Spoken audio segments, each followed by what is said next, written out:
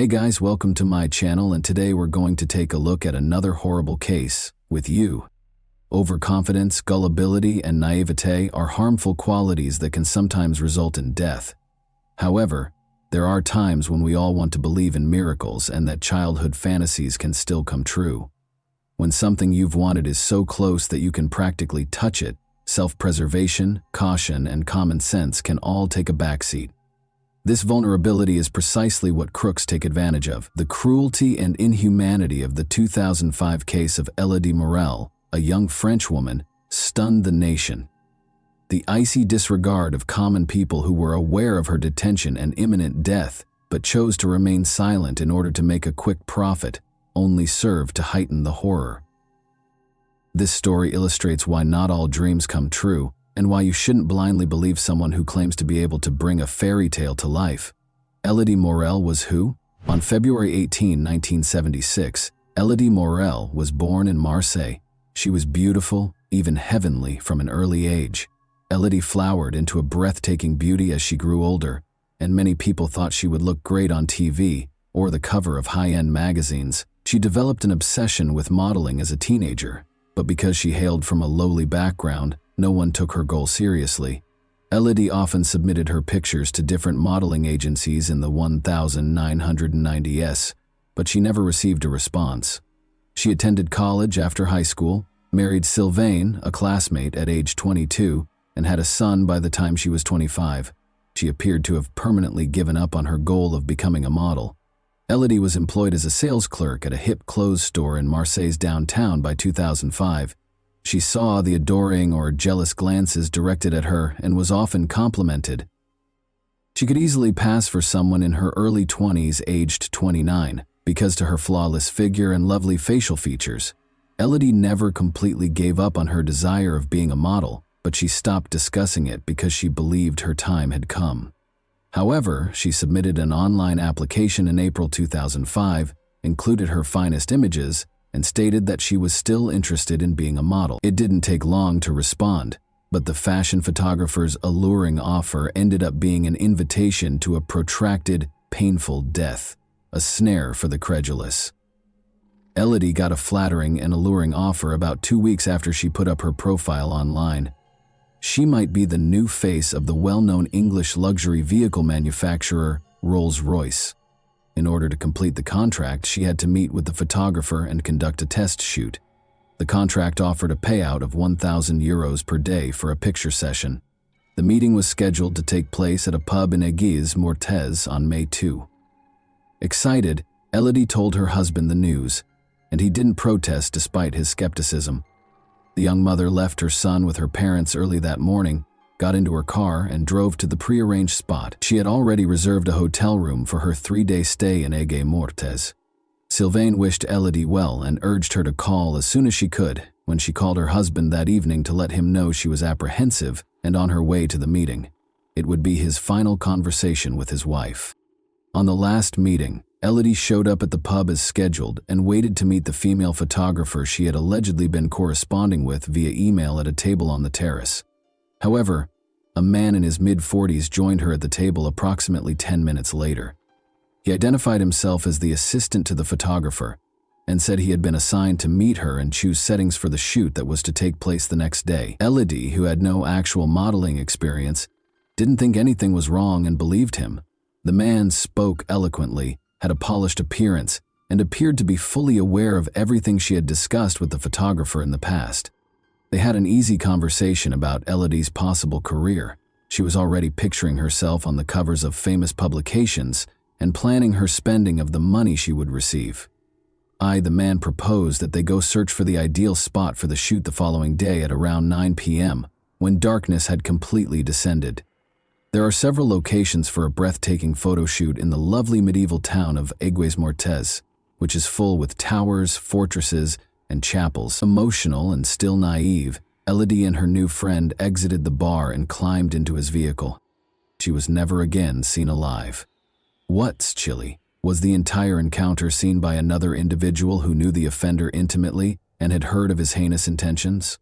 Unfortunately, his attempts to step in were unsuccessful. That same evening, May 2, a terrified informant received a call at the Aigues-Mortes police station. According to a man in a panic, a young woman was in serious danger and something urgently needed to be done. He was certain there wasn't much time to act, but he didn't know the name of the possible victim or where she might have been taken. Dominique Tarasco, a 63-year-old nightclub owner who frequently served as an informant for the police, giving them sensitive information, was the caller. He claimed to have seen Guillaume Mingot, a friend of his, at the bar earlier that evening. Mingot was notoriously vicious and ruthless, and he had connections to the criminal underground. Mingot boasted the day before that he had met a gullible, attractive girl online and intended to kidnap her in order to sell her to a Spanish brothel for a high price. But it was hard to get the search going. The police knew time was of the importance, but they had no identity, no location, and no strong clues. They were named Elodie Morel by the following morning. She had been gone since the night before, and her phone was off, according to her anxious family, who called the police. They clarified that she had just disappeared after leaving for a photo shoot in another town. The police first failed to link the informant's call to this disappearance. Despite their suspicions that Elodie might have fled with a boyfriend, her family adamantly maintained that she would never leave her little son or vanish silently. Only 3 days after Elodie's disappearance did the search for her start, a waste of valuable time. For 2 of those days, Elodie was sadly still alive and imprisoned at a home in Aigues-Mortes, where she endured torture and abuse while her captors made decisions about how to end her questioning of the witness and arrest of the suspects. When Elodie Morel vanished on May 5, 2005, the lead investigators started to assume that she was the same enigmatic woman in peril that the source had warned about. When Dominique was called to the police to make an official statement, he instantly verified that Elodie was the same person he had seen at the pub with Guillaume Mingot 3 days prior, after seeing a picture of her. In response to a question about where he believed Mingot might be keeping the victim, Dominique said he had heard rumors of a recently closed deserted nightclub on the north side of town. That evening, a police unit established a stakeout at the scene and captured 48-year-old Guillaume Mingot and 53-year-old Richard Line as they entered the building. More research was necessary to determine the second man's involvement in this crime, as it was still uncertain. When authorities searched Mingot, they discovered Elodie Morel's credit card in one of his pockets, concluding that he was responsible for her disappearance. However, after a few hours, Line was freed because there was no proof against him, and both men were taken to the station to be questioned. Line, who had never run afoul of the police himself, lived with his family on the outskirts of town and was friendly with Guillaume. Mingot first stated in the first tale that he had taken Elodie's credit card and didn't know her. His initial account of events states that on May 2, he was at the pub when he spotted a pretty well-dressed woman. He chose to rob her because he thought she must be wealthy. Guillaume offered to buy Elodie a coffee after he sat down at her table and gave her a compliment. She didn't ask him to go, but she did say she was waiting for someone. After a little conversation, he was able to take her credit card from the purse that was hanging on her chair and slip away before she realized it was gone. Although Mingot acknowledged that he knew the victim, he maintained that the whole event happened on its own and that he had nothing to do with her abduction other than to steal her card. Investigators verified that he had taken out cash from an ATM outside the city using the pilfered card that same day, but he was unable to describe how he recognized the image. He would have had a weak story if Elodie hadn't told him. Furthermore, a background investigation showed that Mingot had a number of previous convictions, including drug trafficking, armed robbery, and a 9-year jail term for a vicious rape. Though he had been more cautious in an effort to avoid going to jail again, Mingot had not altered his behavior despite his criminal past after being released. When authorities discovered Elodie's phone number on Mingot's phone, along with their email correspondence regarding the photo shoot, the second story took a different path. He was forced to alter his story after this revelation, which totally contradicted his first statement. He admitted that he had messaged Elodie under the guise of a photographer after discovering her online modeling profile. The innocent beauty was a simple target and consented to meet without a lot of questioning. Mingot had been communicating with her under a female alias, so he was afraid she would grow suspicious when a man appeared in place of the photographer she had been anticipating. However, Elodie, who was eager and trusting, saw nothing odd and consented to accompany him to look for a spot for a late-night picture session. She even got into his car without question. Witnesses later attested to the fact that Guillaume swerved off the main road and halted the vehicle once they had reached a remote location. He insisted that Elodie give him her credit card while brandishing a gun. He took her handbag and located the card himself after she refused. Then he started asking for the PIN, but she refused to give it to him. In a fit of rage, he banged her head on the dashboard and began strangling her until she gave him the code. In order to make sure Elodie had told him the truth, Mingad then locked her in the trunk and drove to the closest ATM. He drained her account and the PIN worked, but now that he had the money, he began to think about what to do with the woman who was now imprisoned in his trunk, how to conceal the victim, and how to have the accomplices arrested. Guillaume Mingot drove to his buddy Richard Lyon's place to temporarily hide Elodie since he needed time to think things through. He told Richard about the woman who was trapped in his trunk and that he was eager to share his idea to sell her and make a significant profit. It's worth noting that Richard and his spouse had previously worked at the same shuttered nightclub, he as a security guard and she as a cleaner. However, after the club closed, they both lost their jobs and were barely making ends meet, with Richard turning to heavy drinking. Richard offered to help by giving Guillaume the keys to his empty garage, which he offered as a place to hide the woman. He preferred to wait for Guillaume to figure things out and to get his share of the money as soon as possible. Investigations later showed that Elodie was held captive for more than 2 days, during which she endured a nightmare of torture, assault, beatings, and the agony of hunger and thirst. Guillaume claims that during those 2 days he and Elodie spoke extensively, especially about their children, who were quite similar in age. Elodie pleaded that her son needed her and urged him to release her. According to Guillaume, there was a time when he genuinely felt terrible for her and was thinking about letting her leave. Since she had been in the garage for 2 days and it was quite hot, he even brought her a bottle of water. But when Richard, who was intoxicated, decided it was time to deal with the captive on the evening of May 4, things took a sharp turn. According to Guillaume, Richard went into the garage and used a rope to strangle Elodie while he was away. Guillaume maintained that he just assisted in disposing of the body and had nothing to do with the real crime, but he wouldn't say where they had concealed her body. The Lyon home was searched. The couple seemed anxious but unsurprised by what happened when police used a search warrant to raid the Lyon house. They showed little interest in the ongoing search, allowing the officers to enter without any opposition and continuing to dine at the kitchen table. Police discovered a number of Elodie's belongings in their teenage daughter's room during the inquiry, including a wristwatch, jewelry, a hair clip, and her cell phone. Richard's wife was also found to be in possession of Elodie's pocketbook and purse. The trash can outside the house contained ripped bits of the victim's clothing, along with other possessions. When Richard's garage, which is close to their house, was searched, even more unsettling evidence was found. Investigators discovered brown traces inside the unoccupied room that seemed to be dried blood. They discovered crumpled tissue as well. While their 14-year-old daughter was temporarily placed with family, Richard and his wife were arrested along with shoes, cigarette butts, an empty plastic bottle, and a piece of laundry rope. The couple stated that Guillaume had brought everything in return for permission to use their garage when asked how Elodie's possessions got inside their house. Since Guillaume had promised to compensate them, they acknowledged that they knew he was detaining a woman there, but decided not to intervene. They also admitted to providing him with a piece of rope and a bottle of water at his request without questioning why. Even more incriminating was the third-story forensics confirmation that Elodie's blood was responsible for the brown spots on the garage floor. Saliva on the cigarette butts was both the victim's and the kidnapper's, and semen on the crumpled tissues matched Guillaume's DNA. Since Elodie had asthma and cigarette smoke caused terrible coughing and choking episodes, her family swore that she had never smoked in her life. This made the horrific picture evident. For 2 days, Guillaume had held Elodie in the garage, hitting her repeatedly, torturing her, and making her smoke as part of his abuse, all while fabricating evidence and claims. Guillaume Mingot again altered his narrative once detectives showed him the forensic findings. This time, he asserted that it was completely voluntary for him and Elodie to have had sex in the garage.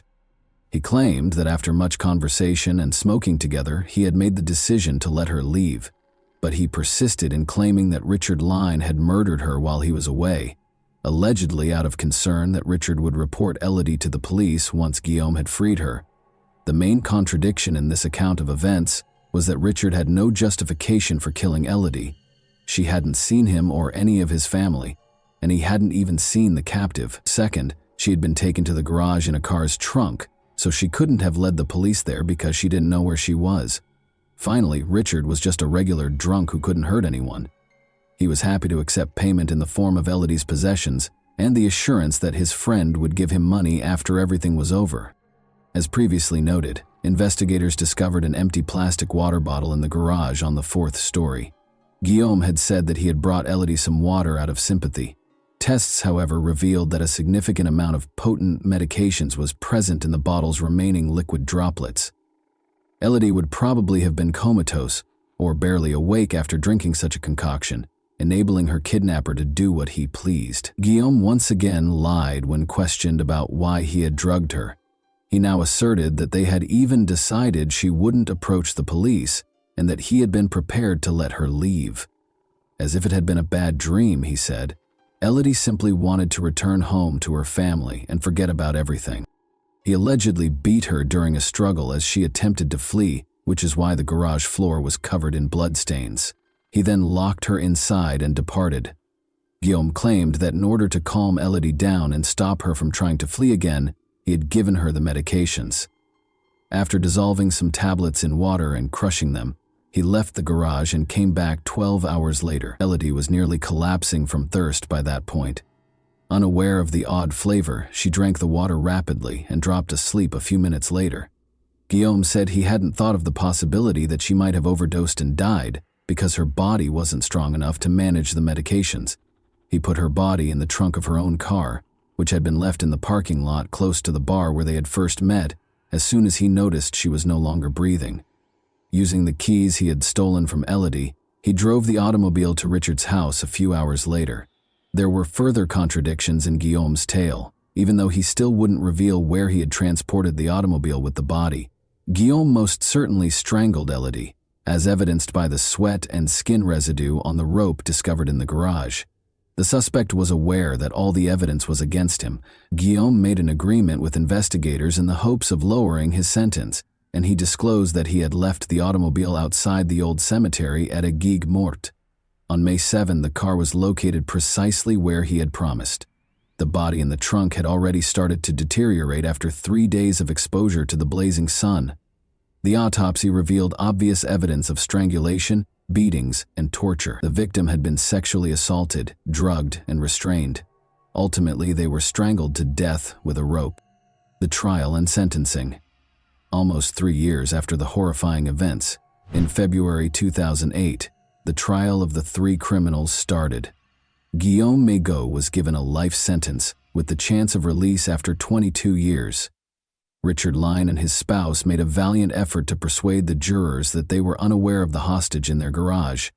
They said they hadn't asked any questions, just let an old buddy stay with them for a few days. However, this was disproved when Elodie's possessions were found in their house. In 2010, the pair was found guilty of aiding and abetting and received 6-year prison sentences apiece. In an attempt to place some of the blame for the crime on the line, Guillaume Mégot and his attorney filed an appeal of the ruling. This was their sole chance to cut the minimum amount of time he would have to spend and reduce his life sentence. The new trial started on May 4, 2010, precisely 5 years after the murder of Elodie Morel. It was established during the hearings that Richard and his spouse were aware of Elodie's imprisonment and the potentially fatal situation she was in. But they took no action. They gave Guillaume everything he requested, including water, rope, and other items, without questioning his motives or taking the repercussions into account. They also kept her possessions, even giving some to their daughter. Guillaume Mégot's life sentence was lowered by the court to 30 years, with the condition that he complete 2/3 of it before he may be released on parole. Each received a 9-year prison sentence without the prospect of early release for their complicity and inaction.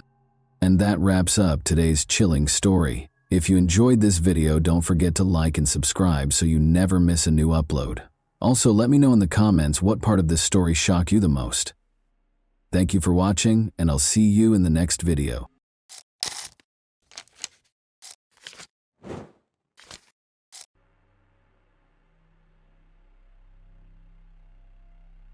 Michelle Young was born in 1977 in the thriving and harmonious city of New York. She had an outgoing personality from a young age and aspired to work in finance. After graduating from high school, Michelle took a significant step toward realizing her dream by enrolling in a university in Raleigh.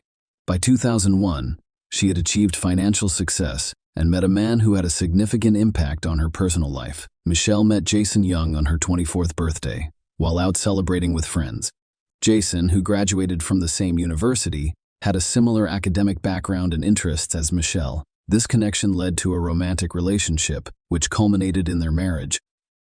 On Friday, November 3, 2006, Jason Young requested that his sister-in-law Meredith Fisher visit his home and retrieve some eBay printouts. The goal was to keep his 29-year-old wife, Michelle Young, from discovering them. Jason informed Meredith that he had printed materials about Coach bags and planned to purchase one for Michelle as an anniversary gift. However, he forgot to put them away and was concerned that Michelle would come across them. At the time, Jason was on a business trip. Meredith agreed to pick up the printouts, which she was told were in the home office upstairs. Jason, Michelle, and their 2-year-old daughter Cassidy lived together on a Birchleaf Drive in Raleigh, North Carolina, where Michelle is 5 months pregnant with their second child, a baby boy. Meredith arrived at the house around 1 p.m. and went through the broken garage door before entering the unlocked kitchen door. When she entered the house, she noticed how cold it was. Michelle's car was in the garage, and Meredith discovered Michelle's purse and keys on the kitchen counter. Concerned, she called Michelle's name but received no response. Despite hearing Michelle's dog, Mr. G, whimpering, Meredith couldn't find him and was unsure of his location. As she walked upstairs, Meredith noticed what she thought was red hair dye near the top of the stairs. When she reached the top, she discovered her sister lying face down on the floor. Contrary to her initial assumption, the red substance was blood, not hair dye.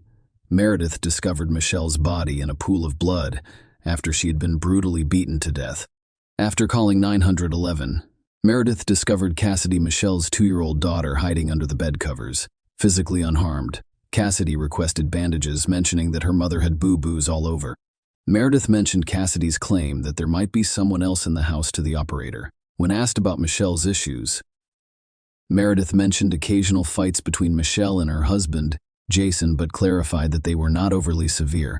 She also informed the operator that there were blood footprints throughout the house, including those left by Michelle's daughter.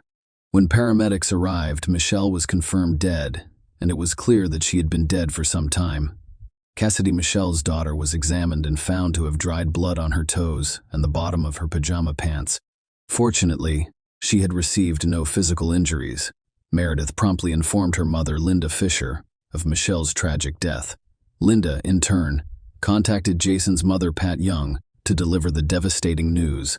Meanwhile, Jason was traveling from Virginia to Pat's house in Brevard. When he arrived, his stepfather told him about Michelle. Meredith then called Jason, revealing that Michelle's death had been ruled a homicide. When Jason learned of his wife's death, he hurriedly drove to Raleigh with some family members.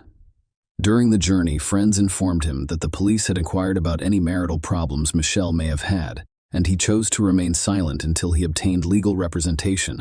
Jason declined to answer police questions when he arrived in Raleigh. Citing his counsel's advice, the police discovered traces of blood on the doorknob connecting the kitchen to the garage, which was later confirmed to be Michelle's. Despite a broken garage door that had been in that condition for some time, there was no sign of forced entry. Notably, Michelle's jewelry box had 2 drawers removed, and several valuable items, including her wedding and engagement rings, were missing. However, the house was not otherwise damaged or ransacked. Michael's lifeless body was found dressed in sweatpants and a zip-up sweatshirt. Her body showed signs of discoloration, coldness, and stiffness. The scene revealed a large amount of her blood, with stains on the bedroom walls and inside the closet. Michelle was found next to a closet labeled his closet, and a small doll was discovered beside her head. The police wanted to question Jason about his whereabouts on the night of November 2 and early November 3. Despite Jason's reluctance and refusal to cooperate, investigators discovered that on November 2, he left the rally and headed to Virginia for a sales call scheduled for 10 a.m. on November 3rd. In Clintwood, Michael planned to spend the evening of November 2 with her friend Shelley. Shelley said she arrived at Michelle's house around 6:30 p.m. and found Jason still there when he offered to join them for dinner.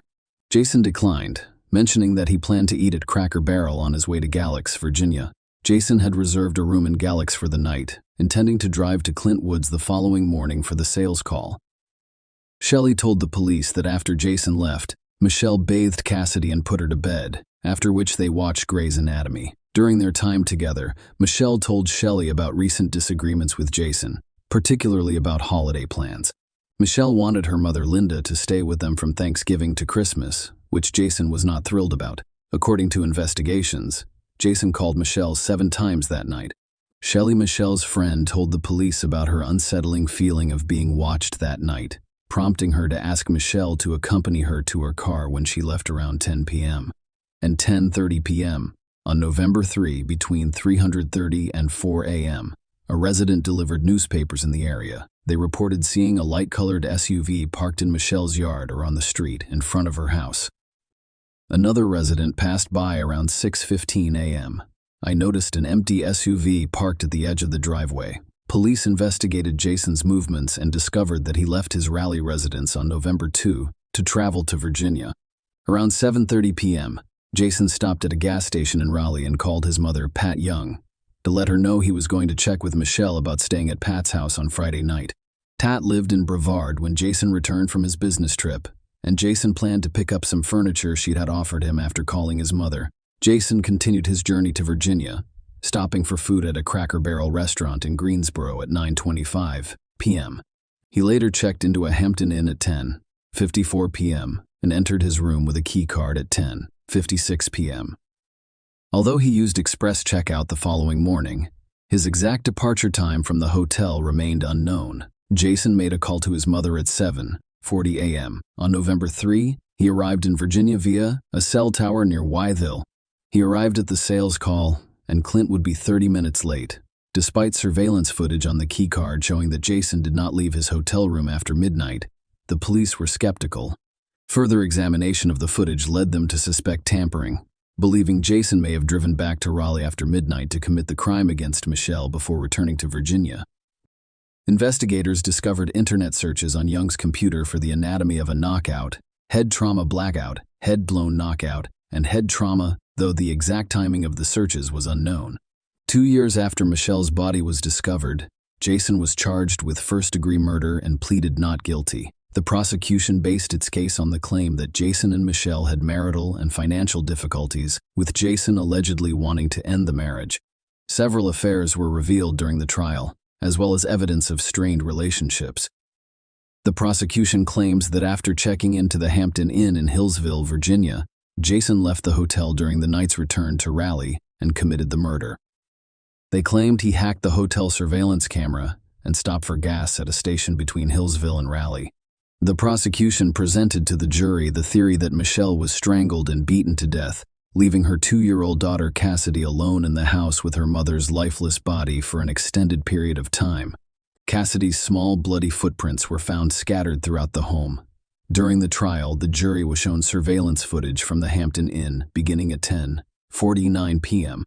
On November 2nd, however, the footage went black at 11:20 p.m., leading the prosecution to believe Jason tampered with the camera. They claimed that he did so to prop open the security door, allowing him to leave without using his keycard. A hotel employee discovered that the first-floor emergency door leading from the western stairwell to the hotel's exterior had been propped open with a small red rock. Normally, this door was locked until 11 p.m. Keith discovered that the camera in the stairwell closest to the propped-open door was not working, despite the fact that the other cameras were operational. The camera's last image was captured at 11:20 p.m. on November 2nd. Although staff members later plugged the camera back in at 5:50 a.m., on November 3rd someone redirected it to the ceiling between 6:34 a.m. and 6:35 a.m. The prosecution claimed that this sequence of events indicated that Jason unplugged the camera and left the door ajar, giving himself an alibi while returning home to commit the crime against his wife. The prosecution claimed that Jason stopped at a gas station in North Carolina around 5 a.m. on his way back to Virginia. The gas attendant testified in court, stating that she believed the person who visited the station that morning was Jason. She vividly remembered the encounter, explaining, "I don't forget anything like that when someone is cussing and fussing at me." According to Gracie's testimony, a man in a white SUV parked at the farthest pump repeatedly attempted to pump gas.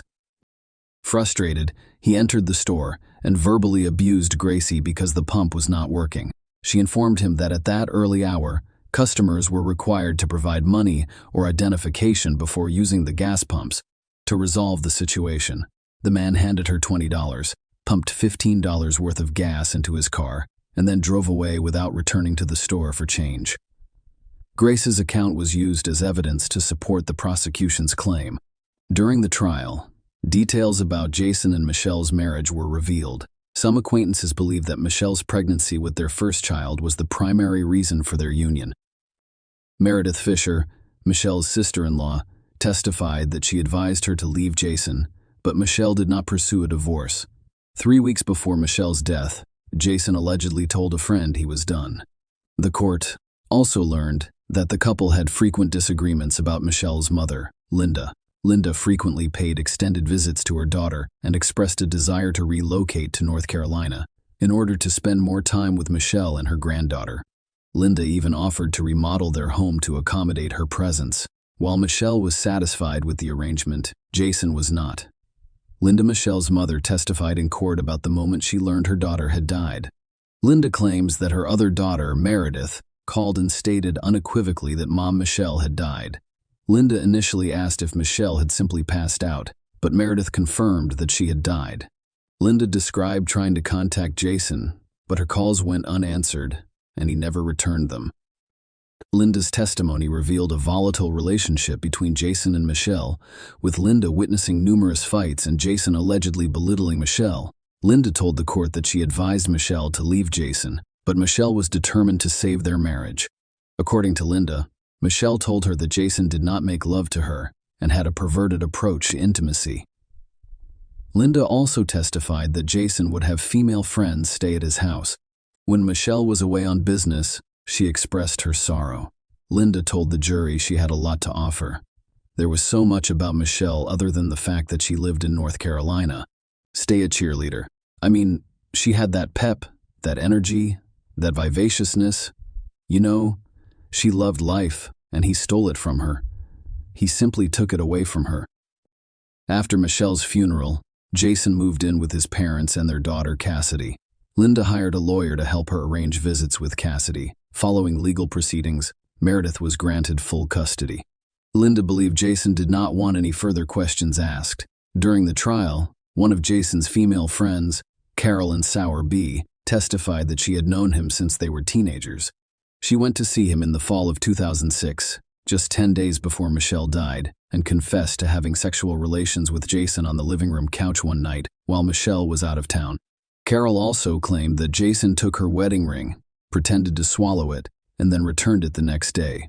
Michelle Money, another female friend and Michelle Young's college sorority sister, testified in court as well. Michelle Money believed her husband was unfaithful, and she revealed that she met Jason at his wedding. Their contact increased near the end of September 2006. Jason also visited Michelle Money in Orlando in October of that year, during which time they had a sexual relationship.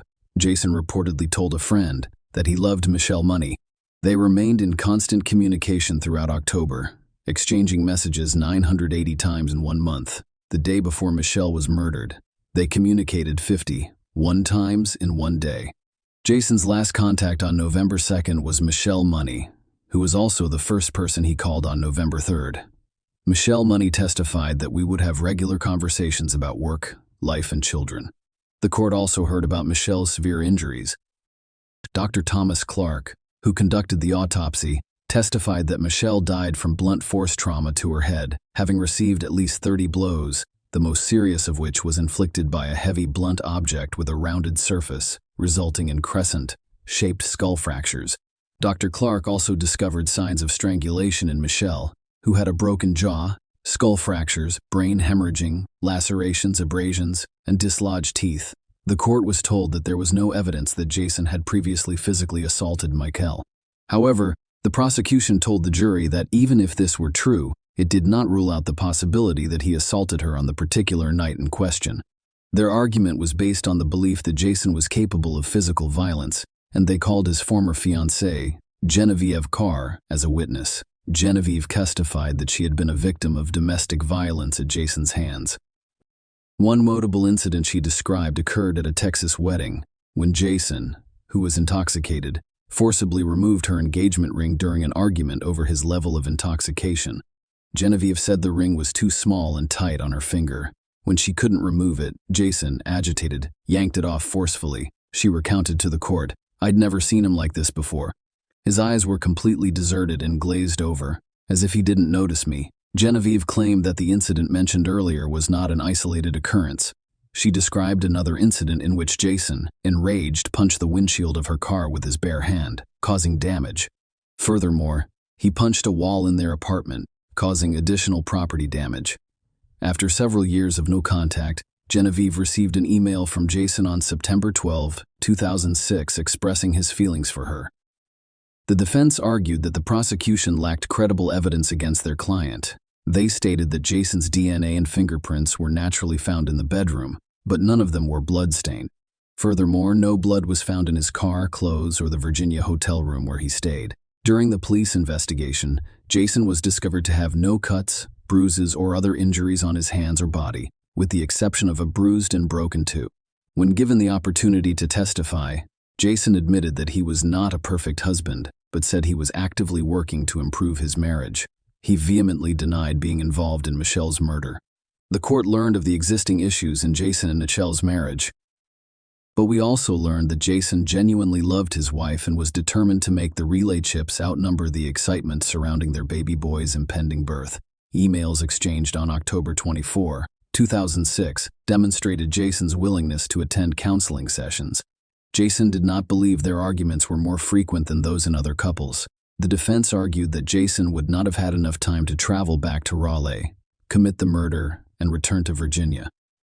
Given that the hotel was about 160 miles from their home, Jason had recently started a new job selling electronic health records software, and he was in Virginia because his employer had scheduled an early morning sales call for Clint on November 3. To avoid driving from Raleigh on the day of the call, Jason decided to stay overnight, nervous about the upcoming meeting. He spent the evening reviewing the demonstration software he planned to use during the presentation. In court, Jason claimed that he left his hotel room to get his laptop charger from his car, but realized he had left the keycard inside. He propped the exit door open, returned to his room, and then left to smoke a cigar. He also stopped by the front desk to get a copy of USA Today. He propped the exit door open once more for a cigar break. When asked about being 30 minutes late for a sales call, Clint and Jason claimed he got lost. Regarding the internet searches discovered on his computer, Jason explained that they were done at a different time and were related to an accident he witnessed. Despite the jury's deliberation, they were unable to reach a unanimous decision, resulting in a hung jury with an 8-4 vote for acquittal. Jason faced a second trial in which he did not testify, but a video of his testimony from the previous trial was shown. The second jury deliberated for 6 hours before convicting him of first-degree murder. Jason was sentenced to life in prison with no possibility of parole. Jason appealed his conviction. During the appeal hearing, his new legal team argued that his trial attorney should have objected more strongly when the judge allowed jurors to hear about Jason's failure to respond to a civil wrongful death lawsuit in which he was found responsible for his wife's murder. Between the two criminal trials, Michelle's family filed a civil lawsuit against Jason, in which he was found to be responsible for Michelle's death. Jason's attorney argued that the jury should not have been informed of this information. They also claimed that the same judge, Superior Court Judge Donald Stevens, presided over both the civil case and the second criminal trial, possibly biasing the jury against Jason. The appellate court agreed with Jason's arguments. A unanimous panel of the Court of Appeals reversed his conviction and ordered a new trial, which would have been his third. However, before the third trial could begin, a state Court of Appeals panel overturned the Court of Appeals decision. As a result, Jason did not face a third trial, and his conviction for first-degree murder was upheld in the civil wrongful death suit. Michelle's family received $15.05 million in damages. Share your opinion with us in the comments, and subscribe to the channel for more.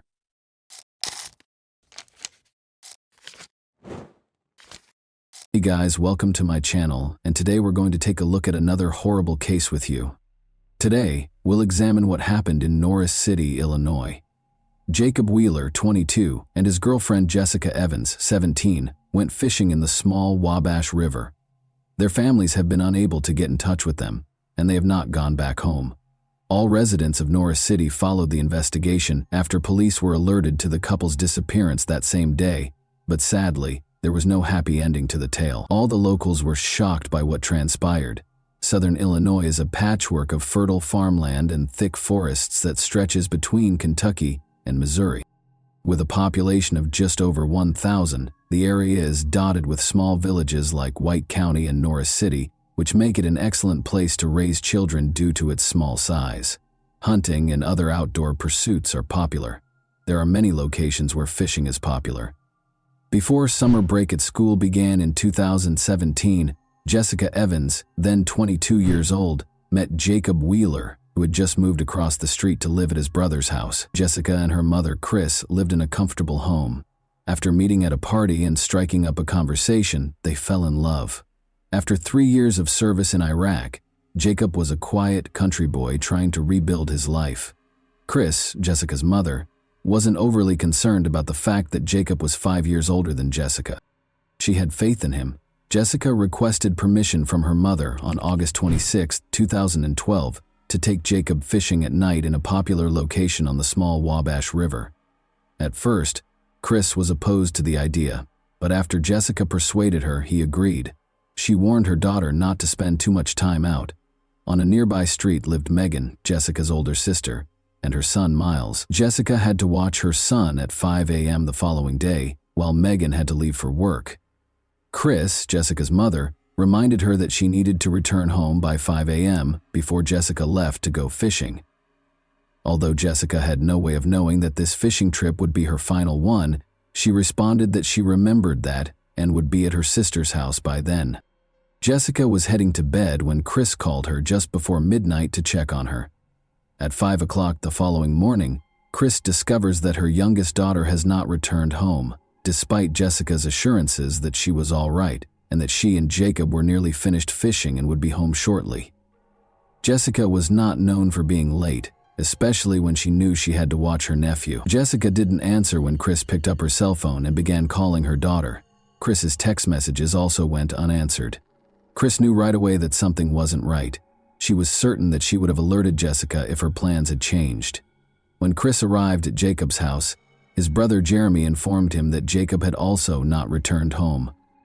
By 9 in the morning, Jessica's family was starting to worry, but Jeremy wasn't concerned because he knew Jacob could take care of himself. Chris feared they were stranded somewhere or that Jacob's pickup had broken down. Chris finally called the White County Sheriff's Office after the couple had not been seen for 12 hours. Sheriff Doug Mayer wasn't overly worried when he got the call about the missing couple on Sunday night while he was lounging around his house. Maybe Jacob and Jessica had escaped, he thought. He needed to know where they had disappeared to, but he assumed they were safe. In order for the phone company to track down Jessica's cell phone, the sheriff chose to execute a warrant to search it, which could take hours. Meanwhile, as instructed by the family, the sheriff's deputies went to the fishing spot where Jessica and Jacob were expected to be. There were only gravel roads leading to the remote location. A 50-foot overgrown trail led the deputies to a popular fishing location. There were clear indications that someone had visited. Although there were a few packages, there were no indications of any criminal activity or problems. Although the campfire had been extinguished, the area was extremely clean. Jacob had left his pickup truck behind. The sheriff had trusted his instincts about the young couple thus far. He didn't initially think that something negative had occurred. He did believe that they had most likely traveled somewhere voluntarily. Ultimately, Jessica's cell phone carrier provided the records to the sheriff's deputies. Attempting to track the phone and determine which tower it was closest to was a great way to locate them. They discovered that a tower in the campground area was the source of the signal. That was the implication. Jessica was somewhere close to where she and Jacob had gone fishing, and her phone was still on. The sheriff was not prepared for it at all.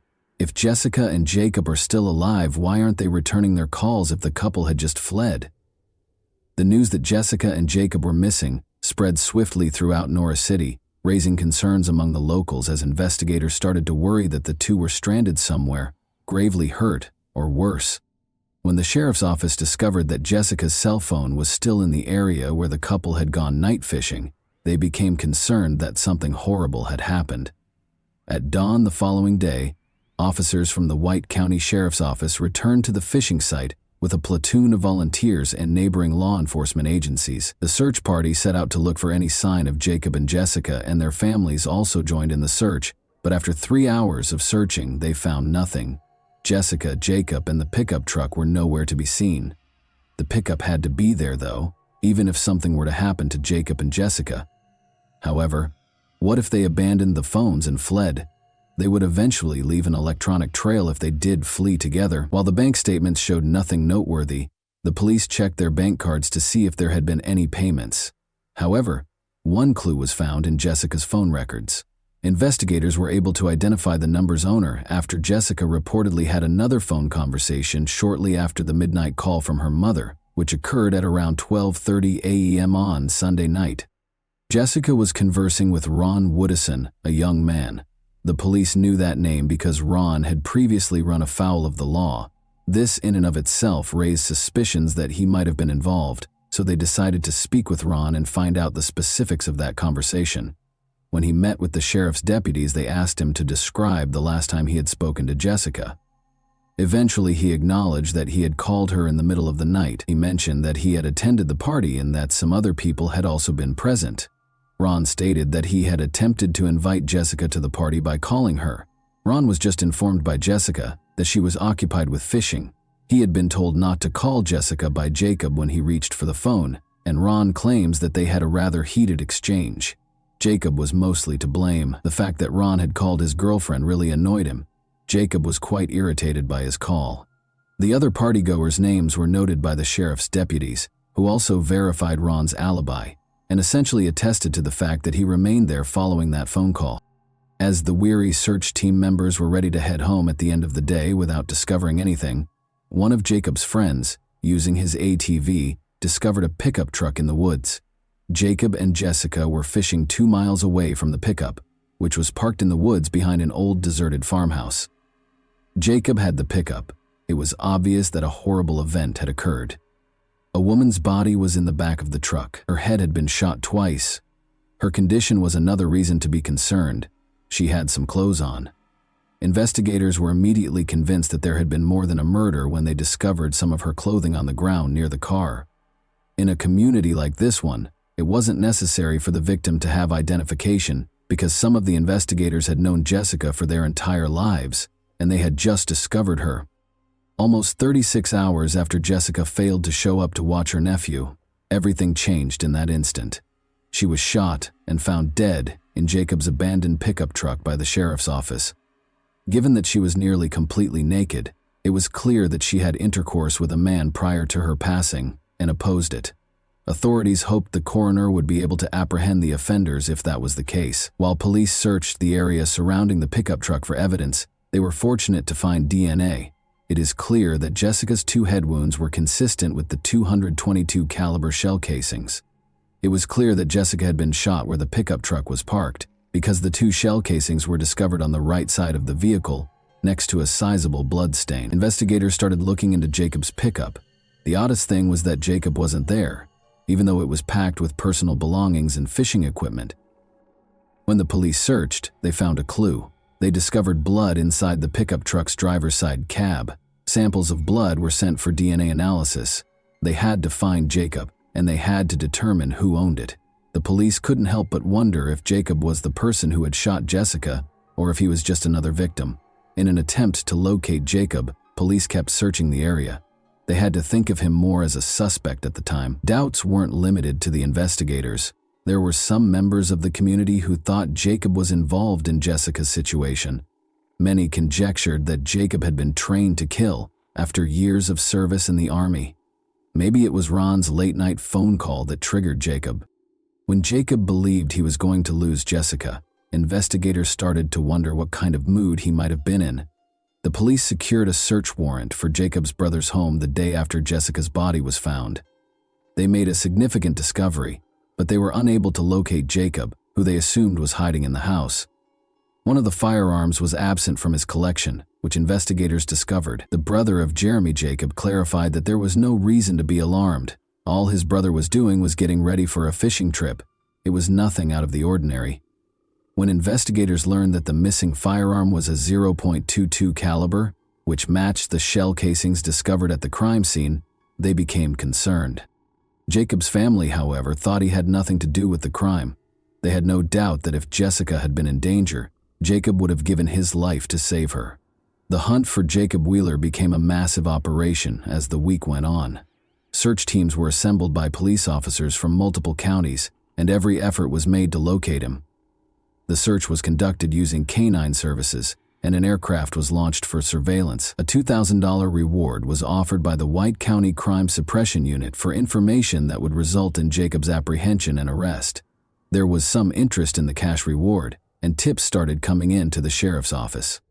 Out of all the tips, one particularly noteworthy one claimed that Jacob had been spotted at a gas station. According to a worker at the gas station 12 miles from the scene of Jessica's death, he thought Jacob had purchased a pack of cigarettes.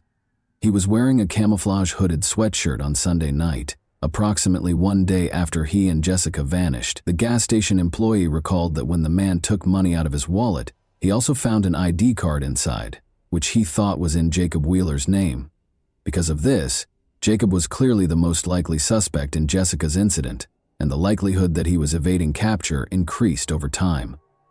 The gas station where Jacob was allegedly spotted was visited by investigators. They noticed a suspicious man in the surveillance footage. He avoided looking at the camera and wore a hooded sweatshirt that covered his face. Although it was suspicious and the night was too hot for a warm jacket, it was difficult to confirm that it was Jacob. The man hurried off to buy cigarettes. The man's face was not visible in the gas station's surveillance footage, but a second camera outside captured him boarding a female driver's vehicle. One of the sheriff's deputies recognized the woman, and they drove right to her home. While speaking with investigators, they noticed that the vehicle seen on the gas station's CCTV footage was parked close to the residence. Although the woman acknowledged that she had driven the man to the gas station, she denied that it was Jacob Wheeler. It was her boyfriend, she claimed. They were extremely disappointed when they first saw her boyfriend. It was someone who resembled Jacob Wheeler, but it wasn't him. In the video, the unidentified man is a dead end. Jacob was still the center of the police's attention. The detectives suspected that his brother Jeremy was hiding him and were certain he was still alive. His brother and father were certain that Jacob couldn't have killed Jessica, so they searched his house at night in an attempt to catch him off guard. But even after a second search, they couldn't find any evidence that he was home. Wheeler wanted his son's name cleared. It was difficult because he was certain that he was searching for Jacob's body rather than his own. Harold, Jacob's father, called Sheriff Meyer 6 days after the disappearance to inform him that he had found something that everyone else had missed. Just a quarter-mile from Jacob and Jessica's campsite, he claimed to have spotted what appeared to be auto parts in a wooded area. When investigators looked into this information, they did discover some auto parts. These were components that were fastened to the pickup's fenders. It was definitely not Jacob Wheeler's pickup truck, but there was damage to the trees in the area where they found these parts, indicating that someone had driven the pickup into the woods and between the trees, damaging the vehicle. The investigators had no other leads and were unsure if the find was related to the crime, but it was unquestionably of interest. There was a serial number on one of the parts. The police were able to identify the exact type of pickup truck by looking it up online. Once more, locating this truck in a small city cannot be difficult. A man who drives a car like this was known to one of the sheriff's deputies. It was White County native Danny Costin, a 36-year-old electrician. Could he have been a part of such a violent crime, though? Danny was never one to cause trouble. His criminal history was clean. He lived in White County and was easily located. Investigators made the decision to speak with Danny at his place of employment. In the parking lot was his pickup truck. The parts discovered in the woods matched the truck's extensive damage. Sheriff Meyer questioned Danny while the investigator examined the pickup truck. He inquired about his pickup truck's damage. Danny clarified that he had attempted to fish on the small Wabash River but struggled to get the boat started due to his extreme drunkenness. He remembered the date, but not much else about the evening. It was around 1 in the morning on the night that Jacob and Jessica went fishing, and he reported that during his entire stay in that section of the river, he never saw anyone else. In the meantime, researchers made a significant finding. In the rear of Danny's pickup truck, they discovered a significant amount of blood. When they told him about it, he appeared taken aback. The sheriff advised Danny that this would be a good time to tell him anything he wanted to. Analysis revealed that the blood in the back of Danny's pickup truck was human blood, despite Danny's claim that he witnessed Jacob shoot Jessica twice while he was in the woods that evening. Danny was taken to the police station and subjected to additional interrogation by investigators. He claimed to be intoxicated. He saw Jacob and Jessica when he descended to the small Wabash River. He was alone with Jessica because Jacob had gone into the woods. According to Danny, Jessica allegedly began approaching him on her own. He claimed that he and Jessica drove off in his truck and parked behind an old deserted farmhouse 2 miles away. They allegedly made intimate consenting contact. Then, as Danny said, Jacob discovered them in the dark. After he and Jessica got into a fight, Jacob shot Jessica. Danny claims that he was afraid when he saw Jacob approaching and managed to grab him, which led to a struggle between them. The gun went off somehow, wounding Jacob. According to Danny, the shot was unintentional. Panic set in.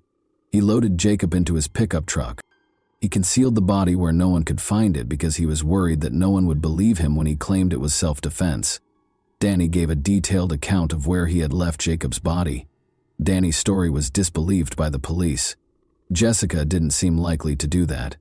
Although Danny's account of Jessica accompanying him and Jacob unexpectedly appearing didn't make much sense, they now knew that Danny had shot Jacob, proving that Jacob's family was correct all along. Danny Costin was taken to jail after being arrested. The investigators then proceeded to the location where Danny claimed to have left Jacob's body. They had to venture a bit farther into the woods because it was a dirt road. They searched for 6 days before locating Jacob, who had been shot in the head. The evidence they discovered did not support Danny Costin's account of what transpired that evening. The driver's seat and the door of Jacob's pickup were covered in blood, and it was Jacob's blood. Danny's story simply didn't fit it. He claimed that after Jacob killed Jessica, they got into a fight in the woods, and Jacob was accidentally shot and killed. According to what Danny had previously said, he loaded the body into the back of his own pickup truck and drove it to a faraway place. So where did Jacob's pickup truck's interior contain blood?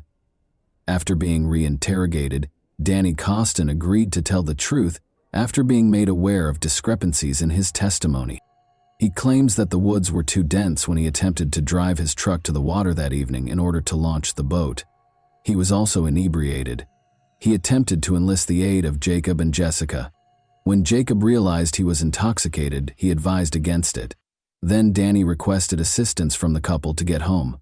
Jacob concurred.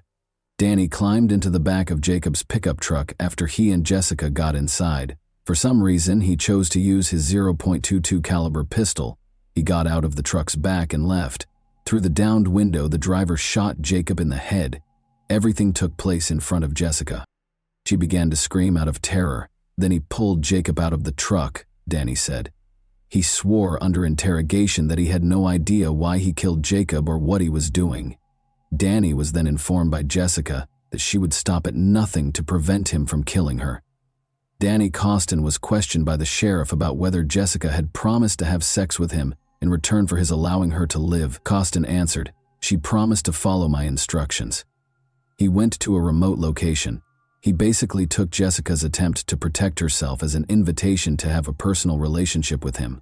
He did it in Jacob's pickup truck's back. Then he pulled out a gun and shot Jessica, even though she begged for her life. "I don't know why I did it," Costin said. He threw both his and Jacob's guns out the window after loading Jessica's body into the back of Jacob's pickup truck and driving his own vehicle to Wayne County to conceal Jacob's body. Neither gun was ever found by the police.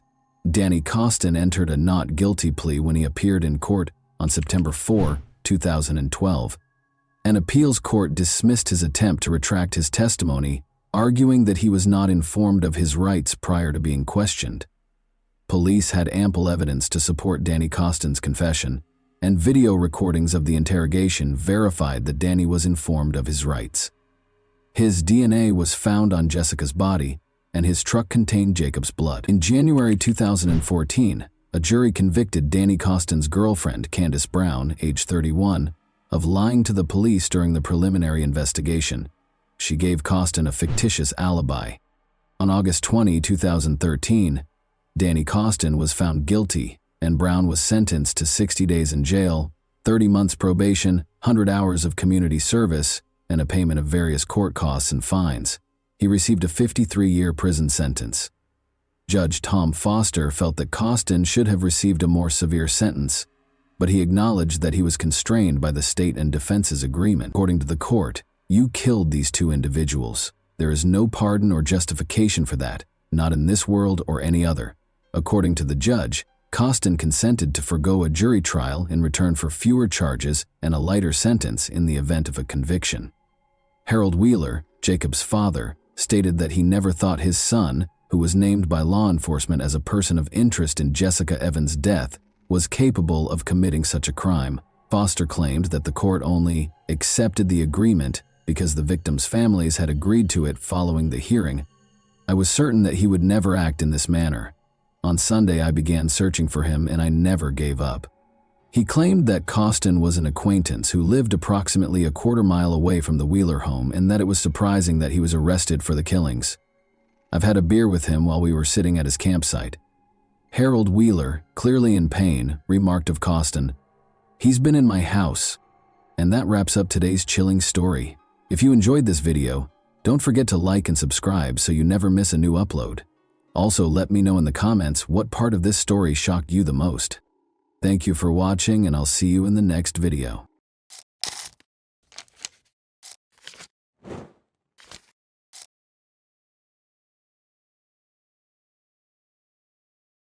On August 11, 2008, on Monday, Sarah Widmer, a 24-year-old dental hygienist, and her 27-year-old husband, Ryan Widmer, a sports planner, were at their home in Fort Thomas, Kentucky. Sarah had just finished her shift at a dental office, and Ryan had finished his day as well. The couple, who met through mutual friends and quickly became inseparable, spent a quiet evening together. Their relationship had progressed from a blind date at a pub to purchasing a home, marrying, and being in the midst of newlywed bliss after only 4 months of marriage, as they looked forward to their future, which included plans for a Costa Rica honeymoon and a Cancun vacation. The most exciting anticipation revolved around the prospect of getting a new puppy, which they were actively pursuing together. On August 11, Ryan and Sarah Widmer watched TV while eating leftover hamburgers, corn on the cob, and cheesy potatoes. According to Ryan, they began with some of Sarah's favorite shows before moving on to a football game. Sarah then decided to take a bath in the master bedroom bathroom. Ryan recalled that she asked him to check the doors before accompanying her upstairs. He remembered her walking upstairs. He remembered her walking upstairs after they had both said, "I love you." She walks on her tiptoes, as she frequently did, at 10:49 p.m. That night, Ryan dialed 911. The call lasted 7 minutes. He told the 911 dispatcher that his wife had fallen asleep in the bathtub at their home in Morrow, Ohio. Ryan informed the dispatcher that my wife had fallen asleep in the bathtub. "I believe I was downstairs. I just came up here and she was face down in the bathtub." Ryan told the dispatcher that he had been watching TV downstairs and went upstairs to find Sarah lying face down in the bathtub. He mentioned that she frequently fell asleep in the bathtub.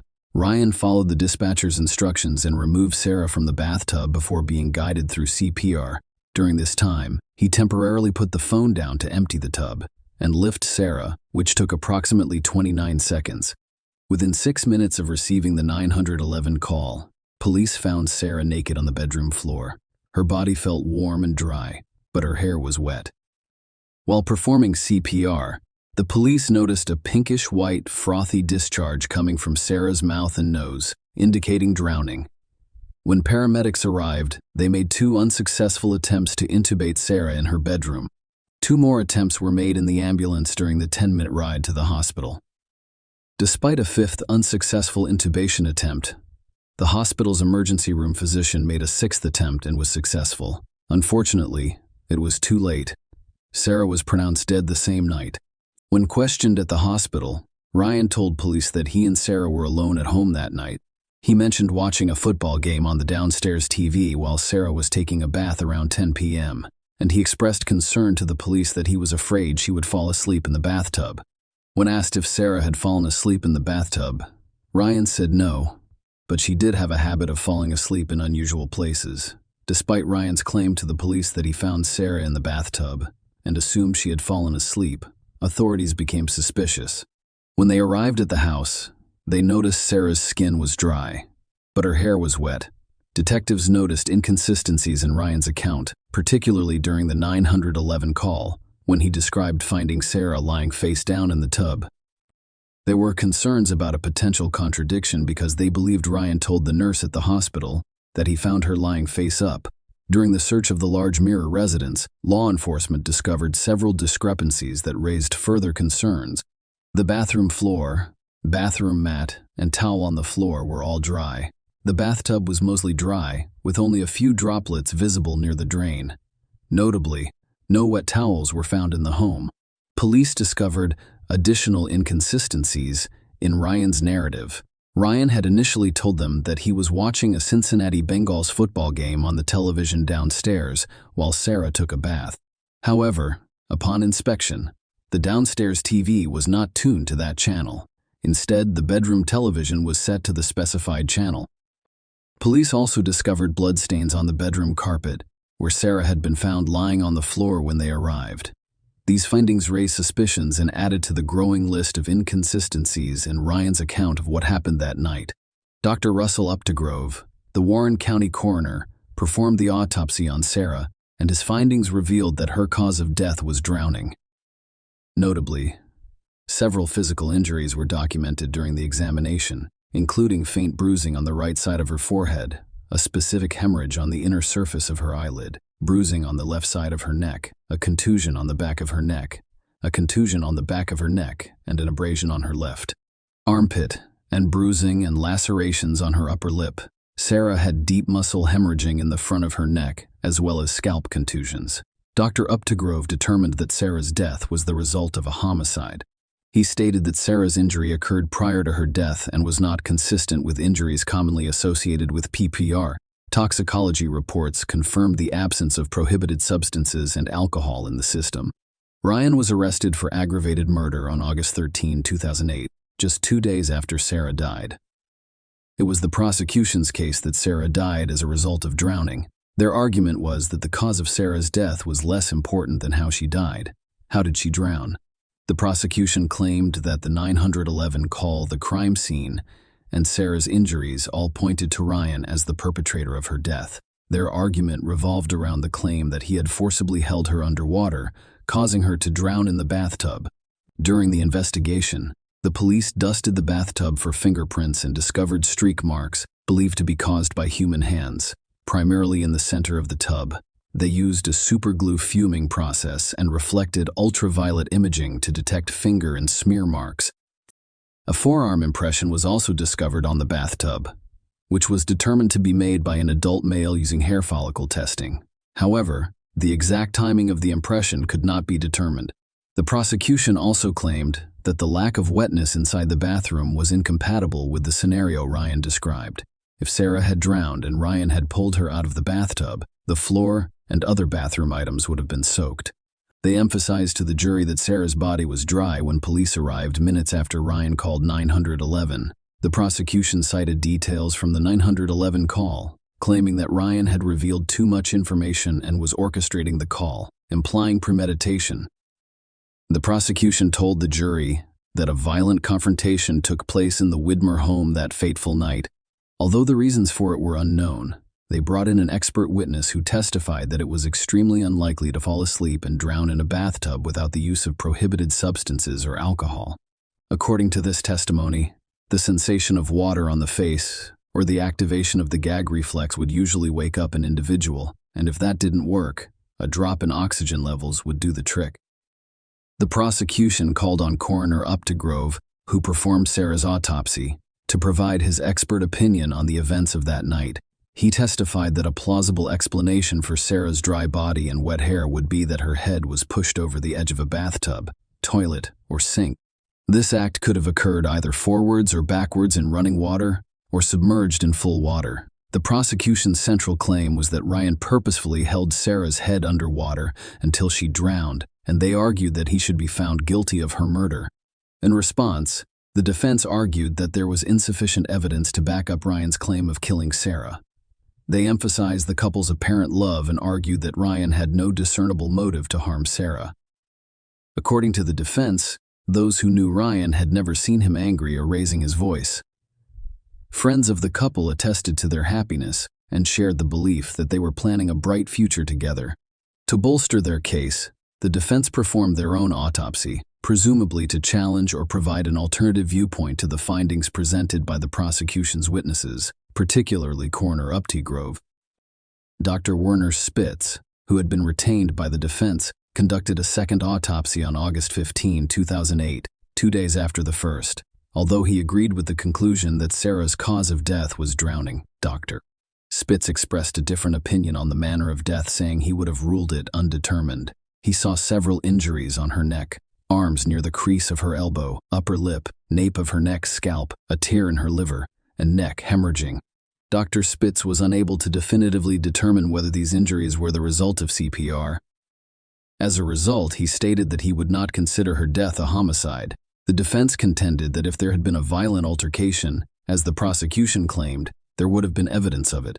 Notably, Ryan and Sarah's nails were found to be unbroken or chipped without any injuries. The defense also brought attention to the presence of female DNA found under Sarah's fingernails, with no match identified.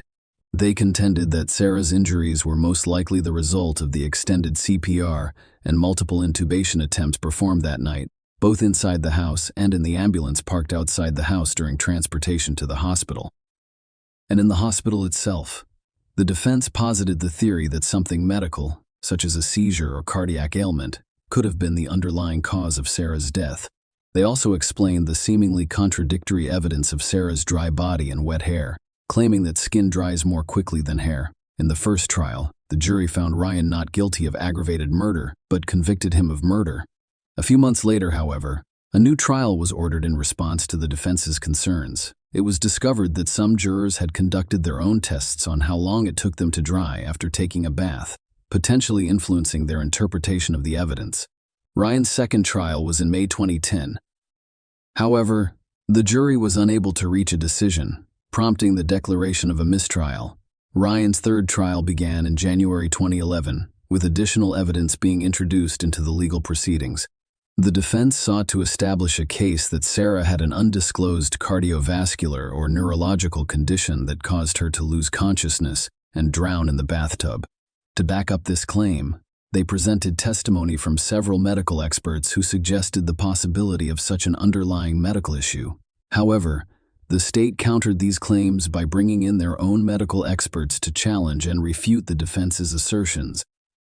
Sarah's co-workers' testimony revealed more about her health and daily routine. They described Sarah sleeping in her car before starting work in the mornings and going out to rest during her lunch breaks.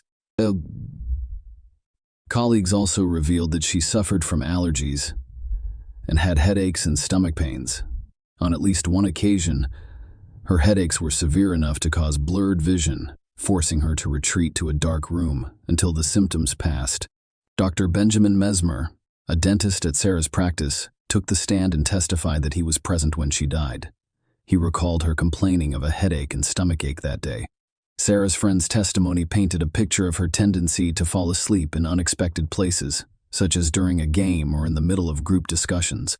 One of her friends suspected she had narcolepsy, a sleep disorder characterized by excessive sleepiness, sleep paralysis, hallucinations, and in some cases cataplexy.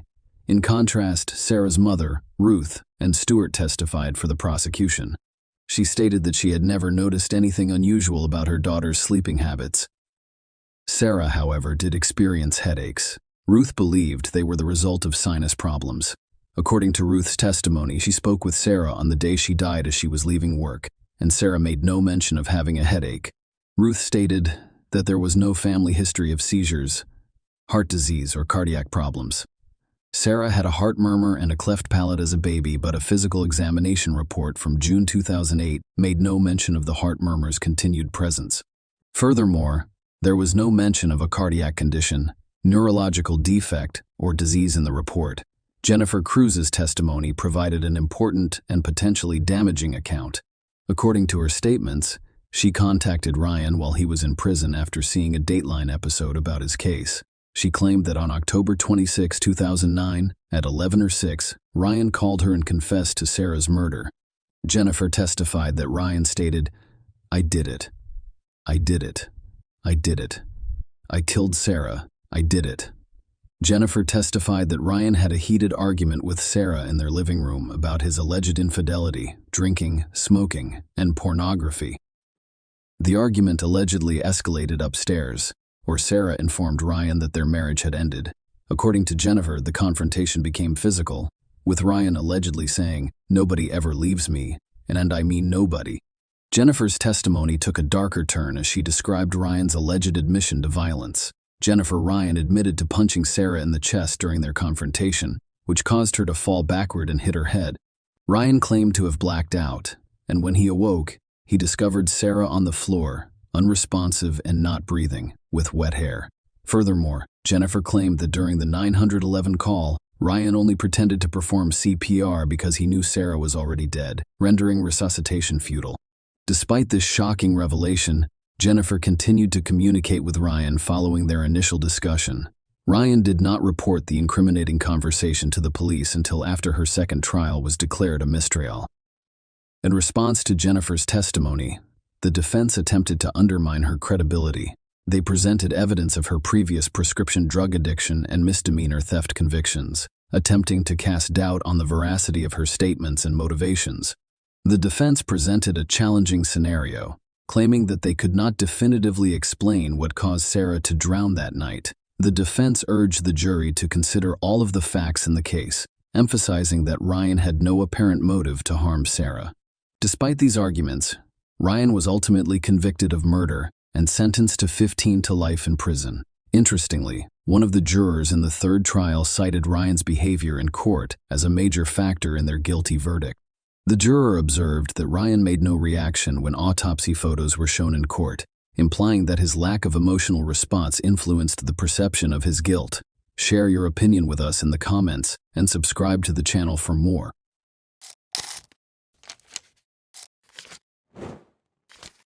Hey guys, welcome to my channel, and today we're going to take a look at another horrible case with you. This video examines the events that occurred in the U.S. state of Washington in 2001. The mother of 8-year-old triplets, Dana Laskowski, 36, was discovered in her own home lying face down on a couch. It was a complicated mystery with multiple suspects for the police. Dana's ex-husband, her boyfriend, and other men were all investigated by detectives. However, this story had an unexpected conclusion, and Dana's family was shocked by the revelation of the truth.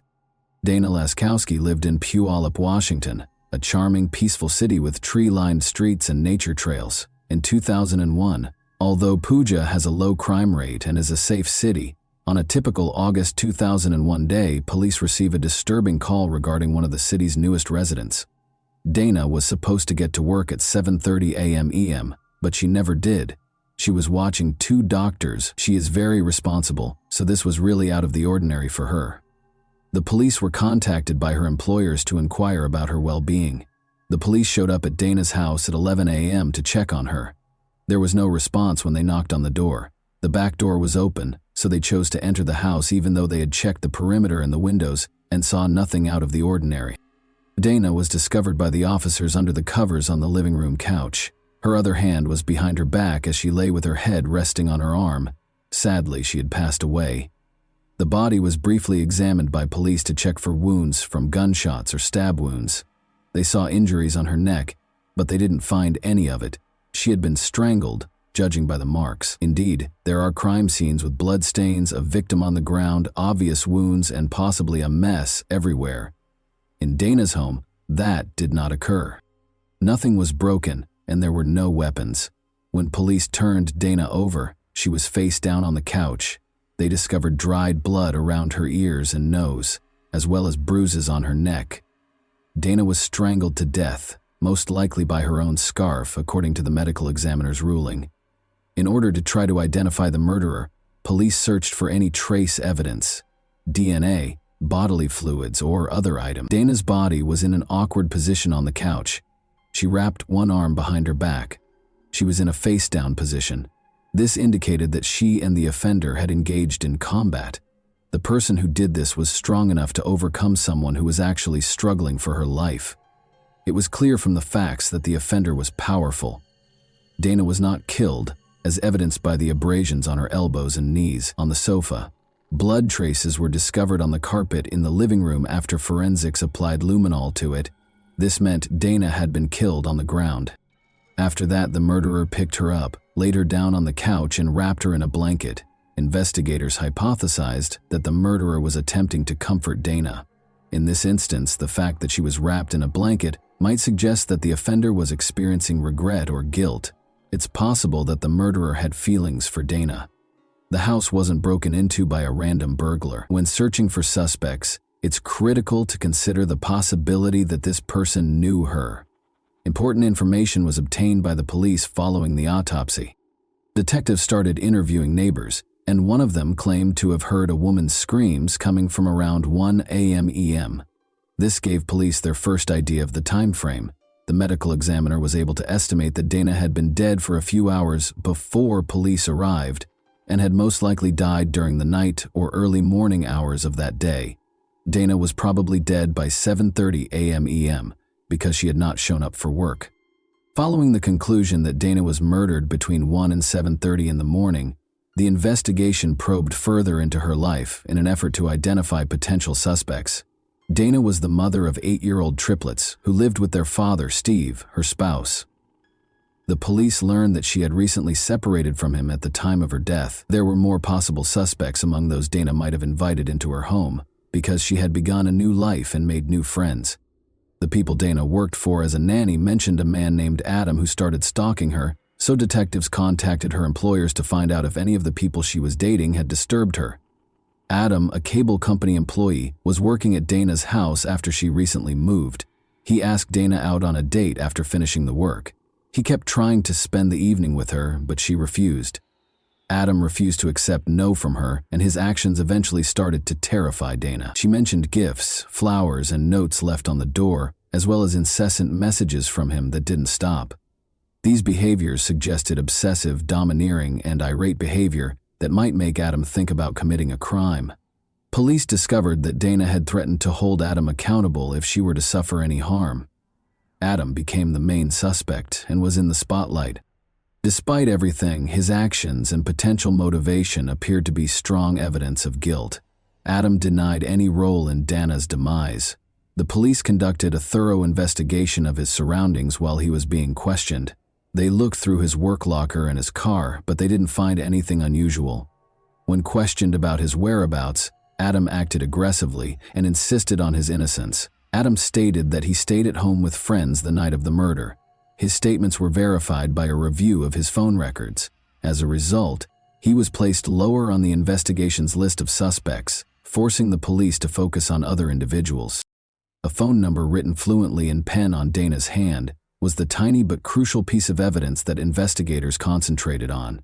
They looked up the number and found that it belonged to Julian, a 35-year-old man. The importance of the phone number to Dana was evident from the fact that it was written in pen on her hand. To learn why Julian's number was inscribed on Dana's hand, detectives located him and asked him to come in for interrogation. Their suspicions were aroused by his unwillingness to provide a cogent response, which led them to investigate his relationship with Dana further. Julian acknowledged under duress that he was close to Dana, despite the fact that she was seeing his best friend Matt. Detectives started to question whether Julian could have been the murderer after this discovery, but when his alibi was examined, it was discovered that witnesses and establishment employees had verified that he was at the bar from 10:30 p.m. to 1 a.m. on the night of the murder. Julian was thus disqualified as the murderer by his alibi. The detectives began to question whether Matt could have committed the crime after discovering that Dana was having an affair with his friend. Romantic relationships have the power to arouse our emotions, and although it may not be immediately apparent to everyone, out-of-control feelings are frequently the root cause of such crimes. Personal intimacy is frequently the cause of crimes of this kind. Matt, Dana's romantic partner, was immediately elevated to the level of suspicion as a result. Investigators examined Dana and Matt's relationship more thoroughly after receiving Julian's information. The asymmetry of feelings was clear. Dana believed she had allowed Matt into her life, but Matt was blazing with passion for her. Lacked such intense emotion. According to phone records, Dana and Matt were in constant contact the night of the murder, with calls taking place between 11:30 p.m. and midnight. As a biker who abused illegal substances and was able to confront multiple men at once, Matt was described by Dana's friends as being abrasive and rude, all of which made him an obvious suspect. Investigators found that Matt lived close to Vancouver, Canada. While looking into Dana Laskowski, however, this did not absolve him of suspicion. In a couple of hours, he could have driven from his house to Dana's. When asked, Matt claimed that he was not involved in the crime because he had intended to meet Dana but was stopped at the border due to issues with his documents. His alibi was confirmed. Investigators asked Matt for any information that could help solve Dana's murder after he was exonerated of any suspicion. According to Matt, he had called Dana the night of the murder and observed that she appeared uneasy during their chat, which may indicate that someone was present in the house with her. Matt surmised that the unidentified individual might have been Steve, Dana's ex-husband. Dana had spent a portion of her life with Steve, so it was obvious that she needed to talk to him. Her triplets were his children. Breaking up is a tough experience, and depending on the situation, it can cause anger that can turn into murder. Maybe Steve decided to commit a crime because he was so furious after Dana left him. He might have committed murder out of passion, jealousy, or rage, all of which needed to be taken into account.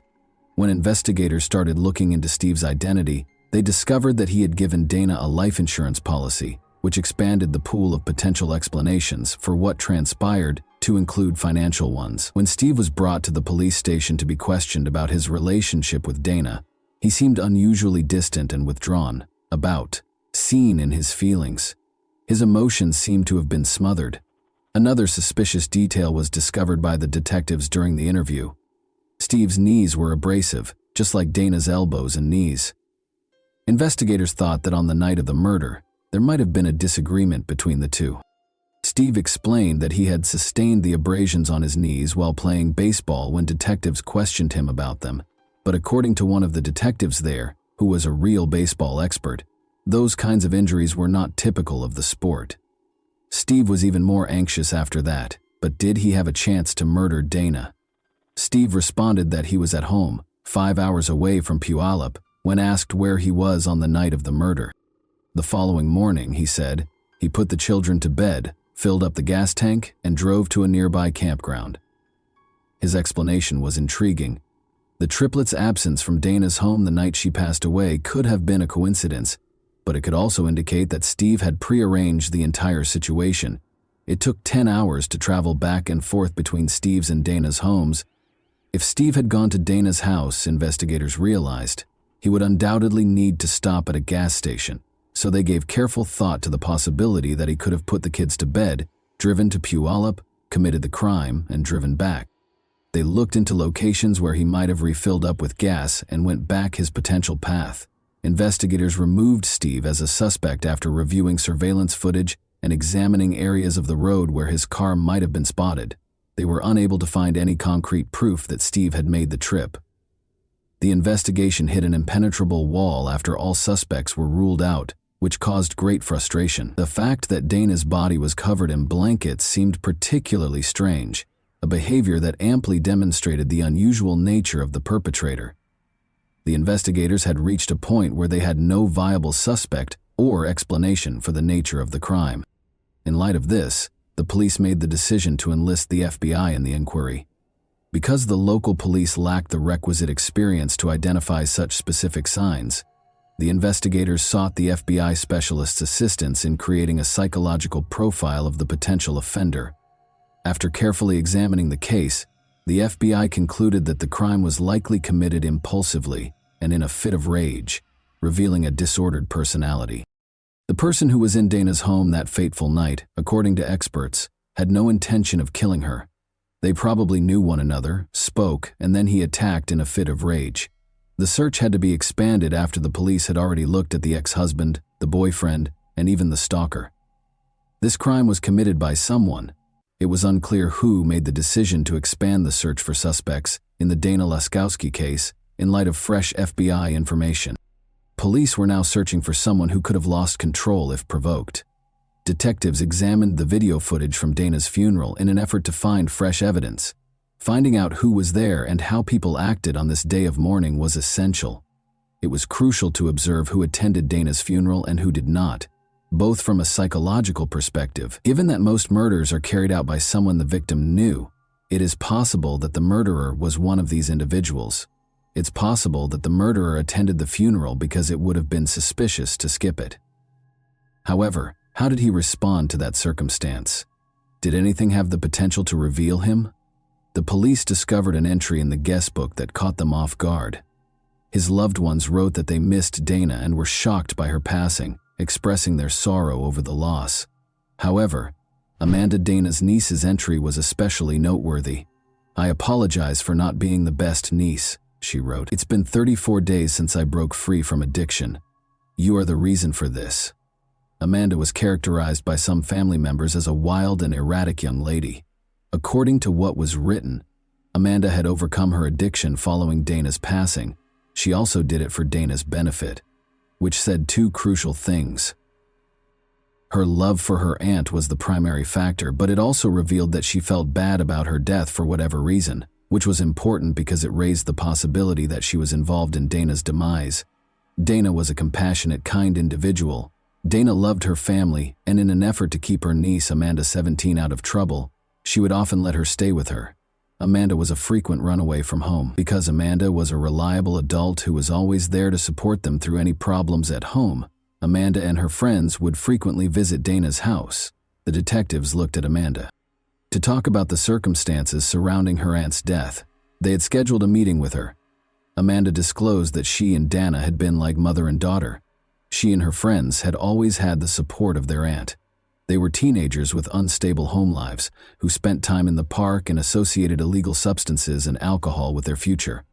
All of them had just finished high school, but they had no clear plans for the future. Dana was attempting to establish a secure location that Amanda and her friends could visit day or night. As a result, when investigators questioned Amanda about Dana's murder, the back door of her home was always left open at night. She gave a list of those who had visited the house, naming Zane in particular. "He was a strong man with a violent temper," she said. Then Amanda revealed something even more unsettling. She described how she had once been beaten by Zane. He threw her on the couch and started acting aggressively. He would try to hit on her hard and she would push him away and ask him why. Zane merely chuckled at this, displaying his strength and beauty, as though he was taking pleasure in the situation. The detectives made the decision to examine Zane more closely and search the databases. Zane was a suspect due to his criminal history of fighting and dealing illegal substances. To find out more about Zane, one of the detectives got in touch with his young informant. In their meeting, he talked about Dana's murder and recommended Zane as a potential suspect. But according to the informant, Zane was not the one who killed Dana. Emily, a young woman from Amanda's group, was the murderer. Emily Lauenborg, a 17-year-old drug user, lived close to Dana's home. Emily and Amanda had a close relationship. They might have even been best friends. After hearing the story, the detective started to question its authenticity. He couldn't believe that Emily, a 5'2" girl who was frail, could strangle a 36-year-old mother of 3. The informant responded that she was no longer the frail girl she had been. She had matured and gained muscle. Because she enjoyed wrestling men, she was known as the mutant. Emily wasn't your usual suspect, but as the investigation progressed, it became clear that she was the strongest of the problematic teenagers, impressing everyone, including the guys, with her physical prowess and wanting arm wrestling and even regular wrestling. Emily was taken to the station by the detectives to be questioned about her potential role in Dana's murder. After placing her hands on the table, Emily threw back her head and frantically looked from side to side before leaning forward and angrily telling her that she had been slandered. Emily was asked by the police where she was when Dana was killed. Emily and Amanda both stated that they were present at the party when the crime was committed. But around midnight, Amanda and Emily left the party, and the police were able to track them down. Consequently, they could have arrived at Dana's residence by 1 in the morning. Everything suggested that they were concealing something and were most likely involved in the crime. However, what had actually occurred? Was Emily responsible for the murder? The police were able to secure a search warrant for Emily's rented room because of mounting circumstantial evidence against her. Her private journal was one of the things confiscated. It had the usual entries of a 17-year-old girl, but it quickly disclosed surprising information. A wish list that included the desire to murder someone and escape punishment was one of the entries. Emily expresses her anger towards Amanda in a different entry, stating that she wants to strangle Amanda in the same manner that she strangled her aunt. Emily's guilt was confirmed by this startling discovery. The murder, Dana's strangling, and the intention to potentially strangle Amanda in a similar way were all described in the diaries. Crucially, detectives had not yet made public the news that Dana had strangled to death when they discovered Emily's diary. This further suggested that Emily was to blame for Dana's ordeal. Amanda was questioned by detectives once more and was accused of lying about the night her aunt was killed. They questioned why she had deceived everyone. After all, Emily stated that she wanted money and that she wasn't there under duress. Amanda couldn't stand it any longer and told the detectives everything she knew before they even got to Dana's house. Dana woke up as they walked into the living room and heard a noise. The sight of them startled her. Dana responded that she didn't have any money when they told her they needed it. Emily, however, was not happy with that response and asked Dana for money once more. Emily was gently nudged in the direction of the exit when Dana asked them to leave. Emily didn't like it though, and she wasn't going to put up with it. In front of Amanda, she launched an attack on Dana and strangled her. Emily refused to listen to Amanda's cries for her to stop. The fact that Amanda did nothing but watch Emily kill her aunt suggests that she either feared Emily or that it happened so fast that she was likely unaware of what she was seeing. Amanda's scream, not Dana's, was heard by a neighbor at 1 a.m. when Dana was killed. Emily covered Dana's body with a blanket and placed it on the couch. Before they left, they took what little money Dana had. Emily took a brief break to get a black shirt out of Dana's closet. Emily wore that exact shirt when she attended Dana's funeral. It was her display of power and authority. Motive was the question that the investigators were struggling with. Emily had expressed her anger to her friends about Amanda's constant abandonment of her for her aunt. Given their close relationship, Emily might have killed Dana in order to fully control Amanda. However, Amanda was given a plea deal and would not be imprisoned for her involvement in Dana's murder. After much deliberation, investigators decided that Amanda was needed as a witness because she had witnessed the murder and would have the right to remain silent if she were charged with a crime. As a result, Amanda became a witness and gave information about what transpired that fateful night. It was the vital data that the authorities required. However, because of Emily's unremarkable size, prosecutors were unsure they could convince a jury of her guilt and allowed her to enter a guilty plea to the lesser charge of manslaughter. After being convicted and serving 5.5 years in prison, Emily Lollenborg was released in 2008. She later moved back to Puyallup, changed her name, got married, and had kids. Locals will undoubtedly be concerned about Emily's freedom to roam the streets. Like serial killers who wear mementos of their crimes, she was dressed in the victim's clothing, having already killed once and never regretting it at the funeral. And that wraps up today's chilling story. If you enjoyed this video, don't forget to like and subscribe so you never miss a new upload. Also, let me know in the comments what part of this story shocked you the most. Thank you for watching, and I'll see you in the next video.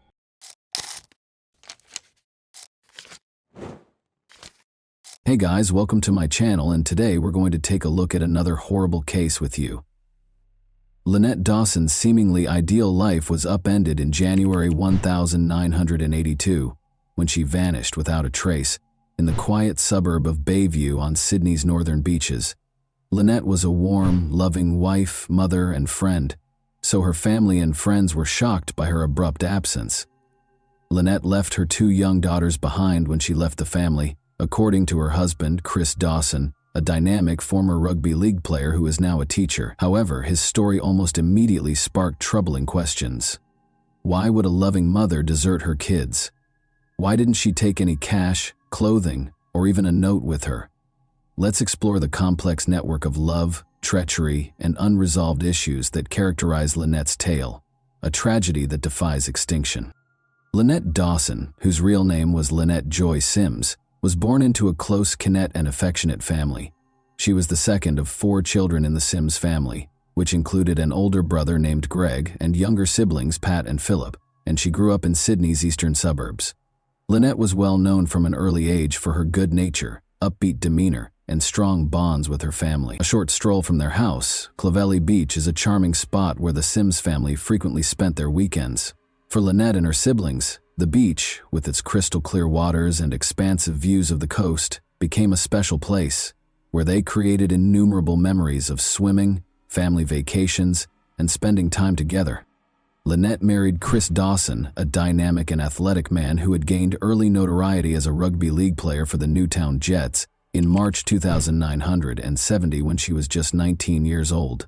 The pair appeared to have a dreamlike romance, and Chris was well known for his athletic ability and attractive appearance.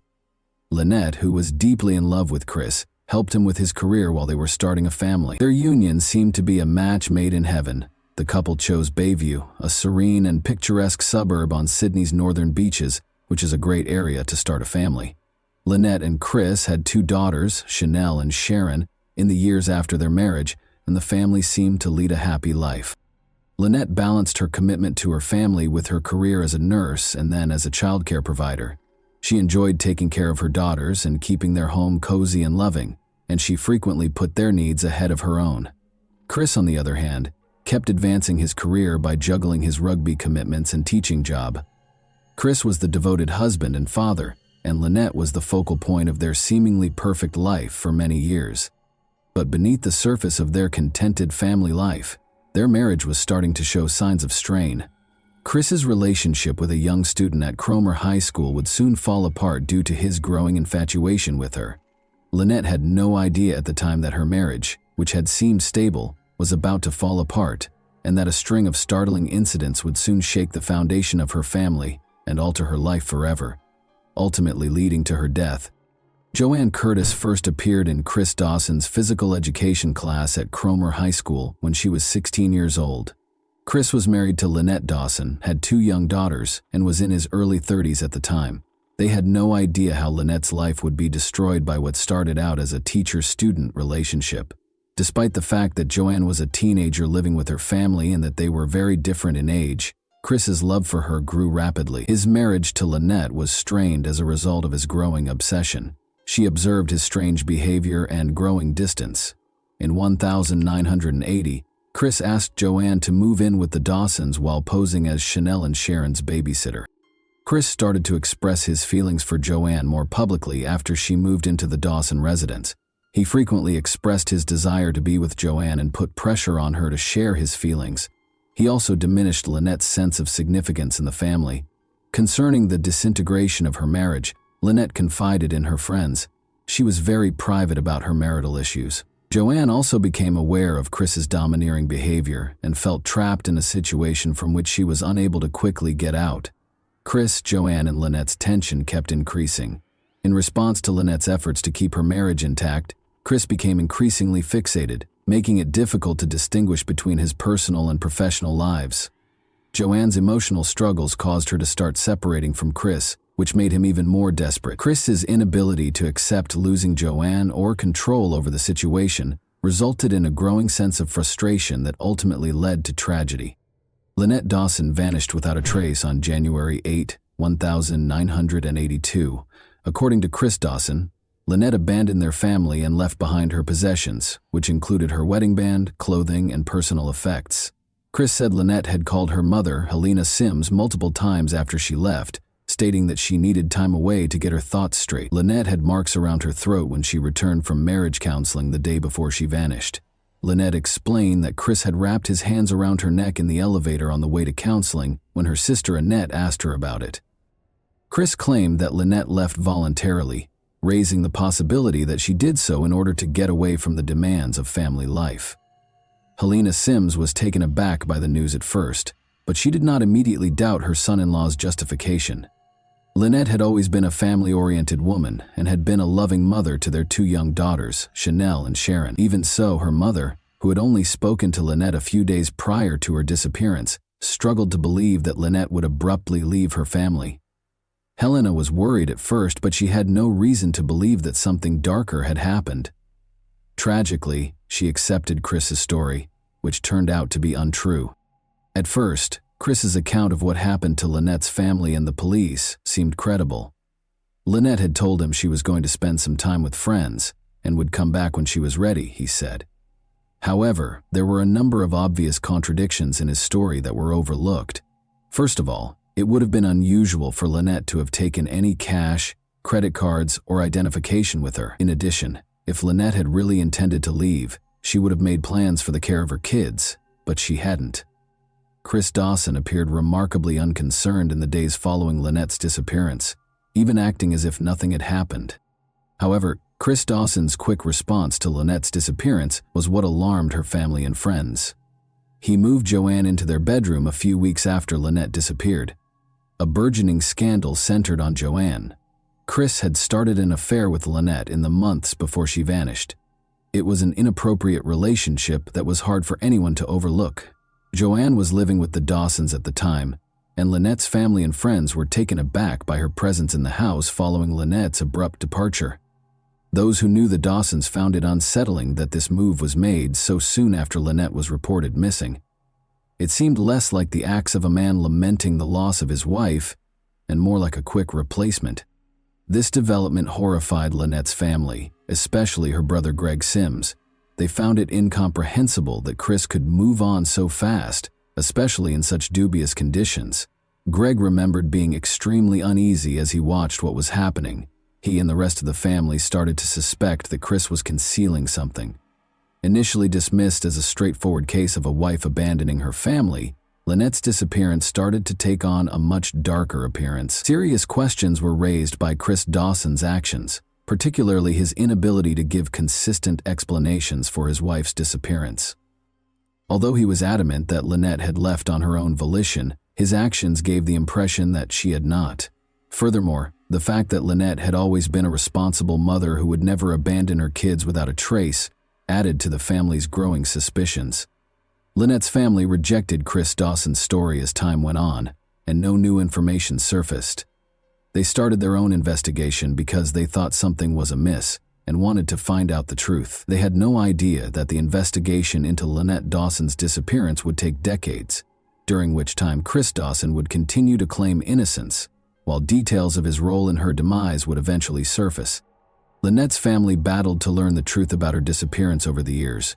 They were left heartbroken and perplexed at the time, but their quest for answers would ultimately result in a trial and a conviction.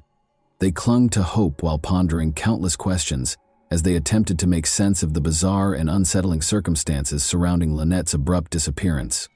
Lynette Dawson's disappearance was initially handled like any other missing persons case. When Lynette's friends and family started to voice their concerns, the police dismissed them, claiming that Lynette was an adult and could leave if she so desired. The investigation's initial dismissiveness and lack of urgency irritated Lynette's family, who knew her well and thought there might be more to the story. Chris Dawson's story went mostly uncontested, leaving them to deal with their mounting misgivings and anxieties. Chris's 1984 marriage to Joanne heightened suspicions that he was responsible for Lynette's disappearance.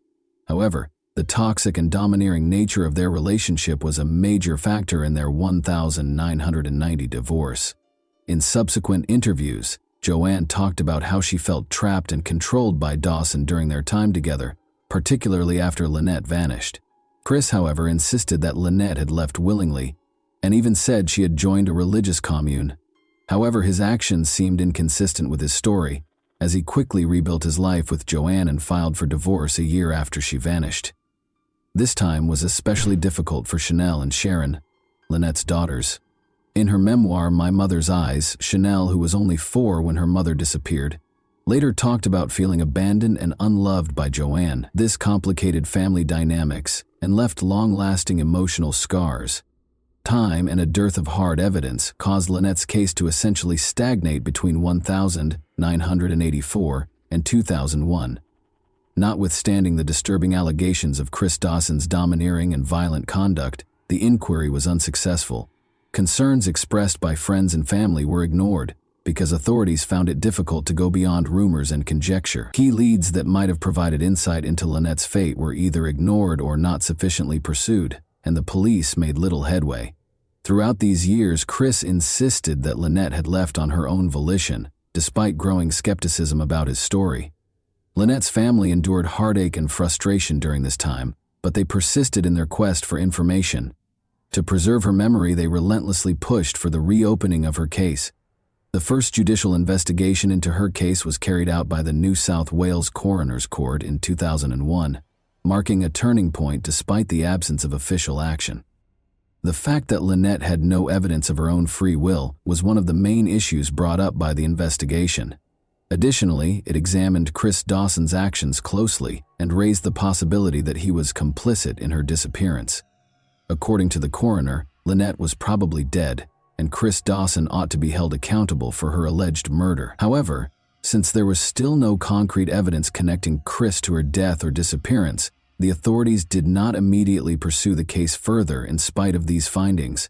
In 2003, a second court investigation was conducted as a result of persistent pressure from public advocates and Lynette's family. The inconsistencies in Chris Dawson's testimony and the pervasive suspicion surrounding his relationship with Joanne were the main topics of this inquest once more.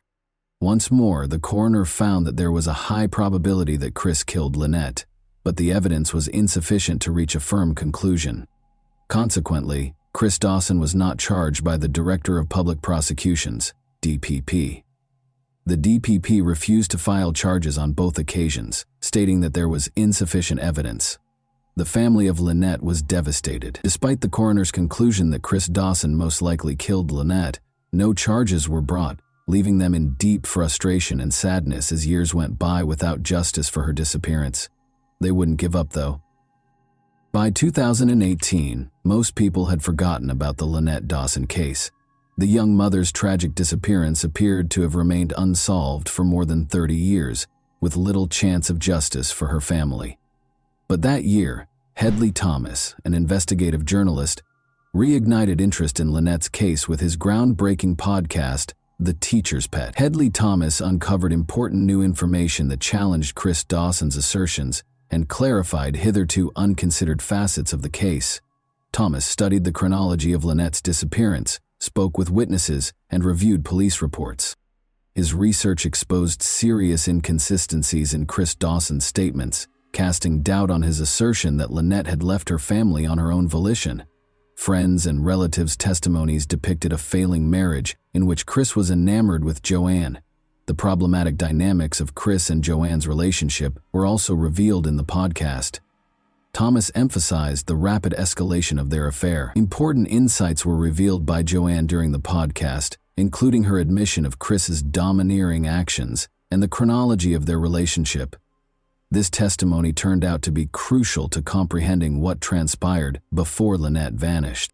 The Teacher's Pet examined the emotional toll that Lynette's disappearance had on her family, in addition to pointing out contradictions in Chris's account. Her loved ones' voices were heard, especially those of her brother Greg Sims, who had fought for justice for decades. Listeners were made aware of the heartache and frustration that Lynette's family went through when the initial investigation was unsuccessful. The podcast also examined the initial police investigation's flaws. Thomas disclosed how important evidence was missed and how authorities were unable to make the connection between Lynette's abrupt disappearance, Chris's infidelity, and his desire to be with Joanne. Chris Dawson was able to avoid suspicion for years because of this lack of thoroughness. The Teacher's Pet had a significant impact despite the dubious circumstances. It brought Lynette's case back into the spotlight in Australia, sparking protests and demands for justice. After listening to the podcast, a number of people who had been silent for years came forward with fresh testimonies that clarified the case. Legal action was sparked by the podcast, which greatly increased the pressure on authorities to re-examine Lynette's disappearance. Chris Dawson was detained and accused of Lynette's murder in 2018, partly as a result of the disclosures made in The Teacher's Pet. The case eventually went to trial, which was a major turning point. In addition to uncovering fresh evidence, the podcast inspired public support, demonstrating the ability of investigative journalism to advance justice.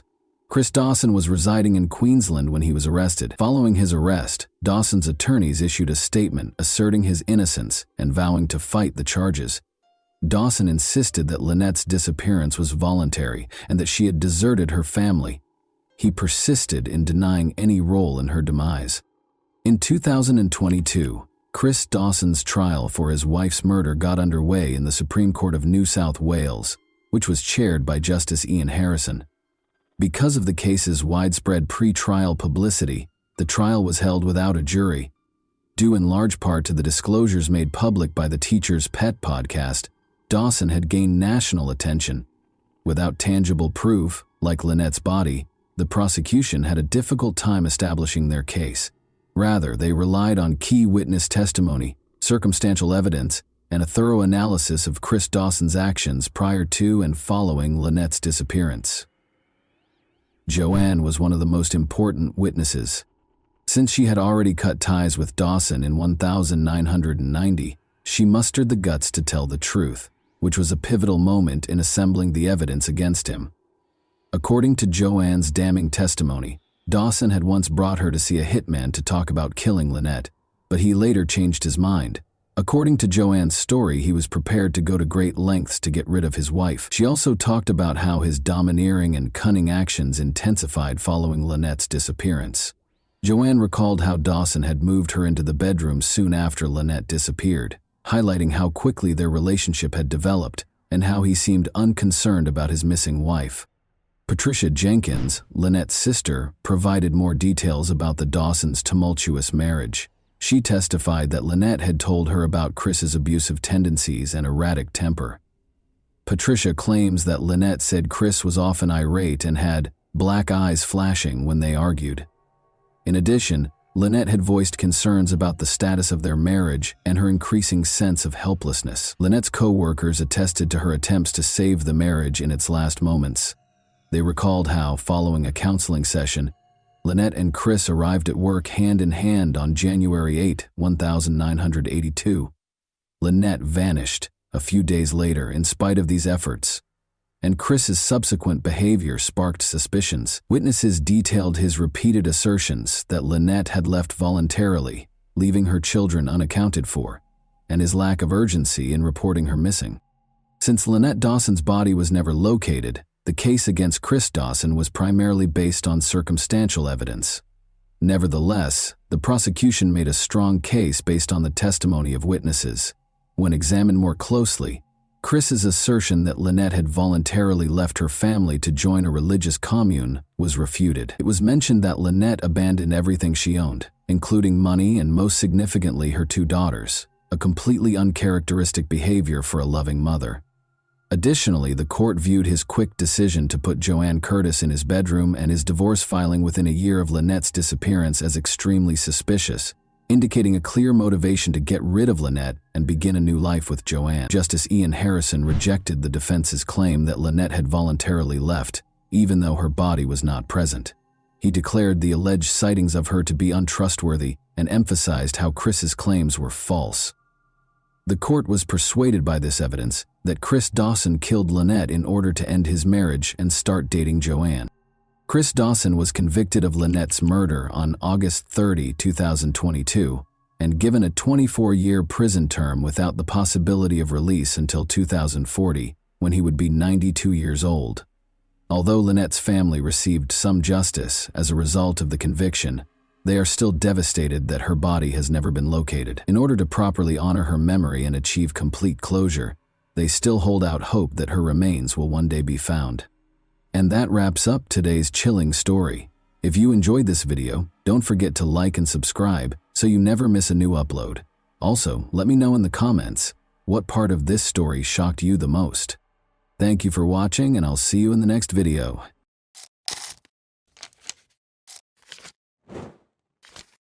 Hey guys, welcome to my channel, and today we're going to take a look at another horrible case with you. This video examines what happened in Tennessee, USA on September 2, 2022, when 34-year-old Eliza Fletcher, a mother of 2 children and kindergarten teacher, left her Memphis home to go for a morning jog. Following police notification of Eliza's disappearance, an investigation was started after she failed to return home, which sparked a significant public outcry. A few days ago, the case was concluded.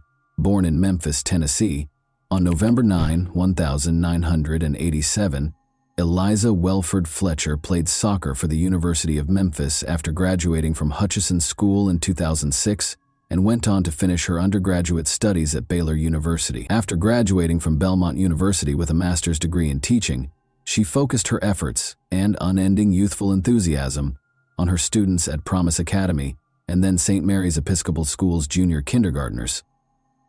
Eliza gave her all to her students, as she did to everything she did. She was a firm believer in the value of personal development and did not hesitate to show vulnerability. As a natural athlete, on the other hand, she welcomed it. From childhood teams to collegiate competition to winning marathons, Eliza's love of sports was evident. As an adult, she loved going for morning runs with her friends. She enthusiastically participated in everything she did by utilizing her competitive nature. Eliza was a skilled runner who qualified for the Boston Marathon, a prestigious event among marathon runners, by finishing the Stone Marathon in Memphis in 3 hours, 26 minutes, and 9 seconds. Eliza loved being a wife and mother more than anything else. Richard James Fletcher, her husband, and she met at the Second Presbyterian Church. On Friday, September 2, 2022, the couple welcomed 2 sons into the world after getting married on March 8, 2014. When Eliza did not return from her jog at the scheduled time, her family became concerned. Her husband Richard reported her missing at 7:45 a.m. after noticing that she had not returned home and was not returning calls or texts. Eliza began her day the same way she began many other days, with a morning run. She left the house at around 4 a.m. Police started looking into it right away. The investigators first spoke with every member of Eliza's family. In addition to ensuring that the family members' testimonies were consistent, they had to piece together the timeline of events preceding her disappearance. Eliza's husband, or any other family member's involvement in the disappearance, was promptly ruled out by authorities. Investigators retraced Eliza's route and started gathering surveillance footage after determining which route she was running. A still photo of Eliza was made public. She weighs 137 pounds, has blonde hair, green eyes, and is 5 feet 6 inches tall. Her hair was in a bun on the day she was last spotted, and she was dressed in a pink jogging top and purple-blue running shorts. Investigators concluded that Eliza had been abducted close to the University of Memphis. Eliza used to frequently jog in the area and had never experienced any personal safety concerns. But this time, police claimed that a man kidnapped her, forced her into his car, and drove off. The suspect was driving west on Central Avenue in a dark SUV. It was discovered that Eliza's cell phone was broken. Near the scene of her kidnapping, a water bottle and a phone were discovered. An image of the SUV was made public, and police urged anyone with information that could aid in the investigation to get in touch with them. Some information regarding the kidnapping was later made public by authorities. What the police report says about it is as follows. A black GMC Terrain was seen driving by and then waiting for the victim to run by on the scene's security footage. The document claims that a man got out of the vehicle, rushed over to Fletcher, and pushed her into the passenger seat. This kidnapping seemed to involve some sort of struggle. This is where the Champion Slide sandals were discovered. Sandals discovered at the scene were sent to a lab where specialists were to test them for a sample of the offender's DNA. The car then sat in the parking lot with the victim inside for about 4 minutes before it drove away. In a statement released on September 3, the day following the kidnapping, Eliza's family offered a $50,000 reward for information leading to Eliza's return. Police were looking for the dark SUV in the meantime. They discovered additional surveillance footage, some of which was subsequently made public. The police statement claims that this video shows the suspect in Eliza Fletcher's kidnapping cleaning the inside of his vehicle. It is clear from the statement that Eliza was no longer in the kidnapper's car at this point, but authorities did find a trash can where the suspect had disposed of the cleaning supplies he had used inside the vehicle. They might be an important piece of proof. The same day, September 3, Memphis police reported that they had found a car of interest and had taken its driver into custody to question him.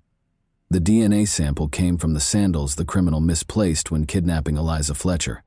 Upon entering the DNA profile into the database, forensics discovered that the person who kidnapped Eliza was 38-year-old Cleotha Abstin. He was released from prison approximately 2 years ago and had a criminal record. Investigators allegedly found that Abstin's cell phone was close to the location where Fletcher was coerced into the car. Based on cellular records they were able to obtain, Abstin was a teenager when he pleaded guilty to kidnapping Kemper Durand on May 26, 2000, and was previously given a sentence of 24 years in prison. According to court records, Abstin forced Durand into a car's trunk after kidnapping him at gunpoint. In a victim impact statement, Durand stated that he felt incredibly fortunate that I was able to escape from the custody of Cletty Abstin. He then made Durand take money out of an ATM, from which he managed to escape when he caught the attention of a Memphis Housing Authority guard. He and his co-defendant had taken me from the trunk of my car, where they had kept me for several hours, and forced me to drive to the MAPCO station. I was supposed to get cash for Cleotha Abstain using my ATM card.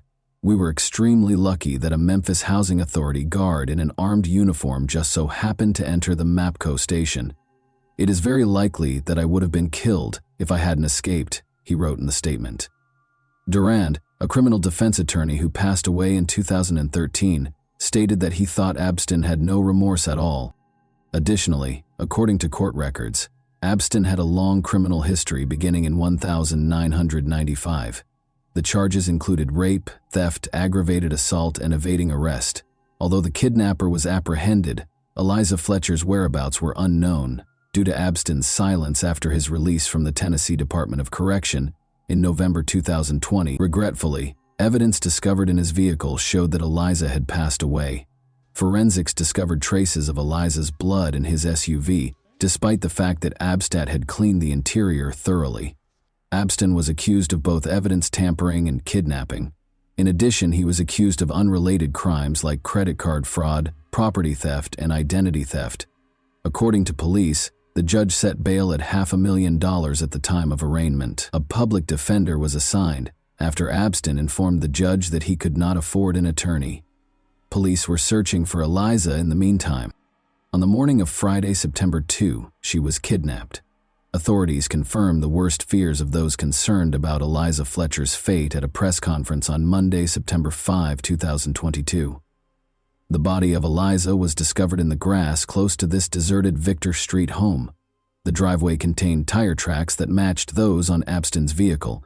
This is how this location appears on news reports, however, indicate that this abandoned house was encircled by tall grass at the time of the crime. The grass was as tall as a man in some places, making it an excellent place to conceal the crime's evidence.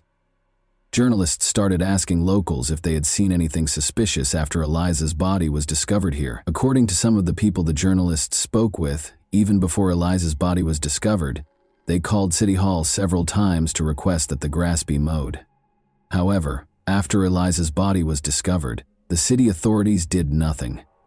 Abstin was also charged with first-degree murder and first-degree murder in the commission of kidnapping, and the judge revoked the $500,000 bail that had been set when he was first charged. The judge also decided that Henderson would be accepted as the suspect's legal last name. Since his name is listed as Cleotha Abstin in the prosecutor's reports as well, I will use that name going forward. Just to let you know, he is listed as Claretha Henderson in some sources. Following the proceedings, Shelby County District Attorney Steve Mulroy sidestepped a reporter's inquiry about the punishment he would seek in the event that Abstin was found guilty. A conviction for first-degree murder carries a life sentence, with or without parole, or the death penalty. It is too soon for us to talk about the kind of punishment we will pursue. Outside the courtroom, Mulroy stated that Eliza's family and everyone who knew her were shocked by her untimely death. 5 days after the police announced the body's discovery, on September 10, 2022, hundreds of people attended the funeral service, which took place in the same church where Eliza had been married 8 years prior. Nobody is prepared for the loss of a loved one, but it is a terrible experience to learn that they were murdered after being kidnapped. People's mental health suffers as a result of their inability to accept the devastating reality. It's time to honor those who loved her so much, and to remember and celebrate how unique she was. We are grateful for all of the love and care that we have received. We are incredibly appreciative of the local, state, and federal law enforcement agencies' tireless efforts to locate Eliza and apprehend the perpetrator of this heinous crime. According to Eliza's family, this senseless loss has left us devastated and heartbroken. Family, friends, co-workers, students, parents, members of her Second Presbyterian Church congregation, and everyone else who knew her loved Eliza.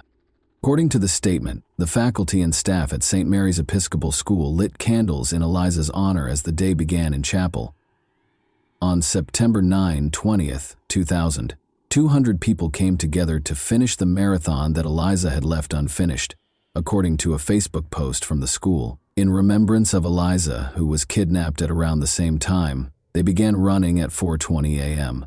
We're just here today to run in honor of Eliza and to demonstrate that women in this city have the right to run at 4 in the morning or 10 at night, said event organizer Danielle Heineman. Any time of day or night, Eliza's supporters jogged, ran, and walked in her honor while dressed in vibrant hues. They held that women had the freedom to go out whenever they pleased and were not required to completely cover their bodies. The 34-year-old mother of two and teacher passed away from a single gunshot wound to the head, per the autopsy report. 2 semicircular skull defects are consistent with a single gunshot wound to the head, with the bullet moving from right to left, back to front, and posterior to anterior. According to the report, a shell casing was found close to where her body was found, despite the fact that no projectile was recovered from her body. Eliza sustained blunt force injuries, such as fractures to her jaw and bruises on her right thigh, in addition to the gunshot wound. Although there was no overt indication of an actual assault, these injuries were consistent with blunt force trauma. It was discovered that Cleotha Abston had abused another woman the year prior to his abduction of Eliza, as the authorities readied themselves for the trial. The attack on Eliza Fletcher might have been avoided if Abston had been taken into custody, but the system failed because of inadequate funding, and Abston was still at large. The incident in question took place on September 21, 2021. The woman, Alicia Franklin, went to the police and said that she and Abston had agreed to have dinner after meeting on a dating app in 2021. Alicia Franklin claims that although they had previously talked about trading love for money, they had no intention of having intimate contact that evening. Instead, he put a gun to her neck and dragged her into his car, where he made her comply with his wishes despite her objections. Alicia called the police after Abston released her. Despite the fact that samples of male DNA were discovered, police reports stated that she had no visible injuries. How much time did it take to analyze these DNA samples, in your opinion? The test results were released on September 5, 2022, nearly a year after the incident, which took place on September 21, 2021. When state leaders and victim advocates learned that Abston had been arrested for Eliza Fletcher's murder, they became indignant and demanded that officials change the way the state handles assault kits. There is still more to be done, but I am happy that we are able to take this extra step towards clearing this backlog. Tennessee Governor Bill Lee apologized and stated that authorities would expedite additional funds to hire 25 additional staff at the forensic lab to speed up the process of testing samples. According to Senate Speaker Randy McNally, we have to get these violent criminals off the streets and keep them off. Jim Strickland, the mayor of Memphis, has publicly defended the actions of the Memphis Police Department. Strickland responded, "I don't know the details," when asked if MPD blew the investigation. The investigation is ongoing. The mayor shouldn't get involved in the investigation's minutiae. Days after his arrest in connection with Eliza Fletcher's death, Cleotha Abston was finally charged in the case. Alicia Franklin is suing the city of Memphis, claiming that the Memphis Police Department did not conduct a thorough and appropriate investigation into her ordeal. She claimed to have sustained emotional and physical harm that necessitated continuous medical and psychological care. She is requesting damages that are not specified. Additionally, the lawsuit alleges that when investigators arrived at the crime scene, they failed to collect tangible evidence. The Lakes at Ridgeway were also sued by Alicia Franklin. The woman said that because there was no security at the apartment complex, Abston was able to take her to an unoccupied apartment and attack her. She claimed that the attack on her was not the first crime to occur in that vacant apartment, and she is suing for $2 million in damages. The apartment that Abston used to entice the plaintiff to leave her car was unoccupied and available for Abston to use illegally, the lawsuit said. In the court filing, the woman also claimed that Henderson had made inappropriate and obscene remarks to other women at the complex, but the property managers had done nothing to request that Abston leave. In the Alicia Franklin case, Cleotha Abston was found guilty on April 12, 2024. He consented to a maximum sentence of 8 decades in prison on all counts on May 17, 2024, waiving his right to a sentencing hearing. The sentence is divided into 40 years for the 20 years for the kidnapping and 20 years for the gun charge, which will run consecutively. When making a decision, said Judge Lee Coffey, the judge said that Abston will not be able to appeal his sentence, but he can still appeal the trial and verdict itself in the Franklin case this week. On Monday, October 28, 2024, it was revealed that Cleotha Abston was sentenced to life in prison without the possibility of parole in the Eliza Fletcher case. He also noted that the sentence would run consecutively for the counts he considered, including his lengthy criminal history and multiple disciplinary incidents while he was in custody, including indecent exposures and possessing drugs and weapons. The man accused of the violent kidnapping and murder of Memphis schoolteacher and mother of 2, Eliza Fletcher, entered a guilty plea to several charges, including first-degree murder, aggravated kidnapping, and tampering with evidence, according to a statement issued today by the district attorney's office. The case that has rocked the community was officially ended when Cleotha Abston was given a life sentence without the possibility of parole. With the help of Mrs. Fletcher's family, the resolution was reached. The agreement reached today gives the family closure. In order to avoid years and decades of appeals, the defendant forfeits his right to appeal. The fact that this dangerous individual will never again walk our streets benefits the community as well. In prison, he will perish. Due to the overwhelming evidence against him, Abston's attorney, Uni Ganguly, told the New York Times that he advised Abston to accept the plea deal. A jury probably would have given Abston the death penalty, Ganguly told the Times. A statement from Fletcher's family that was sent directly to Abston was read by District Attorney Steve Mulroy. We don't know what happened to you, but whatever it was that made you feel the need to harm people doesn't justify or explain what you did. Nothing will ever be the same because of the permanent change you have brought about in our lives. What you did was wicked. There is no other way to put it. You killed Liza, despite the fact that she did nothing wrong and did not harm you. If you had needed assistance, she would have been the first to offer it. And that wraps up today's chilling story. If you enjoyed this video, don't forget to like and subscribe so you never miss a new upload. Also, let me know in the comments what part of this story shocked you the most. Thank you for watching, and I'll see you in the next video.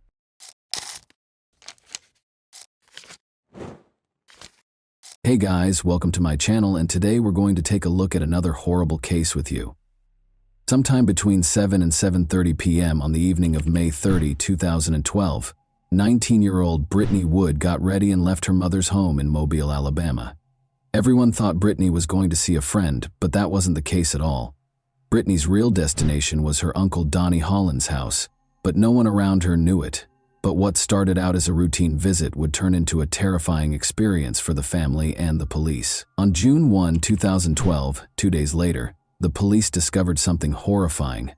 A terrifying crime scene was revealed when Donnie, Brittany's uncle, was discovered in his car with a gunshot wound to the back of his head. A layer of mystery was added by the startling and bloody scene, which grew more intense as Brittany Wood mysteriously disappeared. Did Brittany contribute to Donnie's demise, and, if so, what motivated her to act in that way? Or did someone else kidnap Brittany in addition to killing Donnie? Brittany's dream has always been to work as a hairdresser and eventually open her own salon. But the little girl, who was only a teenager, would meet a man named Andy Woods. As their relationship grew, their lovely daughter Peyton was joyfully born in 2009, when Brittany was only 18. At first, Brittany relished the independence of youth, but the arrival of Peyton marked a significant shift in her life. But when Andy and Brittany split up a few months after Peyton was born, her life took an even more dramatic turn. In spite of the split, the couple decided to share custody in order to keep their relationship cordial and beneficial for their daughter's welfare. Following this, Brittany started dating and had a number of short-lived relationships. Spending time with her family, especially her brother Derek, whom she viewed as her protector, brought Brittany joy. When Brittany looks back on her past, she realizes that her turbulent experiences also stemmed from her early years. When she was a baby, her mother, Chessie Wood, and her father, Wallace Hinckley, got divorced. Brittany and her father had a good relationship in spite of the divorce. The primary issue, though, was her relationship with her uncle, Donnie Holland. Donnie was always kind to people around him and seemed like a fun-loving guy, but his story was more complicated than it seemed on the surface. In fact, Donnie was being investigated at the time of his death for his alleged involvement in a child abuse ring that involved other family members, including Brittany's household members. Is there a link between Donnie's eventual death and everything that happened in the past and Brittany's disappearance? Around 7:30 p.m. on the evening of May 30, 2012, Brittany left her home, leading her family to believe she was going to see a friend. Later that evening, they tried to get in touch with Brittany but were unsuccessful. At first, the family didn't suspect anything was wrong because they were used to her spending days with her friends. However, they were unaware that this was not one of those evenings because they did not know where Brittany was. 2 days later, on June 3, 2012, Brittany's uncle Donnie Holland was discovered in his car, the engine still running, in a remote location with a view of the Fish River. The family was met with a terrifying discovery. He was shot behind his ear, at the back of his head. After being taken to a nearby hospital, he had already died. After hearing this heartbreaking news, Brittany's family made another effort to get in touch with her and let her know about the tragedy. Sadly, their efforts were unsuccessful because her phone was dead and still unresponsive. The family became increasingly worried when they couldn't find Brittany at her regular hangouts. They quickly made their way to the Mobile County Police Station and reported the missing person. This sparked a number of inquiries that involved Brittany and Donnie.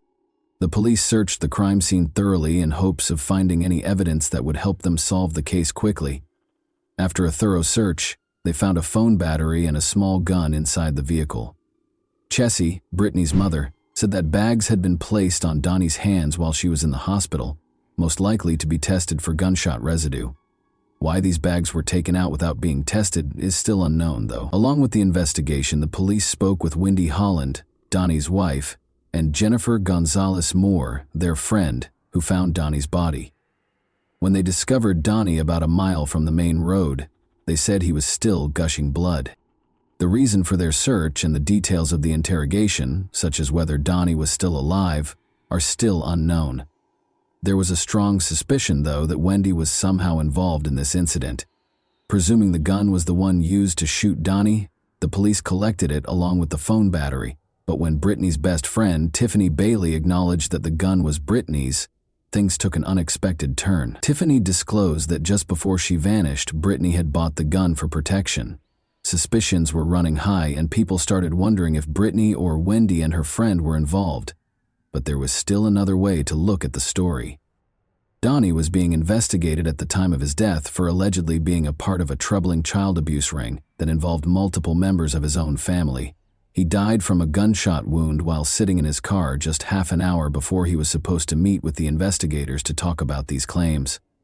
According to former Baldwin County Sheriff's Office Detective Eric Winberg, Donnie probably expected to be arrested and killed himself just before the scheduled police meeting. The search for the truth started amid the assumptions and suspicions. Examining phone records was the first step in the investigation.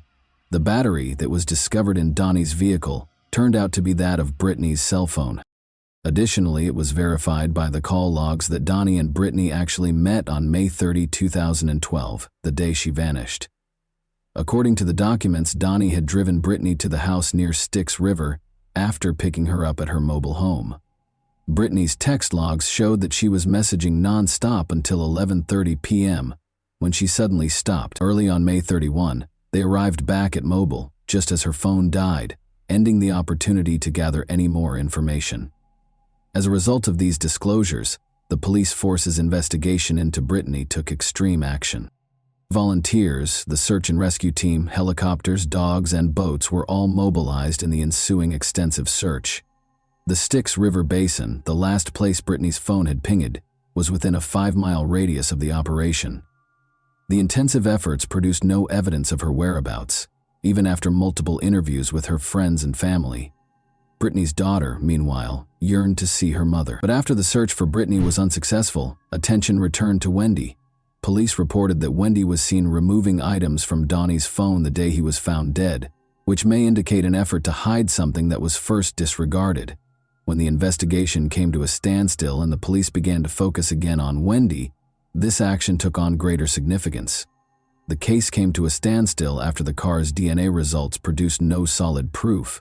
Eventually, there was no more evidence to connect anyone to Donnie Holland's murder. As a result, it was formally declared a suicide, and the case was closed. Many questions and controversy were raised by the decision to close the case as a suicide. Detective Eric Winberg confirmed that the gunshot residue test was not performed because it was a procedure carried out by the Alabama Department of Forensic Sciences. Becca Johnson, a private investigator who was actively involved in the search for Brittany Wood, expressed skepticism, saying, "Generally, it's 4 to 5 hours till unpreserved gunshot residue is gone, and hands in bags, it's being preserved." Cameron Busey, a firearms expert at the time, noted that if Donnie had shot himself, the bone fragments and brain matter would have probably lodged in his hands. To ascertain this aspect as well, no test was carried out. Furthermore, Busey emphasized that it would be extremely uncommon to hold the gun behind one's head. "I don't know of any suicide that was done in that position." Nevertheless, in spite of numerous worries and observations, suicide was officially declared the cause of death, and no hard evidence surfaced to refute this finding. Even though Donnie's case ended in a surprising way, the investigation went further to understand its complexities by looking into the possibility that a family member was involved in the crime. The family had been concealing a troubling past for years, but the investigations revealed it. They discovered that Donnie Holland was the leader of a child abuse ring in which at least 11 other friends or family members participated. For decades, they had been mistreating and taking advantage of children, including their own. Further evidence connecting the family to these allegations was found by the police as they looked through Brittany's Facebook profile.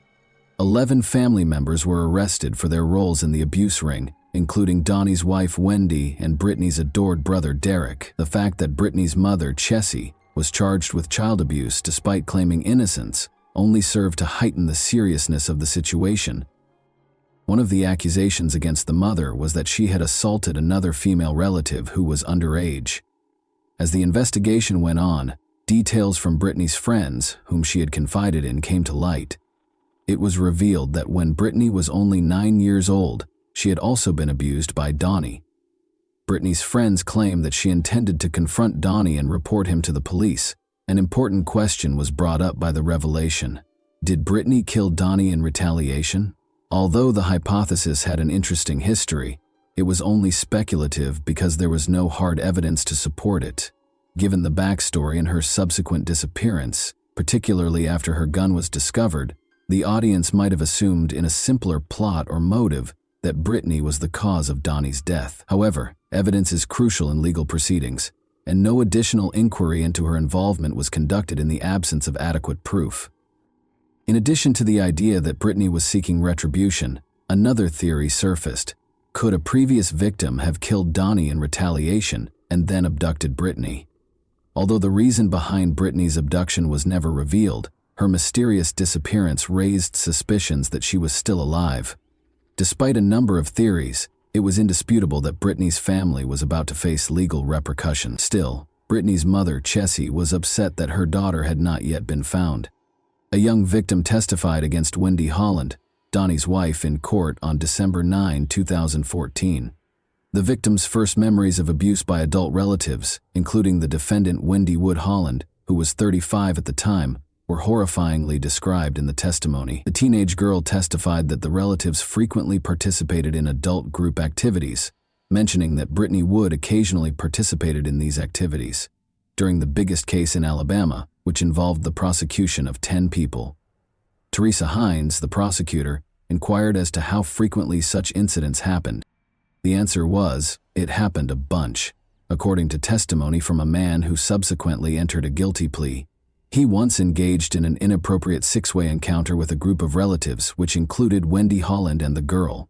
Derek Wood, Brittany Wood's 23-year-old brother, entered a guilty plea to the charge of having inappropriate contact with the victim. He claimed to have interacted inappropriately with Wendy Holland too many times to count, beginning when he was about 13 years old. Derek was imprisoned for 3 years after his case was sealed, and he was classified as a juvenile offender. As a defendant in a related case, Brittany's mother, Chessie Wood, who was also charged with child abuse, showed up at court with her son but was denied entry. She also said outright that her relatives were at fault. During his testimony, Dustin Kent, the brother-in-law of Wendy Holland, claimed to have participated in a 6-way inappropriate encounter between Wendy, the alleged teen victim, and his wife Wendy Kent, Wendy Holland's twin sister.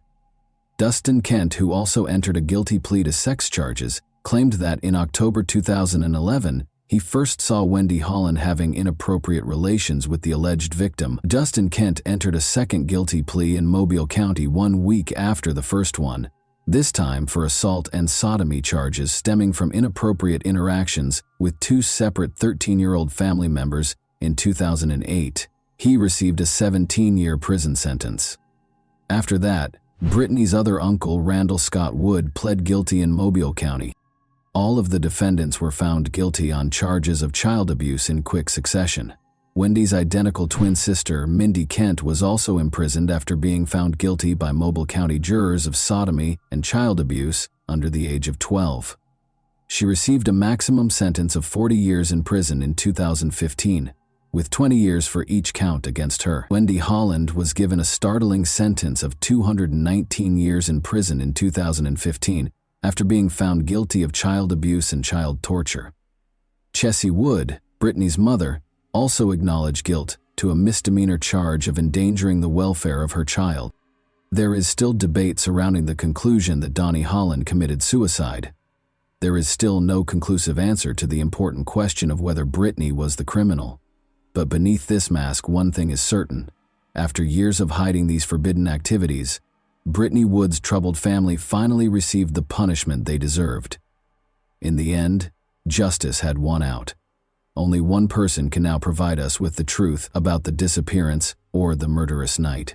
But over 10 years have gone by, and she is still elusive, and no one knows where she is. What are your thoughts on this unsettling case, then? What might have occurred the night Donnie died? Was there something more sinister going on? Or was it truly a disappearance leading to suicide? And that wraps up today's chilling story. If you enjoyed this video, don't forget to like and subscribe so you never miss a new upload. Also, let me know in the comments, what part of this story shocked you the most? Thank you for watching, and I'll see you in the next video.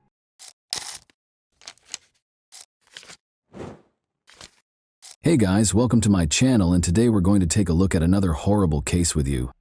Investigators' work is a true art that calls for in-depth knowledge, intuition, and frequently extraordinary perseverance. It goes beyond simply carrying out official responsibilities. Investigations instantly conjure images of dramatic plots with swift resolutions and striking revelations. However, the reality of daily life is very different from this illusion. Investigators deal with a variety of difficulties, each of which calls for a unique strategy. By gathering evidence and reconstructing events, they attempt to paint a full picture of the incident. However, some crimes go unsolved even after many hours of case file research. This could be because there is insufficient evidence, there aren't enough witnesses, or there is conflicting and unclear evidence. The intricacy of the investigator's job is further compounded by the fact that many incidents appear clear-cut at first, but upon closer examination, they become considerably more complex. In some cases, the original versions prove to be totally unworkable. For instance, a crime that seemed to be motivated by jealousy may actually be the consequence of a series of events. Because of this variability, the investigator needs to be especially adaptive and flexible. The instances when a little-known piece of evidence that was previously dismissed as irrelevant turns out to be a clue are especially impressive. Sometimes a fingerprint, an object thrown at the crime scene, or even a word that was dropped by accident can alter the entire investigation and force a fresh perspective on details that appear familiar. These kinds of surprises call for a true investigator to be able to see the invisible and cut through the most complex web of falsehoods and misinformation. In the video for today, we examine one instance that was not initially what it appeared to be.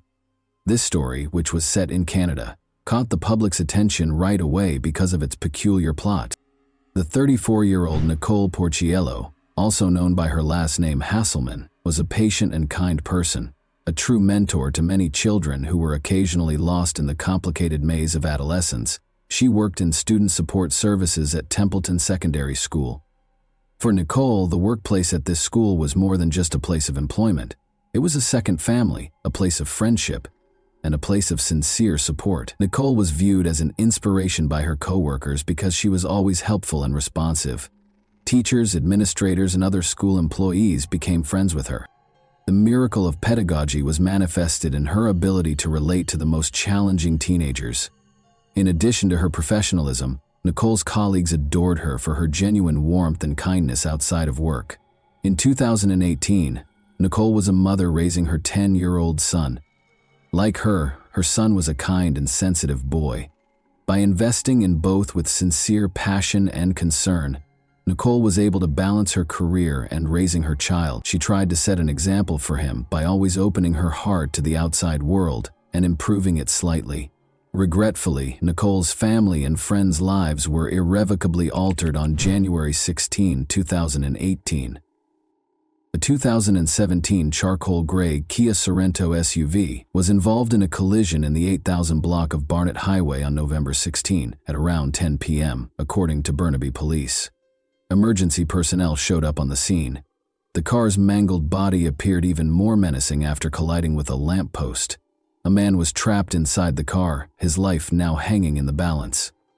Their sirens broke the evening silence in the glare of the warning lights. In coordination with law enforcement and medical personnel, rescuers promptly surrounded the area. They came to see that time had turned into an unseen foe. Every delay has the potential to become tragic. They moved swiftly and accurately. It was a mastery refined by years of practice and training, not merely a skill. As this was going on, another team of rescuers activated specialized equipment. Hydraulic cutters seized the metal and violently tore it apart with a menacing crack, but the operators stayed composed and focused. It was astounding how much hope and faith in the team's professionalism could be sparked by this procedure, which at first glance seemed frightening and noisy. There was no movement from the man in the car. Physicians fumbled around him, prepared to give him medical care. After several minutes of arduous labor, the rescuer's commander finally signaled that the victim could be pulled out of the steel embrace. The man was then carefully removed from the damaged car and placed in the compassionate care of the medics. Emergency services functioned as a well-oiled machine, with each component fulfilling its essential function. Immediately, medical professionals started administering first aid while closely observing the man's condition. They carefully moved the victim to a stretcher and transported him to the ambulance after ensuring that his condition was stable. Preparations for the man's transfer to the closest hospital, where he can obtain more specialized care, have already begun. Jan Popel was the victim. As soon as he was brought to the hospital, the medical staff performed a thorough examination and diagnostics to rule out any potential hidden injuries. Thankfully, no severe injuries were discovered, although they did note a few bruises and a minor concussion. Jan's life was not in danger, and the patient's condition was stable. After receiving the required medical attention, the man was monitored for a while to make sure he fully recovered. According to reports, Jan, a real estate agent, battled an addiction to illegal substances. With romance, intense affection, and mutual understanding, John and Nicole's relationship got off to the typical start of great love. Together, they discussed ideas, made plans, and dreamed about the future. Arguments seemed to avoid them at first, and the pleasure of spending time together grew every day. But as time went on, Jan started exhibiting qualities that Nicole was unable to overlook. His need for control was initially seen as compassionate, but it eventually devolved into an obsessive mania. He asserted that by shielding Nicole from harmful external influences, he was causing her to become estranged from her friends and family. She even checked her social media and cell phones. His jealousy was unrestrained, and he now found it difficult to conceal his aggression. His desire to dominate only grew with each new conflict, and Nicole was caught in a psychological trap that was difficult to escape. He once pushed her chest so hard that it caused her physical pain for weeks. After 7 years of dating, Nicole continued to have faith in Jan's charming assurances that everything would improve, even though their lives were gradually filled with pain and fear. He promised to find the strength to get better and return to the devoted and reliable partner he had been at first. Even though Nicole secretly knew that Jan's behavior would probably never change, those vows prevented them from ending their relationship. They had split up multiple times, but each time Jan asked for another chance, Nicole would give it another go. Their most recent breakup, which Nicole believed to be final, occurred 9 days prior to the car accident, but Jan wasn't going to tolerate the split. He was reluctant to part with Nicole. He was deeply envious. In addition to publishing compromising images of her, he parked his car in front of her home. Following Jan's removal from the vehicle, the police got to work documenting eyewitness accounts and investigating the accident scene. In an effort to piece together the sequence of events leading up to the collision with the lamppost, they meticulously documented every detail. The purpose of the questions was to ascertain the accident's actual causes. For the sake of safety and justice, it was their responsibility to discover the truth. After finishing their portion of the work, the firefighters were packing up their gear and getting ready to head back to base when one of the officers made an unexpected discovery. A woman who was unconscious but still breathing was found in a ditch 30 feet away from the vehicle. Nicole was the one. After being brought to the hospital, the doctors did everything they could to save her, but sadly it was not enough. A few days later, police released a statement stating that the mother and 34-year-old educational assistant who died last week after an SUV crash in Burnaby had injuries suggestive of foul play. The woman had injuries that suggested foul play, but the man is expected to fully recover. Nicole was taken to a forensic laboratory a few hours after her death, where a skilled medical examiner with years of experience performed the autopsy on her body. Using professional tools, he carefully and methodically examined and repaired all of the wounds he saw covering her body. While some wounds were more superficial and might have been caused by a struggle, others were deeper and clearly directed with force. The examiner counted 47 stab wounds in total. 2 separate knives were used to inflict Nicole's wounds. In addition to documenting physical injuries, the expert searched for any marks that could provide insight into Nicole's death circumstances. Missing defensive wounds on the hands, for instance, might have suggested that the victim was immobilized or that the attack came suddenly. The expert understood that his conclusions were what would enable law enforcement to apprehend the offender and secure justice. All of the expert's observations and findings were combined into an official report after the autopsy was finished. In addition to being a document, this report served as a crucial link in the murder investigation's chain, giving the investigators the knowledge they needed to carry out their investigation. Following Nicole's passing, her friends, family, and co-workers were swept up in a sea of grief that struck them with an unanticipated and uncontrollable force. It seemed as though everything had stopped for everyone who knew Nicole, leaving behind only the memories of her smile, the happiness in her eyes, and unmet expectations for the future. Realizing that they would never again be able to embrace their cherished mother, daughter, and sister, hear her voice, or share the memories that were to be so many more, was an unbearable burden for the family. Nicole lost a like-minded friend with whom she shared her most intimate hopes and experiences. They were consumed by the thought of how hard she had worked to rebuild her life, start over, and pursue her happiness. Nicole's co-workers recognized the significant impact she had had on their lives and team.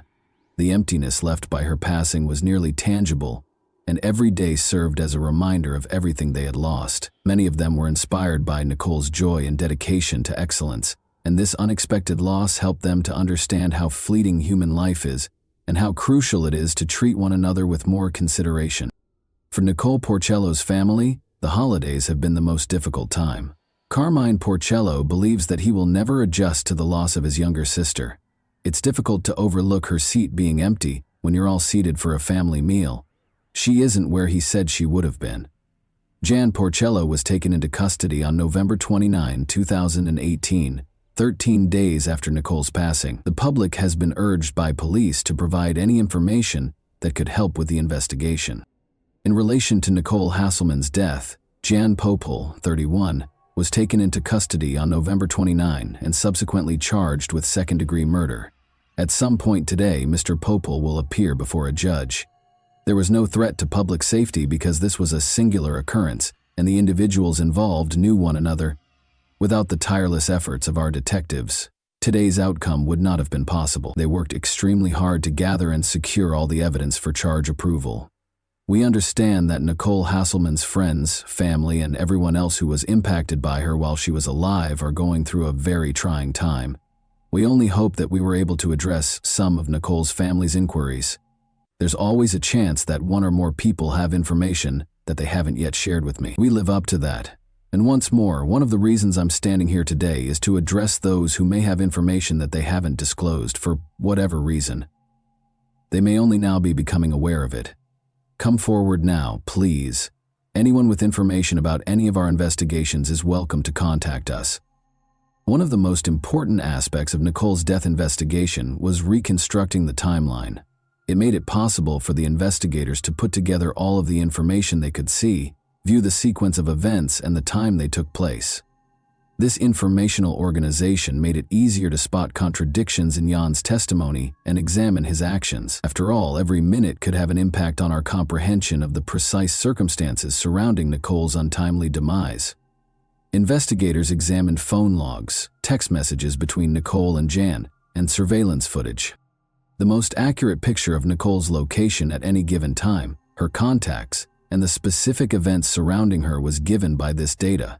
The chronology was also crucial to the prosecution's case against Jan because, as was previously stated, it would have been challenging to persuade the court of his guilt in the absence of hard proof of his involvement in the incident gathered in a precise order. The events leading up to Nicole's death started 9 days prior to the fatal car accident, but the relationship between Nicole and Jan lasted 7 years, with breaks and reunions. According to reports, Jan's jealousy reached previously unheard of levels after Nicole informed him that their relationship was over by beginning to speak with another man. He picked Nicole up in a rental car on the evening of November 16 while her son was at hockey practice, and they got into a fight. After that, Jan took out 2 kitchen knives and started repeatedly stab Nicole, who was seated in the passenger seat, throughout her body. Then, in a last-ditch effort to save her life, Jan took out his cell phone and began filming video instead of phoning for help. She was heard declaring her love for Jan. Without expressing regret, Jan told her that he stabbed her because he could not bear the thought of her dating someone else. After that, he left Nicole in the car outside and drove home, going inside to send a few emails, including one in which he resigned from his position. While Jan sent emails, paid some bills, and even went online to buy a new TV and dishwasher, Nicole spent 2 hours in the car. Nicole was still alive when he returned to the rental car. He allegedly planned to stage a car accident to give the impression that Nicole had perished in the collision.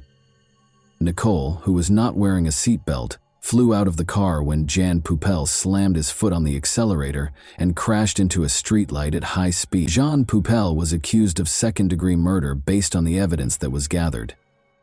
For Nicole's family and friends, the trial, which started in 2020 and lasted for several months, was yet another ordeal.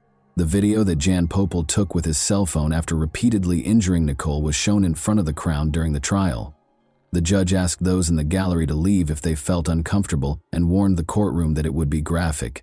The injured victim was seen having trouble breathing in the 1-minute video. People sitting next to her can be heard accusing her of disrespecting him rather than phoning for assistance. Jan Poupel, who was envious and vindictive, told Nicole that she was solely to blame.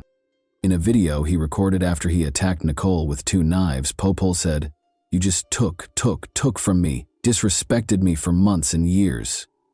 The victim's father, Joe Porciello, left the courtroom as the video was playing, clearly upset, and Poupel sat with his head lowered in the prisoner's dock.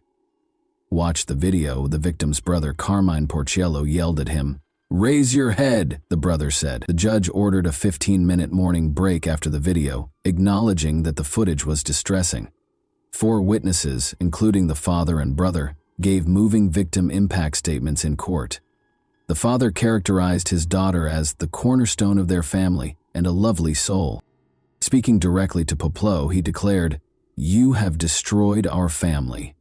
The brother claimed that the crime had turned him into a zombie and that he was furious with the accused, saying, "We cannot forgive you for what you have done."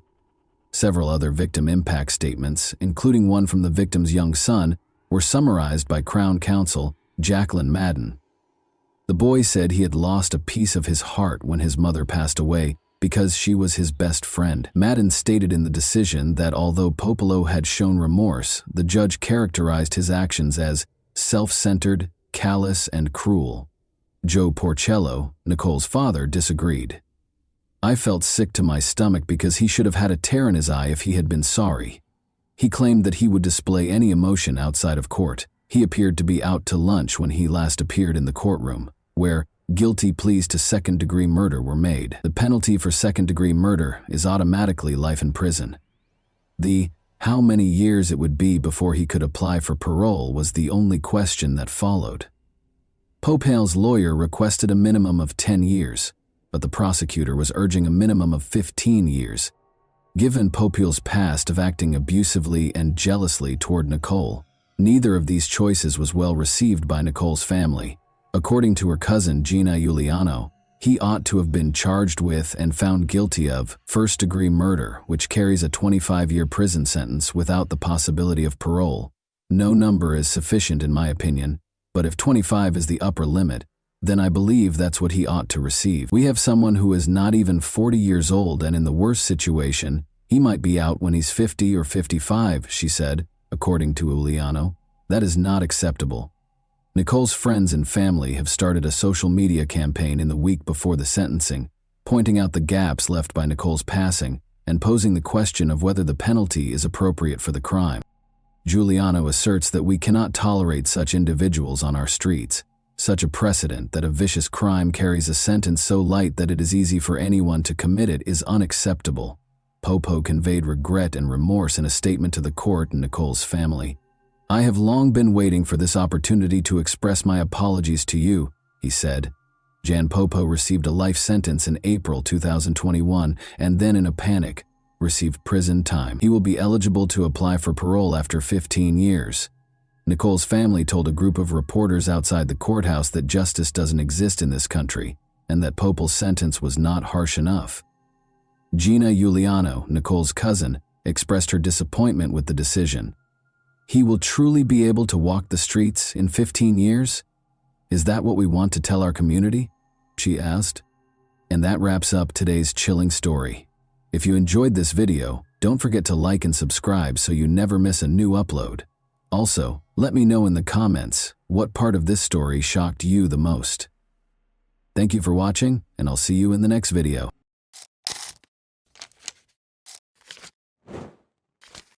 Hey guys, welcome to my channel, and today we're going to take a look at another horrible case with you. Even if the opposite of goodness might occasionally have irreversible effects, people nonetheless carry out nice deeds without waiting for gratitude in return. In our tale, a selfless deed committed years before led to death as well as a radical transformation in the lives of all the heroes.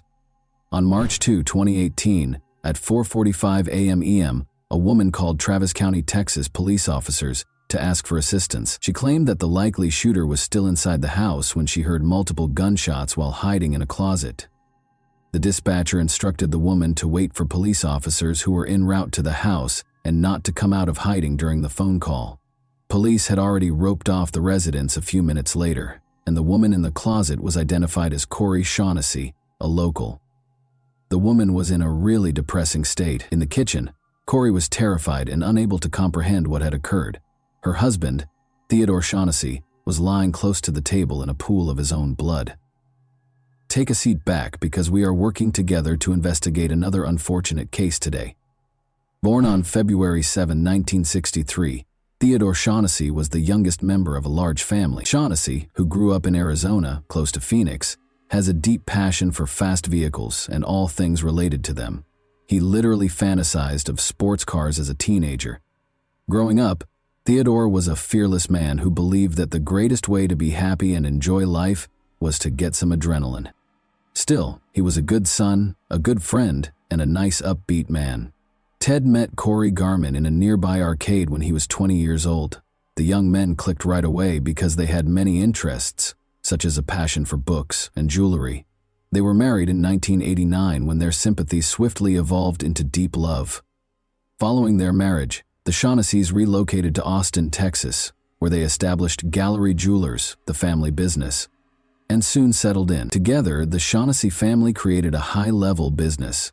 Corey, who worked as an appraiser for Ted, the family business, was passionate about diamonds and fine art. However, he was the store's public face. People were drawn to him and energized by his energy because he had a gift for connecting with them. He was highly gregarious and active, since he became the company's lifeblood wherever he went. This trait was very beneficial to his business, since it allowed him to communicate with clients and partners in a common language and work out the best terms for everyone. The family fortune was eventually believed to exceed $8 million, 0 cents, due to the business's considerable success. Yet Theodore never wavered in his generosity or consideration for others. He frequently donated to charitable foundations and purchased food for the less fortunate. The couple bought a lovely new house close to their store as the family business grew. The pair seemed to be the ideal match and complemented one another. In fact, everything appeared to be nearly ideal, except for the fact that the couple was childless. Ted and Corey made the decision to grow their family in tandem with the jewelry business. They took a 16-month-old boy from a Ukrainian orphanage in 2000, making a decision that would change their lives. It was simply love, unconditional and immediate. Nicholas was the name of the young boy with the gray eyes. The Shaughnessy family's lives was finally completed by this long-awaited event, as they now had all they needed for complete happiness. Nicholas was an energetic and well-behaved child growing up. Like his father Ted, who frequently took the youngster to the racetrack, he had a deep affinity for both vehicles and animals. Around addition to riding sports cars and going karting together, the father and son frequently just walked around the park together. Nicholas developed an interest in car disassembly throughout his high school years and even started a small business. The young man recruited pals and used his parents' money to purchase the required equipment. Nicholas met Jackie Edison at the same time. They were attracted to each other right away when they first met the young people, but they disliked the young woman after meeting Nicholas's parents. She didn't seem like the right fit for Corey. However, nobody stopped youngsters from dating in order to stay in touch with Nicholas. Jackie eventually gained their approval and began spending so much time at the Shaughnessy home that they allowed her to move in. Jackie left his parents in August 2017 to begin a new life in College Station. His parents provided financial assistance for him as a day trader while she was in school. Every weekend, the young guy traveled the 2 hours to Austin to see his parents, whom he was quite connected to and tried not to distance himself from. Nothing in his life appeared to be a sign of trouble, and everything seemed to be going smoothly. Ted and Corey were awakened by their dog's persistent barking at 4:30 a.m. on March 2, 2018.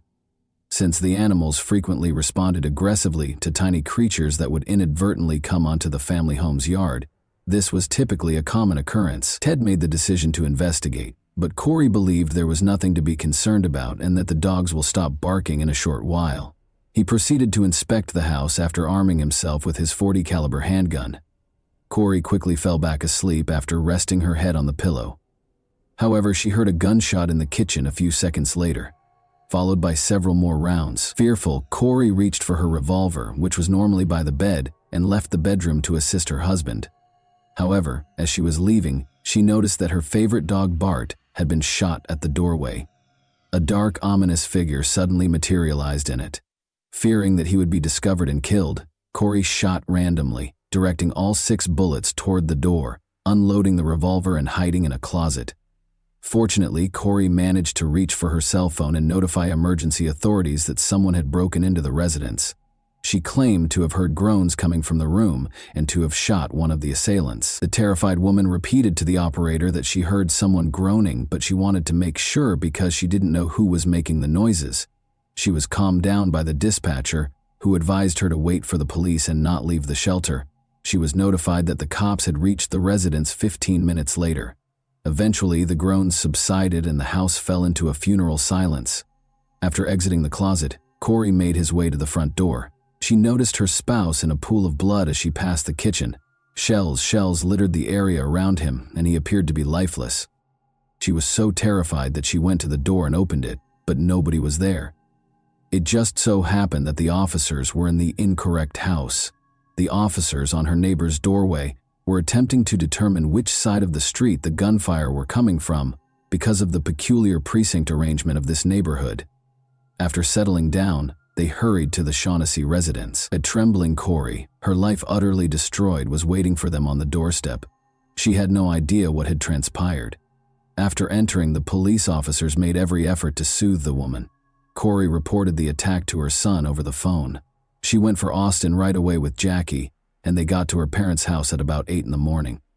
Theodore Shaughnessy, 55, was shot many times in the head, back, and thigh, and died as a result. Friends, family, and acquaintances were appalled by what had occurred. Nobody had any idea that they could have homicidal adversaries who could be shot at close range in such a heartless manner in the middle of the night in their own house. In order to assist Corey and help with the inquiry, Nick and Jackie remained in the house with her after the tragedy. The crime scene was inspected by law enforcement. The discovery of 2 distinct kinds of shell casings in the .40 and .38 caliber indicates that 2 distinct firearms were used in the shooting. Although there were no indications of forced entry, the offenders must have entered through the far bedroom's open window, which caught attention when the safety netting was taken down. The first fingerprint was discovered here by the forensic team as well, and it was submitted right away to the lab for analysis. A number of neighbors were questioned by police on the Shaughnessy family and whether they saw anything unusual. Police were informed by a neighbor that the Shaughnessy's residence had previously been the target of a burglary, because they are the owners of a jewelry chain. In addition to swabbing Corey's hands for gunshot residue, the police also removed her pajamas for inspection. From the start, Corey was forthright about the fact that she had discharged her weapon. After starting their investigation, the police swiftly ruled out burglary because there had been no forced entry or stolen property.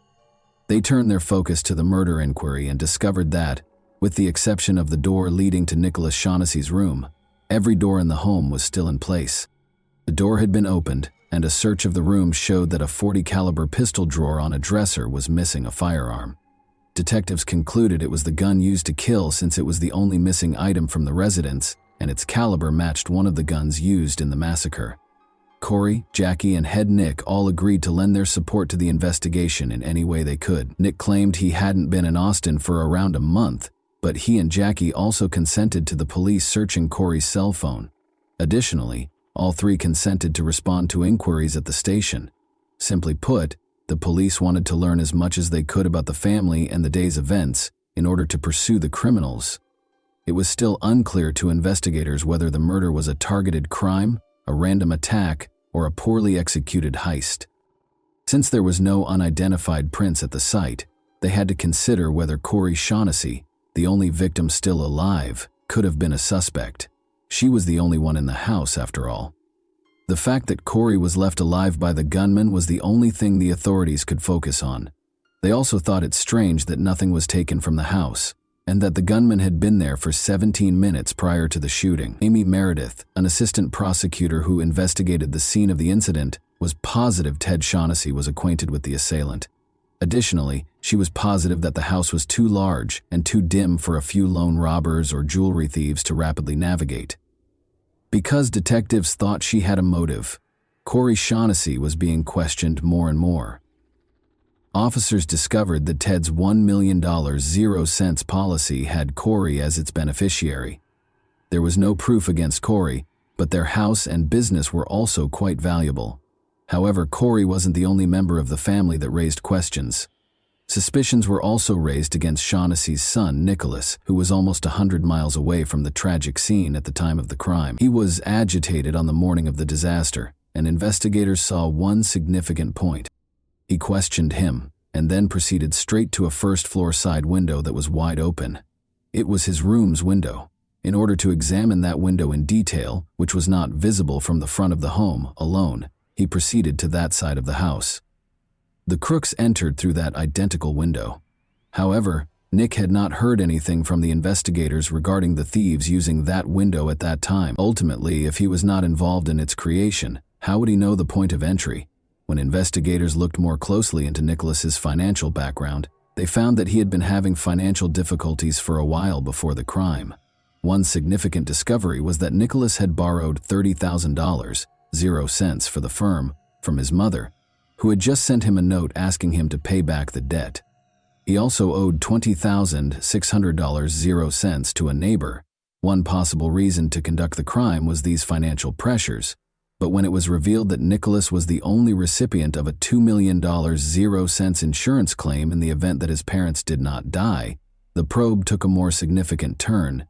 Nick became a prime suspect in the eyes of the police as a result of this detail, which increased their level of inspection. The investigator also noticed an app on Nicholas's phone that allowed him to access his parents' home alarm system. Corey informed them that, although the system was turned off that evening and the family frequently opted not to arm it, police discovered something in the account's history. According to Corey, they only activated the alarm when they weren't at home. Nevertheless, the system identified that around 4:27 a.m., there was an activity to open a window. The system discovered shattered glass about 17 minutes later. The marriage certificate between Nicholas and Jackie was another unexpected discovery during the house search. The more closely the police investigated, the more embarrassing evidence they discovered that Nick and Jackie were, in fact, preparing to kill Shaughnessy's parents.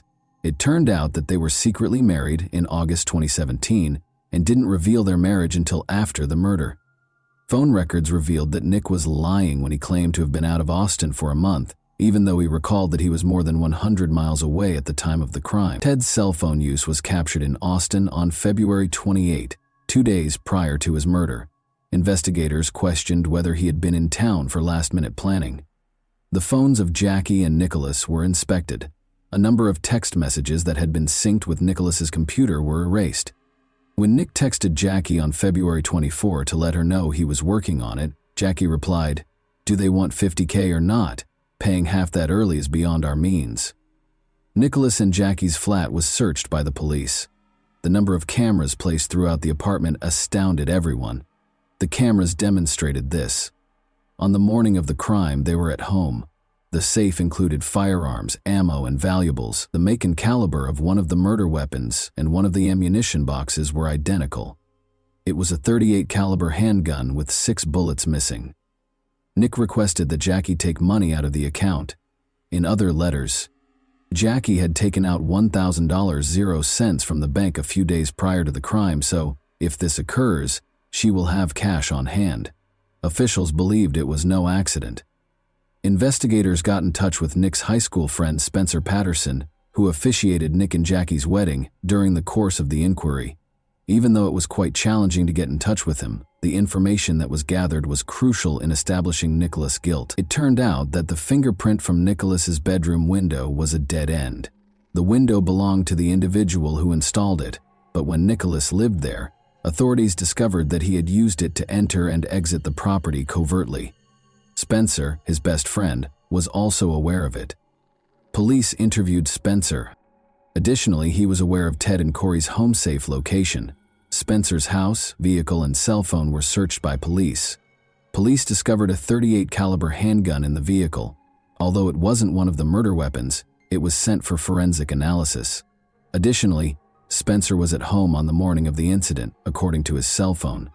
Although Spencer was not considered a suspect, he did contribute to the suspicions against Nicholas that was disclosed by Spencer just prior to the crime.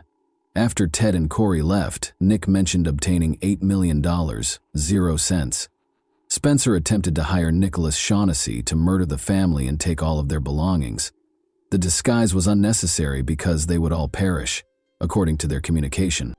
Nicholas Shaughnessy and Jackie Edison were arrested by police on May 29, 2018, for criminal solicitation, Nick wrote. Corey was incredulous. By that time, her son was working in the jewelry store in his father's place, and the widow thought the authorities were attempting to frame him.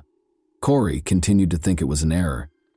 She stated that she required concrete evidence of their involvement. Jackie was freed on bail 2 weeks after the arrest. After the catastrophe, Corey found her son the best lawyer she could find. "You could have told me that aliens landed in the front yard, and I would have believed that instead of believing that Nicholas and Jackie were planning to kill us," Corey Shaughnessy stated in an interview. Corey has been Nick's companion for months. She genuinely thought that either there was something odd with illegal substances, or perhaps the children were involved in something in College Station, where Nicholas owed someone money. Or perhaps he misrepresented his parents' jewelry-making profession. The mom was prepared to accept anything other than her son's murderous plot. However, the authorities were positive that the attack was carried out by Nick and Jackie. there was still the difficult chore of identifying Ted Shaughnessy's shooter. After all, the investigation has come to a standstill, and the traces and evidence have run their course. Detective James Moore made the decision to watch the security footage from Nick and Jackie's porch, which had been taken just 2 days prior to the attack, 4 months after the crime. This was the last straw for a mother who had been fighting for months to believe in her son. Too much had transpired to suggest that Jackie and Nicholas were involved, and Corey was horrified to learn that she had harbored the same individuals who had plotted Ted's and her murder that night for months. The case took a significant turn when surveillance footage from the house's front porch was discovered. Nick Shaughnessy can be seen greeting 2 men at the front entrance in the video, which was taken just 2 days before to the incident. Anderson is printed on a green t-shirt that one of them is sporting. To find the individual on the tape, detectives hurried to the Anderson Window Company. Although he wasn't home that day, his wife swiftly attracted their attention by answering the door. His name was Cameron Vosmek. She claimed that her husband had been approached to kill someone for money a few months prior by a man named Johnny Leon. But Cameron had refused. Vosmek was not considered a suspect by the police. During his subsequent interrogation, Johnny Leon acknowledged that Nick had attempted to hire him for $100,000, 0 cents, but that he had turned him down. After being taken into custody, he disclosed that he had driven to Austin with Nicholas just days prior to the incident. He claimed that they had stopped in front of Shaughnessy's residence. After walking to the residence, Nicholas returned and stated he was unable to enter. After that night, Johnny said he had nothing to do with the incident, but his cell phone indicated that he was in Austin the morning of the crime. Johnny provided the second shooter's cell phone number, but not his name. Arian Smith was a man he had communicated with. Smith asserted that his girlfriend could give him an alibi and that he was with her. According to his lover, Arian abandoned her in a motel room early on the morning of the crime. She called him multiple times after he departed in her car, but the boyfriend did not pick up. After the crime, Arian's girlfriend informed authorities that he had been carrying a .40 caliber handgun for a few days. The firearm was found in Smith's family. Arian Smith was taken into custody. Additionally, police found that both guys had prior arrests. Actually, they had previously been arrested together for illegal narcotic trafficking. Capital murder charges were brought against Nick Shaughnessy and the 2 suspected murderers. The new district attorney, Jose Garza, took over as assistant district attorney in the spring of 2021 after Amy Meredith resigned. His office offered the criminals a chance to avoid a potential death sentence by entering a guilty plea to a lesser charge of murder and serving 35 years with the possibility of parole. Smith and Leon concurred. Corey offered to accept the plea deal in a letter to Nicholas. A 35-year sentence with the possibility of parole in April 2021 would be imposed. In exchange, Nicholas agreed to be released on his 36th birthday. Nicholas Shaughnessy entered a guilty plea and received a sentence of 35 years in prison during a hearing in April 2021. After completing 20 years of his sentence, he will be eligible for parole. Johnny Leon and Arian Smith received sentences of 35 years in prison, with the chance of release. Arian Smith reported to the police that he heard gunshots coming from the bedroom and a woman sobbing after they had shot Ted. Smith claimed that he pleaded with Leon to leave the house and not kill Corey. They departed in order to avoid being shot from prison. Nicholas wrote his mother letters. After 2 years in prison, Corey was finally permitted to see her kid. The .40 caliber revolver belonged to Ted, so even though Corey knew a lot about the case of Nicholas and Jackie, she was still unsure of who had used it. Nicholas admitted to giving Arian Smith his father's gun in a private conversation. Corey was finally able to accept that Nicholas was actually connected to the case when this was revealed. Nicholas and Jackie's desire to have us killed was unthinkable to my husband, me, our family, or any of our friends. Jackie made an effort to minimize her role in the crime's planning. She said she had no knowledge of it. According to the deleted text messages, she acknowledged that she had visited Austin multiple times with Nicholas, but she claimed that she had never taken Nicholas's claims of massacring her parents seriously, which is how the police knew she was lying. In March, while Nicholas was incarcerated, Jackie filed for his divorce. Jackie was charged with conspiracy to commit a criminal in June of 2022. Jackie entered a guilty plea to attempted conspiracy to commit a criminal in 2023. She was given a suspended sentence, which allowed her to enter a guilty plea and be placed on probation. She was incarcerated for 120 days. She will spend 10 years on probation. She will have to spend 2 days in jail on the anniversary of Ted Shaughnessy's murder every year for 10 years.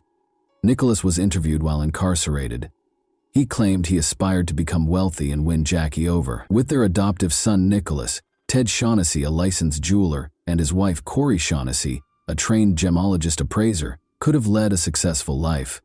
Ted, who established Gallery Jewelers in Austin in 1995 and saw success, establishing the family as a respected name in the town, was killed by his son Nick, who sought to ruin his parents' happy existence by placing a $1.00 sign on their lives. The victim's kid is currently still being held at the Clemens unit in Brazoria, Texas. At the aforementioned state's LeBlanc facility in Beaumont, Arion Smith is completing his sentence. Johnny Leon is still detained in New Boston, Texas, at the Barry B. Telford unit. This is a tale of remarkable change that society discovered too late. Kindness can sometimes come at too great a cost, turning the seemingly close person into an executioner. Ironically, the eager Shaughnesses went to great lengths to welcome a felon home. It is terrible that they were unable to teach their kid the basic reality of life, that money is the resource that can be replenished the easiest, but time is not. They were too consumed by their love for the child. Nicholas expressed his heartfelt apologies to his mother in a prison interview. Is it feasible, though, to take an apology that never should have been given? Corey Shaughnessy has gone through an incredible emotional journey over the years of the investigation, coming to the realization that her own son hired hitmen to kill her and her husband for financial gain. She still loves her son, the same 8-year-old boy who hugs her affectionately in pictures and races cars with his father, but the life that Corey and Ted attempted to build around him is gone forever. Presently residing in a different location under a false identity, Corey Shaughnessy makes an effort to regain faith in those around her every day. Indeed, a terrifying concept haunts us throughout our story. Many people are far from what they seem at first glance. You lived in your own house with the 2 individuals who attempted to murder you? And that wraps up today's chilling story. If you enjoyed this video, don't forget to like and subscribe so you never miss a new upload. Also, let me know in the comments, what part of this story shocked you the most? Thank you for watching, and I'll see you in the next video.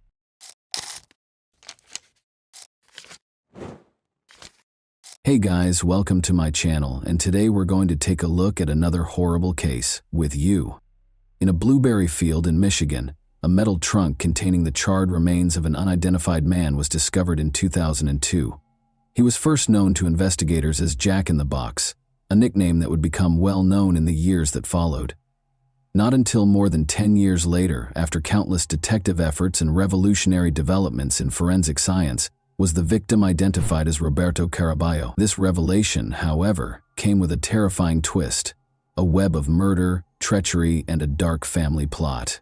This is the tale of how the Jack in the Box case was resolved, illuminating a horrific homicide that permanently altered Michigan's past. An unusual and unsettling sight was discovered by a farmer on May 8, 2002, while working in a remote blueberry field in Ottawa County, Michigan. An old metal trunk tucked away among the bushes. The trunk had been badly burned, and it smelled awful, as if it contained something gory. The horrific reality of a body that had been mercilessly burned beyond recognition and left to decay in the trunk was what he had hoped was only an illusion. The remains of a body that had been burned beyond recognition were discovered when police arrived and forced open the charred lid. The man had been placed in the trunk, covered in gasoline, and set on fire after suffering blunt force trauma, according to detectives. Investigators couldn't make sense of the scene. Since the fire destroyed any fingerprints or distinguishing characteristics, the condition of the body made identification all but impossible. Detectives thought the murder must have occurred somewhere else before the trunk was left in the remote field, because there were no indications of a struggle at the scene. Because there were no witnesses or hints to help identify the victim, investigators had a difficult time figuring out who this man was and how he met such a terrible end, and the case ultimately went cold. Early leads in the case produced no noteworthy progress, despite the best efforts of law enforcement. In order to gather information about missing people, odd behavior, or anything that might help identify the victim, investigators canvassed the local communities. Due to the limited forensic technology available at the time, detectives were left without answers in the absence of fingerprint identification or DNA database matches. The forensic analysis, which showed that the man was probably middle-aged and had died violently, was the only information available for years. The case turned into one of the most puzzling unresolved mysteries in Michigan. After the story was reported by the media, the victim was dubbed Jack in the Box. The public and fans of true crime were enthralled, curious about the identity of this man and the reason behind his body's ruthless disposal. Detectives kept returning to the case in the hopes that new technology or a different viewpoint would reveal the truth, but the case cooled without any clear direction. The long-forgotten case received new attention in 2015, more than 13 years after the unidentified body was found in 2002. Previously, investigators had run out of leads, but they gained the momentum they required from a new tip from an unexpected source. In early 2015, Deneen Ducharme, a Texas woman, contacted law enforcement, expressing her suspicion that the unidentified man known as Jack in the Box might be her stepfather, Roberto Caraballo, who had vanished for no apparent reason years prior. Around this time, the case also gained more public attention, in part because of a documentary called Jack in the Box that was produced by a group of local students. The movie brought the unsolved murder back into the public eye, attracting more interest in the case and urging anyone with information to come forward. Together with developments in forensic technology, this spike in public involvement created new avenues for investigation. Following the Texas woman's call, investigators reopened the case and used modern DNA testing techniques to examine the victim's remains. Detectives followed the woman's lead and compared her DNA to samples from the Texas family. The woman's suspicion was validated by the findings, which showed that Jack in the Box was in fact 37-year-old Roberto Caraballo, who had resided in Charlotte, Michigan at the time of his disappearance. This discovery changed the course of the case from an unsolved mystery to a targeted investigation, enabling detectives to concentrate their efforts on identifying the people who caused Caraballo's untimely death. Authorities now had a plethora of new information thanks to this identification, including a name and a life story to piece together. Roberto's identification shed light on his family ties and past, generating new leads and providing a novel viewpoint on potential suspects and their motivations. Let's now examine Roberto Caraballo's biography. Friends and family characterize Caraballo as a gregarious and diligent person. He shared a home with his wife, Beverly McCallum, her daughter, Deneen Ducharme, and Christopher McMillan, Deneen's friend. However, his relationship with Beverly was said to have been turbulent at the time of his death. Family conflicts, tension, and financial arguments were reported by friends and family. Detectives looked into the possibility that someone close to Caraballo was responsible for his murder, after it became clear that his life had not been peaceful. Authorities focused on Caraballo's immediate family after his identity was established, especially his wife, Beverly, her daughter, Deneen, and her friend, Chris McMillan. Prior to his body being transported to the Ottawa County field, the investigation found that Caraballo had been murdered in the basement of their Charlotte, Michigan home.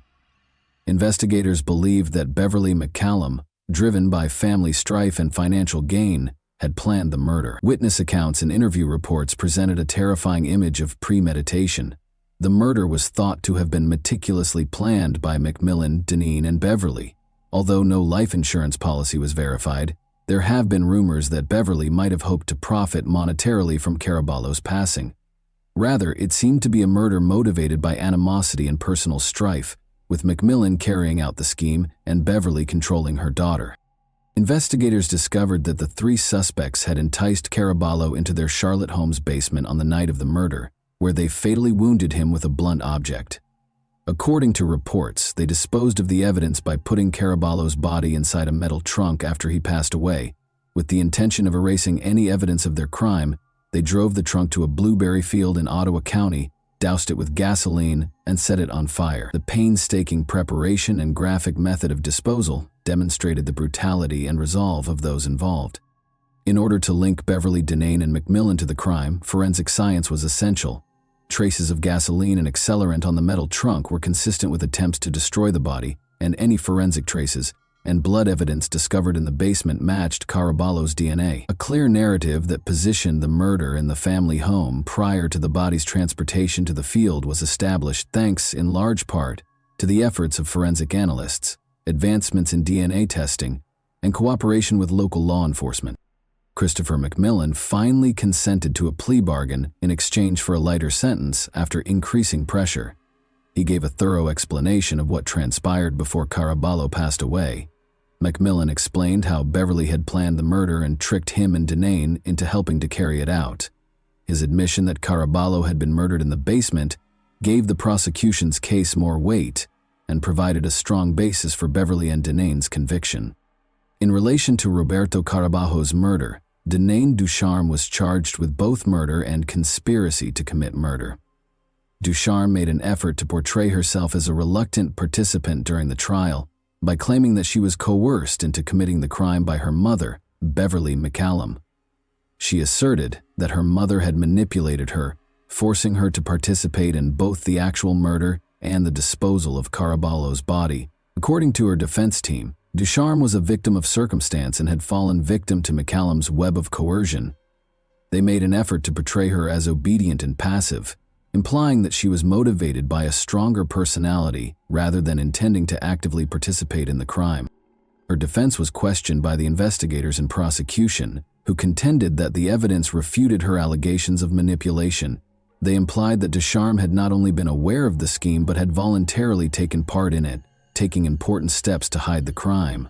From the physical attack on Caraballo to the actions taken to destroy his body and obfuscate evidence, the evidence showed that she was not merely a passive bystander, but was actively involved.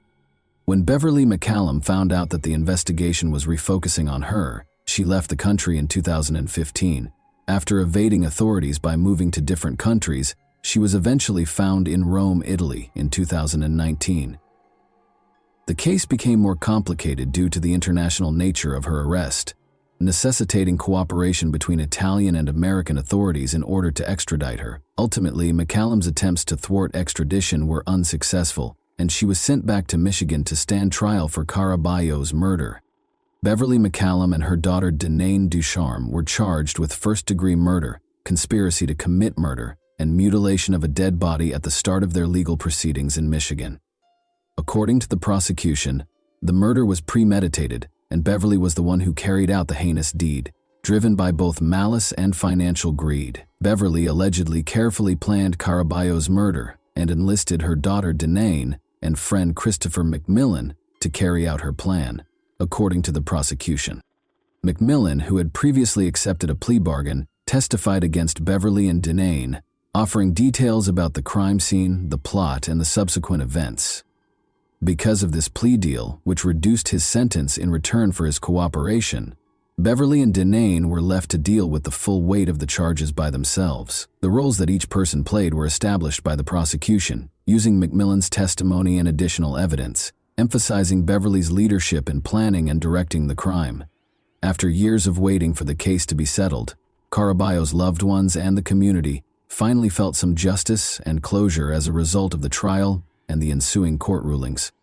The possibility that Beverly McCallum is involved in other crimes besides the murder of Roberto Caraballo is another noteworthy feature.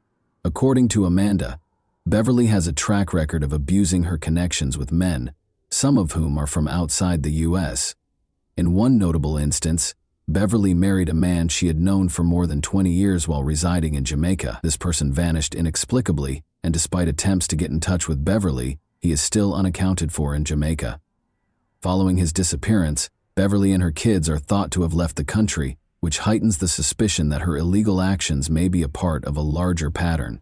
Given Beverly's history of violent and manipulative relationships, and this man's abrupt and unexplained disappearance, it is possible that she is connected to additional unreported crimes. The question of how many more victims might be linked to Beverly's past is raised by this unsolved mystery. The conclusion of the Jack-in-the-Box case, one of Michigan's most eerie unresolved cases, attracted national attention. Audiences found great resonance in the tale of Roberto Caraballo's murder and the treachery of those closest to him. The The case's place in American crime history has been cemented by ongoing media coverage and true crime documentaries. Even when all hope seems lost, the investigation's legacy serves as a testament to the commitment of law enforcement and the value of forensic science in bringing about justice. A terrible reminder of the darker side of human nature is the murder of Roberto Caraballo, who was hidden in a metal trunk and set ablaze in a Michigan field. When justice was finally served after years of mystery, a horrifying tale of treachery and family dishonesty was exposed. No matter how much time has passed, Caraballo's memory endures as a reminder of the extent investigators will go to in order to find the truth and provide victims with justice. And that wraps up today's chilling story. If you enjoyed this video, don't forget to like and subscribe so you never miss a new upload. Also, let me know in the comments what part of this story shocked you the most. Thank you for watching, and I'll see you in the next video.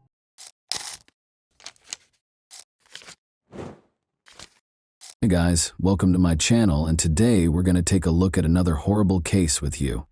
On November 2, 1991, Victoria Ajo Clinton Climby was born in a small village in Côte d'Ivoire, a nation where family values were highly valued and sunshine warmed every part of the country. Despite the modest circumstances, she grew up in a loving and caring environment. A young woman with a good heart and lofty aspirations for her daughter, Victoria's mother did everything in her power to make sure her only child was safe and happy. Victoria was a lively, upbeat youngster with a keen mind and an infectious laugh. She was the life of the party among her friends and neighbors because of her kind smile and insatiable curiosity about the world. Victoria had an interest in learning from a young age. Notwithstanding her limited means, her mother made every effort to guarantee her daughter's access to an education. She frequently narrated to her daughter tales of large cities, with schools full of lovely books and vibrantly colored notebooks. Victoria's imagination was sparked by these tales, and she hoped to visit the world outside of her village someday. But village life was not without its challenges. Victoria's mother, the family's only provider, recognized that she would find it challenging to support her daughter alone after her father passed away. She continued to hold out hope that Victoria would eventually have a better future. That opportunity arose in 1999 when Marie-Therese Coau-Joyce, a London-based relative, offered to take Victoria in with her in order to give her a more comfortable life. Victoria's mother's older sister, Marie-Therese, appeared prepared to assume the responsibilities of guardian and mentor. She promised the family that the girl would have access to the greatest medical care, schools, and opportunities in the UK. The offer was a tough choice for Victoria's mother, in addition to being a chance for her daughter. She was concerned about letting her child go so far away, just like any other mother. But Marie-Therese managed to persuade her. Her voice was assured and comforting. She pledged to help Victoria reach her full potential and to treat her like her own daughter. Victoria's eyes glowed with delight when she heard about the move. The prospect of starting over in distant London filled her with pride. For an 8-year-old girl, seeing a world she had only ever imagined was a true adventure. During their farewell meetings, her friends and neighbors wished her luck and blessed her journey. Victoria left her hometown and started her journey in August 1999. With tears in her eyes, her mother watched the plane take off, hoping her little girl would be happy in her new life. She felt that this was the best course of action for her daughter. Bright lights, busy streets, and a strange cold met Victoria in London. For a girl accustomed to a hot tropical climate, it was an entirely different world. The speed of big city life, the shining storefronts, and the tall buildings delighted her. But that enthusiasm soon subsided as she started to get used to living with her aunt. From the moment Victoria arrived at Marie-Therese's house, she faced challenges she could not have predicted. She experienced alienation in place of the warmth and concern that had been promised. Strict rules that occasionally went beyond what was reasonable were imposed by Marie-Therese and her boyfriend Carl Manning. Victoria frequently experienced confusion and loneliness in her new home. According to neighbors, the girl initially appeared content and made an effort to interact with people. In an attempt to improve her communication skills, she studied English and even befriended some of the local kids. However, her joy gradually diminished. During this period, Marie-Therese's mother continued to communicate with her via telephone, but the discussions became increasingly brief, and Aunt Victoria's responses became increasingly vague. Her mother was starting to worry, but she was powerless because of the distance and lack of face-to-face interaction with her daughter. Victoria had dreamed of a bright new life, but now she was in a place where her dreams were slowly becoming hazy. She still maintained her optimism, though, that things might improve. The smile of a neighbor's child, a brilliant sunset outside her window, or the occasional kind smile from a bystander were all small pleasures to her. Warning signs started to emerge in the first few months of Victoria's life in London. Sadly, these signals were ignored. The energetic and curious girl who had traveled from Côte d'Ivoire started to change, according to the teachers at the school where Victoria was assigned. She was initially engaged in class, eager to learn as much as she could and making an effort to interact with her peers. But after a few months, she started acting very differently. Victoria's once bright and shining eyes seemed to wane. She became reclusive, and she frequently appeared scared and cautious. Her body had marks that the teachers noticed. The girl started to sustain scratches, bruises, and other wounds. Victoria either remained silent or said she had fallen or bumped into something when asked where they came from. Although these justifications sounded unconvincing, the school regrettably took no decisive action. The odd injuries weren't reported to social services until much later. They limited their action to formal checks, though, and did not act quickly. The fact that Victoria frequently skipped classes was another concerning indicator. Marie-Thérèse, the girl's aunt, always claimed that the girl was ill or not feeling well when she was absent. Nobody, however, investigated the veracity of these claims. Teachers saw that Victoria's condition was worsening when she went back to school. Neighbors were also suspicious of Victoria's life at her aunt's house. They saw that the girl hardly ever left the house, and when she did, she appeared worn out and depressed. Some remembered Victoria crying on the landing from time to time. Once, a neighbor who was worried about the girl's health made an attempt to speak with Marie-Thérèse. The aunt reassured her, however, that the child was okay, stating that Victoria was simply very active and frequently fell. Questions were also raised by the noise coming from the apartment. Despite the noise and screams, no one in the neighborhood dared to openly step in. Only one man complained to the police, but they disregarded it because they believed it to be a family issue. Consequently, the alarms kept going off, but nobody did anything to stop it. Over the next few months, Victoria's health issues became more apparent. The girl had multiple hospital admissions. Injuries that appeared suspicious were noted by doctors. They included bruises and fractures, which Victoria's aunt said were caused by mishaps. Despite medical personnel's suspicions that the injuries might have been caused by violence, little was done about it. Marie-Thérèse was visited by social services, who consistently found her explanations to be persuasive. The aunt was skilled at projecting the image of a responsible and kind caregiver. She assured them that she loved Victoria and was trying her best to look after her, and she showed them a tidy apartment. Victoria stayed in the house each time, her life becoming more and more in danger, while the inspectors only made official findings.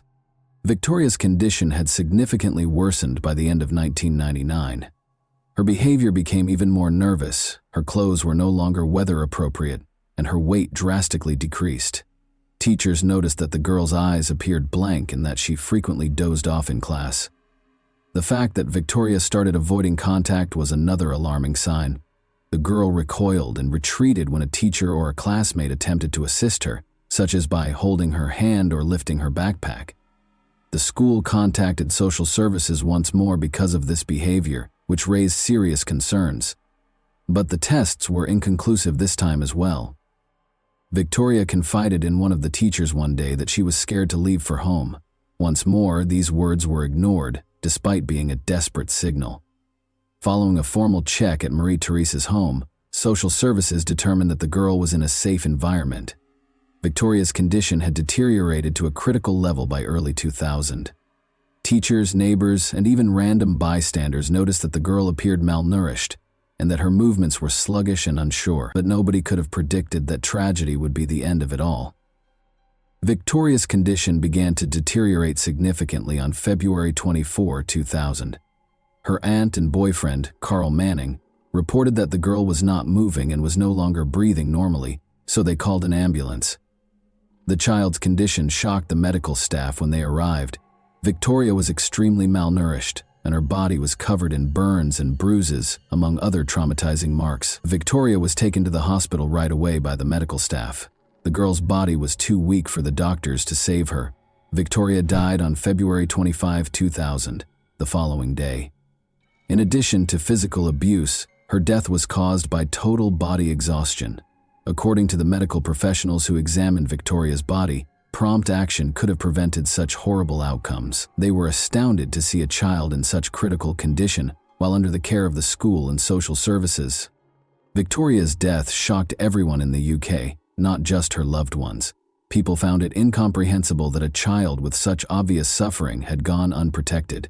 This case came to represent structural issues with the way the police, social services, and medical fields operate. The police opened an investigation as soon as Victoria Climie passed away. Her multiple injuries, critical exhaustion, and hospitalization circumstances sparked serious suspicions among doctors, who promptly informed law enforcement. Detectives concentrated on obtaining all available evidence after realizing they were dealing with a tragedy that could have been avoided. Finding out what transpired behind the closed doors of Victoria's home and prosecuting those responsible were their two main objectives.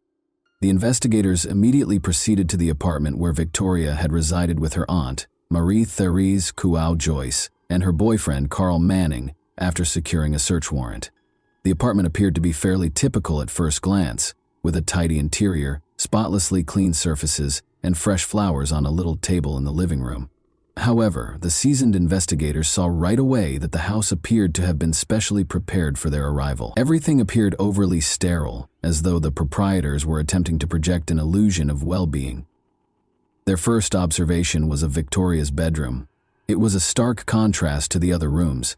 The girl's room literally screamed coldness and neglect, while the living room could be described as comfortable and well-kept.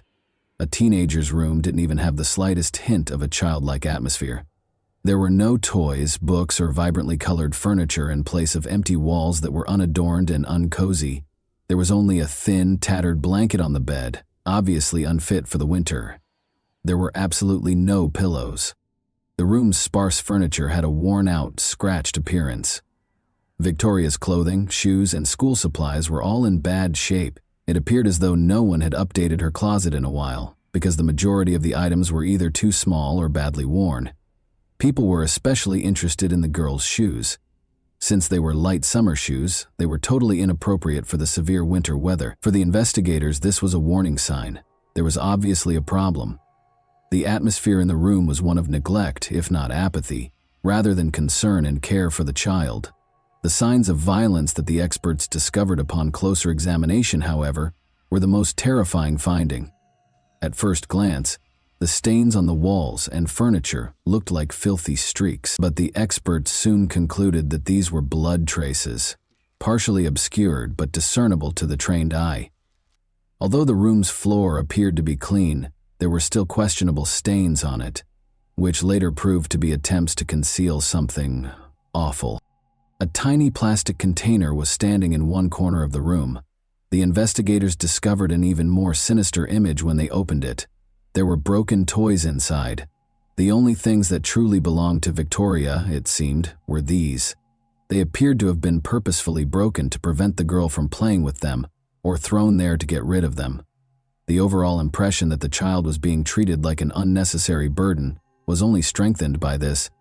There were also indications of neglect in the kitchen. There was almost nothing in the refrigerator.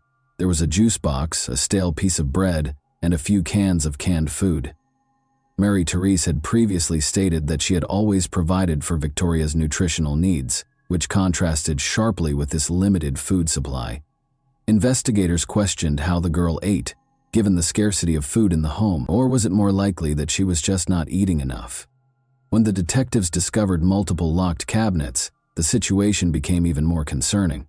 Marie-Therese responded to the request to open them with blatant hostility and made an effort to avoid doing so by claiming private reasons.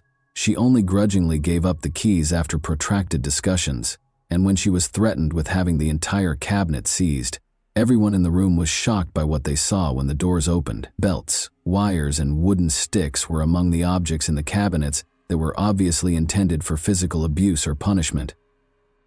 The wires were coiled into tight loops and one belt featured a metal buckle. These results, which presented a horrifying image of the potential abuse Victoria endured, spoke for themselves. Each of these objects was captured on camera, meticulously recorded, and confiscated for additional analysis.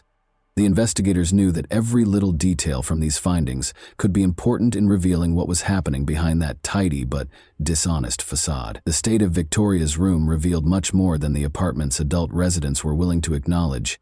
After compiling all the evidence, the investigators started to depict the girl's life as one of hardship, suffering, and possibly cruelty. Investigators were immediately struck by Marie-Therese Joyce and Carl Manning's behavior when they were called in by the police for their initial interrogation. Despite their caution, they made an effort to project confidence. Although Marie-Therese appeared nervous, her responses sounded practiced, as though she had readied herself for potential queries beforehand.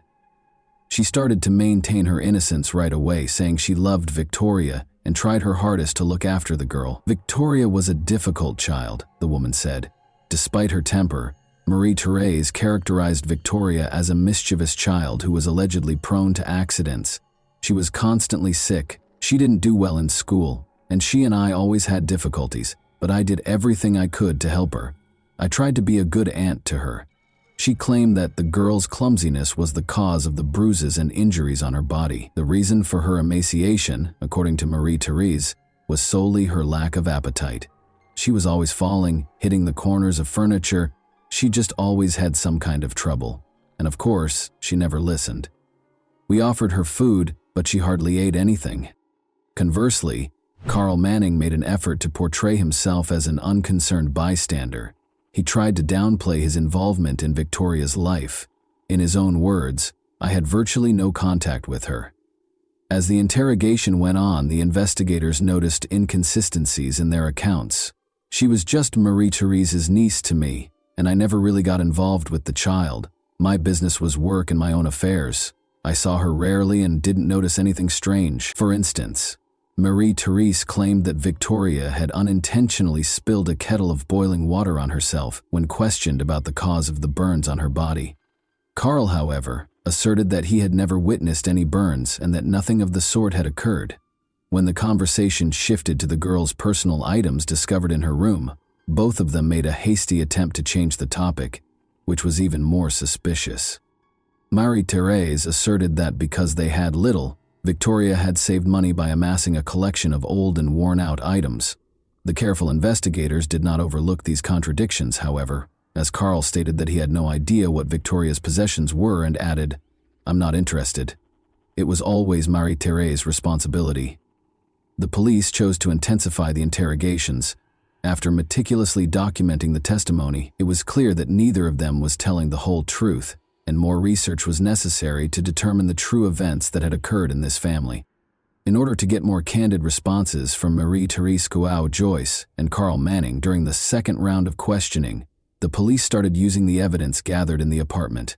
In addition to providing an expert report that unequivocally stated that the girl's burns could not have been caused by unintentional contact with hot water, the investigators displayed photos of the bloodstains discovered on Victoria's room's walls and furniture. The suspects' responses only served to heighten suspicion of their guilt because this evidence was indisputable. The situation became even more muddled with each of their new responses. Investigators started posing direct queries, such as, what caused the bloodstains on the furniture and walls? Why hadn't anyone gotten help if Victoria had actually just fallen? If the wounds were that bad? Marie-Therese was unable to provide a definitive response to these questions, either stating that she didn't think it was serious or citing memory problems. The facts put pressure on Carl Manning, who had previously claimed to have little to do with Victoria during the initial interrogation. He became irate after seeing the pictures and reading the experts' conclusions. He initially denied any involvement in the events, but he changed his strategy when faced with indisputable proof.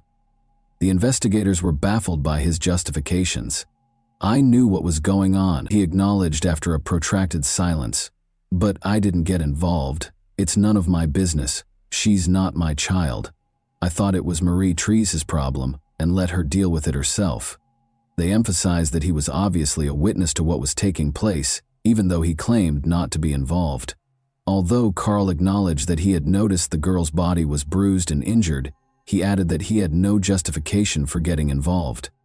Under the weight of indisputable evidence, Marie-Therese eventually acknowledged during one of the interrogations that she occasionally lost her temper and turned to physical punishment. She told investigators that these were common ways of raising children, that they were accepted in her culture, and that she didn't see anything wrong with them. "Children need discipline sometimes," she said. Investigators discovered, however, that beneath those words was a harsh reality. "I used the belt to show them what is right and wrong. It's not violence, it's education." Examining the belts in the locked closet revealed marks that might suggest they were used repeatedly for striking. Furthermore, Victoria's cuts, bruises, and burns showed that the penalties were far more severe than what could be referred to as discipline. Marie-Therese, Joao Joyce, and Carl Manning were arrested by the police on the basis of the evidence they had gathered, which included witness statements, forensic tests, and the suspect's own confessions. They were accused of abusing children and killing Victoria. Investigators worked diligently to piece together a horrifying account of the girl's life, filled with cruelty and suffering, which led to these charges. During her arrest, Marie-Therese made an effort to defend herself by stating repeatedly that she did everything in her power and never intended to hurt Victoria. Investigators interpreted her trembling voice as fear of punishment rather than sincere regret. She persisted in asserting that her parenting techniques were required because Victoria was a challenging child. But in light of the overwhelming amount of evidence discovered during the investigation, these justifications began to seem less and less credible. The way Carl Manning acted was different. He said nothing and made no direct effort to defend his behavior, but his actions showed that he wanted to completely shift the blame to Marie-Therese and absolve himself of it. The investigators were convinced that he was an accomplice, even though he did not start the violence, because of his unwillingness to step in and his claims of fear of conflict. Investigators stressed that Victoria's death was the result of a protracted cycle of violence that was evident to those in her immediate vicinity, and that, with greater resolve, could have been prevented. Both the girl's death and the inaction of those who could have stopped it were tragic aspects of this tale.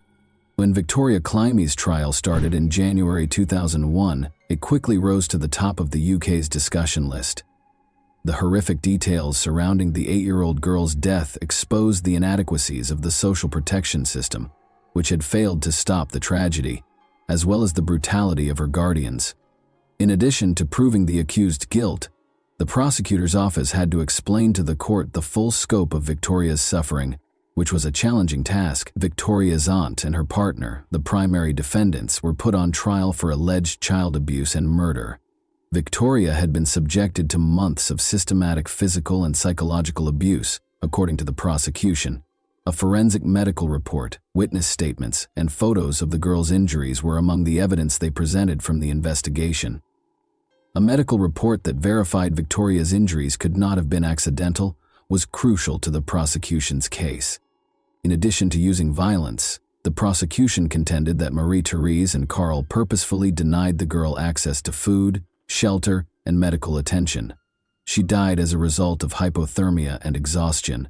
Marie-Therese maintained that she didn't intend to hurt the child and that her actions were educational. She was under the strain of life circumstances, according to her defense, and was unaware of the seriousness of the consequences of her actions. Carl, for his part, said he was just watching from the sidelines and never held out his hand to Victoria, denying any active participation.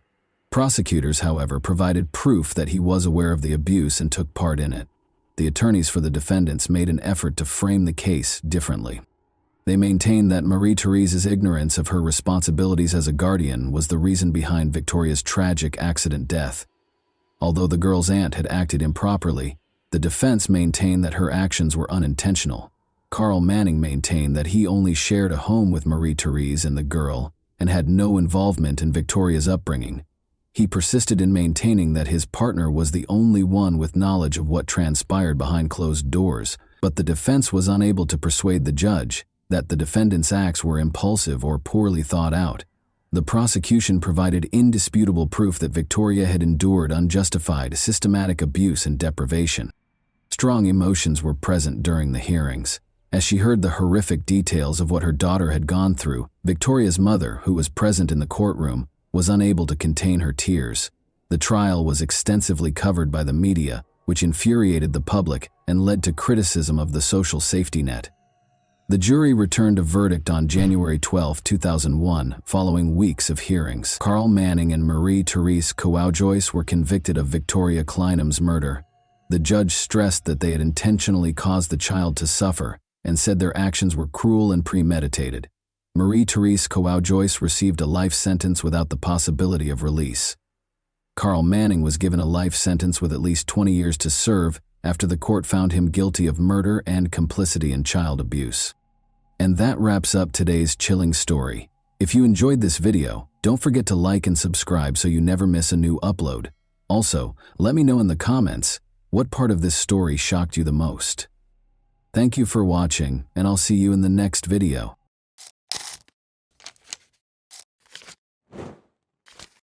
Hey guys, welcome to my channel, and today we're going to take a look at another horrible case with you.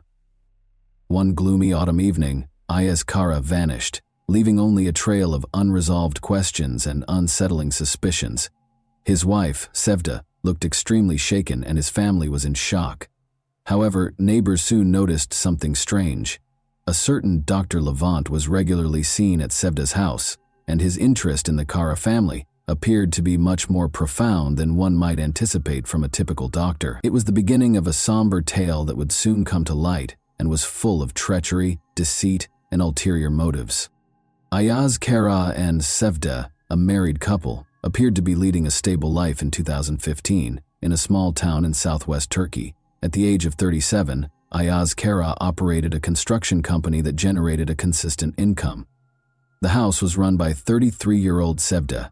They had first met in college, where Sevda was pursuing a degree in literature and Ayaz Kara was studying engineering. With the exception of one major challenge, the inability to conceive, their lives were comparatively calm and devoid of major crises. This reality had turned into a very personal heartbreak. They made many attempts and sought advice from a variety of experts, but their dream of parenthood never came true. Their marriage was constantly strained as a result of this failure, leading to arguments and continuous disappointment. Despite the painful realization that their happiness was lacking children, Sevda and Ayaz Kara tried every medical treatment without success. They were both on the verge of emotional exhaustion as a result of the additional strain from their family members. They first learned about Dr. Levant during this trying period. Levant was known for being an accomplished doctor who focused on infertility problems. He was 42 years old and highly respected in the medical community for his knowledge and non-traditional methods of treatment. His approaches attracted patients who had given up on conventional treatments by fusing aspects of alternative therapies with conventional medical procedures. Despite its small size and location on the outskirts of town, his clinic was very popular with the locals. Sevda thought this might be their last chance when she heard about Levant from a friend. At first, Ayaz Kara wasn't convinced, but he decided to give it a try after seeing his wife's anguish. They turned to Dr. Levant for assistance. After carefully listening to their story and performing comprehensive examinations, the doctor presented a treatment plan that included both medication and lifestyle modification. After several months of treatment, Sevda finally found out she was expecting a child. For the couple, this news was nothing short of a miracle, and they were incredibly appreciative of Levant. But the doctor stayed active in Sevda's life, keeping an eye on her health and offering constant support. He was more than just a medical helper. He helped Sevda deal with the difficulties of her pregnancy by coming to their house on a regular basis. His visits became more frequent over time. Sevda and Levant's relationship gradually started to conflate the characteristics of a normal doctor-patient relationship. Ayaz Kara was devoted to his job and did everything in his power to provide his expanding family with a secure future. Levant, meanwhile, was there for Sevda when she most needed assistance. His visits became routine, and his presence in the house felt almost natural. Sevda had grown used to having him around, and what began as professional interactions gradually transformed into something more personal. Ayaz Kara first grew suspicious when he unexpectedly returned home one day and found Levant in their living room. The doctor explained that he had stopped by to check on Saveda's condition. Although the explanation made sense, a nagging feeling lingered in Ayaz Kara's mind. He soon began to notice that Levant's visits were becoming more frequent, and his wife's behavior grew more distant. Conversations between Ayaz Kara and Sevda became strained, and the initial joy of expecting their baby started to give way to an unsettling sense of anxiety. Sevda and Levant continued to meet. Their interactions became increasingly secretive, and their encounters often happened when Ayaz Kara was away at work. Levant visited under various pretexts, checking Sevda's health, bringing medications, or providing follow-up advice.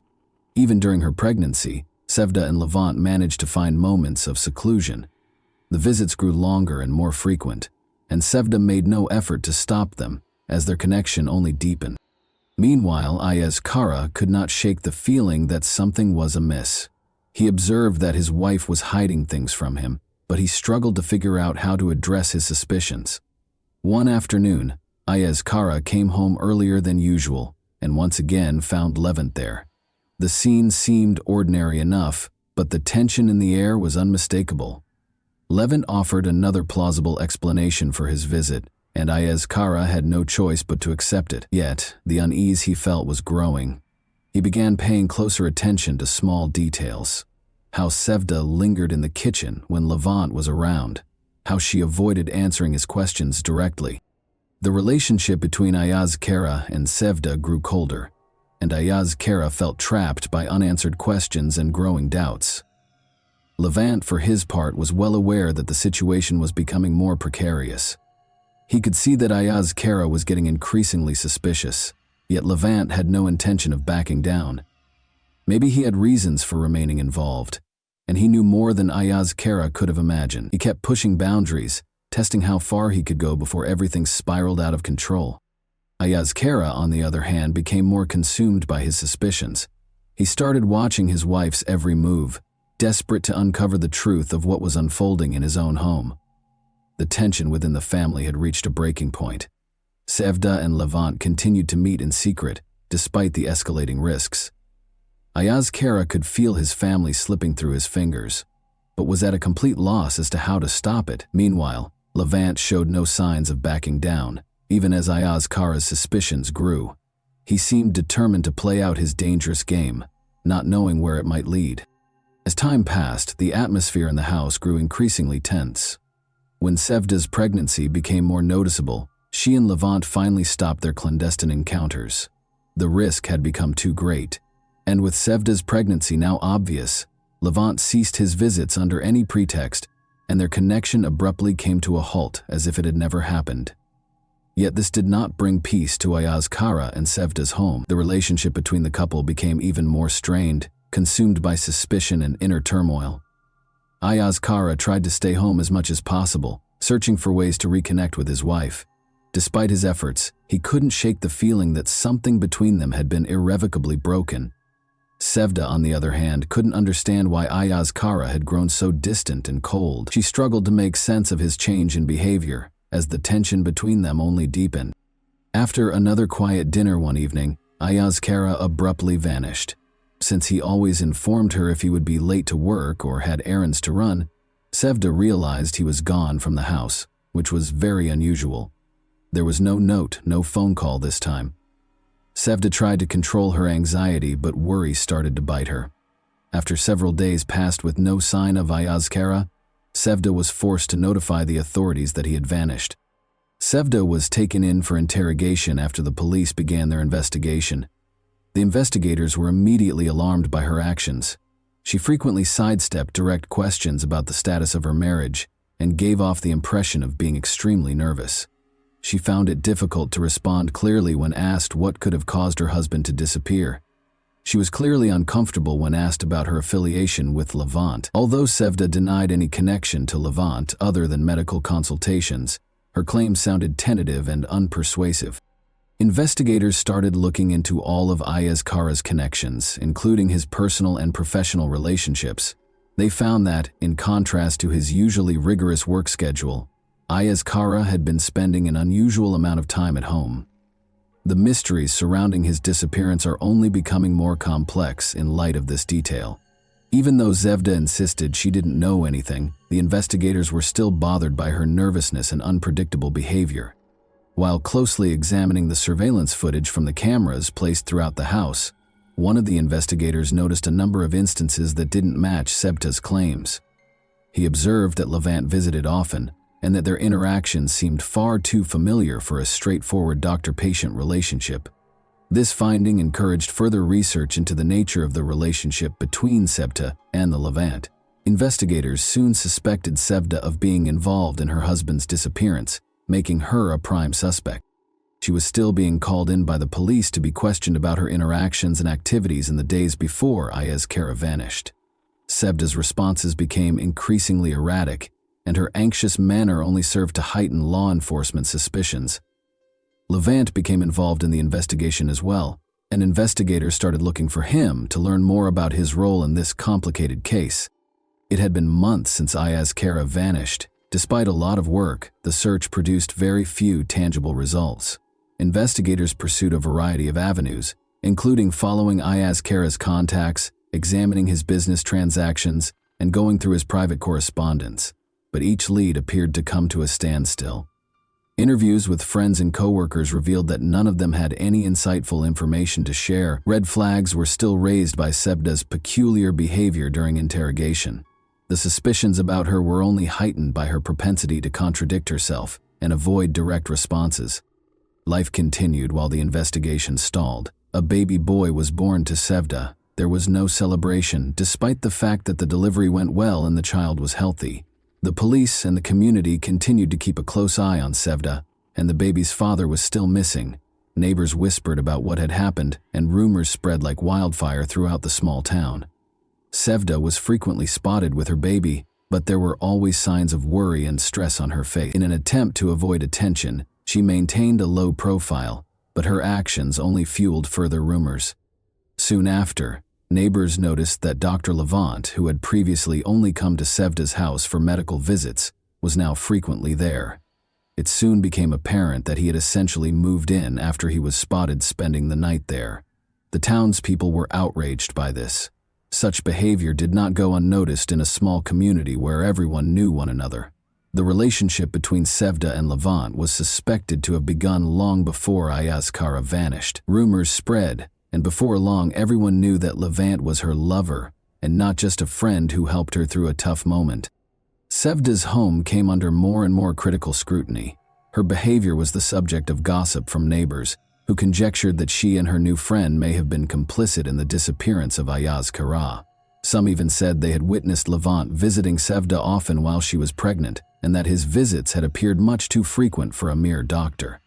However, Levant continued to live openly in Zevda's house, seemingly unaffected by the circulating rumors. He took on many of the duties of a family man, including helping to care for the infant. He was regularly observed by neighbors doing household repairs, grocery shopping, and trash collection. He pretended to be the legitimate head of the household, which only served to increase the indignation in the town. When Levant and Zevda were seen together at the neighborhood market shopping for things for the baby, the disapproval peaked. They were seen holding hands, which sparked a wave of condemnation. Levant's increasingly noticeable presence at Zevda's house became a crucial piece of the puzzle as the police investigation into Ayaz Kara's disappearance continued. Investigators started closely observing the property, following Levant and Zevda's every step and every visit. Although there was growing suspicion that they were somehow connected to Ayaz Kara's unexplained disappearance, authorities were unable to establish a direct connection that would link them to the case in the absence of any hard evidence. Zevda made an effort to keep things somewhat normal, but it was almost impossible. Her residence was continuously monitored by both the police and nosy neighbors. Every action she took was closely watched, and rumors about her were constantly spreading. She could not avoid the judgment. Women who once greeted her warmly and engaged in conversation about daily life now completely avoided her when she took her infant for walks. Families that had previously been friendly with her started to distance themselves from her after some even made mean comments, such as, "Her husband's barely gone, and she's already found his replacement." Levant, on the other hand, avoided any conflicts. He carried on with his life as though nothing out of the ordinary had occurred. He never bothered to defend himself, he never engaged with the neighbors, and he ignored the whispers. The situation became even more tense because of his disregard for public opinion. His assurance was evident, and Sevda found herself depending on him more and more as she drew courage from his unwavering poise. Meanwhile, the police kept reviewing the home security footage taken prior to Ayaz Kara's disappearance. They found growing evidence that Levant had seen Sevda far more often than a normal physician would have. This made Levant a prime suspect, especially since he was now residing in the missing man's house. Investigators started getting the paperwork ready so they could call Levant in for formal interrogation. Sevda insisted that Levant stay, but Levant began to consider leaving town for a while to avoid attracting any more attention. Not with the intense and inevitable looks of suspicion and condemnation from those around her. She could no longer handle it all alone. There was a knock on the door one evening. The police were involved. To answer some questions, they invited Levant to come down to the station. He had been aware that this day would eventually arrive. He composed himself and assured Sevda that he would return shortly before stepping out to meet the officers. With 1,000 concerns racing through her head, she watched as the police car drove off. She was aware that life would never be the same and that they would be constantly monitored. Levant tried to remain calm at the police station. The detectives questioned him about his frequent visits to Sevda, his relationship with Ayaz Kara, and why he was now residing in her home. According to Levant, he was merely a medical professional who had been supporting Sevda during a challenging pregnancy and the months that followed.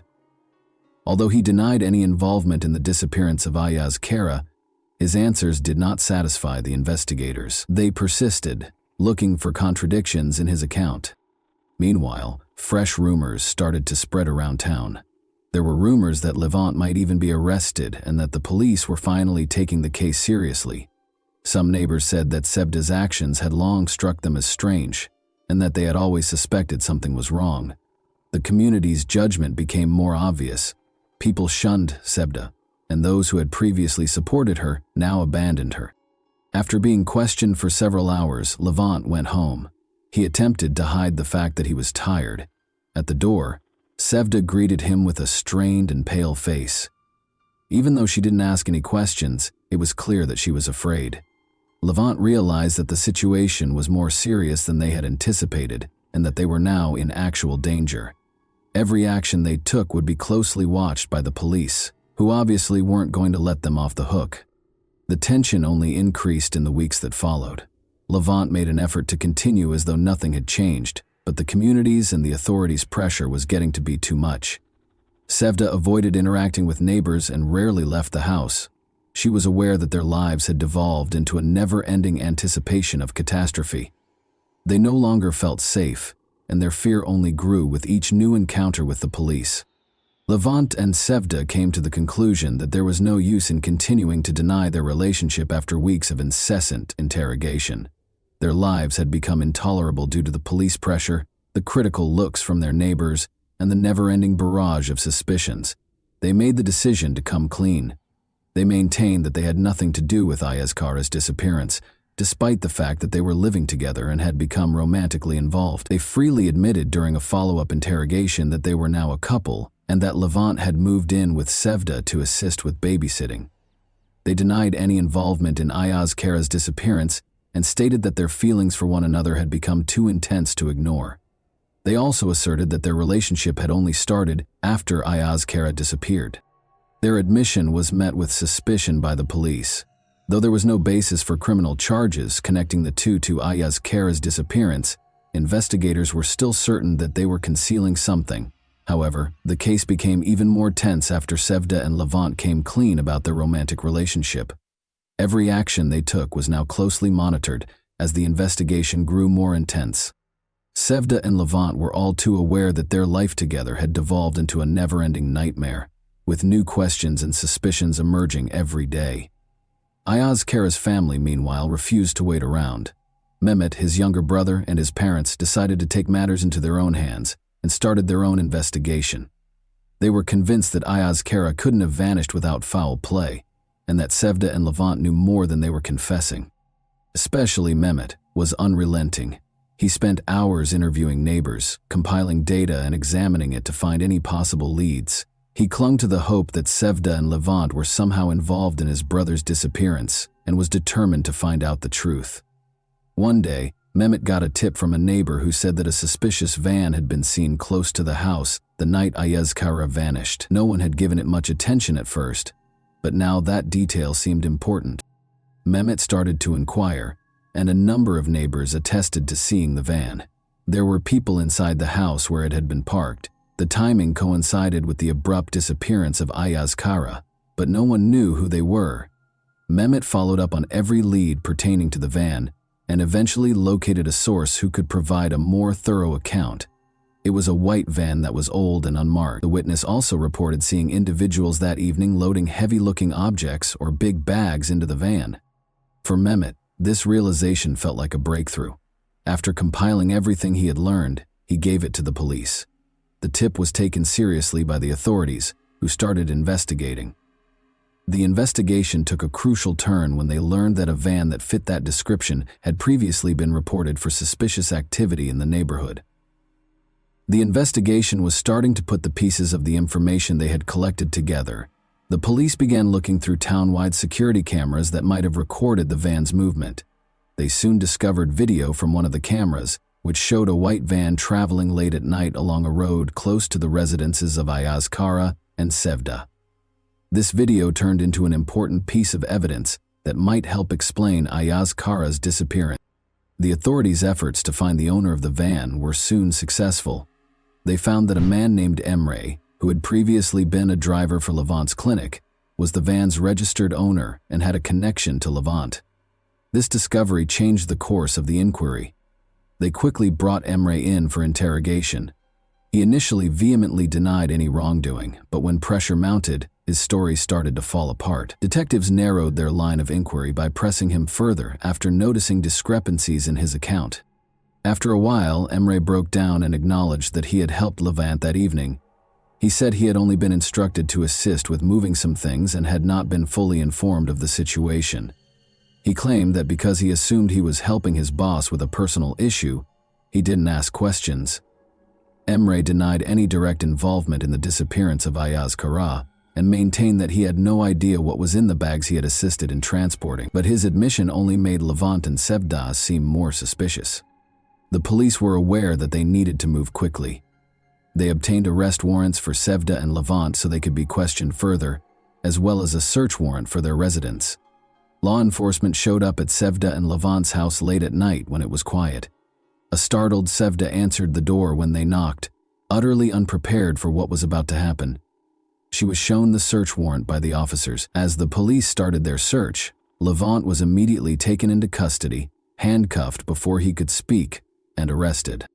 The noise alerted the neighbors, who gathered outside the house. They whispered and murmured, trying to figure out what was going on. It appeared that the long-held suspicions of many that something was wrong were now validated.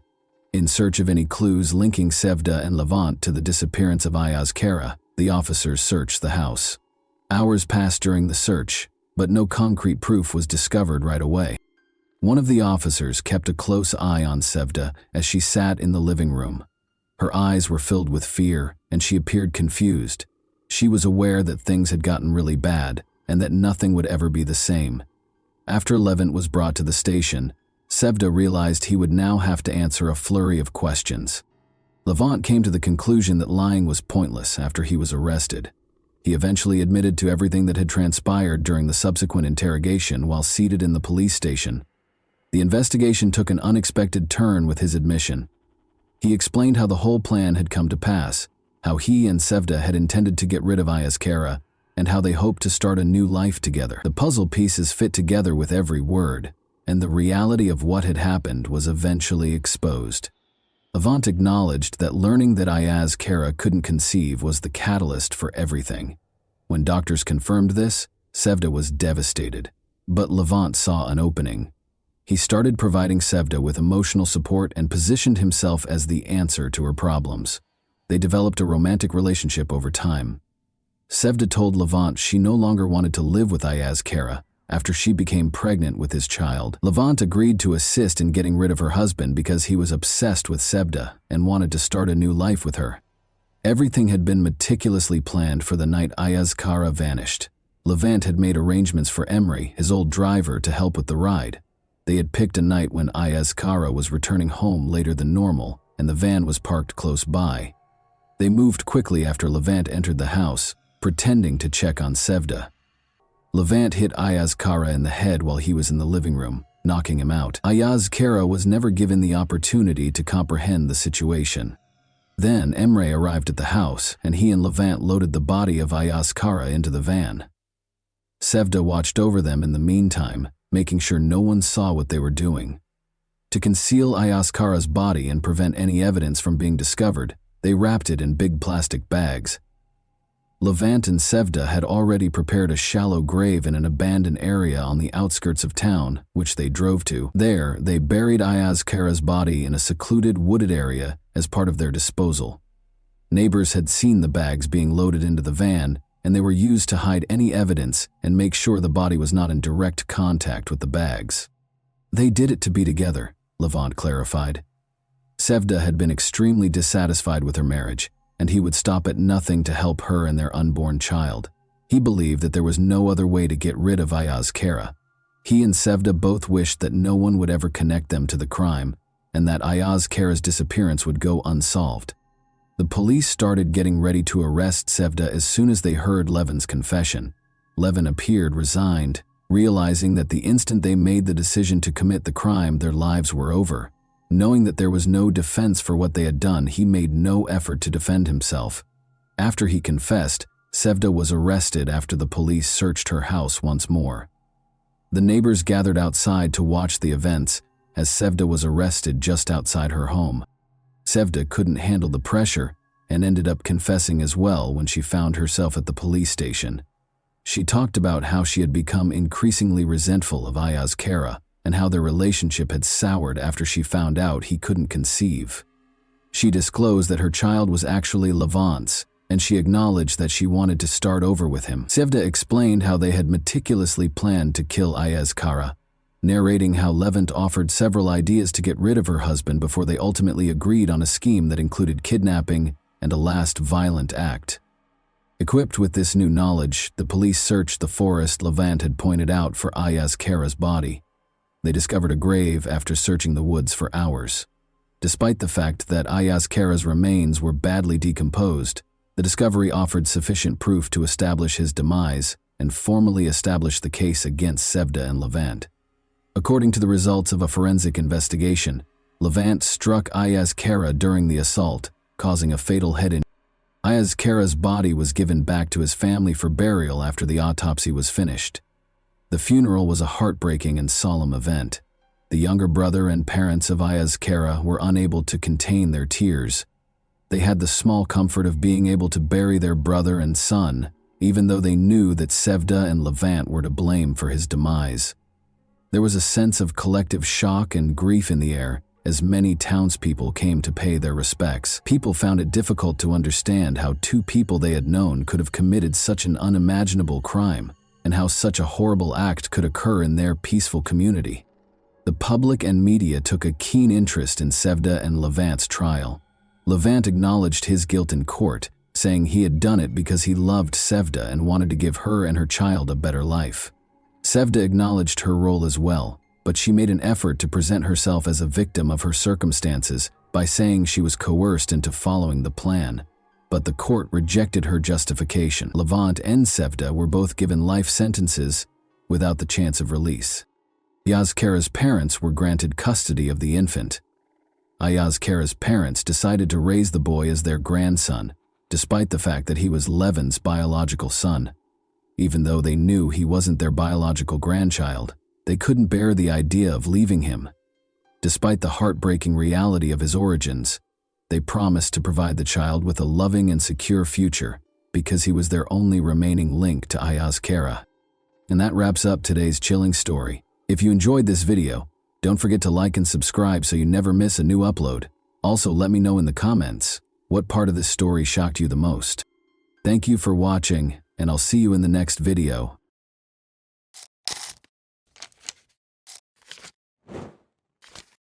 Hey guys, welcome to my channel, and today we're going to take a look at another horrible case with you. The seemingly stable world of the Craig family from Colorado took an unexpected and devastating turn in March 2023, amid the everyday routines of family life. Once seen as the epitome of stability, their marriage and careers started to fall apart as long-kept secrets and a lack of trust came to light. New information created even more questions as friends and family tried to make sense of the situation. What actually transpired in this seemingly ideal family behind closed doors? On March 15, 2023, at approximately 11 a.m., Angela Craig was taken to the hospital due to severe headaches, nausea, and dizziness. She was admitted to the hospital for the third time in 10 days, but this time the circumstances were much more concerning. In an attempt to stabilize her condition, which was rapidly declining, medical personnel put her on life support. Her family, including her husband James, was in disbelief at how quickly and abruptly her health had deteriorated. Angela was born in Dodge City on April 15, 1975, and from a young age she had played a significant role in her family and community. Despite having allergies, she grew up in a big family with 10 siblings and fell in love with animals. Her hobbies included woodworking and reading, and both friends and acquaintances were won over by her easygoing demeanor and charisma. Angela was a successful interior designer who was well known for her cozy and welcoming designs. She also loved genealogy and helped people find long-lost family members. James Craig, who went on to become a dentist, married Angela on December 18, 1999. After earning his degree from the University of Missouri-Kansas City in 2006, James started participating in dental programs abroad. They established a life together in Colorado, where James opened an Aurora dental office. Despite her hectic schedule, Angela remained close to her siblings, especially her sister Toni, with whom she spoke on a daily basis. The couple had 6 children together. Angela's life appeared to be ideal. She oversaw a choir, ran youth programs, and was very active in church activities. But everyone was taken aback by her unexpected health problems in March 2023. She had complained of a headache only a week before, but the symptoms had gone away quickly, so there was no reason to be concerned. The doctors and her family were unable to explain why her condition was now getting worse so quickly. James, meanwhile, stayed by her side, as always attentive and considerate. 2 p.m., Angela experienced a severe episode that same day, leaving her loved ones feeling scared and powerless. The cause of her condition was still unknown despite the medical team's tireless efforts to save her, which increased the already existing stress and anxiety. Doctors put in endless effort to stabilize Angela after she lost consciousness, but things got out of hand. Her stroke on March 15, 2023, was a pivotal moment in her life. She was already in a serious condition when they got to the hospital, according to her brother, who had driven her there that day. Her symptoms, which included severe nausea, excruciating stomach pain, and dizziness, had gotten worse. She had visited a hospital 3 times in 10 days, but this time the situation seemed to be very serious. Just 1 day after returning from a trip to see her sister Toni in Utah, Angela was admitted to the hospital for the first time on March 6. Her symptoms were considered minor by the doctors at the time, and following an evaluation, she was released. But on March 9, she went to the doctor once more. James, her husband, a longtime dentist with years of experience who had always been there to support her through tough times, was very worried. He turned to the wife of his doctorate-holding colleague and friend, Ryan Redfern, for advice. Ryan and his spouse continued to be involved in the days that followed, keeping tabs on Angela's health. They suggested more tests and consultations, offered their support, and shared their knowledge of possible causes of her symptoms. James shared test results and updates with them on a regular basis. MRIs, ultrasounds, blood tests, and CT scans of different body parts were among the tests that were performed on Angela. All of the results were within normal ranges in spite of these efforts. Despite receiving intravenous fluid therapy, Angela's abnormally low blood pressure remained the only consistent anomaly.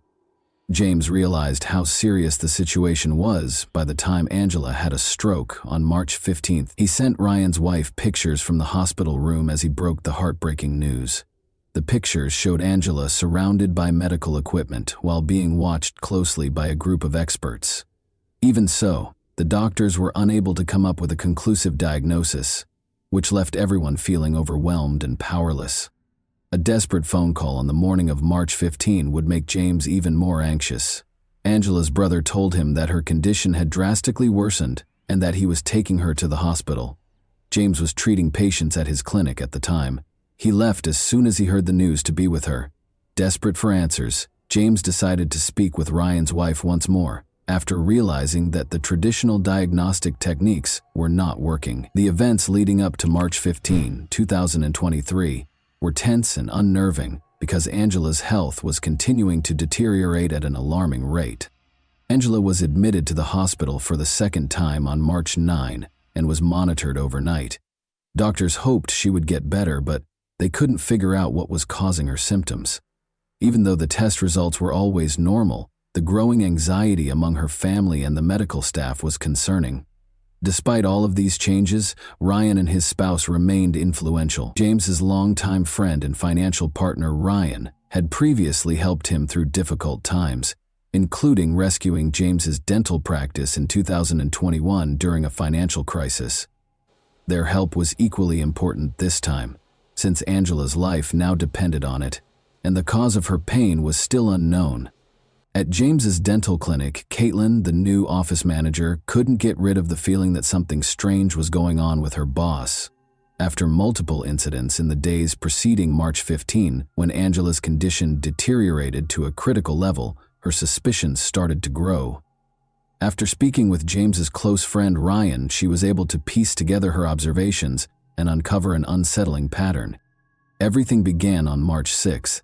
Caitlin was working late that night when James showed up at the clinic out of the blue. He had no appointments with patients, and his actions appeared unusual. James went into one of the exam rooms and used the computer there rather than using his office computer. Although Caitlin thought this was strange, she didn't give it much thought at the time. On March 13, a package reached the clinic a few days later. James had made it clear that Caitlin was to accept it herself and that no one else was to open it, but when she went to pick up the delivery, she found that the box had already been opened by another employee.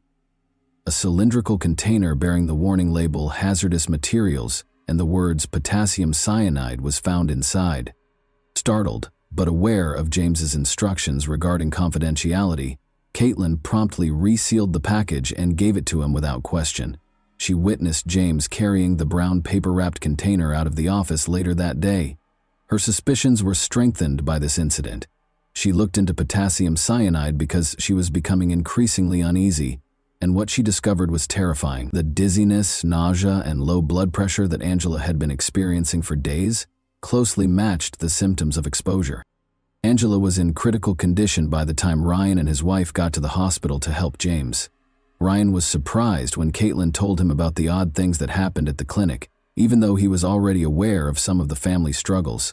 He was so horrified by her story that he called the police and told them what she had told him while he was on his way to the hospital. Nevertheless, Caitlin observed other peculiar actions from James. She remembered something else. As she was leaving the office on the evening of March 6, James texted her to ask her to personally make sure that a package that was scheduled to arrive was delivered to her. This request appeared to be merely a formality at the time, but in the context of later events, it became more significant. Ryan made the decision to speak with James when he got to the hospital. James asserted that Angela had requested the order for the aforementioned chemical, potassium cyanide, but his explanation sounded tentative, which made Ryan even more suspicious. Ryan shared this information with investigators out of concern, and they started to suspect that this case was much more complicated than it first seemed. Angela was taken to the hospital once more on March 15.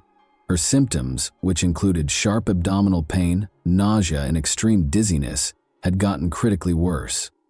By the time police arrived, Angela could hardly stand, according to her brother, who had driven her to the emergency room. James now appeared to be aware that things were rapidly getting out of his control. James was questioned by police later that day. Investigators focused on a crucial question even before the official interview began. How would James explain the link between his purchase of potassium cyanide and Angela's abrupt and serious health decline? Interviews with the hospital's medical staff, where Angela was receiving treatment, marked the start of the investigation. Ryan's worries alerted a nurse, who confirmed that Angela's test results revealed odd markers or symptoms, which include seizures and rapid deterioration, may be consistent with exposure to a toxic substance, according to her attending physician. Investigators turned their attention to the circumstances surrounding Angela's hospitalization as a result of these statements, which turned into crucial pieces of evidence. Detectives went to James's dental clinic the next day. The office manager, Caitlin, made a number of observations that added to the mystery. She remembered James talking about looking after Angela and making her a protein shake on March 6. Angela's health started to deteriorate shortly after, which was a coincidence that investigators noticed and led to further inquiries. In the days that followed, Caitlin added, James frequently seemed nervous, shunned social interactions, and talked on the phone a lot. She was especially drawn to his request that she sign documents pertaining to the purchase of clinic equipment. Investigators suspected possible financial misconduct after examining these documents and finding that the amounts listed were significantly greater than the equipment's true cost.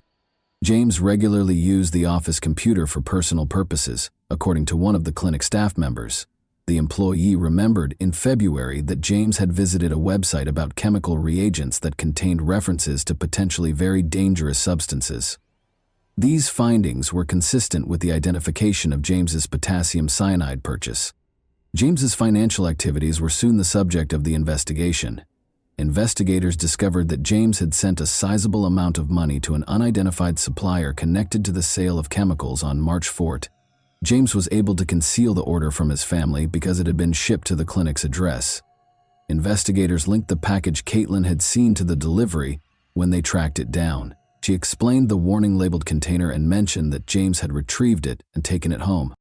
The focus soon shifted to James's clinic office. James has been locking his office door during lunch breaks, which is not something he usually does, according to another employee. Investigators discovered traces of packaging materials that seemed to match the delivery of the potassium cyanide while searching the office.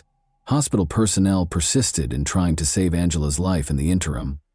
Doctors ruled out accidental poisoning because of the high levels of toxic substances in her system. The foundation for additional accusations against James was established by this crucial detail. In the hopes of discovering more evidence connecting James to Angela's declining health, detectives secured warrants to search James's house and car. In her additional testimony, Caitlin noted that Angela's symptoms were consistent with those of potassium cyanide poisoning, which include nausea, vomiting, and low blood pressure. She added that even in tiny doses the chemical could be fatal. Investigators' suspicions grew stronger with each new piece of evidence, which led them to believe that intentional actions caused Angela's health crisis. James's computer was examined as part of the inquiry. Detectives discovered notes on it that listed the times and dates that Angela's symptoms worsened. The nature of the record suggested that James may have been using them to track and control her condition, even though the entries seemed to document her health problems. Further information was uncovered by looking through the couple's messages. Angela thanked James via text on March 6, 2023 for making her coffee. She reported feeling weak and lightheaded shortly after. In response, James advised her to take her blood pressure. During the same conversation later that day, James mentioned strong medications and blamed her symptoms on possible triggers, which investigators later saw as an effort to avoid suspicion. James' longtime friend and business partner Ryan revealed that James had confided in him about significant marital and financial difficulties in 2021. James was even thinking about getting a divorce at the time. James subsequently stated that Angela had been experiencing extreme depression and related an instance in which he allegedly prevented her from hurting herself. Their 6 children's testimonies, however, ran counter to these assertions. They characterized Angela as a lively, upbeat individual who displayed no symptoms of depression or odd conduct. Investigators also investigated James's divorce demand. In December 2022, he had mentioned Angela's mental health in conversations, but he did nothing to get her professional help. James's habit of hiding important information and this inconsistency increased suspicions that his actions might have been a part of a premeditated scheme. Additional evidence was found during the search of James's house and car. Investigators discovered pieces of packaging thought to be connected to the cyanide delivery in his home office. Traces of a powdery substance were found in his car and sent for examination.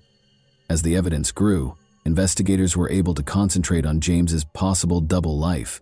Even though he presented himself as a loving family man, he was starting to show signs of secretive behavior and hidden problems. A clearer picture of what might have been going on behind the scenes was emerging from the financial difficulties, marital strife, and thorough notes about Angela's symptoms.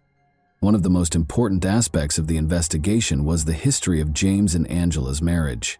According to Angela's sister, Angela had often confided in her about feeling pressured and manipulated by James. According to her, he could talk about his issues for hours on end without taking responsibility or demonstrating any desire to change. According to reports, Angela felt stuck in the circumstance and lacked the strength to escape. These reports corroborated remarks made by James's co-workers, who observed his repeated grievances regarding family issues. James once remarked that life would be simpler without all of these responsibilities, according to one co-worker. Throughout the investigation, Angela's medical records were extremely important. She had seen doctors more often than usual over the previous 2 years, complaining of inexplicable symptoms like weakness, dizziness, and stomach pain. Investigators suspected a potential link between her health problems and James's behavior, because these visits fell during times when their relationship was more tense. James's search history showed meticulous preparation. He had studied the uses of toxic substances, such as cyanide and arsenic, and discovered ways to cover up their taste in food and beverages. Articles about avoiding suspicion in poisoning cases also piqued his interest. This digital trail demonstrated a high degree of intentionality and preparation. The situation was further clarified by financial records. Investigators discovered that James had been paying for a mailbox he rented in a far-off location, which he used to accept some deliveries. According to delivery service staff, James regularly picked up packages, usually in the evening. His cyanide purchase, which was already being investigated, coincided with one of these deliveries. Additional leads were obtained through interviews with Angela's friends. According to one friend, Angela had complained of odd symptoms weeks prior to being admitted to the hospital, and she had expressed concern that they might have been caused by something she had eaten or consumed. Nevertheless, she ruled out James's involvement, blaming her illness on fatigue or other medical conditions. Investigators sought the opinion of toxicologists, who tested Angela's hair in order to shed light on the matter. Traces of arsenic and other harmful substances were found during the analysis, suggesting that the person had been exposed to poisons for a long time. These results clearly indicated that Angela's declining health was not a coincidence. A coherent story started to emerge from the gathered evidence, which included witness accounts, financial transactions, and the outcomes of medical tests. Long before Angela was admitted to the hospital, James had not only carefully planned his course of action, but had also started carrying it out. Nevertheless, investigators persisted in their efforts to dispel any remaining uncertainties. Investigators also looked into James's financial circumstances and found some concerning information. With more than $2 million in debt, his dental practice was in terrible shape. This was made worse by his gambling habit. James's financial situation was already unstable because he had lost a significant sum of money in Las Vegas. These disclosures provided a fresh viewpoint on James and Angela's marital problems, which, in the words of Angela's sister, had been anything but ideal for years. According to Angela's sister, James had consistently persuaded her to stay in the marriage, despite her attempts to leave it for 16 years. Those close to her claimed that despite feeling emotionally spent and stuck, Angela lacked the willpower to break up with him. Investigators suspected James of employing manipulation techniques to keep control of the situation as a result of these accounts. Another aspect of James's life was illuminated by emails discovered during the investigation.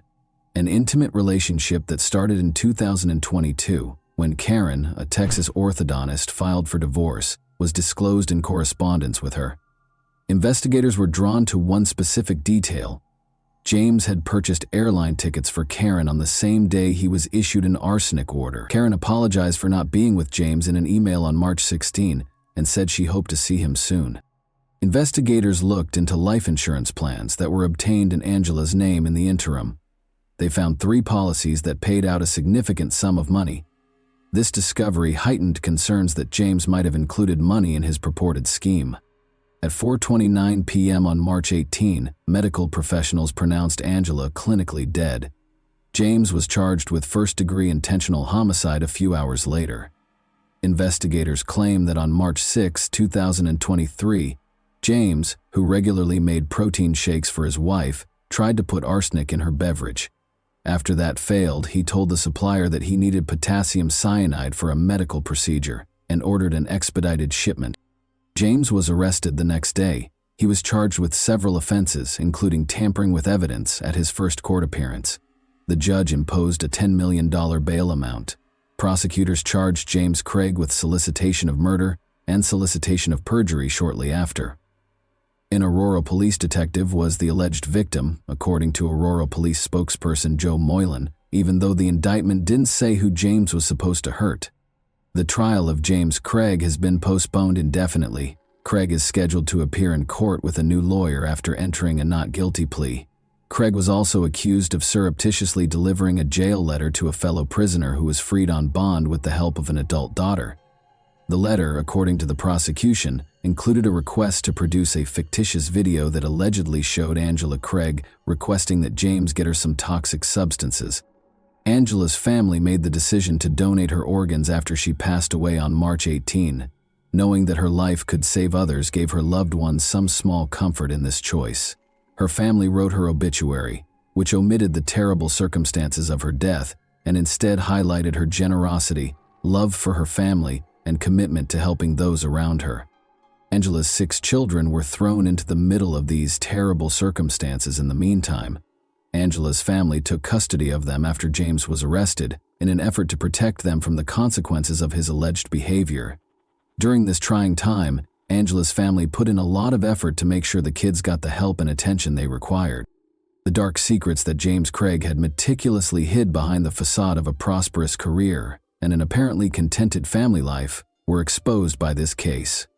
The tragic result of his painstakingly planned actions devastated not only his own life, but also the lives of his loved ones, family, and children.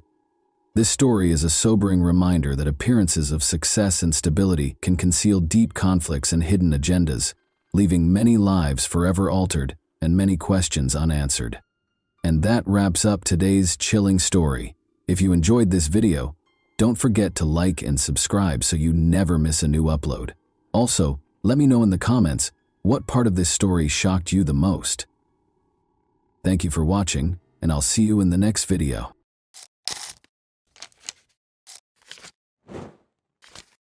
Hey guys, welcome to my channel, and today we're going to take a look at another horrible case with you.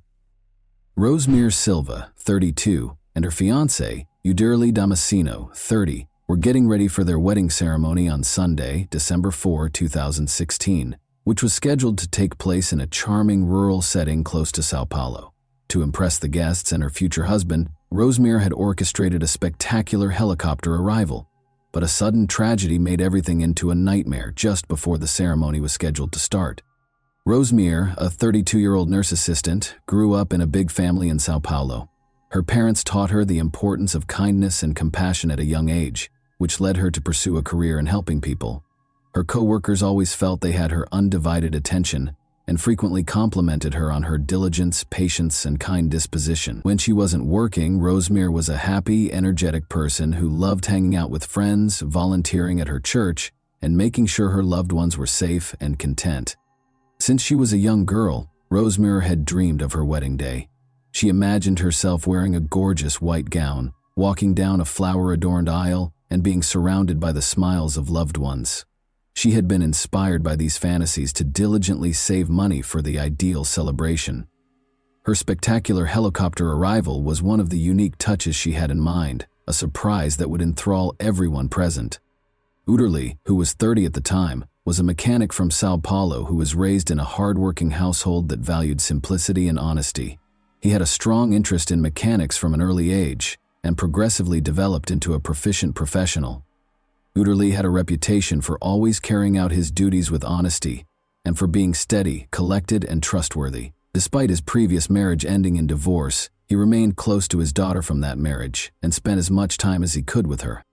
Although they didn't click right away, the two quickly became closer after meeting at an evangelical church. At first, they approached their discussions warily, as if they were two strangers who were not sure what they had in common. But as their relationship deepened, It became clear that they were destined to be together. In 2015, the pair started dating, and a year later, Uderli proposed, which Rosemere happily accepted. Rosemere and Uderli immediately started organizing their wedding after announcing their engagement. From the selection of flowers and music to the seating configurations and venue decor, Rosemere was adamant that everything be flawless. This was supposed to be a fairy tale day, and Rosemere imagined every visitor looking back on it with delight. But one element of the wedding was particularly noteworthy. Rosemere orchestrated a memorable surprise by arriving in a helicopter. Her dream had been to descend from the sky like a vision, to make an entrance that would be remembered. She worked with pilot Peterson Pinheiro to arrange for a Robinson R-44, a light commercial helicopter. While keeping this information confidential, just 6 people were aware of the plan, including her brother Silvano Silva and photographer Nayla Cristina Neves, who was supposed to document the event. Rosemere couldn't sleep on the morning of her wedding because she was so excited. As the stylists meticulously worked on her hair and makeup, she was greeted with smiles and congrats at the beauty salon. She continued to visualize her spectacular arrival, descending from above and witnessing the wonder on her guests' faces. She had been thinking about this vision for months. She was aware that the day's high point would be this surprise. Rosemere arrived at a nearby town by 2 p.m., wearing her white wedding gown, to catch the helicopter's departure. She was accompanied by her 40-year-old brother Silvano, who had always been her rock. He couldn't refuse his sister's wish, even though he, like many members of their family, was nervous about the flight. They were joined by photographer Nayla, who was expecting a child and was prepared to capture every happy moment. The helicopter took off at 3:30 p.m. The flight went smoothly at first. In anticipation of seeing her fiancé and their guests, Rosemere sat next to her brother, smiling and holding his hand. Nayla made sure that every look and smile would be preserved in their wedding album by filming it all. However, things soon changed. The weather started to get worse. The air inside the helicopter became tense as clouds began to gather, then fog and rain. The pilot had to use instruments to guide him through the thick fog as visibility was fading. Already nervous about flying, Silvano displayed obvious signs of anxiety as he tightly grasped Rosemere's hand while she attempted to reassure him. The photographer Nayla continued to record, but her camera trembled every now and then, revealing the tension that had gripped everyone on board. The pilot approached the venue and tried to find a safe landing spot by descending, but the maneuver became dangerous due to the poor visibility. An uncontrollable descent was caused when the helicopter's tail abruptly clipped a tree. The helicopter crashed and caught fire just over a mile from the wedding location. Those involved in Rosemere's surprise plan started to feel apprehensive as time passed. The wedding coordinator, Carlos Eduardo, who had assisted in planning the flight, called the helicopter company to inquire about its progress. He was informed that the flight had left on time and ought to have reached its destination by now. His concern was heightened by this response, which led him to attempt speaking with the pilot directly. Not a single call was answered. When the phone rang and no one answered, Carlos and the other organizers frantically looked for other ways to find out where the helicopter was. Employees of the company also made unsuccessful attempts to contact the pilot. Meanwhile, as the guests became aware of Carlos's nervous manner, whispers and concerned looks began to circulate among them. The air became heavy with uneasiness, but nobody wanted to cause alarm. Anxious waiting gave way to growing panic after another 15 minutes. In an attempt to learn whether there had been any reports of an incident in the area, the organizers made the decision to contact the local authorities. At that point, they learned of a helicopter crash near the wedding site, which confirmed their worst suspicions. The fact that it was the same flight that was carrying Rosemere was not confirmed, but the information was enough to chill everyone. Carlos Eduardo confided in the pastor because he wasn't sure how to tell the groom. They went together to Uderli and told him what they knew. A few miles away, there had been a report of a potential helicopter crash. Uderli initially found it difficult to understand. He was unaware that Rosemere would be arriving by helicopter. The pastor kindly clarified that Rosemere had planned a surprise for both him and the guests. However, the words didn't seem to make sense. As the realization dawned, Uderli stood in stunned silence, staring at Carlos Eduardo and the pastor. His surroundings appeared to dim, the noises of the assembly fading into a quiet emptiness. When the gravity of the situation became apparent, everyone's eyes were on him. That helicopter might have contained Rosemere. The ensuing silence seemed to go on forever, and nobody knew how to respond. Reports verified that emergency personnel arrived at the scene of the collision within minutes. At first, there were few specifics as they tried to evaluate the situation. To keep spectators out, police surrounded the area and started their investigation. As news of the crash spread to the wedding location, the guests' anxiety grew more intense by the second, though everyone could feel that the possibility of a positive outcome was dwindling. One of the event organizers suggested waiting for official confirmation before drawing any conclusions. Behind him, the groom could hear whispers among the guests, and he knew that until the specifics were known, no one would tell the truth. Whispers were spreading like wildfire, and the day that was supposed to be a celebration was gradually devolving into chaos. First responders were already working diligently at the crash site, while the guests anxiously waited at the venue. The helicopter had crashed near a highway in a forested area. The fuselage had caught fire upon impact, and the remaining portion of the aircraft was rapidly consumed by the flames. After battling to keep the fire contained, firefighters eventually made it to the wreckage. Those attempting to piece together what had happened were struck with a sense of dread and grief when it became evident that none of the passengers had survived. In order to determine the cause of the collision, police officers started gathering evidence and searching the scene for hints. One officer found a camera that had continued to record even after the impact, and debris was strewn all over a small space. The video might offer important new information about the last few seconds of the flight. However, the cause of the tragedy was still unknown. The hope for a miracle was dashed when the wedding venue received official confirmation of the crash. With a heavy heart, the pastor went to Uterly and delivered the heartbreaking news. The groom's face was marked with pain as he tried to make sense of what he was hearing. Those who were by his side were left in stunned silence, unsure of how to react to such overwhelming grief, as the world seemed to crumble around him in that moment. Unsure of what to say or do, the guests who had come to celebrate love and happiness now stood in stunned silence. The ceremony, which had been eagerly awaited, had instead turned into a scene of shock and grief. What had been supposed to be a lovely day had turned into a sobering reminder of how easily one mistake or unanticipated circumstance could ruin lives and plans in an instant. Brazilian National Civil Aviation Agency investigators started collecting witness statements and analyzing the flight data. Particularly interested were those who had been to the wedding or knew about Rosemere's intentions. In addition to determining the technical causes of the crash, the investigation sought to understand why she chose to arrive at such a high risk.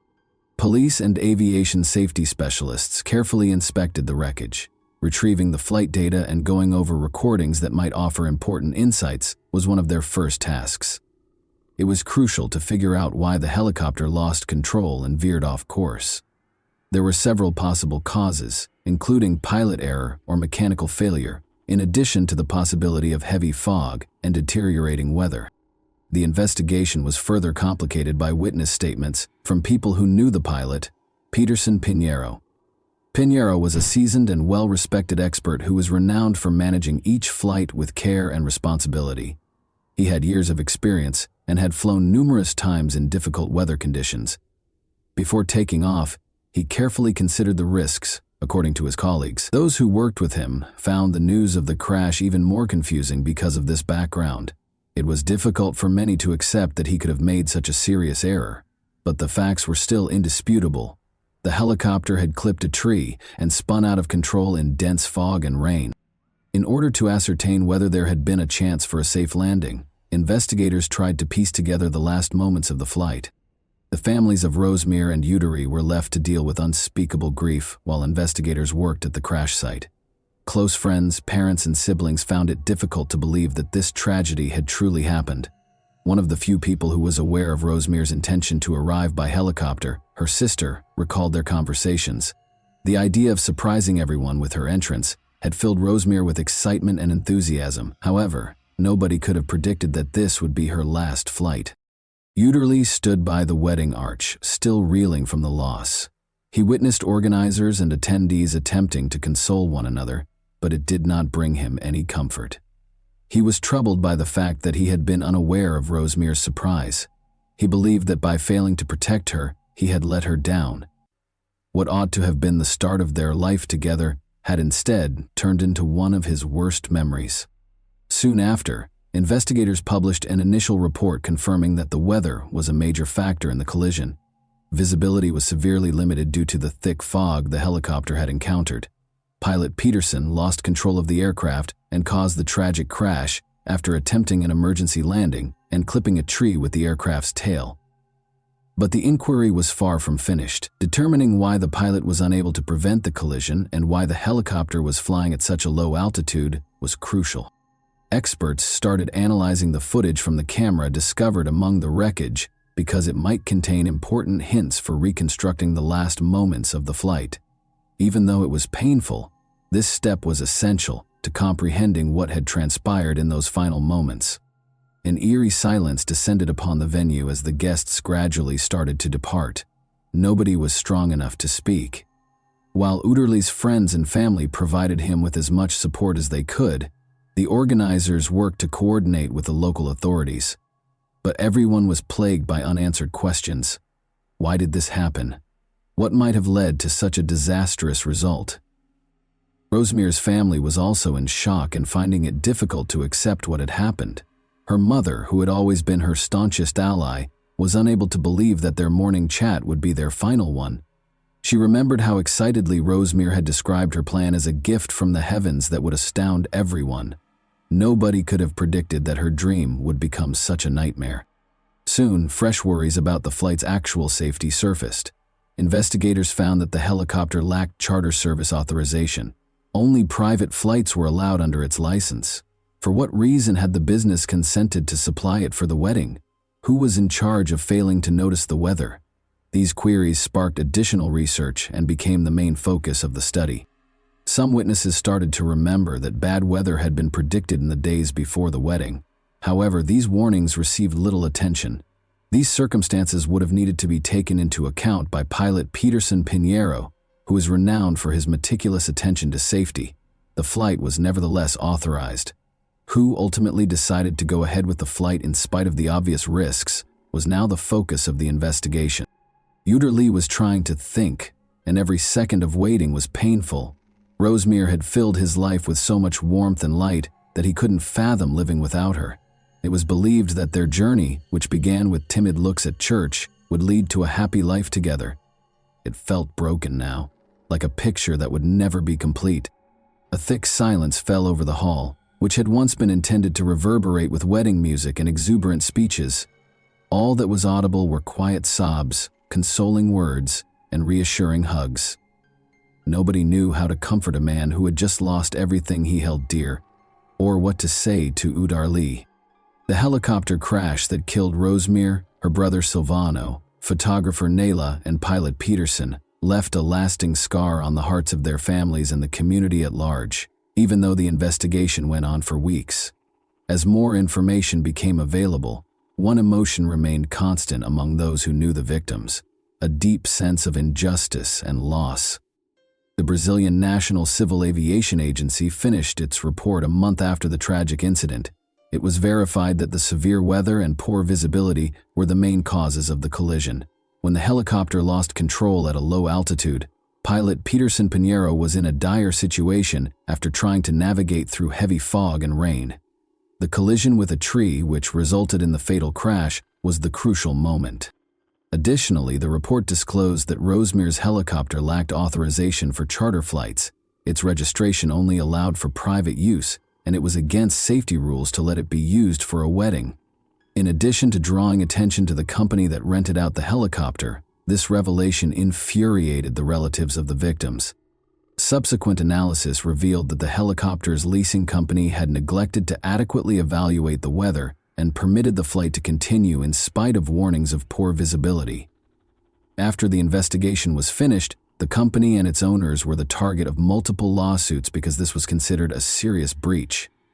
The relatives of the victims wanted to know why the flight had been authorized in these circumstances and who was responsible for the cancellation. The pilot independently assessed that the flight could be conducted safely, according to the helicopter company. More investigation was necessary, though.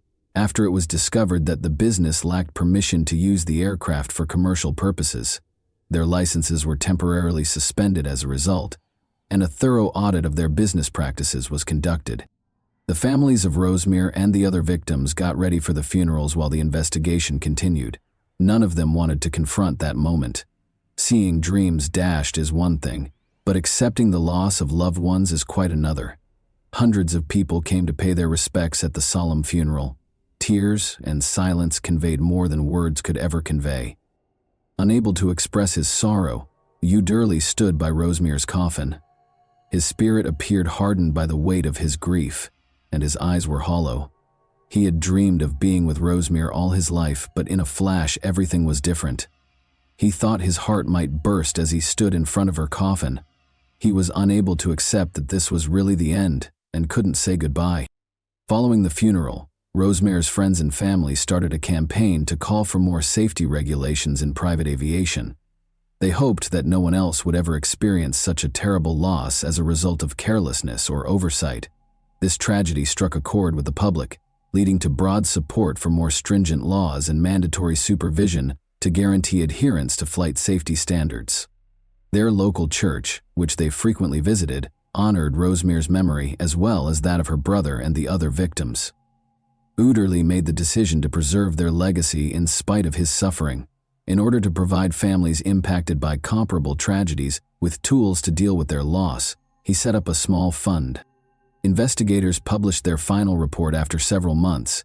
It verified that bad weather and poor visibility, which caused the loss of control, were the primary causes of the tragedy.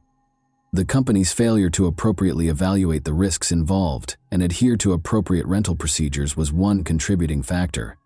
The company's flight licenses were temporarily revoked and fined until all found flaws were fixed.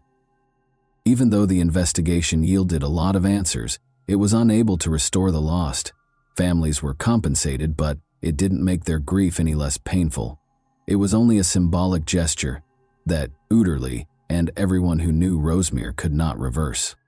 Life gradually returned to normal for most people months after the tragedy, but not for Uderly.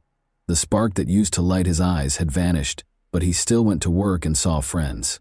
Nothing could fill the void Rosemere's passing left in his heart. He frequently found himself thinking back on their happy times together in the evenings and wishing that day had gone differently. What started out as a dream for an amazing surprise showed how fleeting life is and how one bad choice can alter everything. Tragically, Rosemere's wedding day was not what she had hoped for, but it was still memorable. And that wraps up today's chilling story. If you enjoyed this video, don't forget to like and subscribe so you never miss a new upload. Also, let me know in the comments, what part of this story shocked you the most? Thank you for watching, and I'll see you in the next video.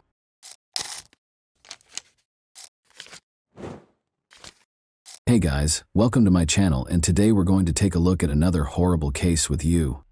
The funeral of 15-year-old Holly Newton, who was described as a popular girl who was loved by many, took place in Hexham, England on February 17, 2023.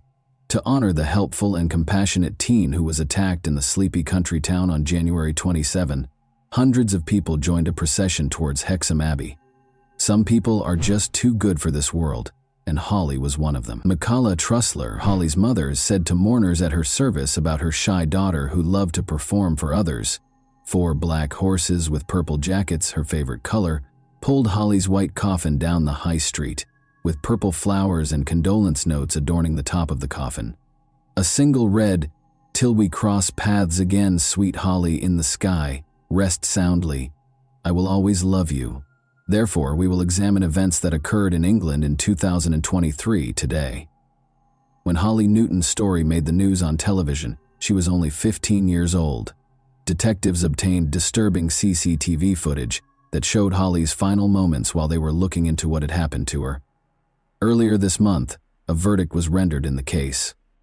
Holly Newton was regarded as a bright, kind person with a bright future. According to her family and friends, Holly was a kind and considerate young woman who had a positive impact on everyone around her.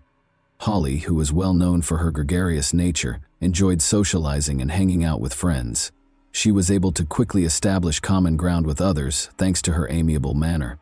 Holly was a quiet girl with a strong moral compass who enjoyed dancing. According to her mother, Holly Newton and Logan McPhail first connected through their participation in Army Cadets, a youth organization that offers military training and activities to young people. This setting frequently brings together individuals who share interests in outdoor activities, discipline, and teamwork. They started off as a normal adolescent couple. They spent time together in social circles and with similar interests. But as their relationship developed, Logan's domineering behavior made it more and more problematic. His insistence on always knowing Holly's location and his meddling with her social media accounts were just two examples of how this control showed up. According to reports, he altered her passwords to restrict her social interactions, which is a classic indication of controlling behavior in which one partner tries to control the other. Family and friends have observed Holly growing more and more alone. Holly initially continued to date Logan in spite of these warning signs, which is common among teenagers who might not completely comprehend or identify the warning signs of an unhealthy relationship. Holly's first and only boyfriend, Logan McPhail, was described by her mother, Michaela Tressler, as a typical adolescent relationship with ups and downs. Logan stayed with Holly's family on the weekends. When Logan visited Holly's mother and stepfather, they were unaware that he was acting like the good guy. But Holly and Logan's relationship issues escalated like a snowball. Logan's increasingly compulsive behavior finally led Holly to decide to break up with him. He did not like the breakup. He struggled to accept it and grew even more obsessed with her.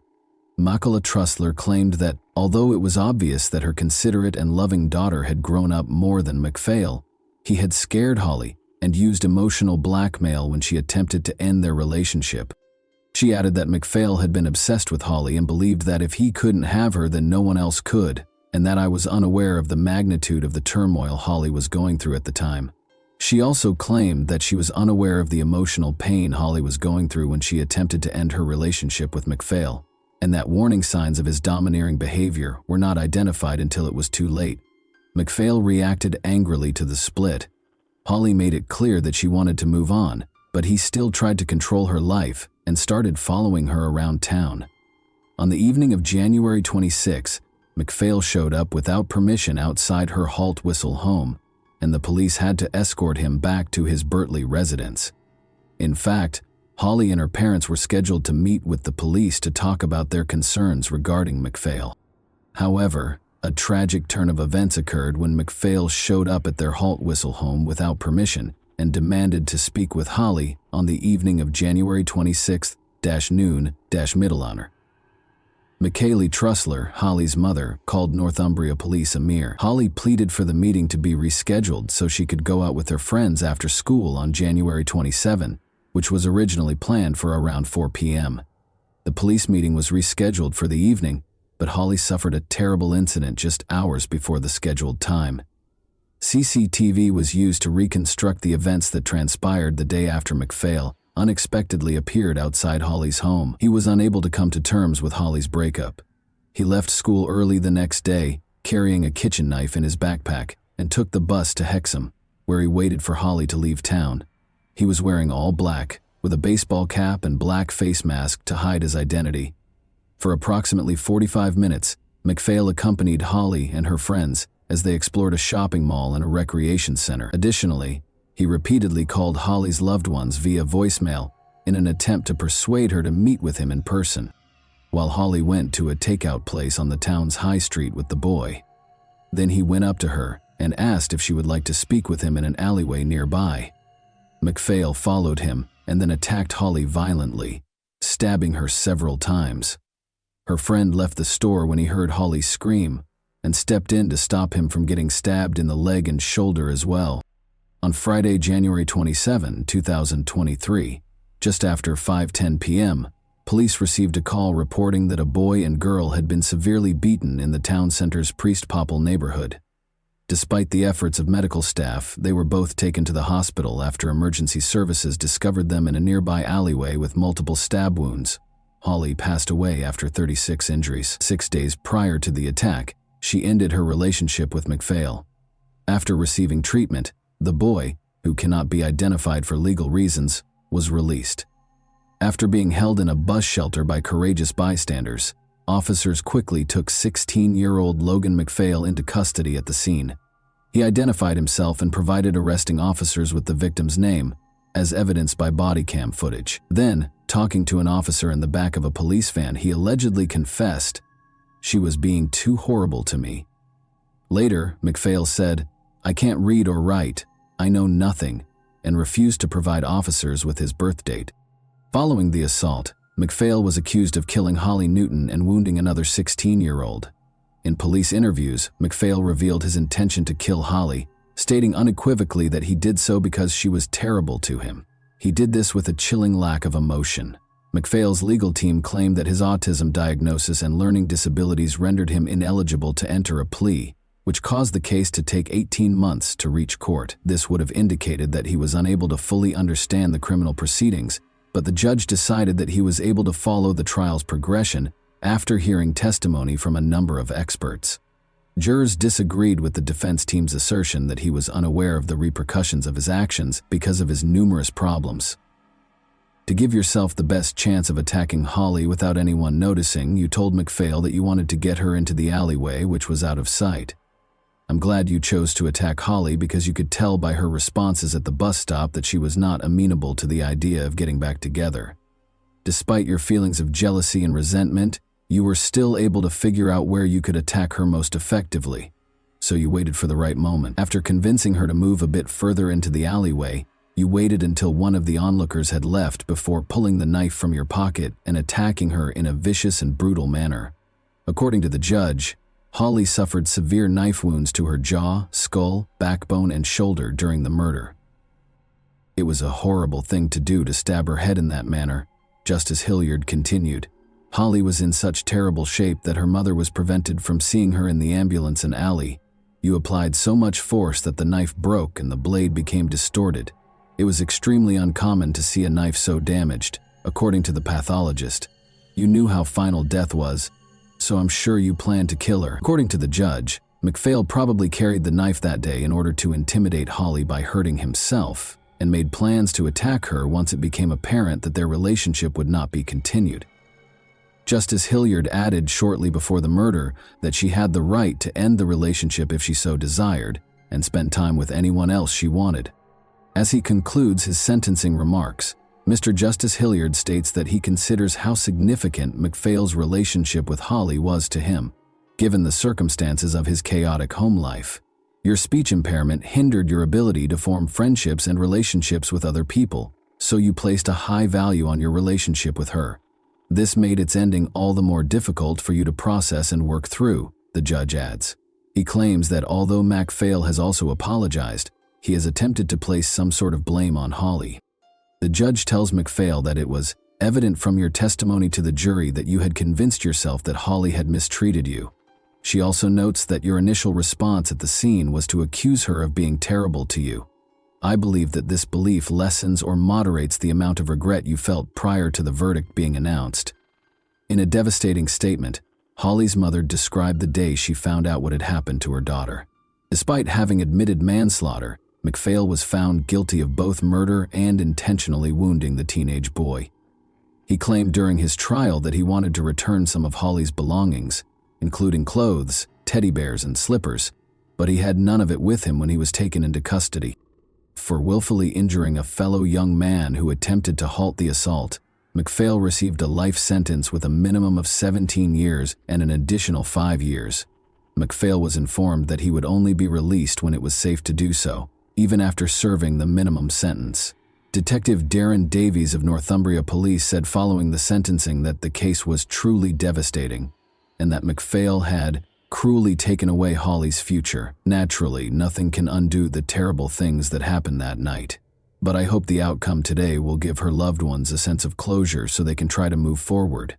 Detective Davies added, the choices he made that evening have permanently altered the lives of countless people, and he will now have plenty of time in his cell to reflect on that. Given the suffering this incident has caused so many people, we would implore everyone to reconsider carrying a weapon of any kind.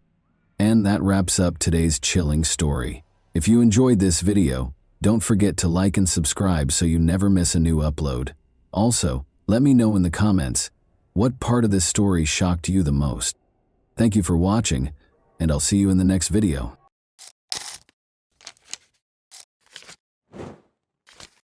Hey guys, welcome to my channel, and today we're going to take a look at another horrible case with you. Generally speaking, psychopath is not a recognized diagnosis. Rather, it describes a variety of personality disorders that range in severity from mild to severe. Individuals with these conditions frequently exhibit a pronounced imbalance in their behavior and character. While some feelings and emotions are totally dominant, others are noticeably absent. These people are all characterized by a poor capacity for impulse and emotion control. Today's story perfectly captures the good and pleasant appearance of someone with these qualities, as well as the true nature of their uncontrollable and excessively strong emotional reactions. Young Australian Danielle Finlay Jones was looking for her own happiness when she came across the ideal man online, someone who vowed to love her no matter what. What resulted from this, you will soon learn. On October 20, 1991, Danielle Finlay Jones was born in Cranebrook, Western Sydney. Growing up with her older brother Blake, who had always protected and cared for her, she was the youngest of two siblings. When she was only 4 years old, her parents got divorced. Danielle and Blake remained with their mother, Jacqueline, following the divorce, and their father was hardly involved in their lives or upbringing. Sports were Danielle's passion from an early age.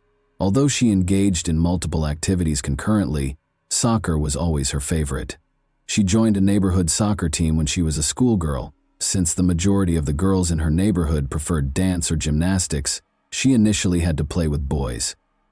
Danielle went on to become the team's captain, win multiple major sporting honors, win the respect of her teammates, and win the admiration of the supporters. She eventually began coaching young teams, and in 2017, she even served as the face of a significant marketing campaign for women's soccer. Danielle studied education and social work at the University of Sydney after graduating from high school. After graduating, she continued to play sports while working as a teacher at a nearby school. By nature, Danielle was a fighter who never gave up and consistently succeeded in her endeavors. She excelled in both fields and was able to build a successful career in both. Danielle was described as bright, well-read, and gregarious by those who knew her. She effortlessly became the life of the party and had a great sense of humor. Danielle cherished fun, dancing, and raucous parties. She was regarded as an endless source of energy and a creative powerhouse. More than her attractive features and toned athletic body, Danielle Finlay Jones was well known for her generosity and readiness to assist those in need. Not surprisingly, she attracted attention, and numerous men attempted to win her love. But Danielle put her work and fitness above her personal life, putting relationships not only on the back burner, but also far behind her athletic and professional goals. Danielle remained in her mother Jacqueline's house even after she became an independent adult. They behaved more like best friends than mother and daughter because they were so close. They were verbally compatible, spent almost all of their free time together, and shared everything, including going to concerts, social gatherings, and even club nights. They never had significant arguments or secrets. Danielle started giving having children serious thought by the time she was in her 30s. Despite having a good job, a stable income, and a wide network of friends, she was still very lonely. She yearned for love and a fulfilling relationship with someone she could fully trust, someone she could spend her days with and grow old with.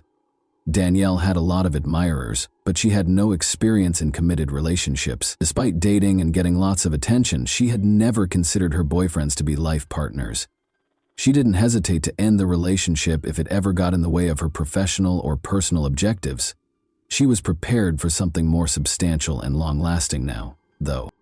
Danielle regularly engaged with friends and acquaintances on the various social media platforms she actively maintained. Although she got a lot of messages from men who wanted to chat or ask her out, she thought that sincere relationships were more likely to occur on specialized dating sites.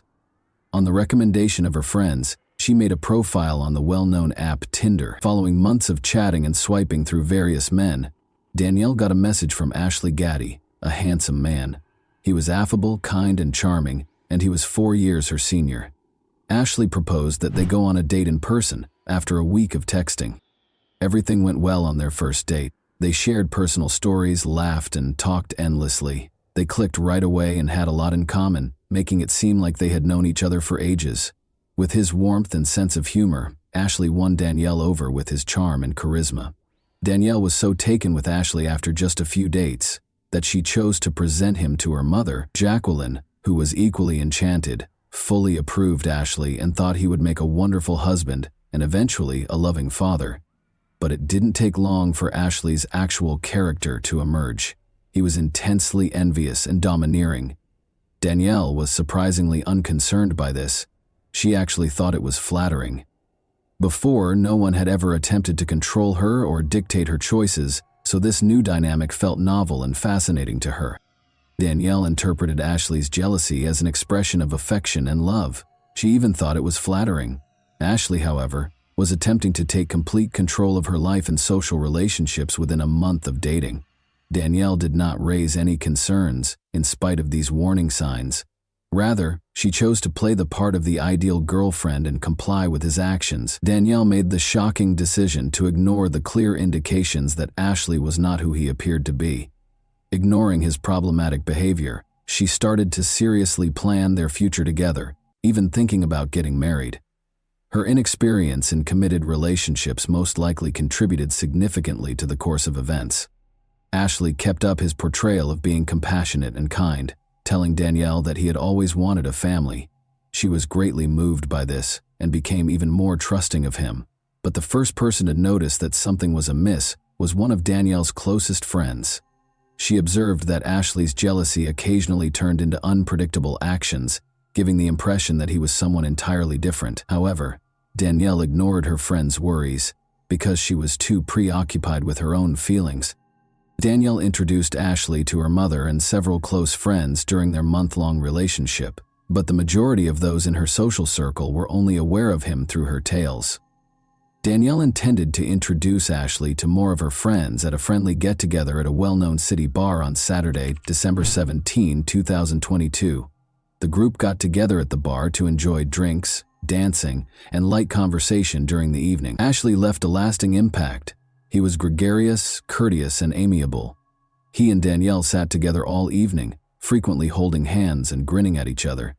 There was no sign of any impending conflict, and they appeared to be a happy and loving couple. Since Danielle had never intended to enter into committed long-term relationships, she had never introduced her previous boyfriends to her friends. However, things were different this time.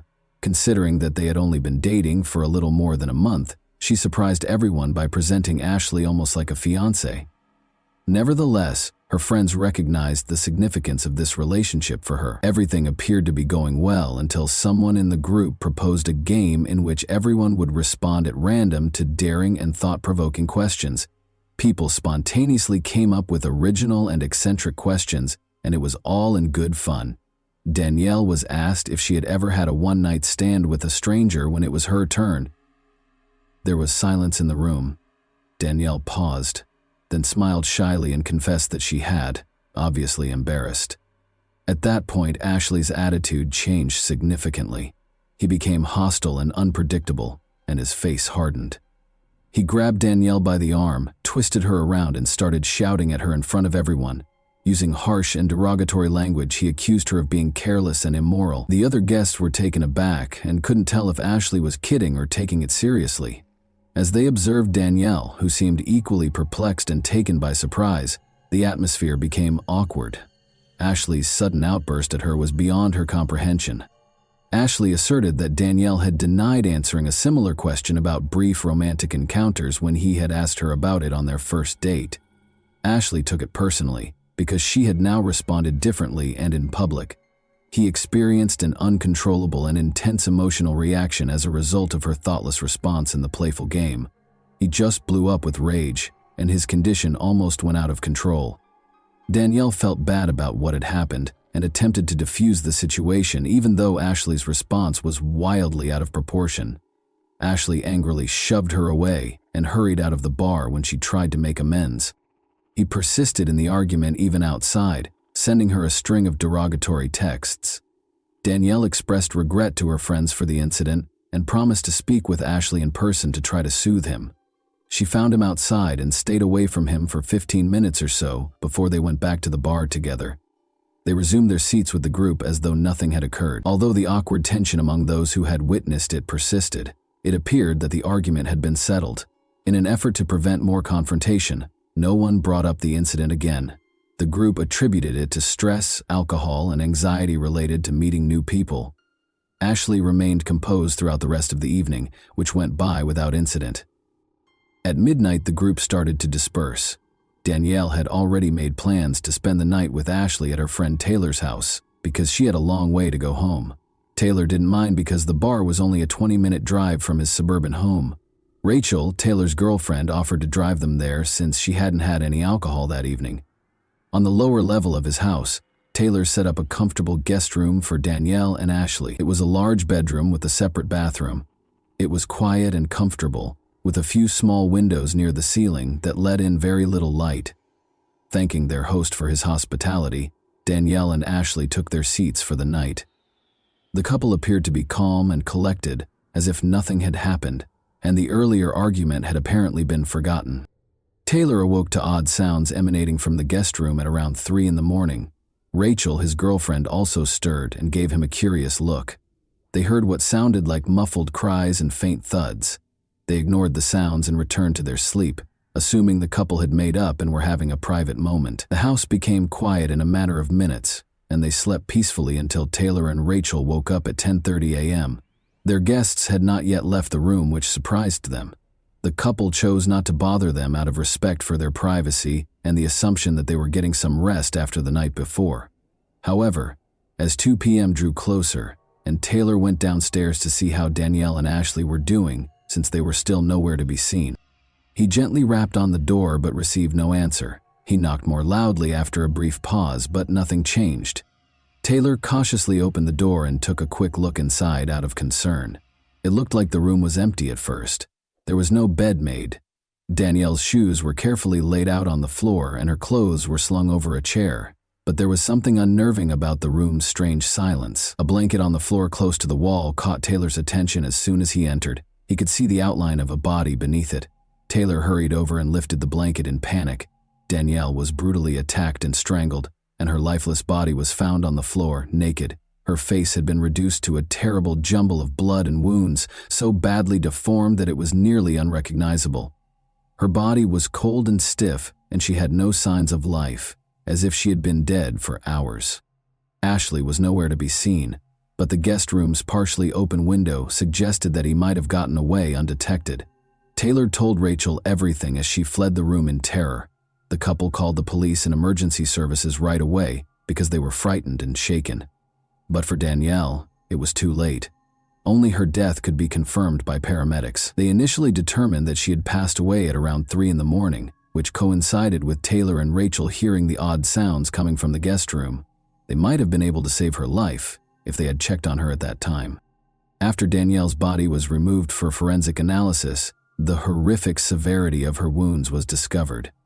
She had been severely beaten with bare hands, as evidenced by the multiple wounds she had sustained prior to her death. In addition to having multiple brain hemorrhages and a closed skull fracture from the vicious beating, she also had fractures to her nose, jaw, and cheekbone, as well as several teeth and one eye destroyed. The assailant seemed to have pinned her under his weight to keep her from fleeing, pushed her to the ground, and covered her mouth to silence her screams. Then he pounded his fist repeatedly, methodically hitting her head.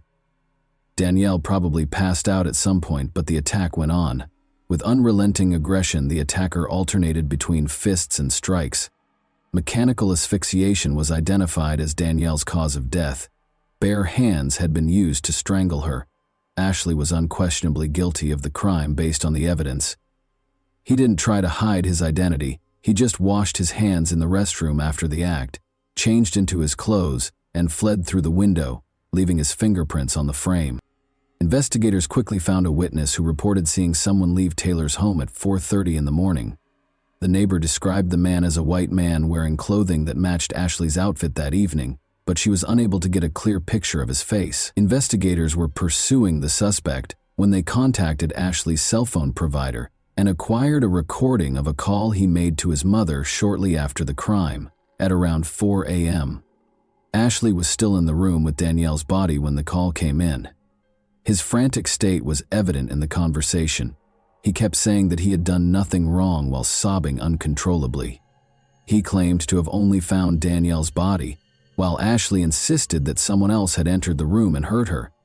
He sounded as though he was making a valiant effort to persuade himself and his mother of this made-up story.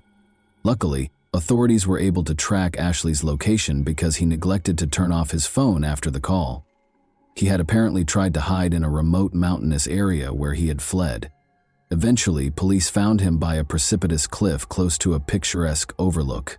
Ashley jumped over the safety barrier and clung to the cliff's edge as they got closer, threatening to jump if anyone got too close. Psychologists and negotiators with specialized training were sent to the scene. They tried to reassure Ashley for hours that he had nothing to fear if he was really innocent. Ashley continued to sit on the edge of her seat for almost 12 hours of the negotiations. Officers caught Ashley, who was tired and distracted, as midnight drew near, and they were able to pull him back to safety. Ashley exhibited unpredictable behavior. He cried, screamed, resisted, and made repeated threats to commit suicide. It was impossible to question him in his unstable state. After being transported to a mental health facility, experts stabilized him and determined that he had been in such a heightened emotional state that, had the officers not intervened in time, he probably would have jumped. Ashley was subsequently diagnosed with a number of mental illnesses, including excitable psychopathy, which is characterized by unprovoked violent episodes and abrupt outbursts of rage. The investigators looked into Ashley Gaddy's past after his arrest, but they were appalled by what they found. He had many victims before Danielle. More than 10 women have reported him to the police in the last 2 years alone, alleging physical assaults, attempted harm, and requests for protection from his harassment and stalking. It turned out that Ashley was fatherless, had serious mental health problems from an early age, and was extremely violent toward other people. His own mother and 2 sisters were his first victims. They endured his violent outbursts and physical aggression in silence, without reporting him, because they were afraid of what would happen to their family. Ashley could seem perfectly normal and sensible when he was at ease. However, this facade could be broken by the slightest trigger, revealing what could only be described as a monstrous side. Ashley experienced abrupt and severe fixations during his adolescence, especially in his relationships with women. His attractive appearance and endearing nature made it easy for him to find new romantic partners. However, he soon saw these women as his property after becoming involved. He would become violent if a girlfriend attempted to argue with him. When a partner broke up with her, he would start stalking and attacking her whenever he had the chance. At least 11 women reported Ashley for harassment, assault, and threats of harm between 2015 and 2021. In 4 of these cases, the victims withdrew their statements after the matter was somehow settled amicably, but the other women were able to get restraining orders to prevent him from coming. Ashley brutally attacked and almost strangled one of his girlfriends at the beginning of 2021. Ashley was found guilty after the woman brought the case to court. However, he only had to deal with a fine, community service, and a restraining order that forbade him from getting in touch with the victim. Ashley severely injured another woman in an attack later that summer. She filed a police report accusing him of attempted harm after barely escaping. Ashley was mandated to have a mental health assessment this time. He was given a lenient sentence by the court, which included 3 months in jail and an order to reimburse the victim, even though it was determined that he posed a high risk of reoffending. Ashley targeted a second ex-girlfriend in 2022. He tried to strangle her after she left him by breaking into her room late at night. Her parents were awakened by the woman's scream, and they stepped in, called the police, and prevented her from suffering any more injuries. The court was lenient even in this case, giving Ashley a prison sentence of only 6 months. Only 3.5 months into his sentence, just before he met Danielle Finlay Jones, he was released. The horrific crime committed against Danielle Finlay Jones received a lot of media coverage, with news broadcasts and newspapers both devoting sections to the case.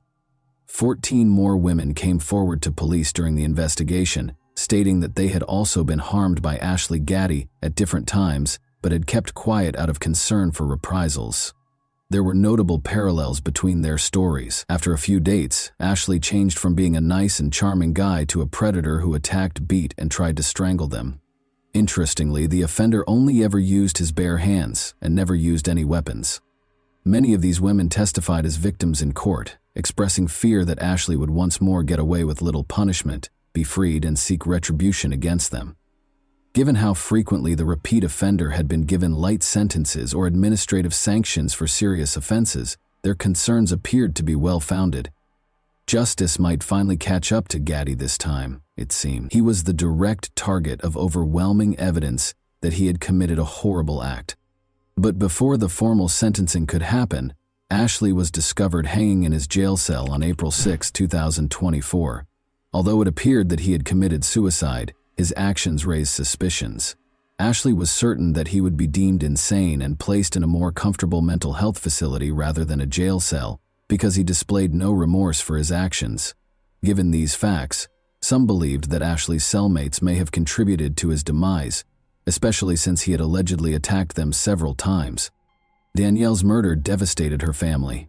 Her brother and mother found it difficult to deal with the loss and turned their sorrow into activism. They started advocating for more stringent laws governing dating apps, suggesting background checks that would automatically flag users with significant criminal records.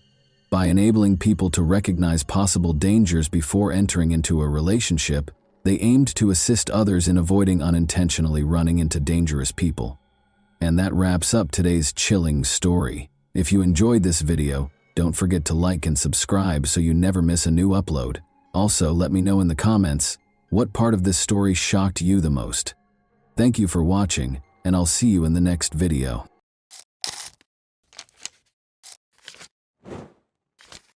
Hey guys, welcome to my channel, and today we're going to take a look at another horrible case with you. 3 8-year-old boys, Steve Branch, Christopher Byers, and Michael Moore, vanished while riding their bikes in West Memphis, Arkansas, on May 5, 1993. The following day, their bodies were discovered. However, the investigation took a convoluted and fruitless turn after receiving a false tip about local teenagers. How did misdirection in the case permanently change the course of justice? And what actually happened to these boys? Would justice be served to the victims, or would the case go unresolved? John Mark Byers called the West Memphis police at 8 p.m. on May 5, 1993 to report his son Christopher missing. The officer was informed by him and his spouse Melissa that Chris had not been seen since approximately 5:30 p.m. while he was in the yard working. 2 more parents called in with similar concerns within the next 90 minutes. Steve Branch left for school that day, and Pamela Hobbs said she hadn't seen him since. Around 6 o'clock in the evening, according to Dana Moore, her son Michael had gone out with friends, but had skipped dinner at home. A search was conducted in Robin Hood Hills, where local children frequently played, after 3 missing boys were reported missing. No sign of the boys was discovered that night, despite a thorough search. Chief Inspector Gary Gitchell took over the search the following morning, May 6, 1993. Officer Steve Jones noticed a black tennis shoe floating in a ditch close to the Blue Beacon car wash in the early afternoon. Within 15 minutes, Sergeant Mike Allen found the bodies of 3 young boys who had been murdered in Robin Hood Hills: Steve Branch, Michael Moore, and Chris Byers. In a drainage ditch, the 3 boys were discovered naked, their hands and feet bound with their own shoelaces. Nearby, their clothing was discovered entangled in mud and tree sticks. Christopher Byers suffered from severe genital injuries, including mutilation. Moore and Branch died from multiple injuries and drowning, while Byers' official cause of death was multiple injuries.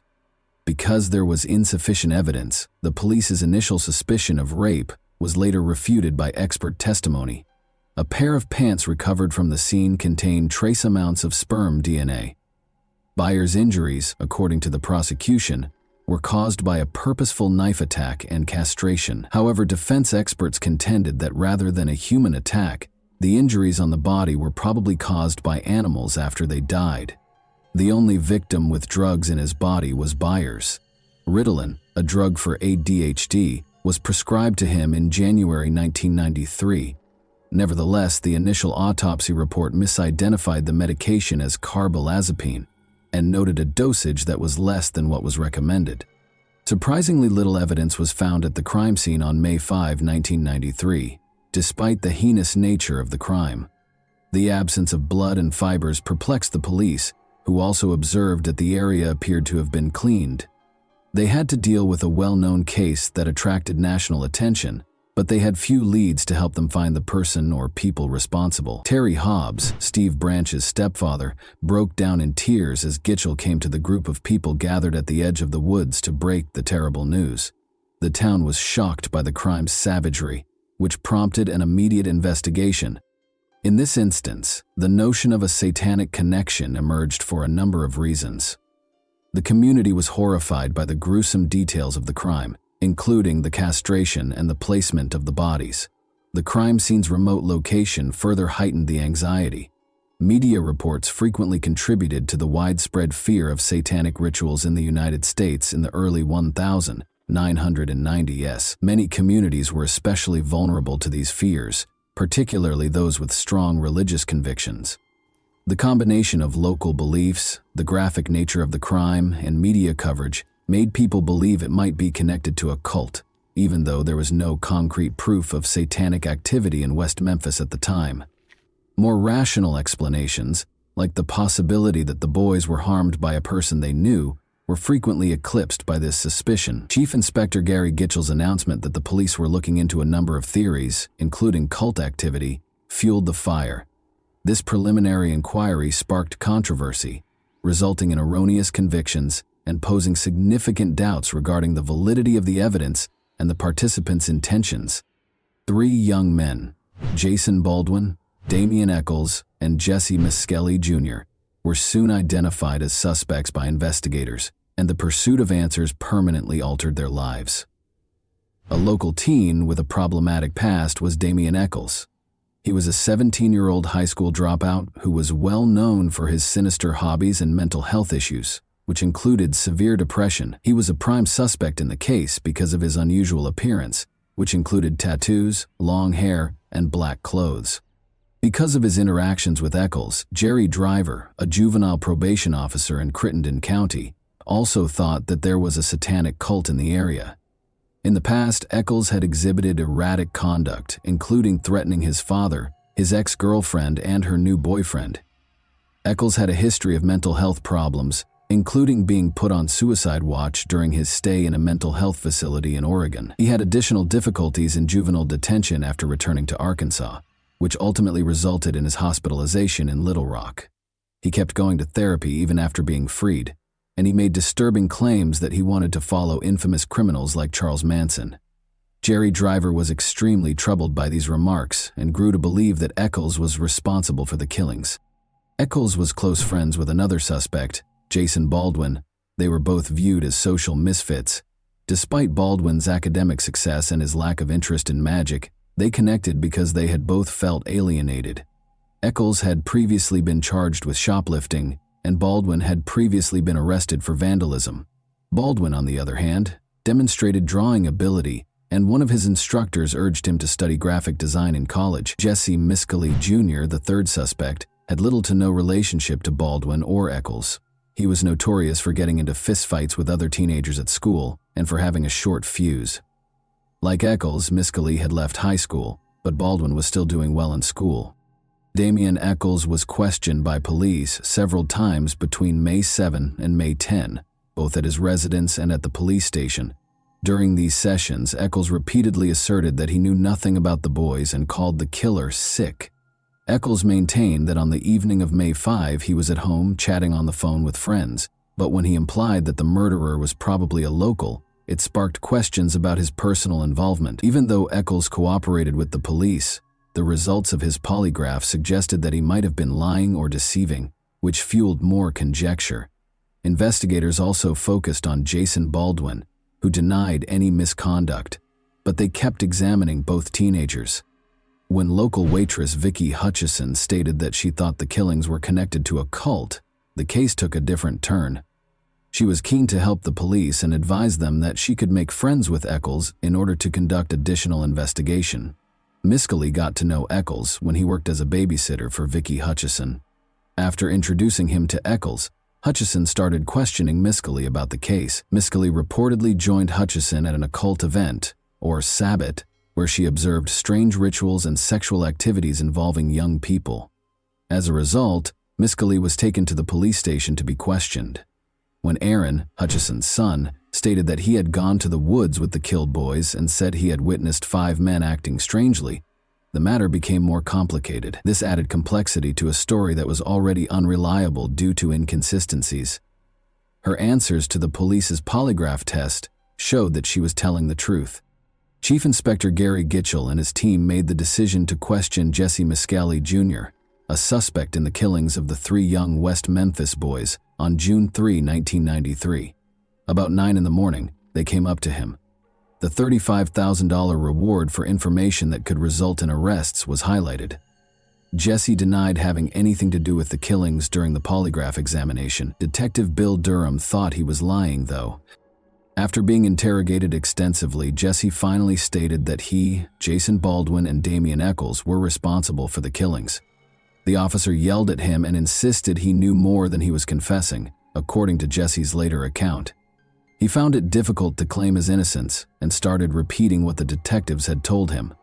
Gitchell corrected him when he wrongly claimed that the boys were bound with rope, stating instead that they were bound with shoelaces. As a result, Jesse altered his account to fit the officer's specifics.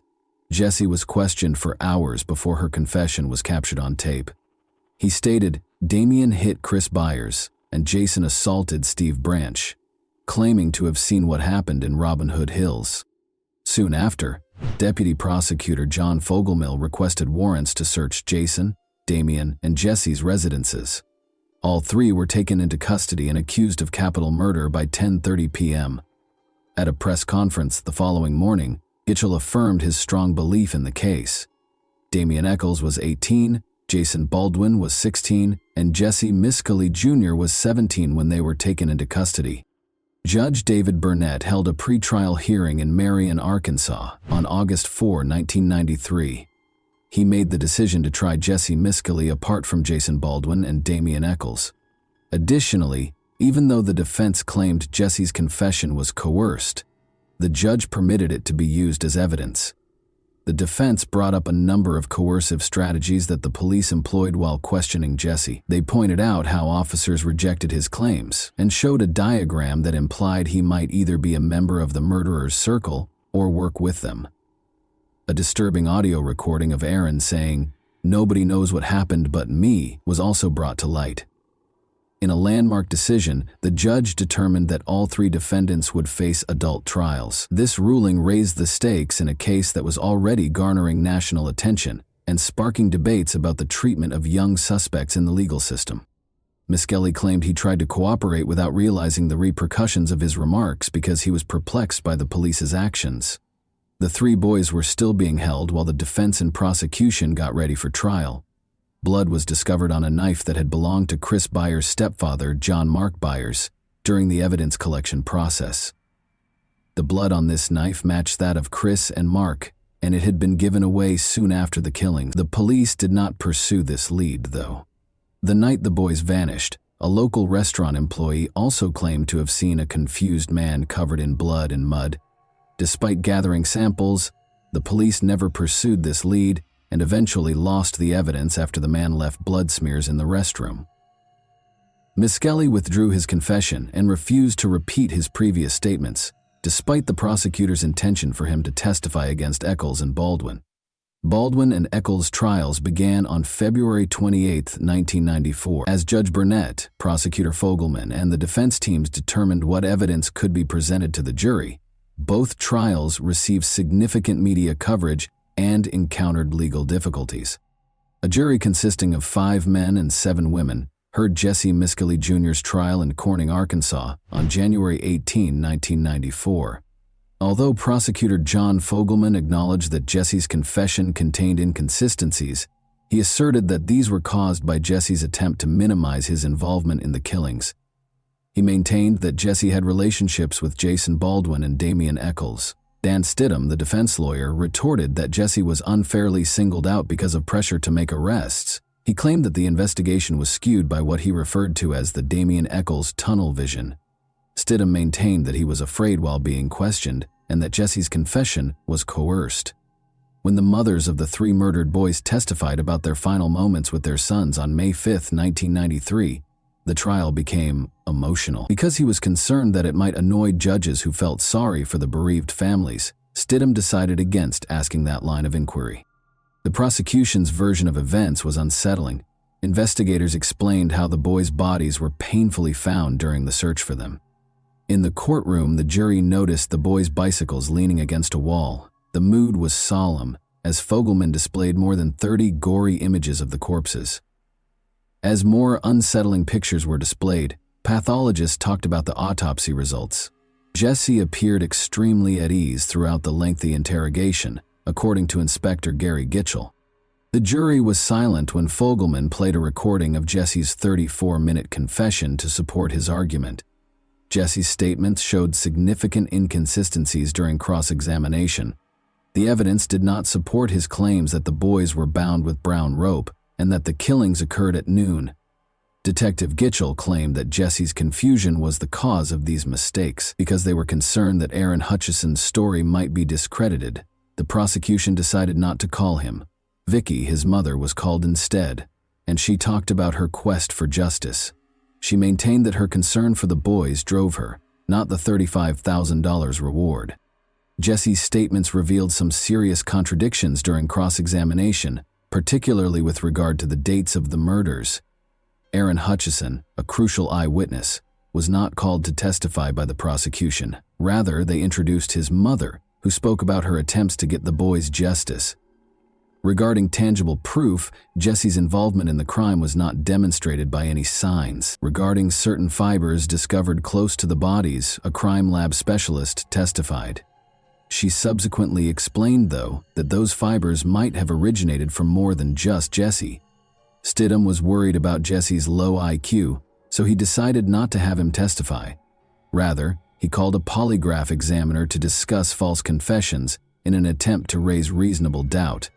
The judge permitted the examiner to describe the pressures that can cause someone to make a false confession, but he decided that the polygraph results could not be used.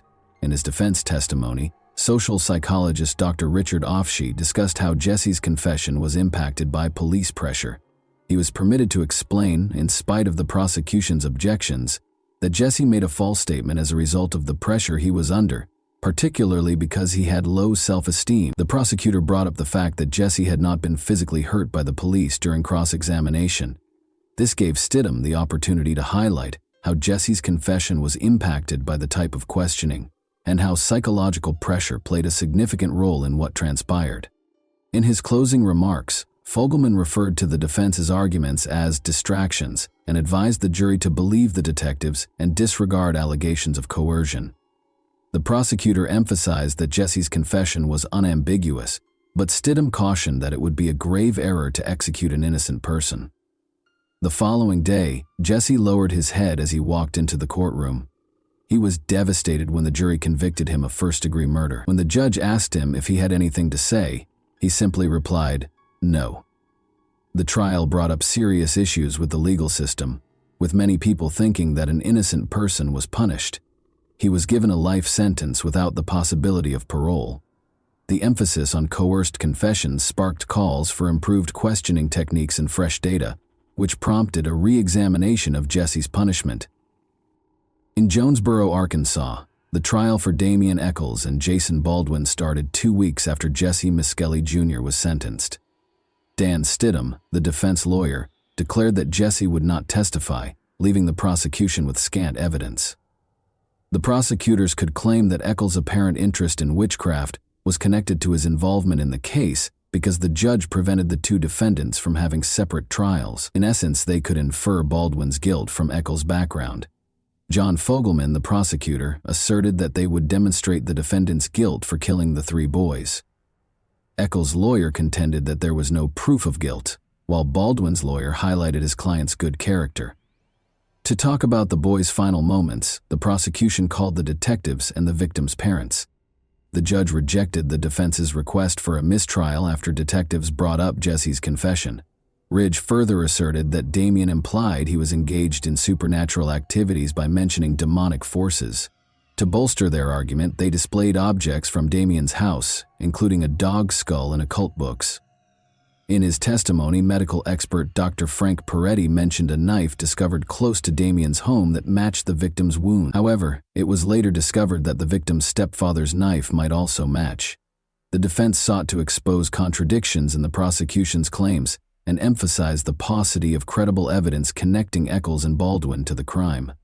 They stressed that the evidence was only suggestive and called in experts and witnesses to discuss false confessions. The jury found both defendants guilty of capital murder in spite of efforts to provide an alibi and cast doubt on the validity of the police investigation. Jason Baldwin received a life sentence without the possibility of parole after the jury found him guilty. In contrast, Damien Eccles was given the death penalty, more precisely a lethal injection. This result generated a lot of public interest and raised questions about the fairness of the trial. The West Memphis Three's defense teams diligently sought to appeal their sentences shortly after their trials, pointing out mistakes in the trial and introducing fresh evidence. Vicky Hutchison acknowledged lying under duress from the police, and the jury foreman was charged with misconduct during the trial, which might have affected the outcome. A new hearing resulted from new DNA evidence that connected Chris Byers' stepfather, Terry Hobbs, to the crime scene. There was broad support for the case. Devil's Knot, written by Arkansas reporter Mara Leverett, focused on the failure of justice, while Paradise Lost, a documentary directed by Bruce Sinofsky and Joe Berlinger, was released in 1996. Johnny Depp, Natalie Maines, and Eddie Vedder were among the celebrities who expressed their support. Following several unsuccessful appeals, the Arkansas Supreme Court scheduled a hearing for the new evidence on November 4, 2010. After realizing that this evidence might not establish their innocence, Eccles' new attorneys negotiated with the Attorney General to forego the hearing and proceed with new trials. They suggested an Alford plea, which limited the defendants' ability to seek damages for their erroneous convictions, but permitted them to enter guilty pleas to lesser charges while retaining their innocence. Jason Baldwin reluctantly agreed to the plea in order to spare Eccles from being executed. After serving 18 years in prison, all three men were released on August 19, 2011. However, there was no compensation for their time served and no additional investigation into the initial murders, so their case remained unresolved. After it was initially lost, Eccles' lawyers requested access to the crime scene evidence for DNA testing in July 2021. The majority of the evidence was later found to be undamaged. The Arkansas Supreme Court's decision on April 18, 2024, that people who accept an offered plea still have the right to request a new trial under a particular act, and permitted Eccles to undergo new DNA testing, sparked discussions about justice, the validity of eyewitness testimony, and how societal anxieties can influence court rulings. The case serves as a reminder of the issues with the legal system and the continuous fight for people who were wrongfully convicted and imprisoned. And that wraps up today's chilling story. If you enjoyed this video, don't forget to like and subscribe so you never miss a new upload. Also, let me know in the comments what part of this story shocked you the most. Thank you for watching, and I'll see you in the next video.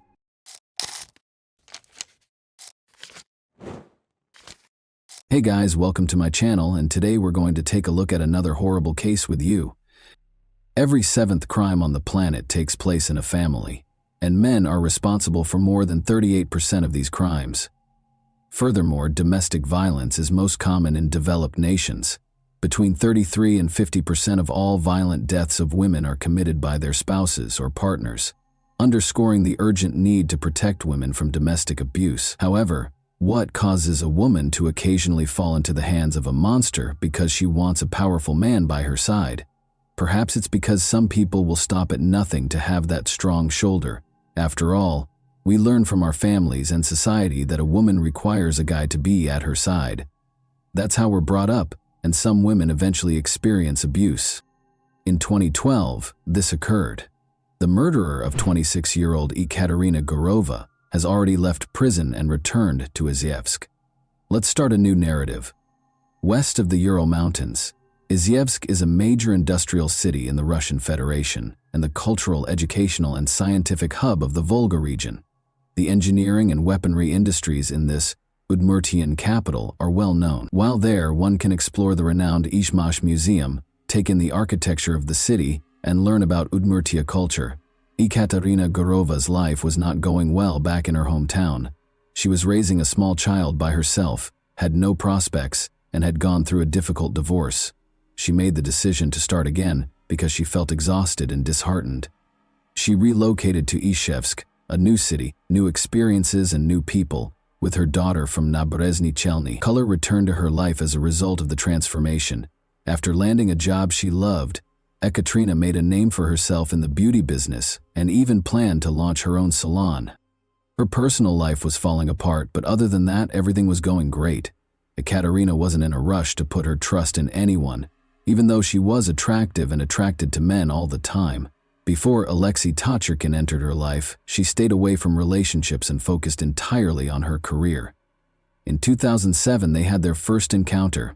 Alexei was employed as a cabbie. He'd turned on the charm since he felt flatteringly recognized by a woman as beautiful as Ekaterina. With 2 degrees in system administration and economics, he informed Ekaterina that he worked as a system administrator for numerous large corporations during the day, and that driving a taxi was only a side activity. Although Ekaterina was independent and self-sufficient by this point, she was intrigued for a while by his apparent ambition and education. They had a rigorous, amiable relationship. Then a system administrator was required for her ex-husband's company. Alexei was on Ekaterina's mind. After he was hired, Alexei became more involved in her life, taking her to see her parents in Naberezhny Chelny, fixing her computer, strolling her dog, and even driving her and her child to daycare. Ekaterina, however, saw it as just a friend lending a hand, despite Alexei's attentiveness. In order to capture her heart, he changed his strategy. He started to appeal to her pity. One day, outside the office where Ekaterina worked, Alexei put on quite a show. Tears filled his eyes as he told her that he had discovered his wife with another guy, and that his wife's aunt had even informed him that the children he believed to be his weren't. Despite the absurdity of the entire situation, Ekaterina sympathized with him and volunteered to help. Alexei continued to play the compassion card, saying that he had served in Chechnya, suffered a brain injury there, and occasionally attended the funerals of his deceased colleagues. Ekaterina was moved by his struggles and couldn't leave him alone. However, he eventually won her over when he traveled to Moscow for surgery to remove a bullet that was allegedly stuck in his head. From the train station, Alexei called her to report that he had fainted and that his money and documents had been stolen. After rushing to his aid, the empathetic Ekaterina took him home and cared for him for a whole week. They began dating following this occurrence.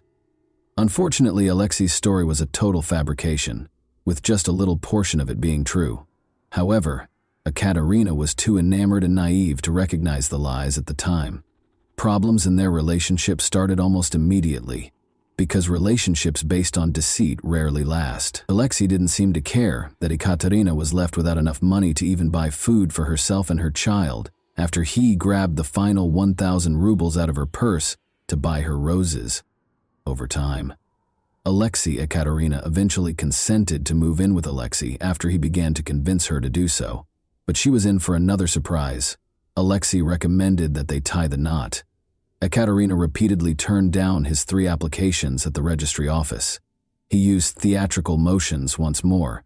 In a desperate attempt to convince her that he had no one else in the world, Alexei Tachurkin would twist his arms and threaten to commit suicide if she rejected him once more. At last, Ekaterina caved in, and their marriage was formally recorded on August 30, 2011.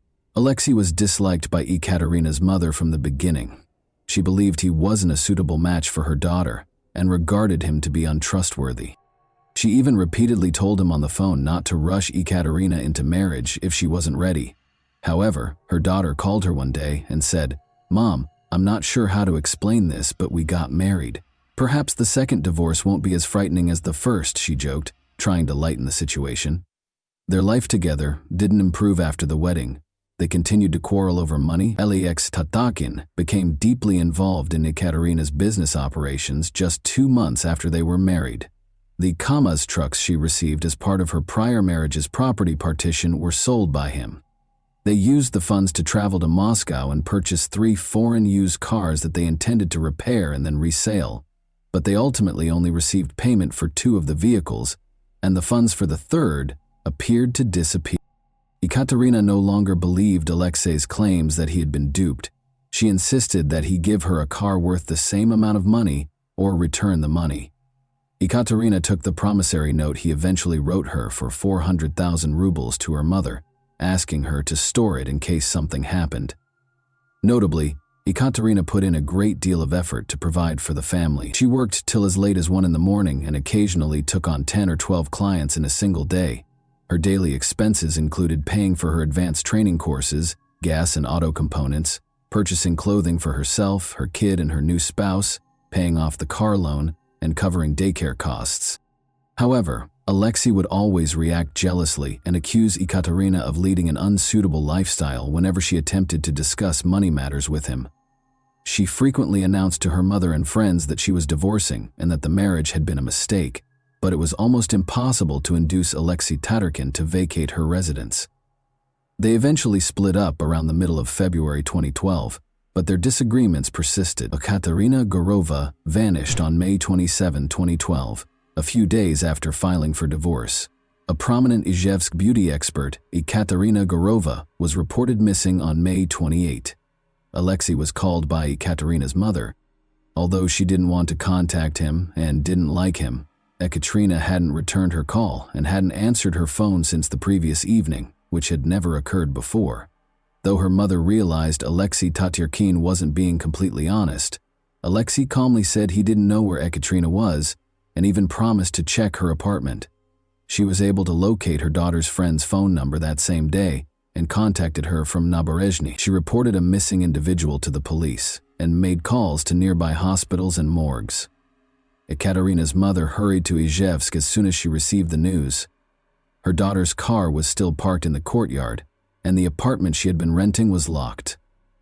One of the biggest search operations in the history of the city started at that point.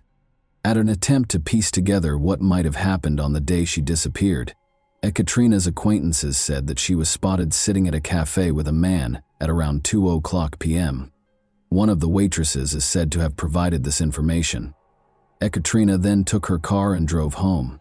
Around 3:40 p.m., she parked in the courtyard and entered her building, according to security cameras nearby. What followed is still unknown. Ekaterina vanished without a trace, but her automobile remained in the parking lot. According to Ekaterina's mother, she attempted to phone her. The phone rang at about 6 p.m., but Ekaterina didn't pick it up. Her phone was off by 11 p.m., and nobody could get through to her. Even if it was only for a brief excursion, Ekaterina's loved ones insisted that she would never simply leave town without notifying anyone.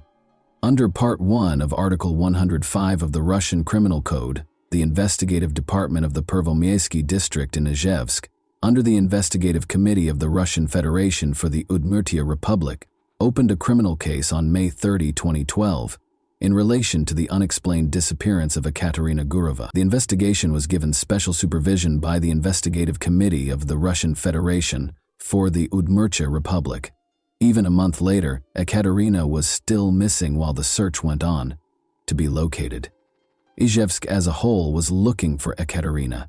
There were flyers everywhere with her picture on them. Her pals even sought assistance from psychics.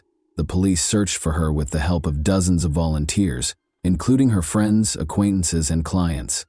On the basis of witness suggestions, they searched the suburbs and various locations throughout the city, but they were unable to find any clues. No progress was achieved in spite of the police and volunteers' ceaseless efforts. Olga Gurova, Ekaterina's mother, therefore lodged complaints with the prosecutor of the Republic, every agency in Udmurtia, and even Russian President Vladimir Putin. All of the offices responded to her letters, informing her that they had been registered. The detectives didn't begin to exhibit renewed interest in the case until after this. One of the main suspects was Ekaterina's spouse. Ekaterina thought he was responsible for the disappearance of her paperwork just before their divorce because he had been so jealous. But Alexei insisted he knew nothing and that he had nothing to do with Ekaterina's disappearance. He was arrested, interrogated, and then released shortly after she vanished. Then Alexei shut off his phone, stopped talking to anyone, and retreated from the outside world. As the hunt went on, it became clear that Alexei Tatarkin's role in Katia's disappearance was complicated. A waitress who had taken money out of Ekaterina's card at Alexis's request was responsible for the break. A few days later, she called Ekaterina's mother after seeing the posters for missing persons. A neighbor's testimony further bolstered the case.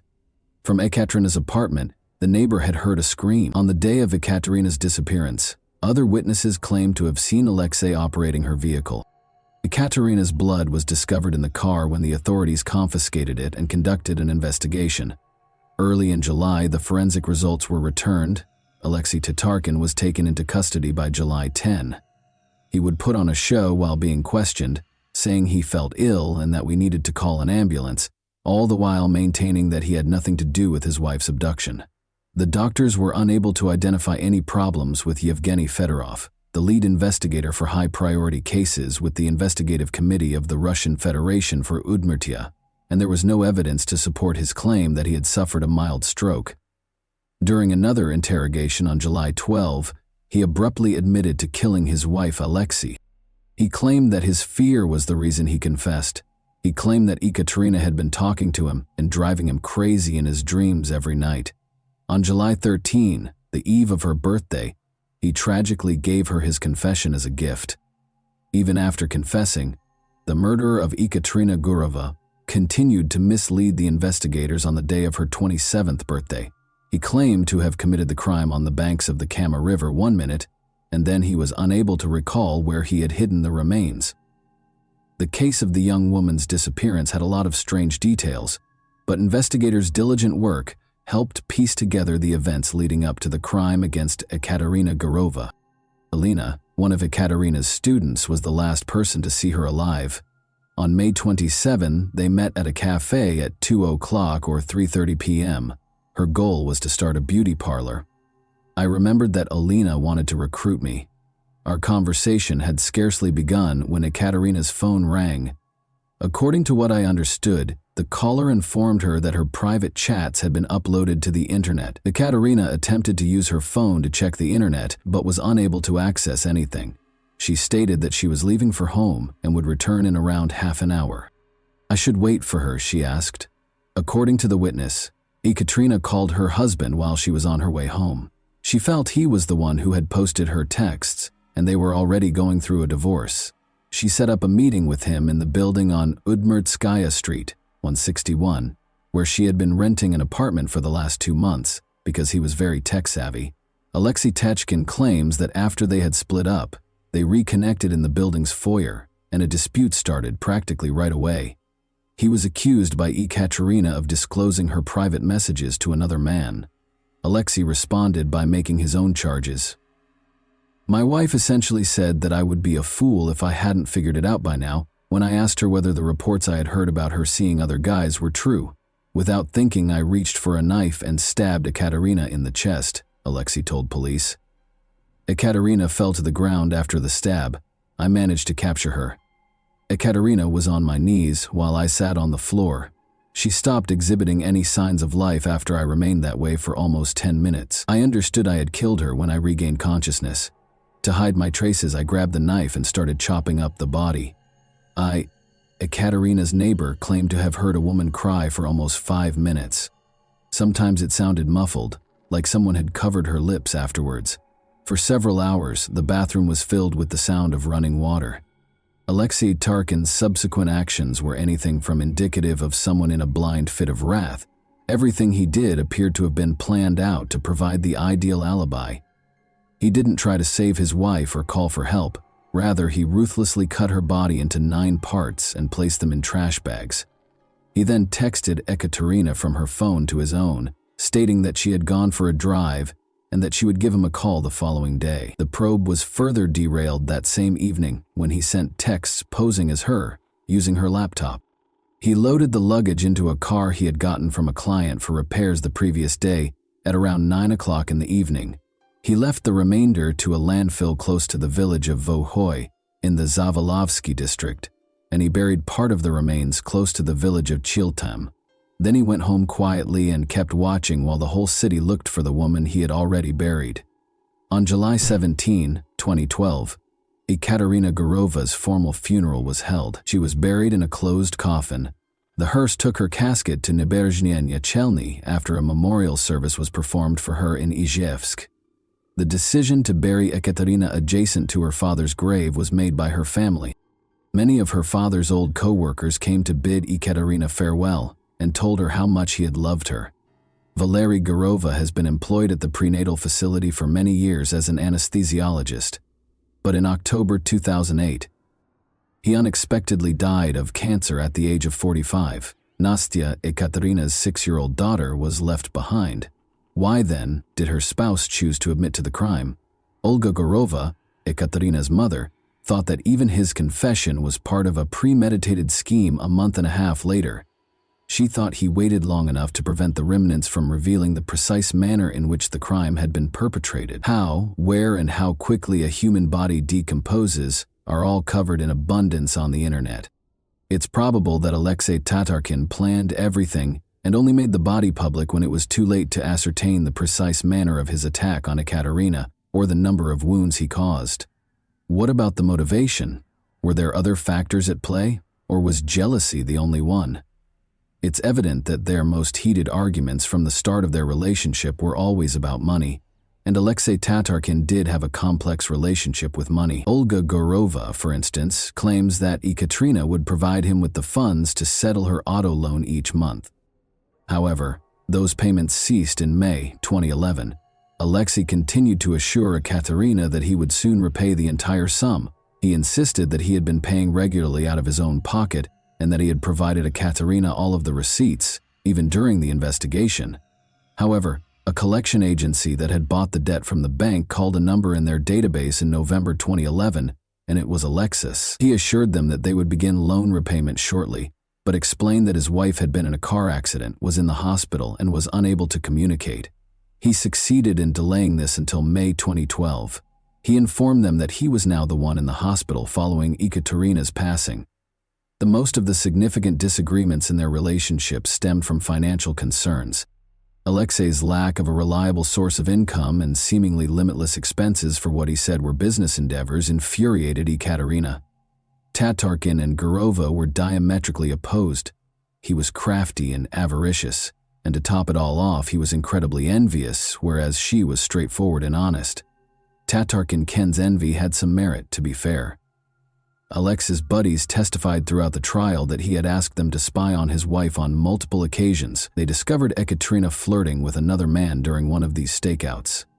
Alexei's experience as a computer specialist and system administrator also allowed him to surreptitiously monitor her social media posts, which only served to heighten his jealousy.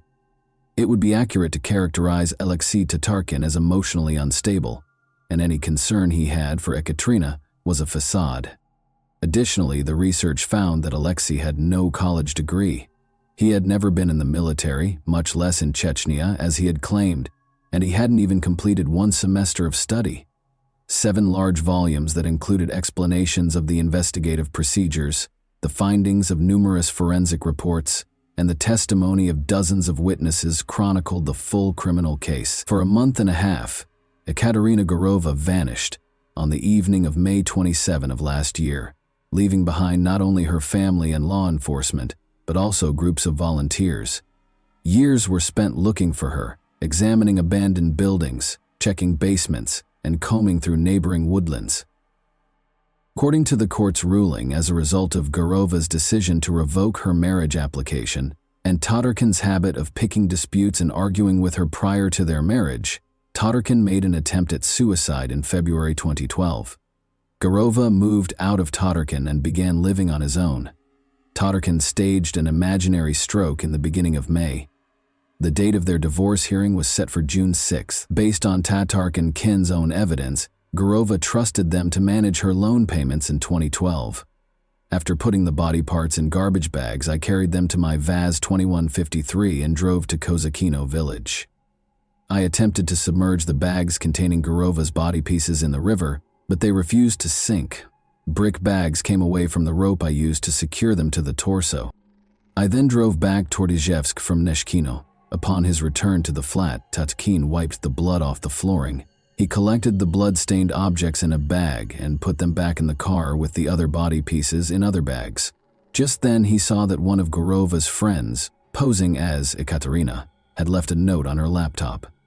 In order to provide an alibi for himself, he responded that she had allegedly gone out of town for a drive. Additionally, the murderer texted his own phone twice from hers, stating that Ekaterina was urging him to not worry and that she would undoubtedly give him a call back the following day. I left the torso in a forested area on the left side of the road after the accused's testimony to Tatarkin. I did not bury the bags. Instead, I covered them with leaves. The distance between the bags was around 30 yards. I also left the sweater I was wearing when the incident was committed there. I buried the garments and the rest of the body. Olga, Ekaterina's mother, broke down in tears as the witness statements were read in court and had to leave the room, calling paramedics to help her. The judge read the verdict for about an hour and a half. Alexei Tatarkin received a sentence of 9 years and 6 months in a prison colony with highest security. A 10-year sentence was what the prosecutor had asked for. No appeal was filed. At the sentencing, Ekaterina Guruva's mother and her family attorney were not present. A demand for damages, in which Ekaterina's mother sought 5 million rubles for mental suffering, was attached to the criminal case. She also filed paperwork to be reimbursed for 30,000 rubles in burial costs. Funeral costs were reimbursed by the court. Nonetheless, the court recommended that Ekaterina's mother bring a different civil claim in relation to the 5 million rubles in emotional compensation. Alexei Tatarkin's face was expressionless as the decision was read. His only apparent relief was that Ekaterina was no longer a part of his dreams. The thought of this amazing woman who was never able to get away from the monster she married is devastating. Ekaterina's optimistic and compassionate disposition allowed her to find the good in Alexei when there was only darkness. Perhaps the issue is that women are taught from an early age that they are incomplete without a male in their lives, and that they must have one by their sides. This kind of thinking creates a sense of self-worth that makes getting married to anyone happens to come along simple. How little did she regard herself to let a man who had to steal from her pocketbook and couldn't even afford to buy her flowers to remain in her life? Why are women so oblivious? Early on, Ekaterina saw that he was not a real man, but a fake. In order to see his girlfriend smile, a loving man would shield her and give her even the simplest presents. However, Ekaterina had already fallen into his trap by that point. She couldn't get away alive, to start. After being freed, Alexei Tarkin went back to Izyevsk in 2022. We don't write the laws or make the judgments, so what good is justice? What we can do is take lessons from tales such as this. This example ought to serve as a caution to attractive, successful women, those who are so sure of themselves and the world's goodness that they wind up picking someone who appears to be a faithful servant, a trustworthy companion, or a straightforward guy who finds a way into your life. He will eventually stab you in the back because deep down he knows he can never achieve or experience the success you have, and that knowledge will slowly and cruelly eat away at his ego. You trust him with everything, even your children and property, believing him to be highly loyal. This criminal will eventually face justice, which comes from above. And that wraps up today's chilling story. If you enjoyed this video, don't forget to like and subscribe so you never miss a new upload. Also, let me know in the comments what part of this story shocked you the most. Thank you for watching, and I'll see you in the next video.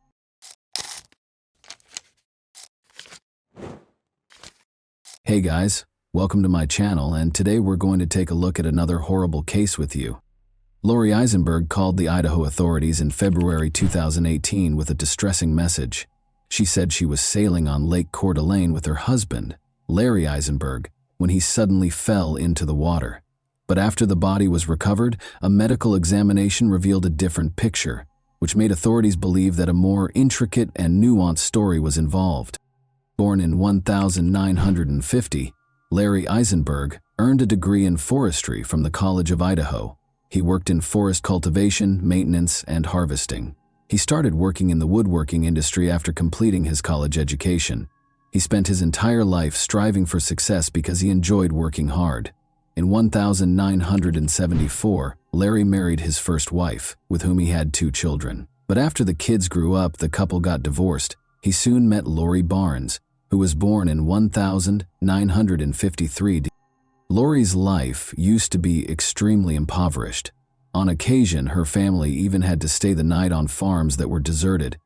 She got married in 1973 at the age of 19 and the couple divorced in 1996, but they had 6 daughters together. She moved out after the divorce and became a single mother to her daughters. Many were drawn to Lori because of her amazing laugh and smile, and she was very good with people. Larry has consistently stated that he loves his wife more than anything else since they were married in 2004. Their neighbors and friends said their 17-year marriage was perfect. In northern Idaho, they led a contented life.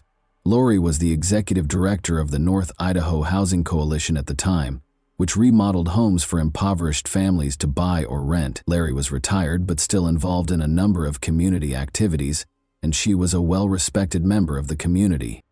Lori and Larry decided to take their boat to Lake Coeur d'Alene on February 13, 2018, so they could watch the sunrise from Sunup Bay, a beautiful location. Given that Lake Coeur d'Alene is generally regarded as having serene waters, what happened that day was nearly unthinkable. But soon after they set sail, Lori looked very upset and used Larry's phone to dial 911. She reported her husband's drowning to the authorities. Lori described her desperate search for Larry in the water and her need for immediate help. At 11 a.m., officers reached the closest shoreline and sent a rescue boat to retrieve Lori so that she could receive medical care. Sheriff deputies asked the woman for any information regarding Larry's last known location when they arrived at the scene. Lori claimed she couldn't find her cell phone and didn't call emergency services until 2 hours after Larry went overboard. Additionally, Lori stated that she had to manually start the engine again because the ignition key had broken shortly before the incident. She then disclosed that after searching the neighborhood for Larry, she chose not to drive the boat back to shore out of concern that she would lose the trail. She eventually located Larry's cell phone and dialed 911 after taking out a blanket to stay warm. But after she finished speaking, the cell phone fell out of her grasp and into the lake.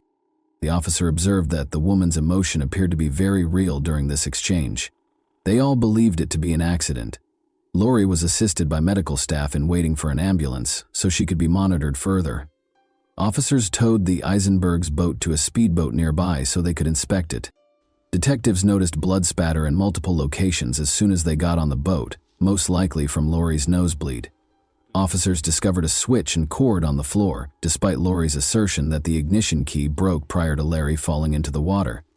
Because the switch and cord would have needed to be connected to the ignition switch in order for the engine to start later, investigators thought this was strange. Furthermore, the ignition key was obviously bent, indicating that there may have been a struggle of some kind. Along with Lori's purse, which included an empty juice bottle, officers also discovered a number of additional keys. These things were all taken as proof. Lori's cell phone was discovered by a deputy sheriff during an examination of the vehicle the Eisenbergs used to tow the boat. Additionally, a vial of allergy medication containing the active ingredient dimenhydrinate and an unidentified liquid spilled in the cup holder. Despite being an over-the-counter antihistamine medication that is frequently used to treat fevers and allergies, it still makes you feel extremely sleepy. Unfortunately, a thorough search was necessary because Lori did not provide precise information regarding their most recent location. As a result, it was determined to use a group of divers equipped with sonar. In an attempt to find Larry, search and rescue helicopters were also involved in the search, but to no avail. Detectives were still unable to locate Larry, so 5 days later, on February 18, they called Lori Eisenberg and asked her to go on the lake with the sonar diving team. Despite her agreement, Lori was unable to name any particular landmarks and offered the searchers little help. The investigator thought this behavior was strange. Lori laughed and joked during the search and occasionally broke down in tears for no apparent reason. However, this was not stressed because everyone grieves in a different way. However, Lori's suspicious behavior at her husband's house, which was 20 minutes southwest of town, prompted 2 calls to the county sheriff later that day. Police became interested after the callers, who were the Eisenbergs' neighbors, claimed that Lori's family members were assisting her in moving her belongings out of the house. On February 21, 2018, a startling discovery was made that completely changed the course of the case. Due to Lori Eisenberg's potential fraudulent activities, the North Idaho Housing Coalition, where she had worked for years, notified police officers that it would no longer be working with her. It turns out that the coalition's accountant found errors in the report and that $500,000 was missing from their budget total. That was the amount that only Lori had. Those who knew Lori Eisenberg were shocked by this news because, according to law enforcement, she was a law-abiding citizen with no prior criminal history. Larry's son made the decision to speak with the investigator at this point. He told him about Lori's peculiar actions and the potential role she played in his father's passing. However, the detective was certain that the woman had nothing to do with Larry's death and saw it as merely his personal grievance. However, in response to Lori's fraud charge, a search warrant was issued for the Eisenbergs' residence the following day. Several pieces of evidence were found during the search, including red stains on the floor outside the house, paper towels that appeared to have dried blood on them, black latex gloves, and a Ziploc bag that contained an unidentified white powder. Lori was immediately briefed on the evidence by the investigating detective. She countered that she was unaware of the brown stains in the backyard and that the blood they discovered on the gloves and towels was her own. The red marks on the concrete were later identified by forensic analysis as paint drips that had stained the boards. Lori was arrested on 40 counts of forgery on February 27th. Since the coalition was partially financed by taxpayers, the nearly $500,000 she was accused of stealing would escalate into a far more serious offense. On the following day, one of Lori's daughters posted her $75,000 bail. About 3 miles from the location where Lori claimed Larry fell overboard, Larry's body was discovered floating face down, close to the shore on March 1, 16 days after the tragic event. An autopsy the following day verified that the body belonged to Larry Eisenberg. That's not all, though. Toxicology tests conducted by the coroner's office showed that Larry's blood contained deadly amounts of the antihistamine dimenhydrinate. Experts concur that despite the extremely low frequency of overdoses, the drug is fast-acting and can be lethal if taken in excess in a short amount of time. Although the autopsy results were not made public by the authorities, Lori had previously claimed that her husband took several pills daily and frequently neglected to take the recommended dosage. Larry also had flu-like symptoms, according to Lori. Larry only ever mentioned being sick once, in a message to his friend. But was Larry the one who sent that message? The expert analyst concluded that the last time the cell phone signal was present close to Lori's son's house was when Larry vanished into the lake, despite the fact that Larry's phone had drowned. Given that Lori said the phone fell into the lake on February 13, this was strange. Detectives concluded that Larry's death was most definitely not an accident. As a result of all of this, Lori did not show up in court for her fraudulent fraud case in late May. A warrant for her arrest was consequently issued, but she never showed up. Investigators kept questioning the Eisenberg family's close associates, and soon the idyllic relationship started to show signs of weakness. Despite their apparent happiness, Larry had been very dissatisfied with Lori's recent spending patterns and the fact that she frequently provided financial support for her kids. Investigators also discovered that Larry was one of 3 men Lori had cheated on her first husband with. Furthermore, it was found that Lori herself had handwritten modifications to Larry's will a month prior to his death. According to the will, Larry's children would receive 80% of the estate, while his own would only receive 20%. Authorities chose to make the autopsy results public and declare the case a premeditated murder since Lori was still at large. It was discovered that he overdosed on the antihistamine Benadryl and died from diphenhydramine toxicity. Diphenhydramine, an antihistamine used to treat allergies, is marketed under the name Benadryl. It is also used as a sleep aid because it makes you drowsy, even at standard dosage levels of 1,0,100 nanograms per milliliter. Diphenhydramine induces drowsiness. Larry's body contained a deadly 7,100 nanograms of diphenhydramine at the time of his death. Larry's doctor was questioned by police to see if they saw any indications of a stroke or other medical irregularities, but the doctors said Larry was in perfect health. Investigators concluded that Lori texted Larry's daughter that morning before poisoning her husband, based on all the evidence they had collected. Subsequently, she added the pills to the man's juice. Larry became ill and went overboard near the coast. They also conjectured that before dialing 911, Lori purposefully steered the boat further away from the location. The entire Eisenberg family was uninsured. What was the motive? That was the only question left. It was probably coming to pass that Lori would inherit their shared house in the event of Larry's death, which she could then sell to raise the money she needed to pay for the money she had stolen. Additionally, according to friends, Larry had no idea what Lori was doing at the Idaho Housing Coalition.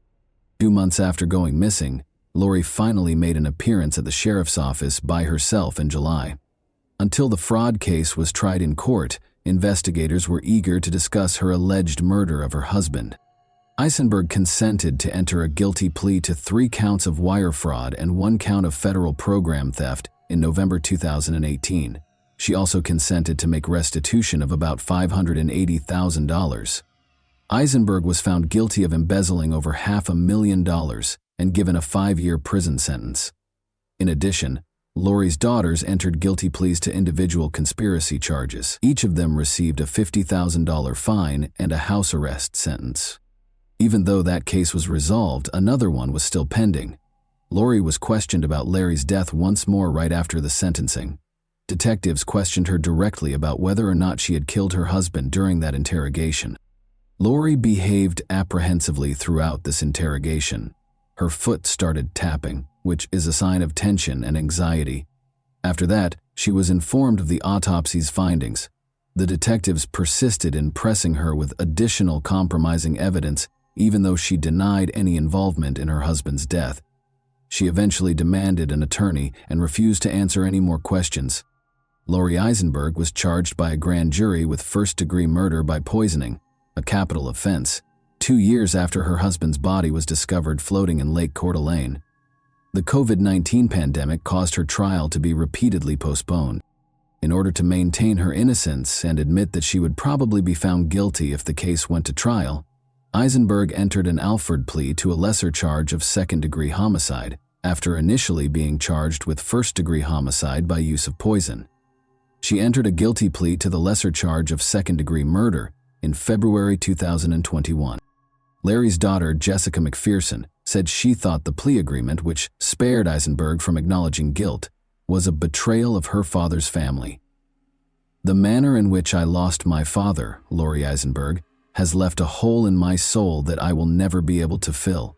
And for 3 years, that hole has just continued to get deeper and deeper at the web of lies, deceit, and manipulation that have continued to expand," Jessica McPherson said. Larry's son, Dean Eisenberg, stated, "It is impossible for me and those who are deeply impacted by the loss of such a great man and wonderful father to find closure."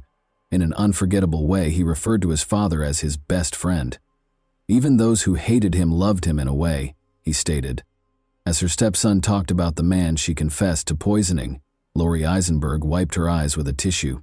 He spoke of a decent, industrious man who cherished his family, especially his wife. "I can only hope she did what she did to save him the embarrassment of finding out what his soulmate had done behind his back," said Dean Eisenberg. Lori's daughter, Amber Barnes, claimed that her mother controlled the household. "Larry dedicated his life to Lori. He loved her, he trusted her, and she killed him," Barnes stated. The pain felt by everyone who lamented Larry's passing was exacerbated by Lori's plea to Alford. "She deserves to be held accountable for her actions and be seen for who she really is," Amber Barnes stated. She saw Lori Eisenberg as a father figure and a great-grandfather who would give her children bear hugs and stroke their hair while telling them he loved them. "Our family lost 2 people that day on the lake. We lost Larry, the grandpa we loved, and we lost Lori, the mother and grandma that we loved, trusted, and thought that we knew. Lori shattered our lives when she took Larry's life. But it didn't stop there," Amber Barnes stated. Before the judge sentenced Lori Eisenberg, she spoke to the court for over 45 minutes. She claimed that she started stealing from the coalition because she was having financial difficulties with her daughters, one of whom she had expelled from her house when she was 15. She claimed that she felt unable to express to her husband her desire to support her daughters financially. She emphasizes that they lacked health and dental insurance. "I saw my precious little grandchildren suffering because their mothers were not able to have a double-income family and not able to provide what they needed," she said. "So what do they do when the kids get sick and have to go to the doctor?"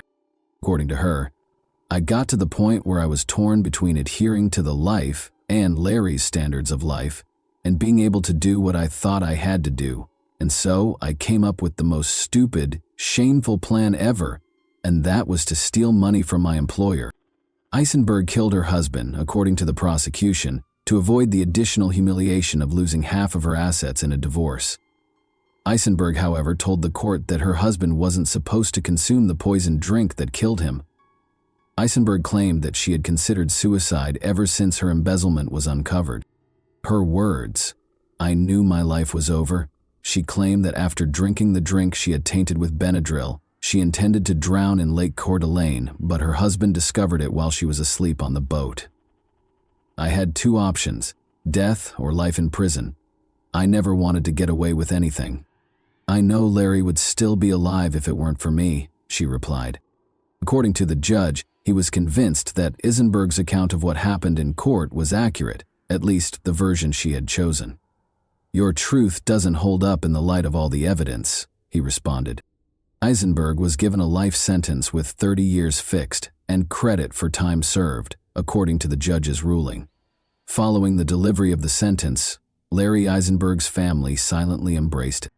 And that wraps up today's chilling story. If you enjoyed this video, don't forget to like and subscribe so you never miss a new upload. Also, let me know in the comments what part of this story shocked you the most.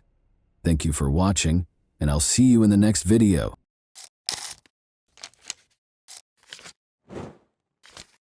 Hey guys, welcome to my channel, and today we're going to take a look at another horrible case with you. When 16-year-old Carol Hutto got a phone call at 7:45 p.m. on December 13, 1976, it made her happy and excited. She hurriedly informed her mother, Norma Hutto, after the call that she would return in roughly 30 minutes after visiting a nearby store that was just a 10-minute walk away. Her mother had no idea that it would be the final time she would see her cherished daughter. After that, Carol never came home. It took 24 agonizing years for the truth to be revealed after interrogation. Who might have made the enigmatic call? What caused Carol to vanish without a trace? We'll examine the 1976 cold case of Carol Hutto, a mystery that remained unsolved for an incredible 24 years. Carol vanished from Largo, Florida, a vibrant city renowned for its sunny weather and welcoming community. With a population of more than 82,000, this city in Pinellas County offers a combination of urban conveniences and stunning natural surroundings. Largo offers a wealth of enjoyable activities and a rich history. Both local residents and visitors find it to be a welcoming environment. However, a crime that occurred here in 1976 altered everything.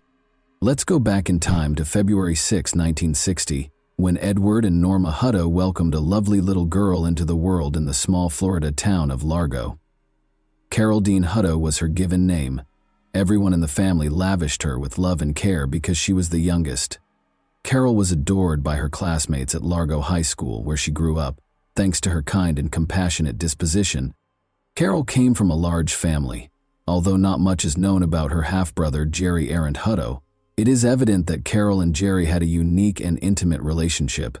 Jerry always made an effort to grant his sister's wishes because he loved her very much.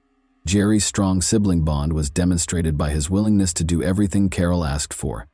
In addition to Jerry, Carol had two sisters, Melinda Darlene and Pamela Beal Hutto, and two brothers, Maurice Barnett and Frank Hutto. Carol was a girl who made her mother and her family happy.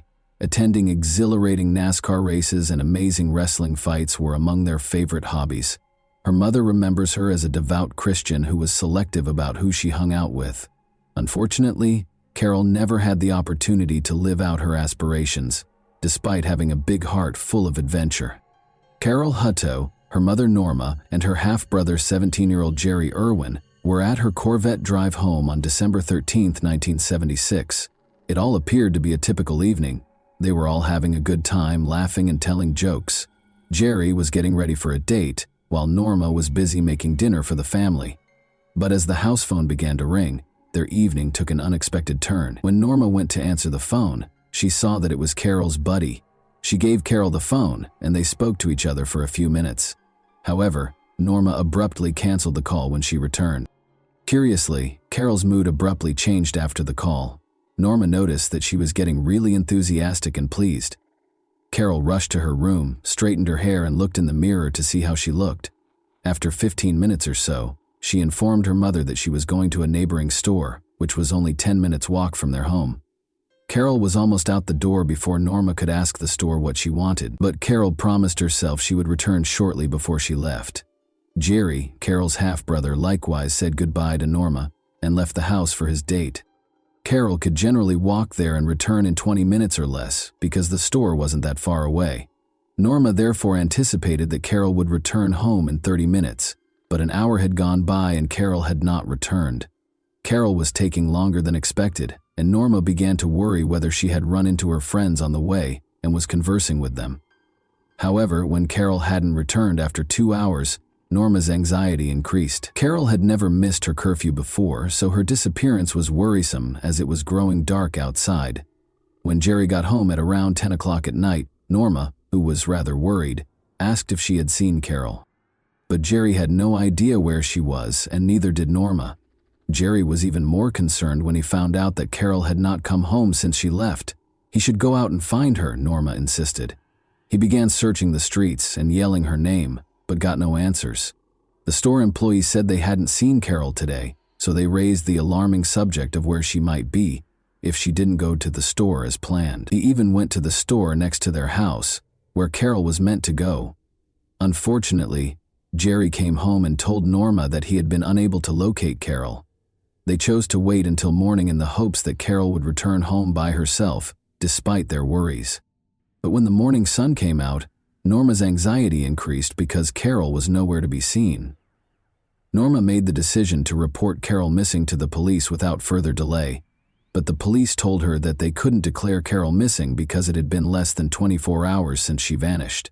At this point, they also thought about the likelihood that Carol had fled her house. However, Norma was not prepared to believe that Carol would ever run away from her family or leave her house by herself. She was convinced that her daughter had suffered a terrible fate. Norma and Jerry didn't want to wait for the police to take action because of this. They made the decision to act independently and actively look for Carol on their own. In order to find out if anyone had seen Carol the night before, they went around their area and spoke with neighbors. No one had seen Carol returning home that evening, although most of the neighbors recalled seeing her when she left at around 8 p.m.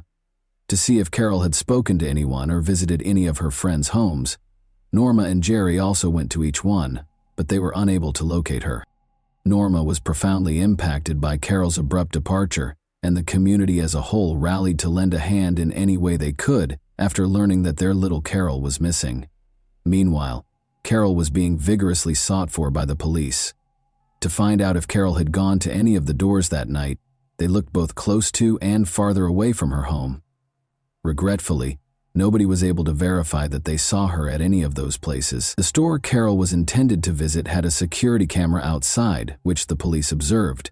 But after watching the video, they were unable to discover any proof that Carol had been at the store the night she vanished. It was difficult to follow Carol's travels since security cameras were not as widely used as they are now, and only a small number of stores had them installed. However, a fatal discovery was made very quickly. Under strange circumstances, Carol's half-brother Jerry discovered her dead body on the evening of December 14, 1976. Desperate to find Carol, he had been scouting the area alone. He followed his search till he came to a building that was still under construction at the end of the block. This structure was beside a lake at 418 Imperial Drive. The body of Carol was found there, according to Jerry. How exactly he had found her in this particular location was still unknown. Carol's partially undressed body was discovered floating in the ocean. For Jerry, this was a startling and extremely unsettling sight. After reporting the discovery to the Largo police right after, he had the challenging duty of going home and telling Norma the devastating news. It was immediately clear that Carol's death was not an accident when the police arrived to carefully remove her body from the lake in order to preserve any possible evidence. Her injuries and the concrete block that was used to drown her suggested foul play, meaning that she was killed on purpose and that someone tried to conceal her body. Her body was dumped in the lake after the authorities concluded that the attack had most likely taken place in the abandoned construction house. Carol's watch was a key piece of evidence. It was stopped at 10:36 p.m., suggesting that the murder occurred sometime between 10:30 and 10:45 p.m. Some disturbing details emerged when Carol's lifeless body was sent for a comprehensive autopsy. Carol was strangled, which probably caused her to lose consciousness but did not immediately cause her death, according to the coroner's findings. She had also had a serious injury after being struck in the head by a hefty item. In addition to the upsetting discovery, Carol's thigh was severely burned. An even more horrible detail was revealed in the medical examiner's report. Carol was still alive when she was tossed into the water and smothered with a huge slab of concrete. She stayed aware despite the terrifying situation and eventually passed away from drowning. 3 long hairs that belonged to the same individual but appeared to belong to someone else were also found by the coroner during the examination of Carol's body. A 4th hair was discovered on Carol's blue jeans. It was unidentifiable and might have belonged to the murderer. This finding could have been a significant development in the case. However, the hairs were carefully stored away, awaiting the development of more sophisticated techniques that could assist identify the person guilty for Carol's unfortunate death, because there was nothing that could be done with them at the time due to the limitations of medical science in the 1977. Because Jerry Irwin, Carol's half-brother, was also outside on the night Carol was killed, the Largo police briefly focused on him. The police found that Jerry was finished 30 minutes earlier than he said, notwithstanding his claim that he was on a date. They began to question what he was doing during that interval. Why didn't he come home sooner? The restaurant he visited was only approximately 8 minutes away. Since Jerry was unable to offer an alibi for that period of time, the police began to suspect that he was involved in Carol's death. He was the focus of their investigation, but no conclusive proof was found. There was no evidence that Jerry could have harmed Carol. Carol's mother, Norma, was certain that Jerry loved his sister dearly and would never harm her. Even though they were suspicious at first, concentrating on Jerry didn't help them discover the truth. Jerry was eventually exonerated by the police, since they were unable to locate any additional evidence against him. The police worked hard over the next 18 months to follow up on every lead, but they were unable to uncover any information that would help them solve the case. Thus, the inquiry continued in circles. The case became chilly as time passed and the investigation lost steam. The Hutto family was left with burning questions as a result of this. What actually happened to Carol on that pit bull night? Who was to blame for her passing? Along with losing their cherished daughter, they were also frustrated that justice had not been served for her. The murder of Carol remained unsolved for over 2 decades until a chance event in March 1994 gave the investigation a new perspective. Due to a work injury, Officer Brad Hoyes was forced to spend his desk duty looking through cold case files.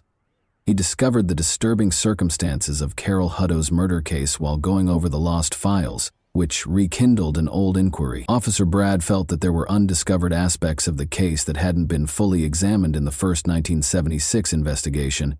His instincts led him to take the risky step of reopening the investigation and retrieving the evidence box that had been stored for years. He found Carol's personal diary among the materials. In the hopes that the diary would have the missing parts required to solve the riddle of Carol's terrible demise, Officer Brad found promise in those pages. And it starts around a month before she passes away. Carol wrote about her covert relationship with her classmate a few pages into the diary. Carol was 16 years old at the time, which was in 1976. The 17-year-old James Brian Kuhn, also known as Jimmy Kuhn, who was born on July 20, 1959, was the object of her intense crush. At Largo High School, where they were both juniors, they would frequently converse with one another. Although there were rumors of their intimacy circulating around the school hallways, they decided to keep their distance and never publicly recognized it. Kuhn requested that Carol keep the connection a secret, because his family was very strict and they wanted to keep it a secret from everyone. Carol also said that she was deeply in love with Kuhn at one point. When she finally reached the line, "I met Jimmy at the lake," it was just too personal, you know. I mean, her body was discovered there, and we think the murder was committed directly next to the house. Kuhn was also one of the people that showed up at Carol's burial looking truly sad and not at all like a suspect in 1976 when the case was first being investigated. As a friend of Carol, Kuhn was also questioned. He stated that he was at home the entire time and that he had not seen or spoken to her on the night of the murder. When cold case investigators re-examined the case in 1994, they discovered a contradiction between Kuhn's claims and what the Hutto family had initially informed the police. They disclosed that Carol had gotten a call from none other than Jimmy Quinn, On the fatal evening of December 13, 1976, Kuhn had a daughter by this point, and he was 34 years of age. After graduating, he went on to serve in the United States Navy, where he was highly successful. His service as a submariner assigned to the U.S. Naval Submarine Base in Connecticut shaped his military career. Detective Sergeant Mike Short, 43, of Largo, was personally involved in the case. He assumed the lead in looking into Carol's murder after learning about the case because he and Kuhn had gone to the same Largo high school. He was accompanied by Lieutenant John Carroll, now Deputy Chief of Largo. They took a risk by unexpectedly traveling to Connecticut, where Kuhn, an 11-year veteran of the military, was stationed. Kuhn's story took a significant turn during this encounter. In a reversal of his previous claims, he acknowledged that he had seen Carol the night before she vanished. He acknowledged that on the night Carol vanished, he had been with her. That admission was important. But the next day, Kuhn had a change of heart. He refused to participate in a polygraph test, sought legal counsel, and declined more interviews. The lack of sufficient evidence to conclusively establish that Kuhn was the murderer of Carol on the evening of December 13, 1976, presented a problem for the police and prosecution. Since Kuhn might be exonerated for anything less than first-degree murder, it seemed improbable that he would be found guilty of first-degree murder, given the statute of limitations. But there was something even more fascinating in the evidence box. Detective Mike opened the box and found a set of strange hairs that had been taken from Carol's body in the crime scene and had been carefully preserved in the late 1980s. The use of DNA testing to determine a person's guilt or innocence in criminal investigations was a turning point in forensic science. As the 1990s went on, the focus moved to looking at mitochondrial DNA, which is found in tiny structures inside human cells and has a higher chance of surviving over time. In light of these developments, Mike was keen to perform a genetic analysis on the hairs in the hopes of identifying the real culprit. But something was wrong. A sample of Kuhn's DNA, which was essential for the tests, was not available. The police required a valid search warrant to get Kim's blood in order to gather this crucial piece of evidence. They made the strategic decision to move forward with the goal of spending as much time as possible with the suspect. Detective Mike made the decision to enlist the Naval Criminal Investigation Service, or NCIS, as reinforcements in 1998. They believed that Kuhn might become uneasy and make a confession as a result of the naval officer's presence.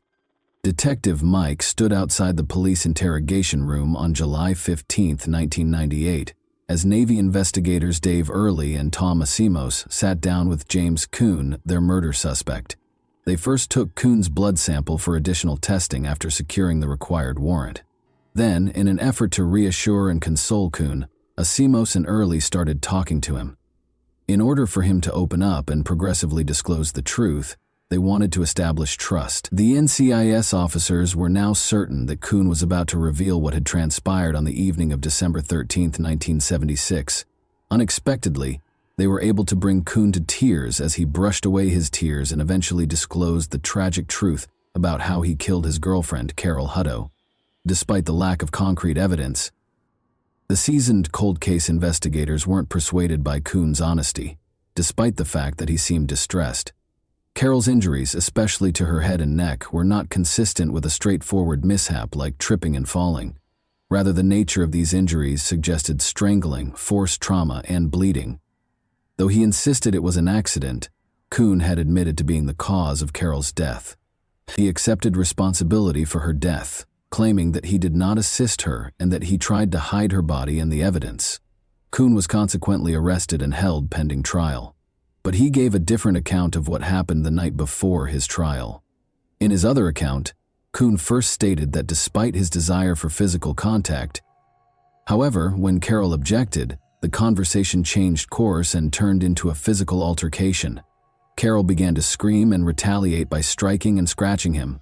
Kuhn hit her with a 2x4 piece of wood and even tightened his hold around her throat because he was afraid her cries would attract attention. Carol collapsed to the ground, senseless, as he finally released his hold. As a result of his uncertainty and terror, Kuhn decided to conceal her body in an effort to make it seem as though someone else had attacked her. He also burned her thigh in an attempt to cause confusion. Detectives reached the same conclusion in Kuhn's various renditions of events. regardless of the specifics. Carol was beaten, dragged to the water, and flung face down. To keep her body submerged, a concrete block was used as weight. It's interesting to note that Kuen's second story seemed more credible and fit the evidence better. The circumstances surrounding Carol's unfortunate fate and the physical evidence seemed to support this version of events. On February 9, 2000, the day of the trial, the prosecution sought to convict Kuen of first-degree murder. Although his attorneys admitted that he was partially responsible for the act, they maintained that manslaughter or perhaps third-degree murder would be a more appropriate punishment. After receiving the case, the jury deliberated for just 22 minutes before rendering a decision. Kuen was convicted of murder in the first degree. The fact that the offense was committed in 1976 gives Kuen the opportunity to enjoy freedom again. Judge Philip Federico of the Pinellas Pasco Circuit Court interpreted the state legislation of that year. After 25 years, a person convicted of first-degree murder may be eligible for parole under these provisions. It's interesting to note that Carol's mother, Norma Hutto, felt compelled to speak to Kuen at the sentencing, even though Kuen declined to do so. Norma went on to add, "James Kuen, you took the trust Carol gave you and you used it for your depraved wants." She also mentioned how Carol had trusted him and called him out. She brought up the fact that Kuen had attended Carol's funeral, disguising his true motivations by acting like her friend and feigning distress. Norma expressed her wish that he would never be released from prison and that he was unworthy of a fresh start, pointing out that he had denied her daughter the opportunity. A hopeful mother, Norma had a bright future in mind for her newborn daughter, Carol. She looked forward to the day Carol would graduate from Largo High School with pride. She envisioned her 16-year-old daughter in a gorgeous white gown, walking down the aisle to begin a happy life with her husband, and perhaps even starting a family.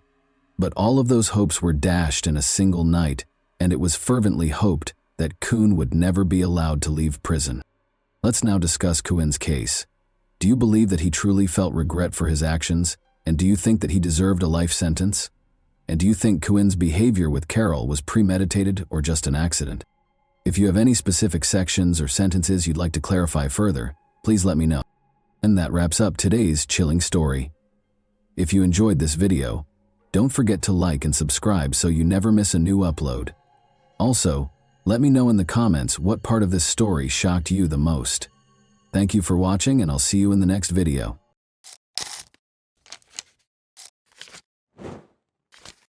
Hey guys, welcome to my channel, and today we're going to take a look at another horrible case with you. A person's life can be completely transformed by the emotion of love. It can be tender and loving, or it can be hurtful and disappointing. Almost everyone has times in their lives when they meet someone who becomes special to them, but occasionally these relationships don't work out as planned. In this tale, a man and a woman fell in love, but their relationship ended because of a well-publicized investigation. What transpired between them? For what reason were their parents against their relationship? This video will teach you the answers to these questions. I want to start by saying that this is one of the most unbelievable stories I have ever posted on my channel. Why do those who are meant to protect and serve act indifferently? And everyone will be shocked by this story's conclusion. We will therefore talk about what happened in Kemerovo, Russia, in 2020. The administrative hub of the Kemerovo Oblast is the sizable Russian city of Kemerovo. It is located in western Siberia's southern region. It is one of the biggest cities in Siberia, with a population of over 500,000. On September 24, 1997, Vera Pekdeleva was born in Kishtym, Kemerovo Oblast. She developed into a happy, imaginative adult. She won first place in several competitions because she loved singing while studying in school. Despite their divorce while she was in school, Vera's parents, Oksana and Yevgeny, remained friendly. Vera got along well with her mother's new husband and her father's new wife. She was characterized as a non-confrontational, upbeat, and kind individual. Vera's mother, Oksana, lived in Kiselyovsk, about 110 miles from Kemerovo, and Vera visited her mother whenever she had free time. As I mentioned earlier, Vera was a creative person, so her family was taken aback when she moved to Kemerovo after high school and enrolled in the State Technical University rather than pursuing a creative career. Vera met a man her own age, Vladislav Kanyas, during one of these trips in 2016. Vera was nothing like Vlad, as everyone called him.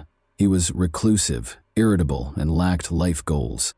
Vlad was raised in a dysfunctional household and left school after the 9th grade. He lived with his father after his mother abandoned her family. But the challenges in his life did not stop there. In the end, his father committed suicide as a result of his legal troubles. Vlad was profoundly affected by everything that transpired in front of his eyes. Vera fell in love with Vlad despite the fact that they had little in common. Vera's parents opposed this relationship because they were aware of Vlad's identity.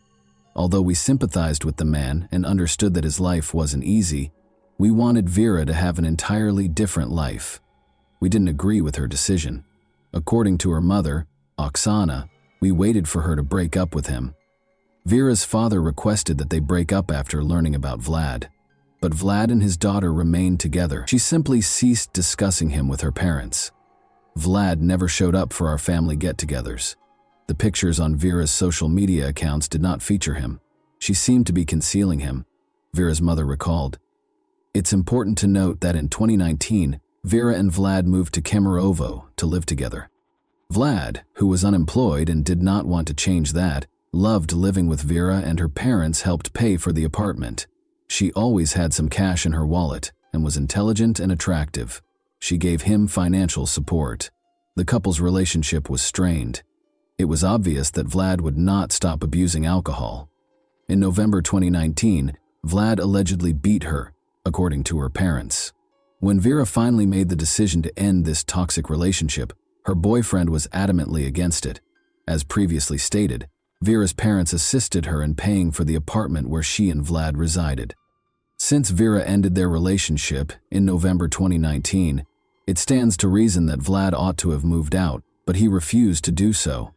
He enjoyed living at the expense of others. This is a passage from Vlad's testimony. It will help you understand what transpired after Vera made the decision to break up with him. However, keep in mind that this is Vlad's testimony. Whether or not you believe what he says in his testimony is up to you. I got into a fight with Vera on December 15, 2019, he said. I wanted to go to a nightclub, but she said no, so we got into a fight. Vera started traveling frequently to Kislyovsk during our time together. Slowly, she started to distance herself from me. She informed me that she was speaking to someone else. Remember that. Vera had told Vlad she was ending their relationship a month prior, he went on. Our mutual friend also told me that she was seeing someone else. According to her, Vera was seeing Alexander, a man from Kislyovsk. I was not personally acquainted with him. I wanted to speak with Vera after finding out that she was seeing Alexander. During this period, we remained in the same apartment. Following our argument on December 15, 2019, she departed and took a few items with her. At the same time, I kept calling her to stay in contact.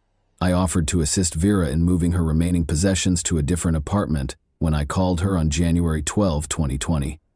I offered to meet and move things, and Vera accepted. I would assist her with the move, we decided. We decided to meet in the afternoon on January 13. I was supposed to get her belongings. Vera approached me on January 13, 2020, at approximately 4 or 6 o'clock. I wanted to leave this apartment as well, so when she arrived, we packed our belongings. Without Vera, I didn't want to live there. We consumed beer, liqueur, and vodka while packing. Then I was intoxicated and Vera was intoxicated too. On January 14, 2020, we drank alcohol until 5 in the morning. We had no arguments while we were drinking, but when I brought up our relationship and suggested that we get back together, I revealed that I knew she was seeing another man, which caused a rift between us. It was not to her liking. She then began to curse, insult me, and hit me. Specifically, she kicked me at least 5 times in the groin and struck me in the face with her palm at least 8 times. When she slapped me, I felt no pain. Vera began hitting me first, but I felt physical pain when she kicked me between the legs. It infuriated me. She lied and claimed she wasn't seeing another man at the same time, which infuriated me. Vera kept insulting me, saying that I was intruding on her personal life because I was aware of every detail about her at the time. Vlad told the police that version of events. We'll talk about the opposing viewpoint next, which provides compelling evidence that Vlad was dishonest in his testimony. Take note of this phrase. On January 14, 2020, we drank alcohol until 5 in the morning. We did not argue while doing so. Vera had no intention of sharing the apartment with Vlad, much less partaking in alcohol. She requested a friend's assistance with the move. Vera left a voicemail for her friend at 5:08 p.m., stating that she was already in the apartment packing up her belongings. At around 6 o'clock in the afternoon, she promised to be at her new apartment. Vera requested assistance from a friend to move her belongings from the taxi to the apartment. Vera left another voicemail 3 minutes later. She asked her friend to assist her with the move by coming to the apartment where she and Vlad shared. But before Vera could finish, Vlad interrupted, saying, "No one's coming in here," and he objected to Vera's friend entering the apartment. 4 minutes later, at 5:15 p.m., Vera asked her friend to come in a low voice, suggesting that things had gotten out of hand. This message appears to have been a request for assistance. She purposefully spoke quietly so Vlad wouldn't hear her. Vera leaves another voicemail at 5:25 p.m., and Vlad's commanding voice can be heard once more. He advises Vera's friend to wait for Vera to text her and not to bother them. Vlad himself recorded the voicemail at 7:19 p.m. Vera was unable to use her phone from that point on. The monster and she were left alone, but we must explain what happened next. A witness described the horrific screams coming from apartment 738 as a massacre, and at around 3 in the morning, the neighbors on the same floor began to wake up. 15 people gathered in the hallway outside the apartment because the screams were so loud. Among them was Vlad's brother. Since his brother had previously threatened to kill Vera, he recalled Vlad's words and understood that they would have to smash down the door. Since the apartment's door was iron, the neighbors began searching for instruments to pry it open. People called the emergency service, and these calls eventually became part of a separate investigation, all the while hearing Vera's heartbreaking cries coming from the apartment. The police were still nowhere to be found 30 minutes later. During the 3.5 hours it lasted until 6:30 a.m., people called the police, but nobody arrived to help Vera. While Vera was fighting for her life, the witnesses called the emergency services 7 times, but no one answered. Vlad was the last person to speak to them from behind the door. "Forgive me, Vera," he said. "You have my undying love." Ultimately, the neighbors broke down the door using a crowbar they found in a nearby parking lot. Vlad was in the restroom by now, and Vera was already dead. He was inebriated. While Vera was suffering a terrible death at the hands of her ex-boyfriend, and the neighbors were futilely attempting to contact the police for assistance. Operators were drinking tea, laughing, and discussing life in 112, and they were quite upset about being bothered. It was only after Vera's death that the police showed up. They will later allege that one car ran out of gas and that no officers were available because everyone was attending to other calls. Consequently, the police officers who were on duty that evening and the 112 operators were also put on trial. The police station video was released while the investigation was underway, but translating it into English is pointless. I can sum it up in one word: indifference, and even without subtitles, it's obvious. Recall that Vlad stated in his testimony that he and Vera had no disputes until 5 in the morning, but the forensic analysis revealed that he had lied. 6 hours prior to her demise, Vera sustained her initial injuries. At around midnight, that is. It indicated that she had been beaten and injured by Vlad Kanyas for 6 hours prior to her passing. Her nose and ribs were broken, and she had approximately 100 injuries total, including stab wounds. Additionally, there were marks from strangulation on her neck. If you were surprised by the police's lack of action, prepare yourself. You won't believe what happened next.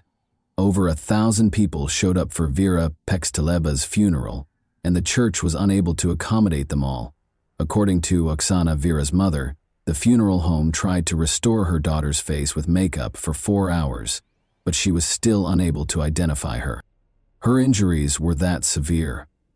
Vlad Kanyus was telling the investigators in the meantime his account of events. Naturally, he made an effort to minimize his involvement in this crime. He said as much about that evening. "I told her I knew she was seeing another guy and suggested we get back together when I first started talking to her about our relationship. We began to argue. It was not to her liking. She then began hitting me, insulting me, and using profanity. In particular, she struck me in the face with her palm at least 8 times and kicked me at least 5 times in the groin. When she slapped me, I felt no pain. Vera began hitting me first, but I felt physical pain when she kicked me between the legs.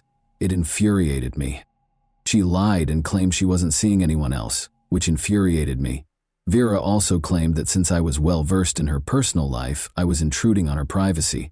She persisted in insulting me during this time, so I became enraged and struck her multiple times with my palms, roughly 4 times on the head, though the blows were not very strong. Vera fell to the ground and struck the closet when I struck her. On her stomach, she lay. She struck me back too. Specifically, she used her fists and palms to beat my head. It hurt. She didn't stop even after I told her to. She scratched my back, I recall. I then made the decision to grab her by the neck. On the floor, I noticed an iron. After grabbing this iron, I wrapped Vera's neck with the iron cord.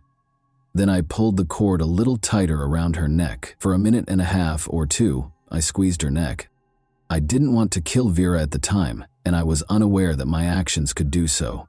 I wanted to frighten Vera, so I was pulling the cord tighter around her neck. My goal was for her to faint. I hoped she would go to sleep. After I took the cord off her neck, she began coughing and wheezing for 15 minutes. When I took Vera's neck cord off, I placed her on her back. After she had been in the prone position, she was unconscious at the time. She wheezed and made noises at the same time. She seemed fine to me.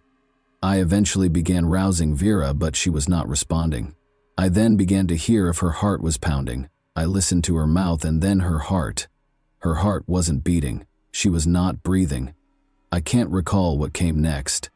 I recall that I eventually found myself in the restroom. I was holding a knife at the same time. I wanted to injure myself, so I brought a knife. I knew Vera was dead, and I didn't want to kill her, so I didn't want to live. After a while, my brother and a policeman entered the apartment through the open door. I was then instructed to put on my clothes. The police station is where I was taken. I apologize for my actions. I don't deny that Vera died as a result of what I did. I had no desire to murder her. I would like to express my regret to Vera's family. Vlad has a selective memory, as you have observed. He recalled strangling Vera, but he couldn't recall how he hurt her roughly 100 times.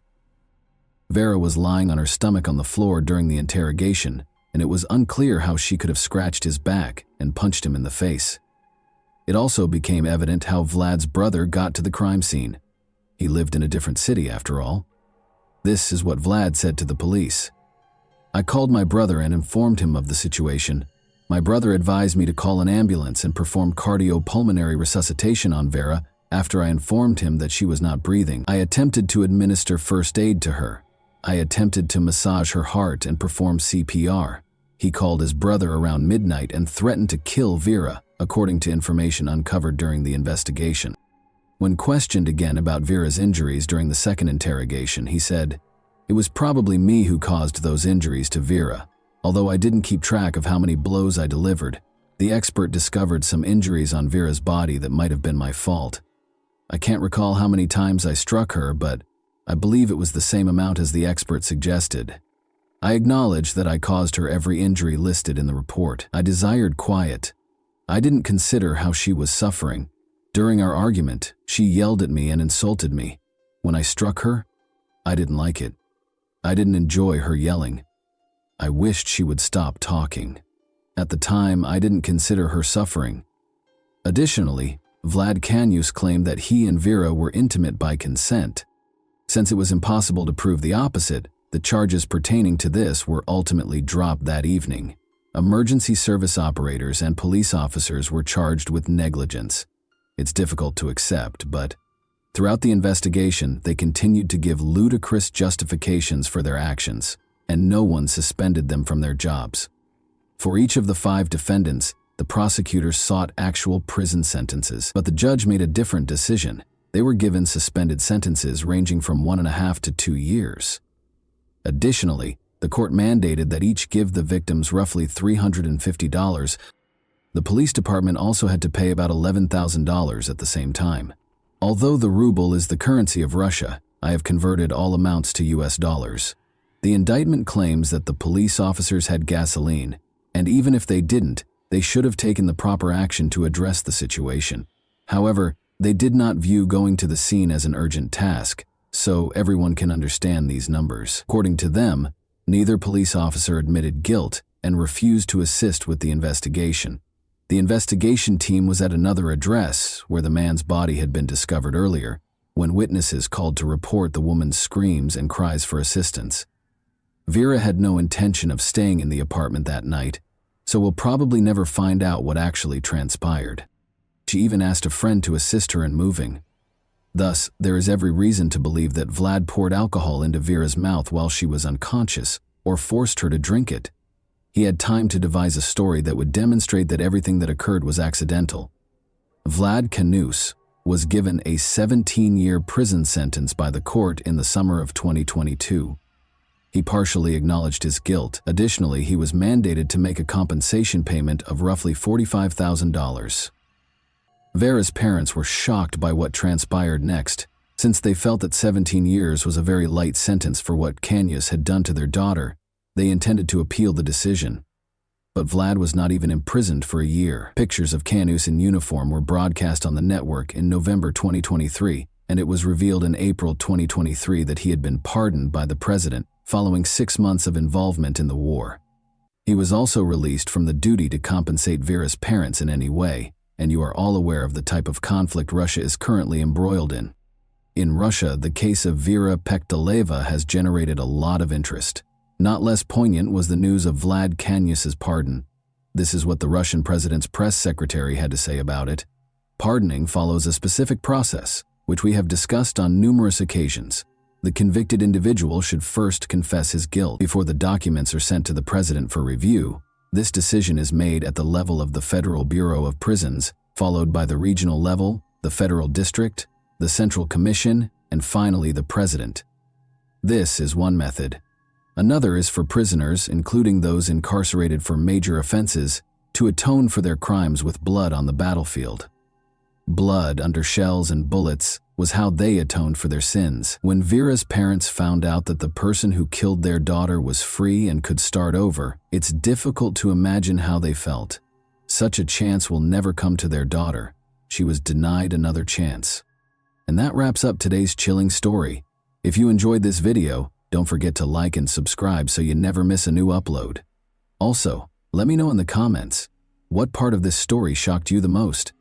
Thank you for watching, and I'll see you in the next video.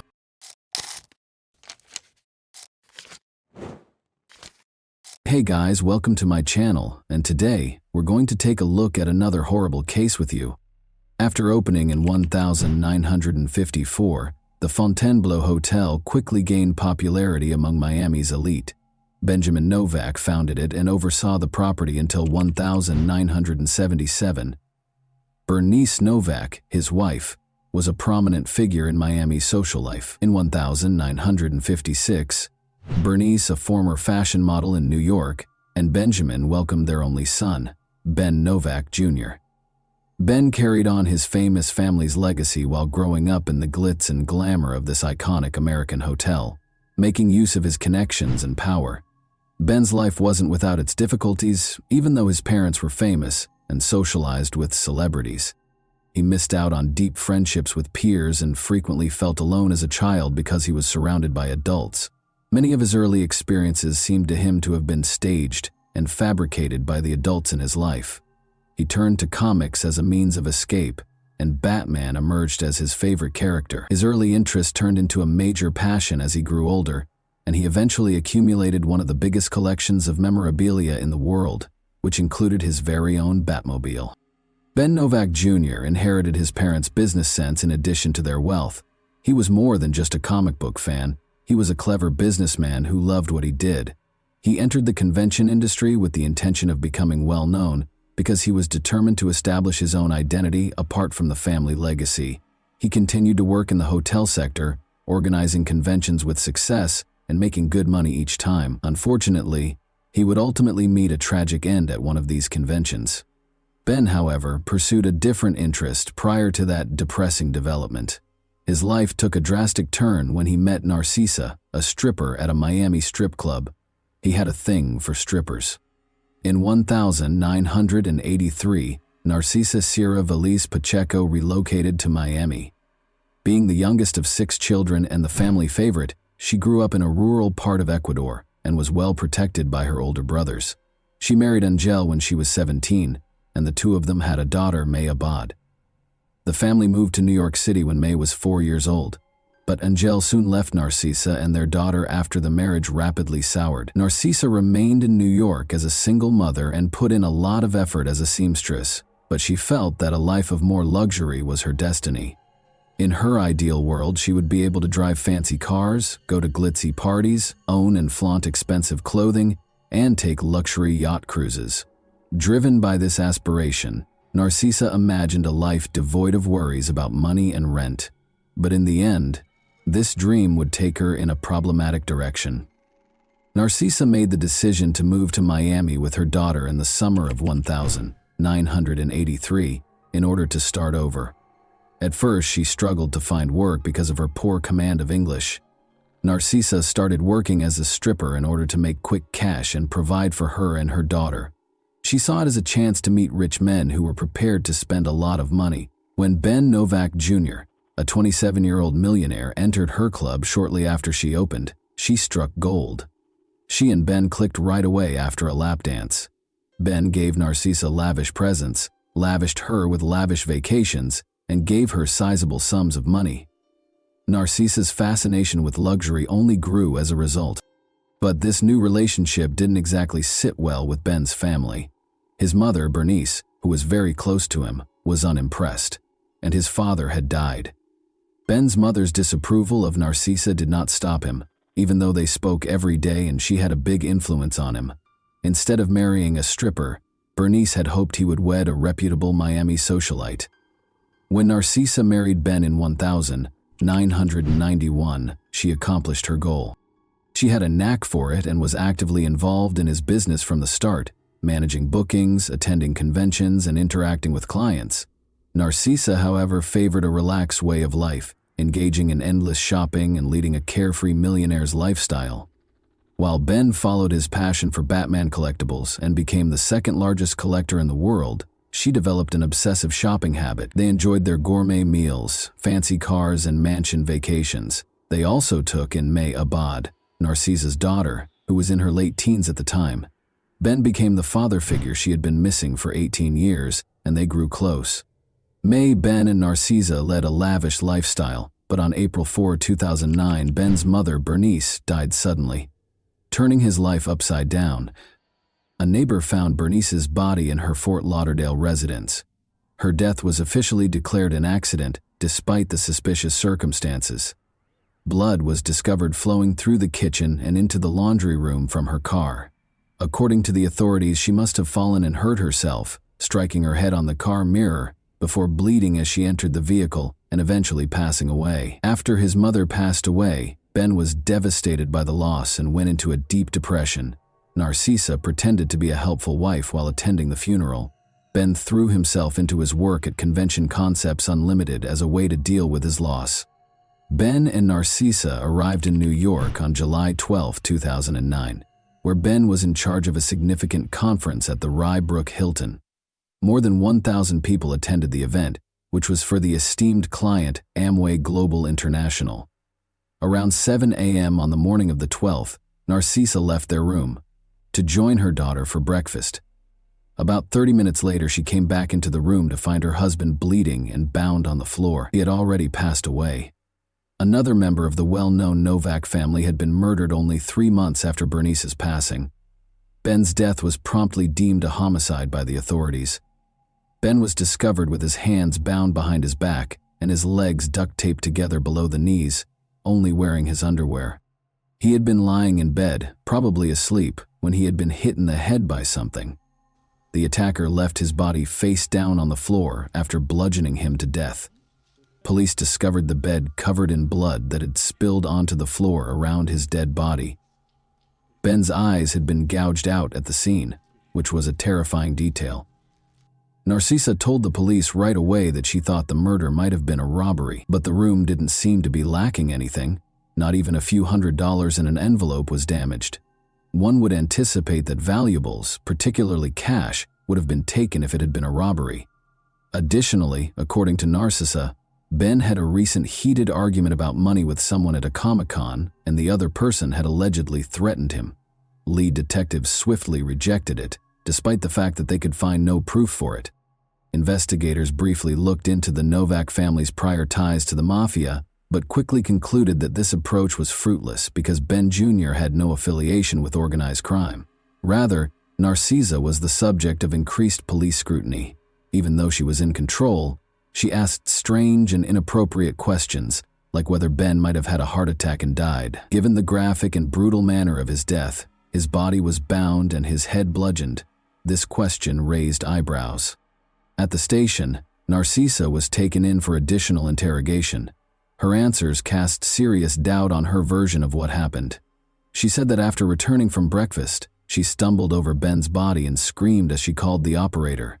Despite the blood-soaked room, she also claimed that she didn't recall seeing any blood, which ran counter to the police's account of the scene. She also mentioned sitting next to Ben and rubbing his leg, which seemed strange given that his head had sustained the majority of the damage.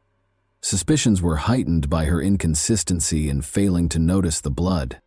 Additionally, investigators were attempting to ascertain how the murderer entered the room. The hotel's electronic door locks tracked each key's usage by date and time, and Narcisa was the only one with a key.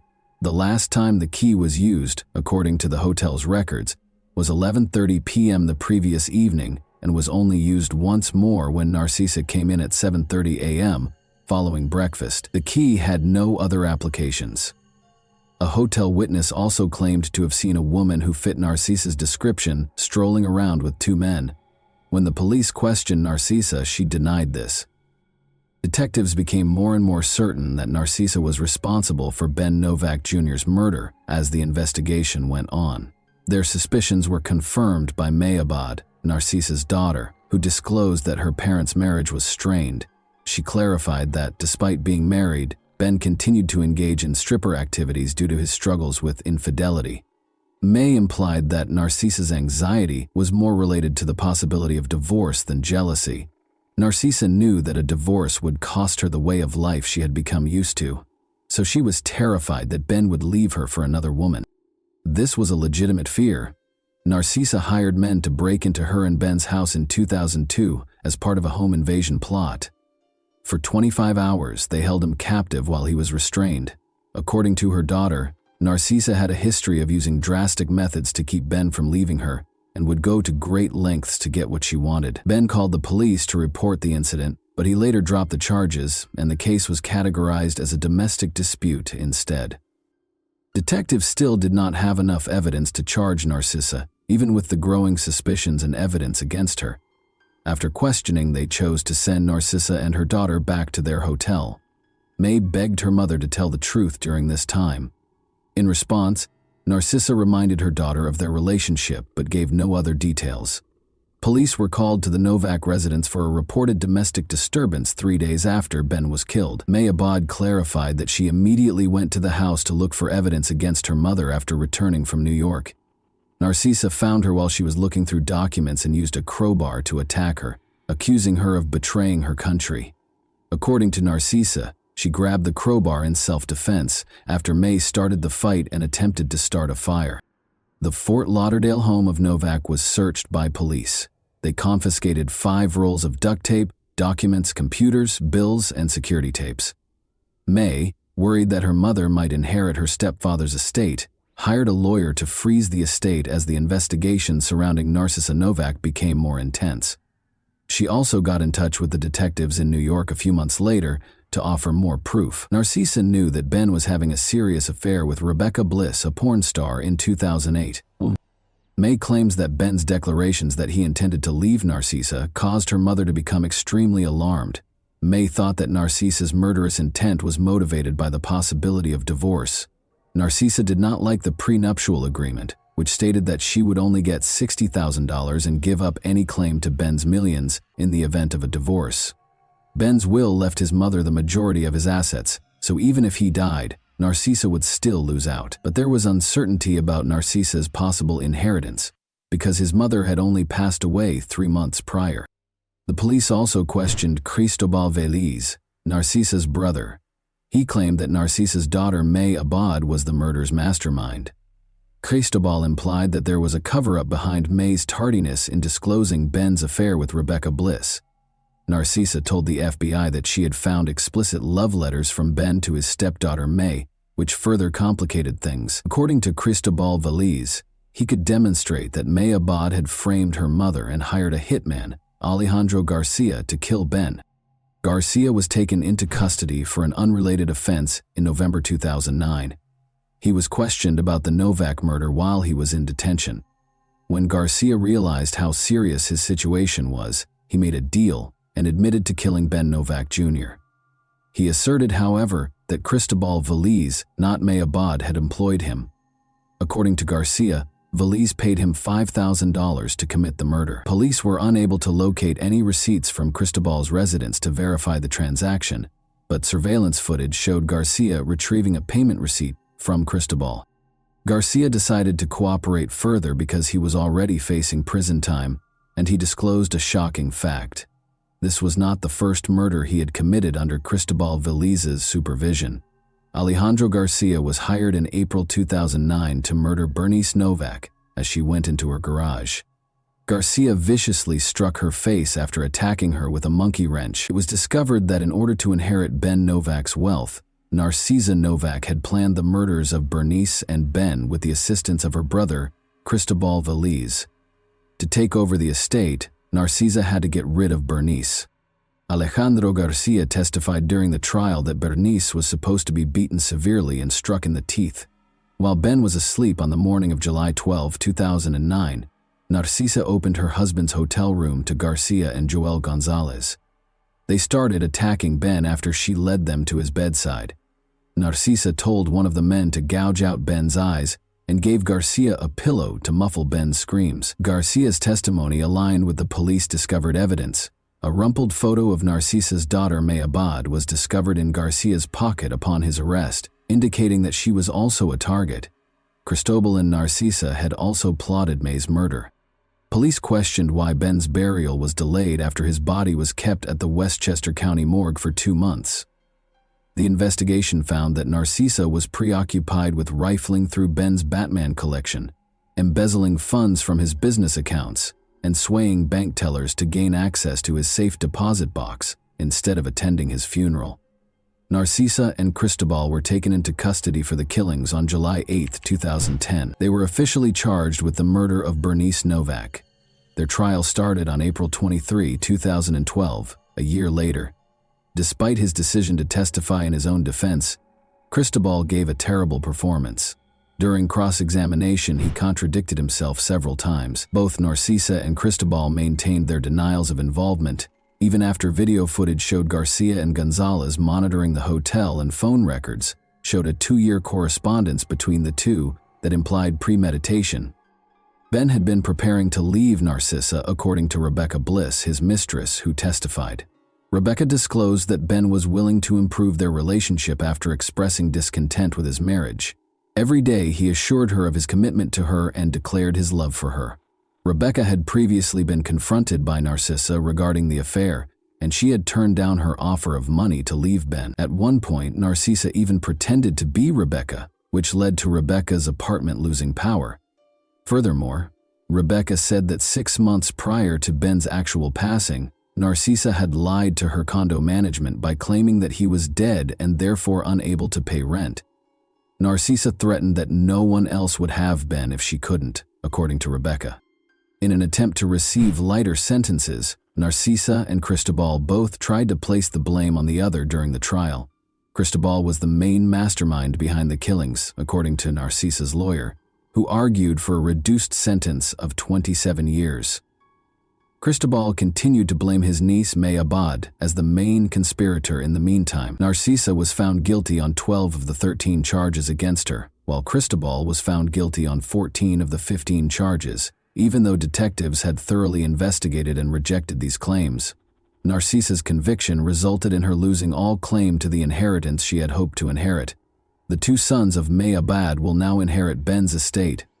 Evidence provided by the prosecution showed that Narcisa had paid her brother to employ 2 hitmen.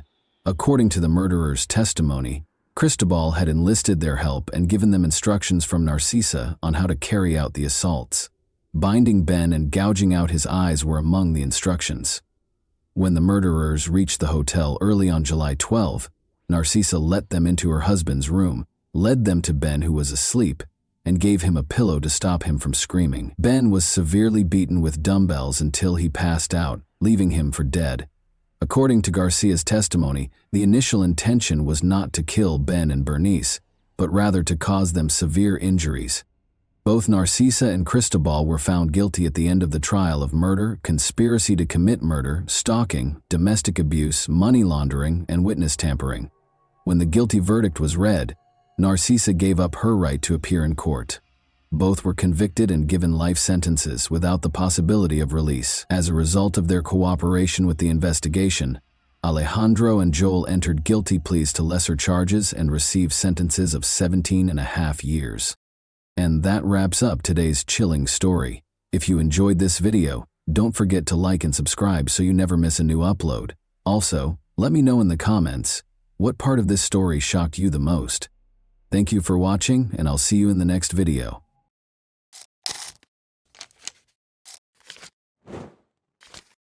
Hey guys, welcome to my channel, and today we're going to take a look at another horrible case with you.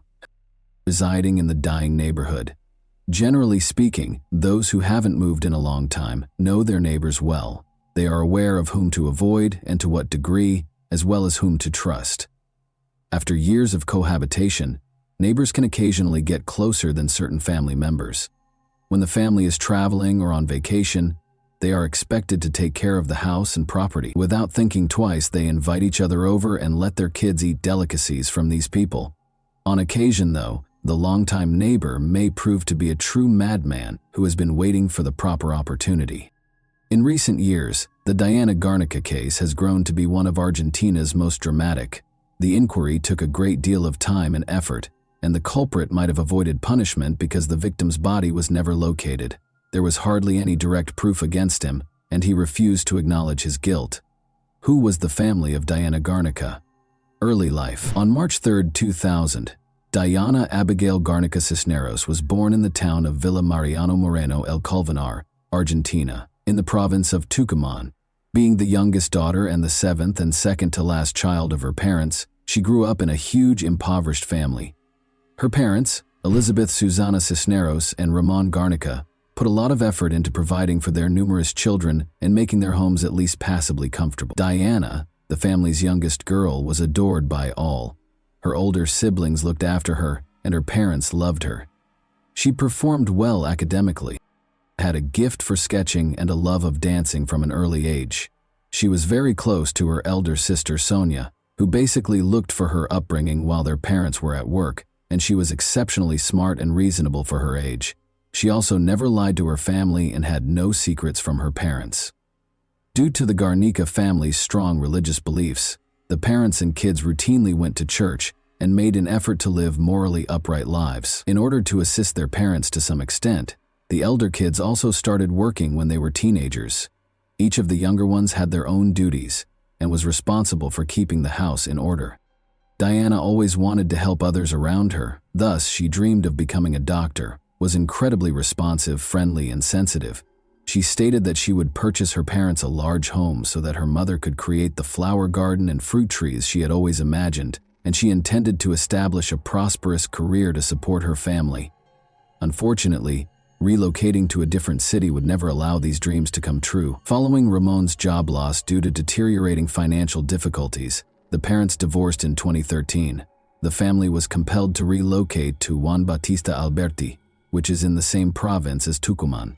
They found the transfer to be quite challenging, and at first their issues only got worse.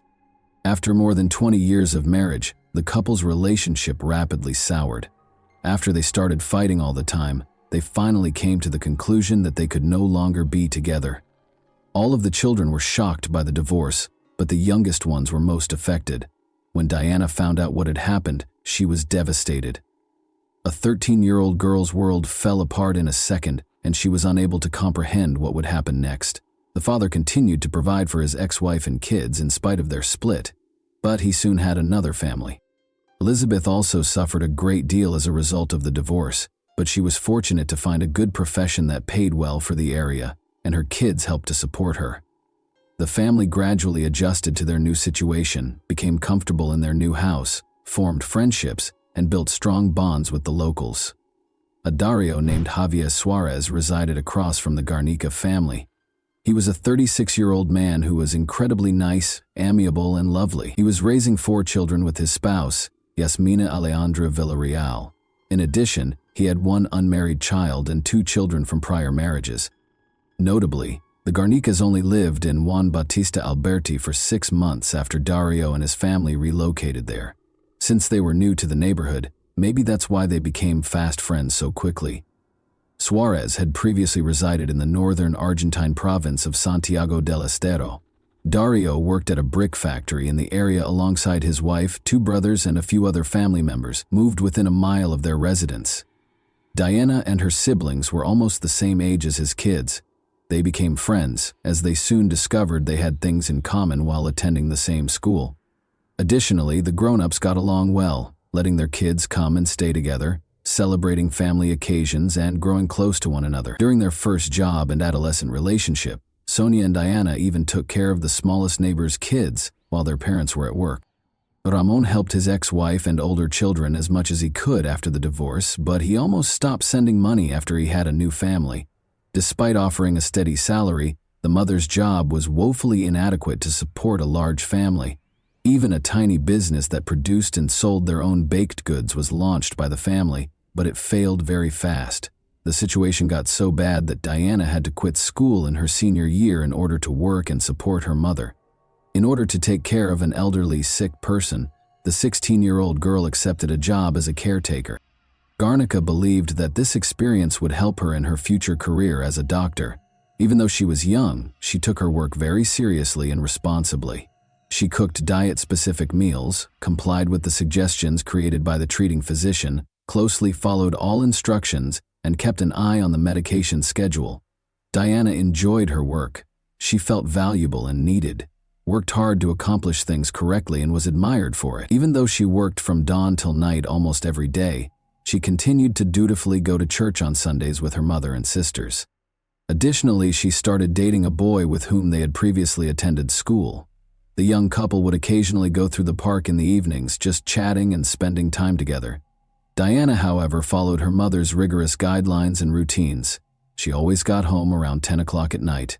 She never went somewhere without telling her family where she was going, who she was going with, and when she would be back. And she never stayed out late. She occasionally accompanied her neighbors and their kids to the city market to buy supplies, although her mother was always aware of these outings. Dario looked after the neighbor's girl as if she were his own kid, spoiling her with modest presents every now and then. When the man found out she had a boyfriend, he gave her paternalist advice about how boys may be dishonest and cautioned her against letting him take advantage of her innocence and naivete. The girl, who still had no secrets from her mother, told her about this talk. Although Elizabeth thought the neighbor's behavior was a little odd, she concluded that it was his way of showing concern because he had teenage daughters who were Diana's age, which was an odd request. Late in the afternoon on May 6, 2017, Diana suddenly got a call from her neighbor, who, out of pure kindness, said he wanted to assist her family. Although Garnica was in dire need of money at the time, she was anticipating a bonus soon, which she intended to use to start fixing their home's roof, which had begun to leak during a recent downpour, and to get a dental prosthesis for her mother. But then Dario abruptly said he wanted to get Elizabeth a gift air conditioner, and he invited Diana to go with him so they could help pick one out. Because he wanted it to be a surprise and knowing would make it impossible, he requested that Diana not inform her mother about it. He arranged for a meeting spot and once more got her to swear not to tell anyone. She got this strange call right now. Diana had just gotten home from her job. She stated she needed to drop off groceries she had purchased on the way home and change her clothes once she got there, despite the neighbor's insistence that she accompany him immediately. Since her mother never lied to her or hid secrets from her, it was only natural for her to tell her everything. It also seemed strange to the woman. They were friendly with the neighbors, but this was the first time they had ever done this. Since their family did not require an air conditioner, Elizabeth wanted to call Dario herself to express her gratitude and decline the offer. Her daughter, however, persuaded her not to, stating that she would make the promised trip to the store but would turn down the pricey purchase. The girl told her mother that she would be back home before it was too late and that everything would be all right. In order to maintain the surprise, the neighbor texted Diana's phone to let her know he was already waiting for her and to ask her to keep their meeting a secret. After responding that she was leaving, Diana realized her phone was nearly dead. In order to charge it, she chose to leave it at home. The last time anyone saw her was when she met Dario at the prearranged location. An enigmatic disappearance. Elizabeth became concerned when her daughter didn't come home by nightfall, particularly because she was unable to contact her because the phone was left at home. The woman waited a bit longer, but she became anxious as night fell. She tried to comfort her mother that nothing terrible could have happened and that her sister would soon return home. After first calling her oldest daughter Sonia and telling her everything, the mother heard the neighbor's motorcycle pull up to the house across the street. As it grew pitch black, she sighed with satisfaction, thinking Dario and her daughter were back. But by 5:10, 20 minutes had gone by, and the girl was still not inside the house. The neighbor was by himself when the woman went outside. When she asked him about Diana, he was taken aback and claimed not to have seen her that day and to know nothing about her. Elizabeth was taken aback. She couldn't decide if the neighbor was telling the truth or whether her daughter had cheated on her for the first time in her life and gone somewhere else. The man persisted in telling her his story, though, and even gave her his phone to make sure he hadn't spoken to her daughter. He had, of course, erased all the messages and calls by then. Concerned about the girl's whereabouts, Dario even volunteered to drive around the area with her mother to find her and question the teenager's friends and neighbors if they had caught anything unusual. But instead of accepting his assistance, the woman chose to begin the hunt on her own. No one had seen the girl that day, but she and her older kids wandered the area until late at night, phoning all of the girl's friends and acquaintances and questioning everyone they encountered. When Elizabeth got home, she checked her daughter's phone and discovered that her daughter had not erased 2 missed calls and a message from the neighbor. The woman was so certain that Dario was lying that she called the police and her ex-husband to report their youngest daughter missing. After hearing the disturbing news, the man drove to his ex-wife's house, which was several hundred miles away, to assist in the hunt for his daughter.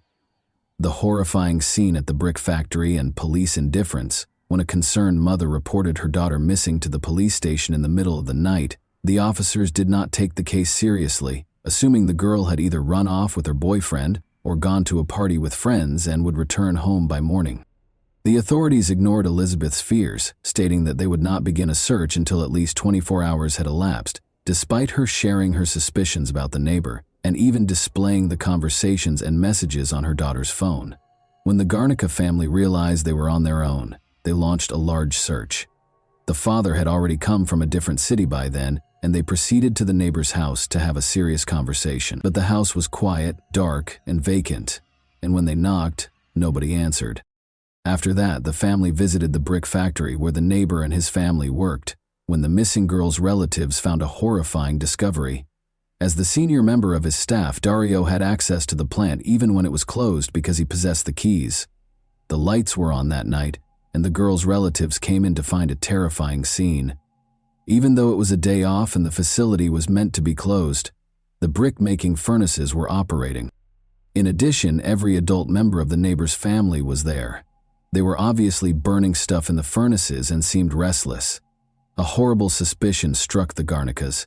Dario wasn't in the factory, and when they inquired about his whereabouts and the situation, those in attendance attempted to divert attention by claiming that they were performing maintenance and getting equipment ready for use, adding that the man had just arrived and may have gone to the bathroom. However, the suspect was able to covertly escape the search for evidence and the arrest of suspects by leaving the factory through the back door within the brief time that this conversation lasted. The family of the missing girls made the decision to get in touch with the prosecutor's office following the terrifying scene at the workplace and the peculiar actions of Dario's relatives. At that point, the adolescent had been missing for about 24 hours, and the inquiry was scheduled to start. It turned out, though, that the police station where the parents had reported the girl's disappearance had not provided any information. Got to them. Prosecutor Claudio Benari was incensed by this circumstance. took charge of the case personally, and vowed to discipline the police officers who had failed to perform their duty. He started by asking for a warrant to search the brick plant and Dario's house. Nevertheless, because it was Sunday and the legal system was not functioning, the prosecutor chose to handle everything himself in order to save valuable time. Benary asked his family for assistance in getting rid of the body and evidence because he thought the suspect may have attacked the adolescent, abused her, and then killed her. The fact that Dario's whole family was in the plant on their day off in the middle of the night and had mysteriously started the furnaces raised suspicions in his mind. As the family looked for the daughter, including on social media, the man's calls and messages to his young neighbor's phone also seemed odd. As soon as the case gained widespread attention, several conjectures and guesses were made. The young beauty might have been abducted and sold into slavery at a brothel or for organs, for example, according to a widely held notion. One woman even named a specific individual, but it was later discovered that she was merely attempting to get revenge on her ex-boyfriend by sending him to prison. The suspect's home was searched, but nothing was found. The crime had obviously taken place somewhere else, and he had not brought the girl there. At the brick plant, no signs were discovered either. Benary did not, however, rule out the possibility that the corpse and evidence were destroyed in a cremation using the furnaces, but they were merely conjectures and speculations. However, the prosecutor used the missing girl's phone data as a major justification to start Dario's arrest. As potential accomplices, his mother-in-law, sister, wife, brothers Cesar and Marcus, and a few other family members were also taken into custody. The defendant rejected all of the claims against him during questioning, saying he had not seen the neighbor and had not spoken to her that day. Clear disparities in their claims were found, nevertheless, based on data analysis from his phone and devices that belonged to the victim and his family. While his family members were charged with criminal conspiracy and involvement, the guy was charged with unlawful detention, potential assault, and depriving the girl of her life. While the investigation into the search for Diana was underway, all suspects were placed in jail for 3 months. Her parents remained optimistic, even though the authorities initially didn't think the missing girl would be discovered alive. They increased the number of persons that participated in the search, demanded that Dario reveal where their daughter was and what he had done to her, coordinated marches and protests, and involved the media in the investigation. In an attempt to sway the inquiry and coerce the suspect into delivering a statement, the parents desperately sought meetings with the security and justice ministers at the time. Unfortunately, this did not translate into practice, even when the highest governmental levels welcomed the family of the missing girls. Despite the efforts of more than 200 police officers, assistance dogs, and specialized tools including search drones and helicopters, the search was unsuccessful. Disturbing findings in one of the kilns at a brick plant. A second examination revealed a tooth part and an odd, heavily melted metal thing. This item was thought to be the nose piercing the missing girl had on, but to verify this, specialized forensic analysis was needed, and it would take time as law enforcement awaited the findings. The man's notebooks with highly suspicious entries were discovered after a second, more extensive search at Dario's home. It became clear from these seemingly private diaries that the man was genuinely fixated on his young neighbor. When the family moved in next door to his house, everything began. She was just 13 years old at the time. The notes made it apparent that the girl drove the suspect crazy, even though he did not write anything explicit about what he planned to do with her. For years, he thought about her every day and occasionally wrote letters to the neighbor in which he strangely proclaimed his love.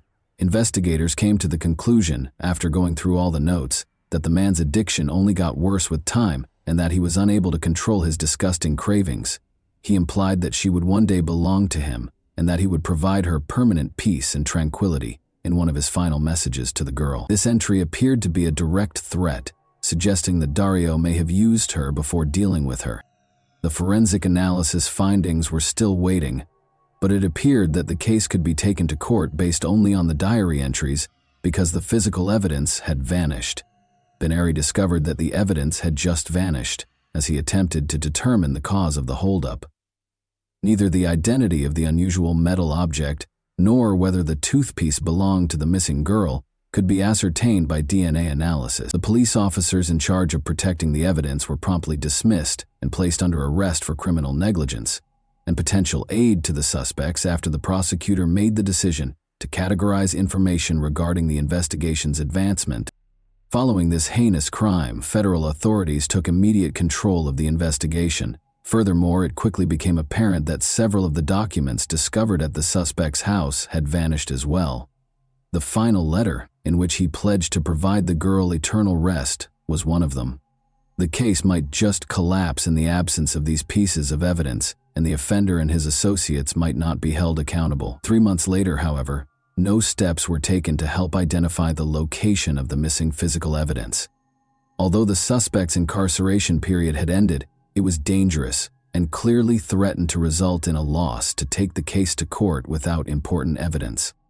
The child's phone data and the testimony of a random bystander who saw the suspect and the missing girl strolling together down the street on the day she vanished were all that was left.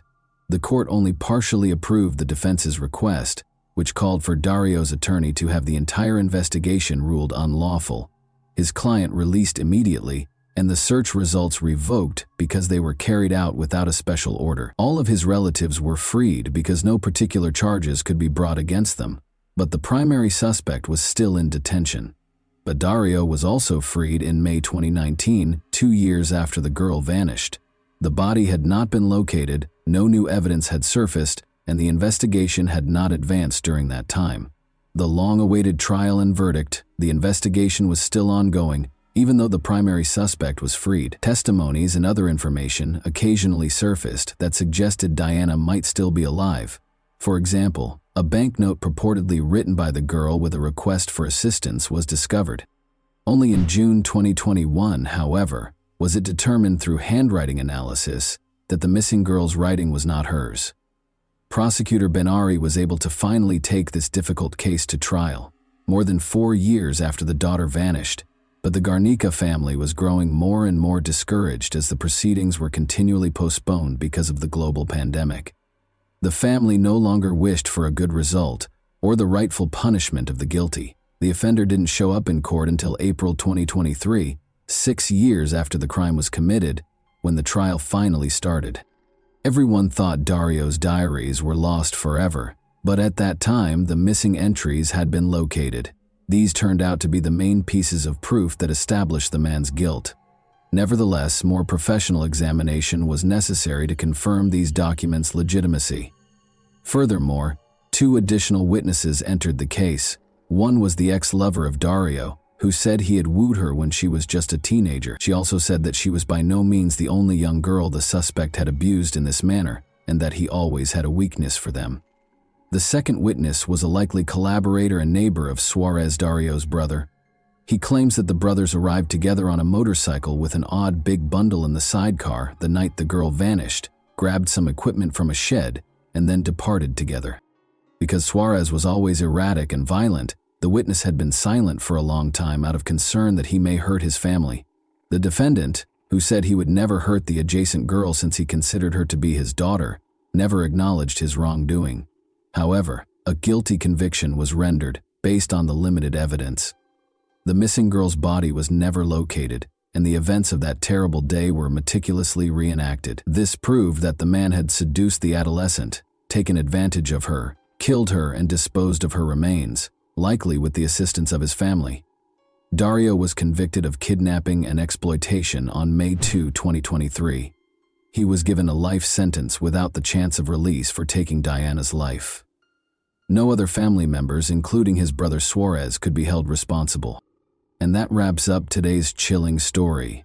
If you enjoyed this video, don't forget to like and subscribe so you never miss a new upload. Also, let me know in the comments what part of this story shocked you the most. Thank you for watching, and I'll see you in the next video.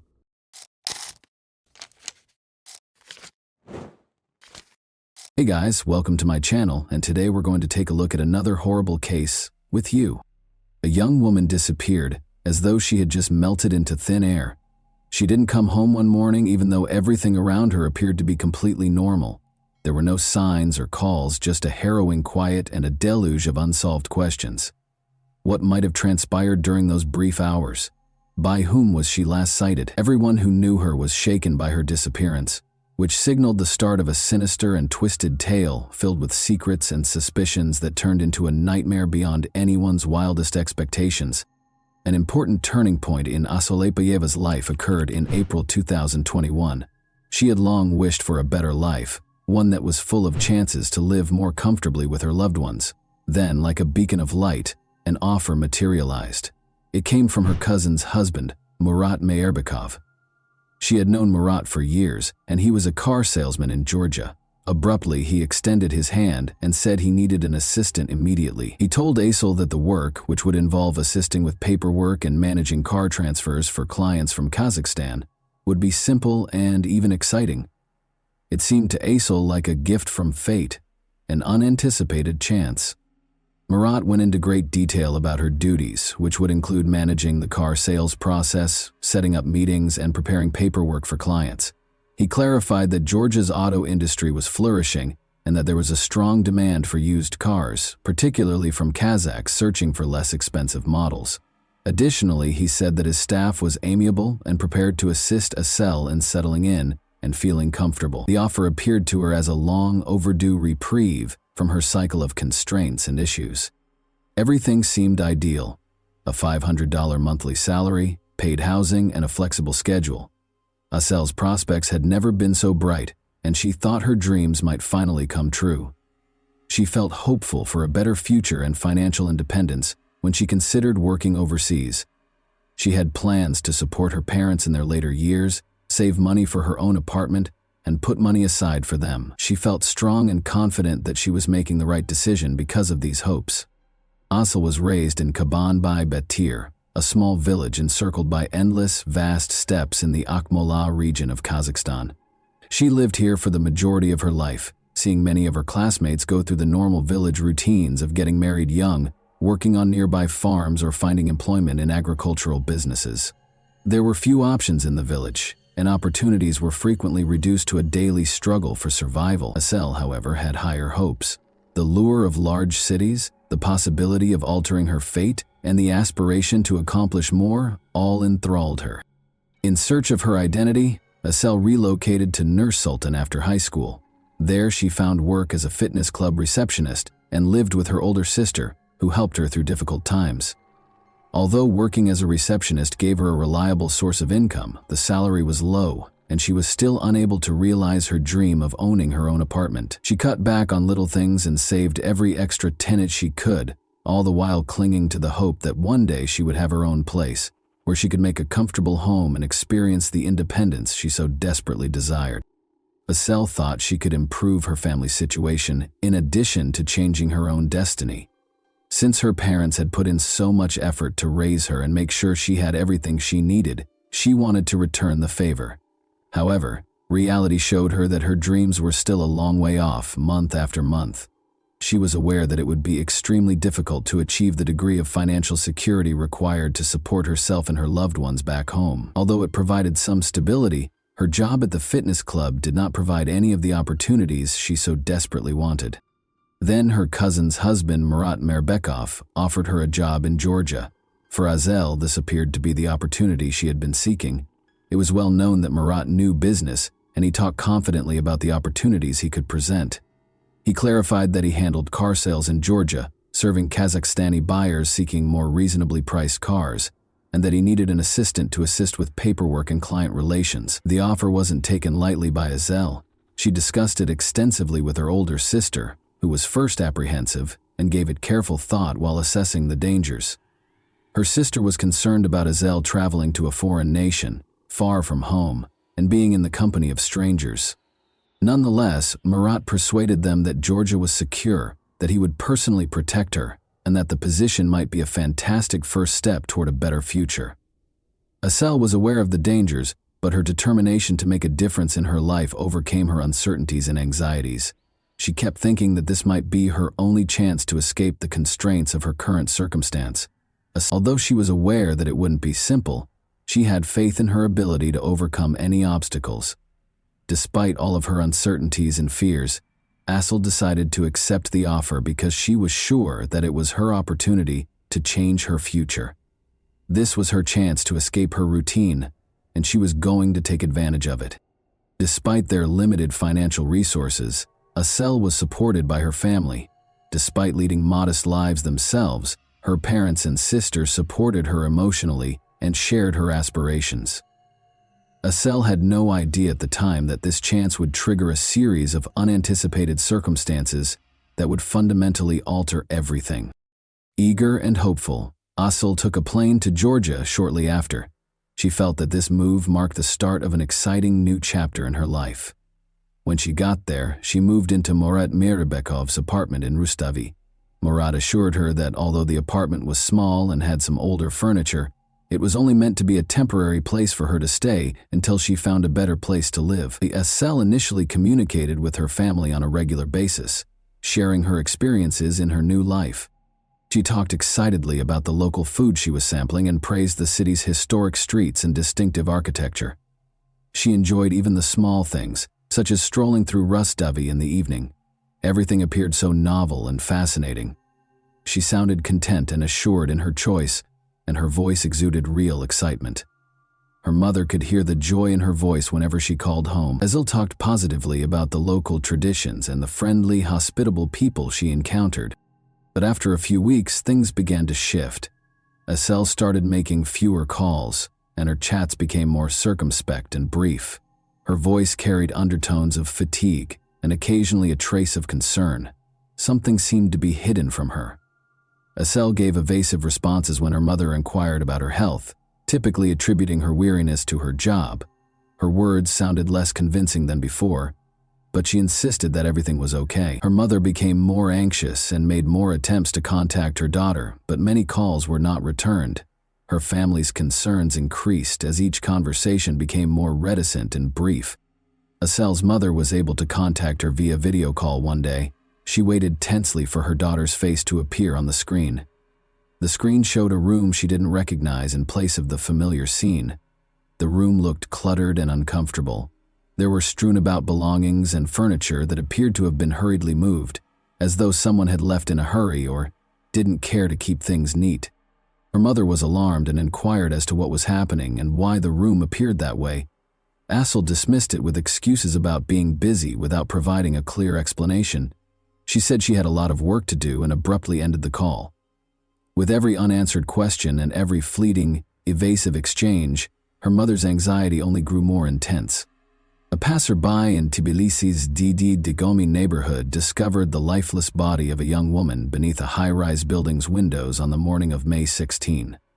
At first, nobody knew her name, and she was only dressed in a t-shirt. Investigators would soon identify her as Asel Aitbayeva, however. One of the most important pieces of evidence in the case would be her last words, which she recorded and sent to her best friend. Several attempts to reach Asel had been unsuccessful in the hours before that tragic event. When Asel left a voicemail for her friend late on May 5, the anxiety grew. A man's voice could be heard on the recording berating Asel and accusing her of taking advantage of him. He identified himself as Besso. Anger dominated his voice as he threatened Asel, accusing her of betraying him and demanding that she pay the price. A feeling of dread overcame Asel's friend as she heard the message. She was terrified for her friend's safety and realized that things were becoming dangerously out of control. Asel disclosed in the same message that she was shaken and scared after Besso had turned to physical violence. She talked about feeling stuck, having nowhere to go, and not knowing where to look for assistance. The friend tried calling her back right away, but the calls kept dropping, and Asel didn't answer, which only made her anxiety worse. Asel's distant relative, Murat Mirbekov, who had enticed her to Georgia with the promise of employment, was the subject of growing suspicion. Later, investigators would discover that Mirbekov had exploited Asel's precarious position by brutally mistreating her twice and betraying her confidence. He took advantage of the fact that she had no support system and was alone in a foreign country. He then gave her to a man named Besso, either as a promise of payment or in return for a car. Asel was left stranded, essentially trapped, with new threats every day. She felt she couldn't approach the authorities because she was afraid they wouldn't believe her, or that telling them about the situation would make it worse. Any potential escape seemed unattainable due to the overwhelming sense of helplessness and isolation. The intensity of Asel's fear for her life was made clear in her last chat with her friend. Her voice was filled with fear and desperation, and she was clueless about how she would ever escape this predicament. Although her friend wanted to help, he was unable to act quickly enough. Ussel's body was found beneath the windows of that tall building on the morning of May 6. Georgian authorities confirmed the identity of the man involved in the tragic case of Ussel Aitbayeva. He was Besik Tordua, a 57-year-old Georgian with a troubled past who was known in criminal circles as Beso. He had a history of aggressive behavior and had previously served a 10-year sentence for auto theft. Beso had already left Tbilisi and was making his way toward the border in an attempt to avoid capture by the time news of Ussel's death reached the public. But the police moved quickly, and he was captured in a day. In the meantime, the man who had invited Ussel to Georgia, Murat Mirbekov, returned to Nur Sultan as soon as he learned of her death, apparently in an attempt to avoid any repercussions. As they attempted to piece together the circumstances surrounding Ussel's premature death, her family, friends, and the authorities were left in a state of uncertainty. Ussel had contacted a friend a few days prior to the tragedy, requesting a loan of 1,000,000 tenge, roughly $220, to pay for travel expenses. She probably didn't want to worry her family, so she didn't call them, but in the end, her independence backfired. The fact that her friend was unable to help because of financial concerns among her loved ones. Her family vehemently disagreed with the Georgian police's initial assumption that Ussel had purposefully leaped from the window. They were aware of Ussel as a vibrant, upbeat young lady who was planning her future. She had thought that the Georgia job opportunity would help her get better off financially and get closer to her goal of owning her own apartment. To the police, the conclusion seemed unimaginable. The injuries on Ussel's body that didn't fit the description of a normal fall from a great height particularly worried her mother. Ussel's mother noticed some unsettling details as soon as her body was returned to Kazakhstan. Her arms and legs were unharmed, and she did not have any of the common fractures that happen after a fall. Oddly, she was holding her arms across her chest, which is not the proper position in these situations. Additionally, her head was free of the typical trauma associated with falls from high altitudes. The internal injuries, which included a ruptured spleen and other organ damage, were even more worrisome as they raised the possibility of serious abuse. Her body also had several burns that resembled cigarette marks before she died, and some of her teeth had been knocked out, which raised the horrifying possibility that she had been tortured. The family's suspicion that Ussel had been abused in her last hours was only strengthened by these disturbing findings. Her mother was shocked that her daughter would act in such a drastic manner. When her body was returned home, the disturbing details that surfaced only raised more unsettling questions, none of which seemed to have definitive answers. According to an examination, Ussel had been mistreated prior to her passing. In an effort to create the impression that Ussel had committed suicide, her mother insisted that her body had been placed beneath the high-rise's windows after she had already passed away. The Georgian police did not carry out any additional investigations and refused to admit any criminal involvement in Ussel's death, in spite of these alarming facts. While in detention, Besik Tordua, popularly known as Beso, first refused to cooperate. He acknowledged that there had been physical contact, but insisted it was consensual after investigators disclosed that evidence verified an intimate encounter with Ussel prior to her passing. Besik Tordua claims that it all began on April 30, 2021, when he learned that Ussel had been severely abused twice by her captor, Murat Mirbekov, who had brought her to Georgia. Beso said he was furious and made the decision to discipline Mirbekov. He claimed that after confronting and physically abusing Mirbekov, he threatened to make sure he left the nation and avoided Ussel. Beso Tordua allegedly offered Ussel a room at his house after this and pledged to keep her safe. He asserted that Ussel spent a number of days with him and that he made an effort to look after her, assisting her in overcoming the trauma. He maintained that they developed a mutual sense of trust and that any intimacy they had was voluntary. According to Besik Tordua, Ussel left her alone in the living room to take a shower the night before he passed away. She was gone when he got back. Ussel's body was on the ground below, beyond a fence, when Beso found the balcony door open and looked down. Panic struck. Given his connection to Ussel and his criminal history, he was afraid that he would be held accountable for what had transpired. According to Besik Tordua, he ran downstairs and got close to the fence but lacked the bravery to scale it. He claimed that after standing there for a short while in terror, he ran from the scene because he was afraid of being blamed for her death. He acknowledged that in order to avoid any possible consequences, he then made the decision to leave the city. Basic Tordua died in a prison hospital in July 2021. Although a heart attack was listed as the official cause of death, Asel's mother maintained that he had been beaten. His death may have been staged to keep him from going to trial, the family suspected. Basic Tordua had been facing a possible sentence of 8 to 12 years for his offenses when this occurred, and the legal proceedings were still in progress. After examining a voicemail Asel had left to her friend just before she passed away, investigators began to doubt his account before he passed away. Asel expressed fear of Beso and mentioned threats from him in the recording. Any assertions of a consensual relationship are called into question by references to aggressive behavior. One aspect of the case that attracted a lot of attention was the suspicion held by authorities that Basic Tordua may have coerced Asel. He was never officially accused of being the cause of her death, though. Although his actions might have pushed her to act in a desperate manner, the official position remained that there was insufficient evidence to pursue additional charges. The lawyer in Asel's family had a different opinion. They believed that she had been murdered and that the death was staged to make it look as if she had committed suicide. The injuries discovered on her body and the circumstances surrounding her fall, which didn't match the usual outcome of a leap from that height, confirmed this theory. When Murat Mirabekov returned to Kazakhstan, he was captured. He was accused of both human trafficking and aggravated assault. Asel's parents petitioned to have him extradited to Georgia for trial because they thought he was directly responsible for her death. Local authorities, however, took a while to address their requests or look into the matter further. Things didn't start to change until Asel's mother's morgue photos were uploaded online. The prosecutor's office took the issue more seriously after the pictures sparked public outrage.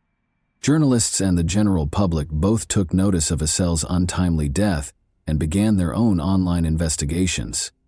Details started to surface, some of them unverified. On the night of the tragedy, witnesses reported seeing two men allegedly push Asel off the balcony. Police stated that they had not discovered any evidence to support the rumors that the incident was captured on video. Asel reported Murat Mirbekov's violent actions to the local authorities after arriving in Georgia in order to obtain protection, but her requests were ignored. When Georgian journalists started looking into the case themselves, it became clear that the police had done nothing. One of Asel's acquaintances in Tbilisi consented to testify amid the events that were taking place. He revealed that Asel had sent him a desperate message the day before the tragedy. She mentioned Mirabekov in her message, claiming that he had attacked her twice. She talked about the intense psychological anguish she was experiencing in addition to the physical pain. She had requested assistance, but was hesitant to demand it because she still believed she could manage things independently. Being stranded in a foreign nation without any support system made Asel feel trapped. She tried to remain strong despite her fear of Mirbekov, she confided in her acquaintance. Despite her persistent belief that she could find a way out, she frequently talked about feeling as though she was in a hopeless situation. The inquiry also turned up other information. In addition to offering Asel a job in Georgia, Mirbekov had made similar promises to other young Kazakh women. He had promised them good jobs, good wages, and good housing. Luckily, none of them had agreed to his terms. Some had found his messages, which emphasized the ostensibly exceptional opportunities he could offer, to be especially persistent. All the women, however, had refused. Later, their families thanked them profusely for their foresight, saying it had prevented them from being in danger. The case took a dramatic turn by the end of July 2022-208. After more investigation, Georgian forensic experts found Mirbekov's DNA traces on Asel's clothing, which is a crucial piece of evidence. This bolstered the prosecution's case in court and validated witness statements. Ultimately, the work of investigative journalists and the new evidence obtained through forensic analysis started to provide a more comprehensive picture of what Asel had gone through in her last days. The truth was slowly emerging in spite of all the barriers. One of the most talked about occasions in Kazakhstan was Murat Mirbekov's trial in Nur-Sultan. The case gained even more public attention when Georgian investigators, who were invited to the proceedings, presented the evidence and conclusions they had gathered. The tension in the courtroom was evident when Mirbekov showed up. He insisted he had nothing to do with Asel's death or any violent actions toward her. even in the face of overwhelming evidence to the contrary. He maintained that he was innocent and that he had been falsely accused. Those in attendance were left perplexed and incensed by his cold-blooded attitude and total lack of regret. Given the seriousness of the situation, Myrbekov's aging parents made the decision to apologize to Asel's distraught family. They hoped that their gesture would provide the victim's loved ones with some small solace. Myrbekov, however, continued to deny any wrongdoing and showed no interest in any attempts at reconciliation. The prosecutor made a resolute and firm statement. He offered a story that implied Myrbekov had given Asel to him for his own benefit, in an effort to improve relations with a strong Georgian man named Bashik Tordua. The prosecutor stressed that Myrbekov knew he was seriously endangering Asel and was well aware of Bashik Tordua's violent tendencies and criminal history. Tordua was infamous. He was so feared by the locals that they avoided him at all costs. According to the prosecutor, Asel was under constant pressure, and her desperate attempts to flee an intolerable circumstance resulted in the horrific events that ultimately led to her tragic demise. She had been pushed to the limit, feeling hopeless and in great distress, with no way out. Myrbekov was already a father of 2, and his wife was expecting their 3rd child. It was disclosed during the trial. Having a family should have deterred him from committing crimes, the court suggested, taking these circumstances into account as mitigating factors. Witness statements and the evidence, however, made it abundantly evident that he was involved in grave crimes in spite of these specifics. It became clear that his role as a father and his obligations to his family had not prevented him from acting cruelly. The court's final decision was rendered on August 2, 2022. Myrbekov was convicted of both acts of aggression and human trafficking. He received a 15-year sentence in a maximum security facility. The court also mandated that Myrbekov compensate Asel's parents for the emotional harm they had suffered by giving them 5 million tenge, or about $10,500. Although no monetary settlement could ever fully compensate her family for the loss of their daughter, this sum served as a symbolic recognition of the anguish and suffering they had to endure. Asel's family was not happy with the outcome, even after the verdict and the compensation. They were convinced that Asel had been the victim of a premeditated crime and that the case was far from over. Her loved ones were certain that she had been killed on purpose, in addition to being severely abused and exploited. The court proceedings did not allay the family's concerns or offer genuine closure, even after the trial was over and a guilty verdict and compensation were given. They persisted in believing that Asel's case merited more research and that the whole truth had not yet been revealed. And that wraps up today's chilling story. If you enjoyed this video, don't forget to like and subscribe so you never miss a new upload. Also, let me know in the comments what part of this story shocked you the most. Thank you for watching, and I'll see you in the next video.